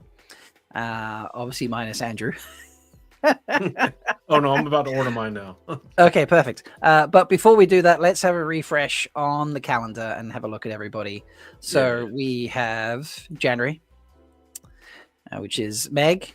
February, which is Brian, looking stunning. Jen, March. We have That's a Beth. good one. April, yeah, it was very good. I'm bringing it in for May. One of my favorites. Thank you. Delusions is June. Oh, my God, is more money coming in? What is going on? I think more money just came in. It did. It's just, God, people. You're all crazy. And then Delusions, and S for July. Memo for August. Jenny's Grow for September. Amis for October. The Innkeeper bringing it hard with the That's a good one. November. That's what I need and right there. Spud's getting fruity for us in December. Even more what I need right there. Yeah, it's a stunning calendar. That's motivation to have up for next year's WoTaHoliday. Yeah. Spuds right there, just begging us to go on. So let's spin out and let's see who is going to get a copy signed by Priyanka Bose. It is going to go to Rose K. So Rose, I will liaise with you. I'll find you. I just put everyone's first initial for the surnames. But yes, congratulations to you, Rose. Round of applause. Oh, that's a good point. Talkies, you need to pick someone from chat. Thank you, Dana, for reminding me of that for the mug draw. Right, so that window is done. Oh, so many things to do. Andrew, why don't you tell people whilst I do the mug draw, why don't you tell people, remind them what's happening with that? while I put the names in and get a message from chat. So the mug draw, what we're gonna do is we're gonna pay a local constable or officer from your precinct to bring you in to get your mugshot drawn, because you've been very, very bad this year. No, every year we've done a thing where the Frosty mug collection from New Creations by Jen has in some way, shape, or form been given away. It's either your selection of a certain amount of mugs, or it's been the content creator selection of X amount. This year, we're going back to it being all of the content creator inspired mugs of the Frosty mug collection from New Creations by Jen. There's 14 of them. And if I was prepared, I would actually have all 14 listed right here. But it's going to have like Black Tower Podcast. It's going to have Malkier Talks. It's going to have Kate Redding and Michael Kramer's up there. Geez, there's so many people that have one. Fantasy for the Ages. Critters got one. Talk Around Riyadh has one. Way of the Leaf has one. The Wheel Reads. The Wheel Weaves. Weekly Wheel News. There's 14 total. All the mug drinkware you could possibly need. So 14 of them shipped to you free of charge. Absolutely just for you to enjoy. They're fantastic. I do recommend hand washing. They'll survive a dishwasher run, several runs, but if you dishwash it for like 3 years, like I have my Black Tower Podcast one, the logo finally does start to fade, or mine did. They may have changed it up now, but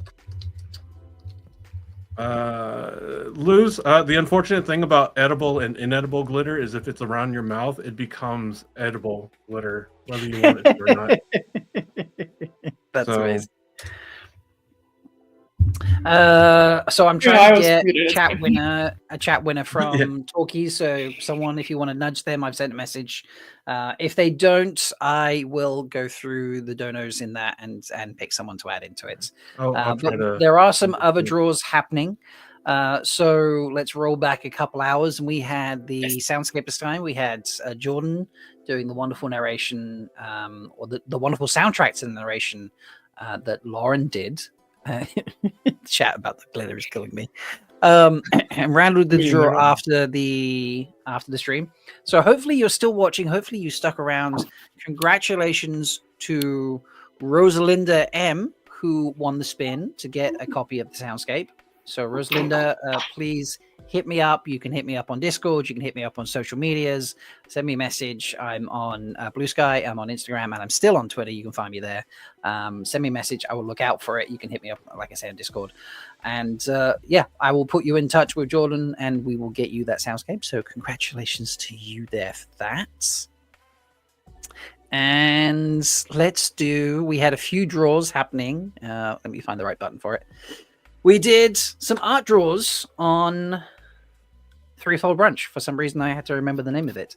And I was like, oh my God, that was a rough time. So we had a digital giveaway and a physical giveaway.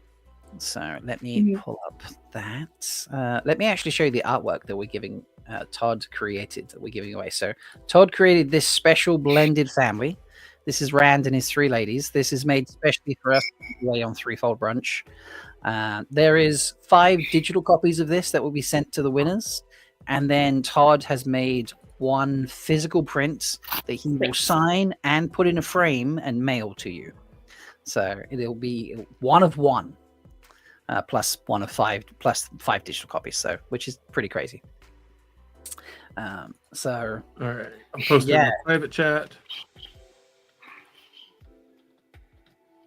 Their choice. Okay. This one. Sweet. As far as I can tell, that one isn't already chosen. No, that one is not chosen. That is true. So let me add that in. Lovely. And add in those last couple that came in a minute ago as well. Lovely. Right. So we'll do the digital one first. So let me. Several of y'all have been so active that y'all have like tried to been chosen probably 7 different times, it seems like, for the mug giveaway. Yeah, there was a couple That's hours awesome. ago where they had to go through 4 names before I could find someone that hadn't been picked. So Yeah. we're going to draw 5 names out of this and give you a digital print. So we're going to keep track of the names that come out here. But the first digital print is going to...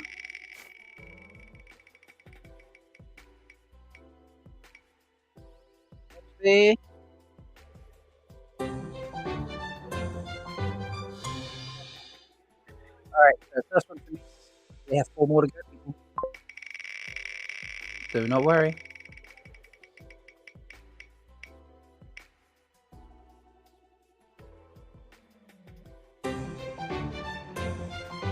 What is going on now? I mean, oh my god! I sense IL sneakiness. Yeah. Well, they were all we're all donating for each other and stuff. So. Yeah.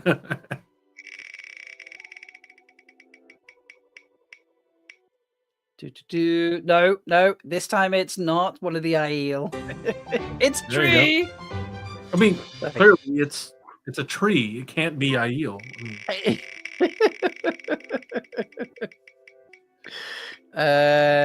And Patrick Lightbody is number 4. And last but not least,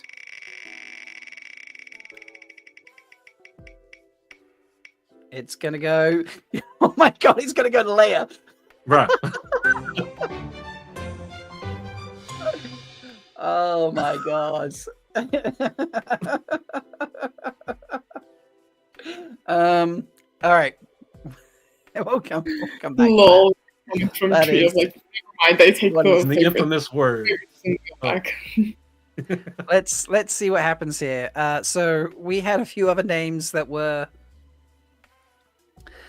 up for the. They donated enough for the actual print. I like some of the comments. Hashtag not rigged. No, right? It would Like be, this is. it would be it's- against Giato to rig it. So Yeah, clearly it's not. It really would be. So it's not rigged. I promise you that. The IEL wheel of prizes. Ideal wheel of price. Oh my god. All right. Yeah. So I think I've done this the wrong way around. I need to take some people out the sign draw. Okay. Did I do this the wrong way around? I can't edit this. No. Mel, you're gonna have to hop in and edit this. I can't edit this one. I can't take people in and out. So So I'll take the 5th like 5 times.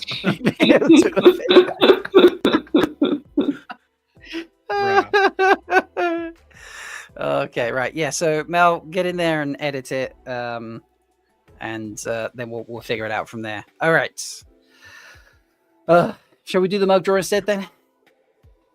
Yeah. Let's see who just gets an entire cabinet shelf full of drinkware now. Yeah, let's do Because that. they're not small. Like 14 mugs is not an insignificant amount of glassware to suddenly receive. To be fair, It's really not. It's insane. Okay, so this one, I promise you, is extremely not rigged. It's extremely full of names. Bro, there's Not that the so others, many not that the names. others were rigged. I promise you, they were not.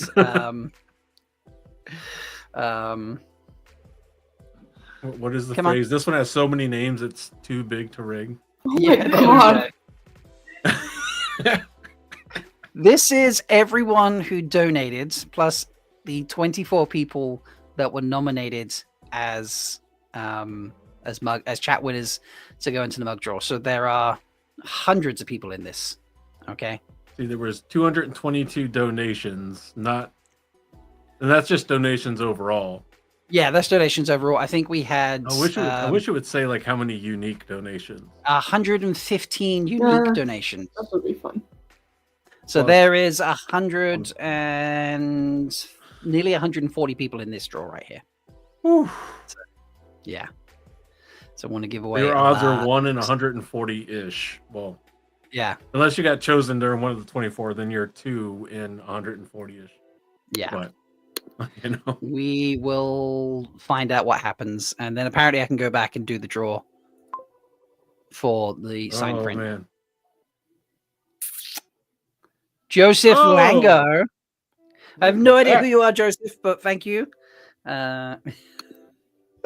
Please reach out to Andrew, and we will get that sorted for you. But congratulations, Andrew. Yes, What? Sky You Squirrel. mean congratulations, Joseph. I didn't win anything. Sorry, congratulations, Joseph. Andrew will sort that out. Sky Squirrel, yes, if you donated and then you were named in the segment, you got 2 entries. You didn't get an entry for every single time you donated. It was like 1 for donating and then 1 if you got picked out by the chats. So apparently I can reopen this spinny wheel now and it will do what it should do. But So let me Joseph, scroll up to- if you can't find me, obviously you can hit up Rob, but you can hit me up on any of the Black Tower Podcast socials. Email blacktowerpod@gmail.com. Hit us up on Twitter at Tower Podcast. Go to blacktowerpod.com, has all of our contact information, that kind of stuff there. Or I think I'm on Twitter at Saint ADW, I think is my tag. I don't know. That sounds right. I will be sure to check it. I will That be sounds sure to right. check it to make sure I'm looking to see if you reach out to me. So, because obviously we're going to need your shipping stuff to send you all 14 mugs, and I'll keep you updated as I get updates.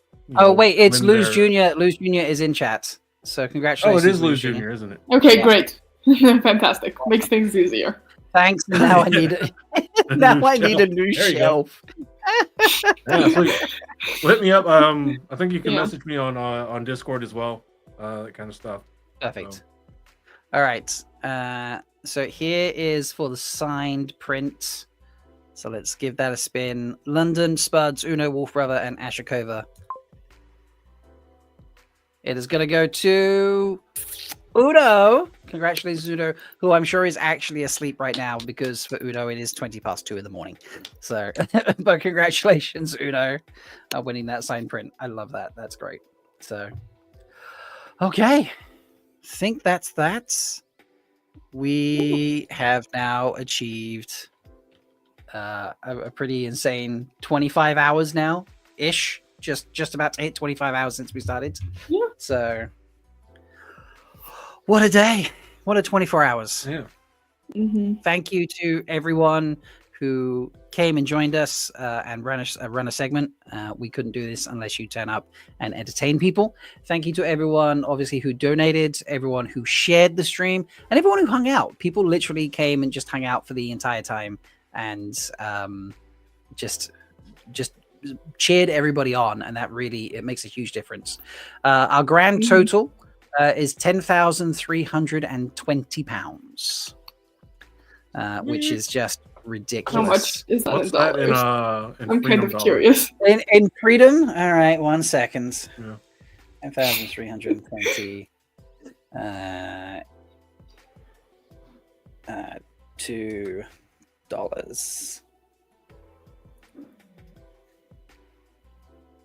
Come on. Right, here we go. That is $13,094. It's amazing. There we go. Wow. There we That go. is up there with I think our third year. I think we hit 13. Yeah, our like third year 12. was huge. I think so. Yeah.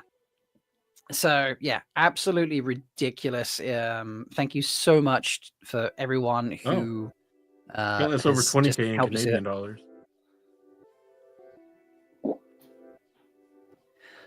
Sorry. Oh, that's over. Rain That's says over that's over 20. 20K in Canadian Wow, dollars. sorry, I had to really process that. Yeah, Yeah, that's a big wow, number. that's what? a Okay, lot. that's a lot. Start putting in Um, like whatever currency makes it sound the best. Like Yeah. put in like Colombian pesos and it's like Yeah, we'll 8 put it billion. something like that. That's exactly what I was thinking. I don't even know how much it would be. Give me a second. You raised Yeah, 8 million pesos for Lightweaver and the Shakespeare project. That sounds good to me. I like that. All right. Before we wrap it up, folks, please come back in. I mean, next weekend obviously is CCXP. There's going to be lots of fun. There's going to be some chaos happening, various live streams of things. But in a couple weeks, there is also going to be a fun party over on Unraveling the Patterns YouTube. So please go and check this out and enjoy this fun event that Lawrence put together. which is not going to play with sound apparently. Don't have this in. Oh, did you see Roxy's comment? Roxy Lingo's comment? Extravaganza announcement. Oh, okay, look. I know I said no extensions for the WoTAHoliday extravaganza, but here we are. Put me on the naughty list. Also, how could I not use all of these wonderful Bad Santa stock videos I found? Maybe I'm just feeling thankful. Maybe I want to give you more time during the holidays. Or maybe my holiday wish is to have more submissions. Either way, the WoTAHoliday extravaganza deadline is now December 8th at midnight Eastern Time. And the live show will be on December 14th at noon Eastern. Remember, you can submit holiday song parodies, skits, memes, cosplay, and more. And some of the submission rules have been updated as well. Be sure to check it all out at WoTIdol.com and have a merry WoTIdol, everyone.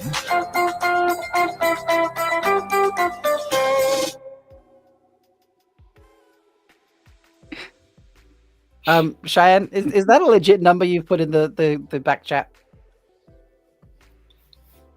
Yeah, I went and looked legit. up how much it is in Colombian pesos, but I don't have my account connected to StreamYard so that I can put it in actual chat. So Okay, so in Colombian pesos, folks, that is 57,570,632 Colombian pesos. So yeah, insane. I believe it. Like, because, I will say whatever. Okay, I think that's it for another year. So thank you, so everyone. much, everyone. I Seriously, have said thank I yous wasn't enough. around this year a lot because I'm in the middle of finals, but you know, That's fine. Finals are important. Did you did you see what we did to Roxy Lingo in the chat? He posted one. It says, "Why is it when I step away, y'all start giving my husband stuff I ain't got room for?" Amazing. Absolutely amazing. I love that. All right, folks. We're going to wrap it up there. Have a wonderful holiday season. Let's get excited for the next season of Wheel of Time, which I still believe is coming out on April 10th. I'm still going to stick with that. But next weekend, CCXP, I think it's going to be crazy. So let's get clowning for that and hype and just have a great holiday season. And and that's not even including the people who will be at Nexus for Wind and Truth. Yeah. It's gonna be a packed weekend. Absolutely. So, all right. Love you all.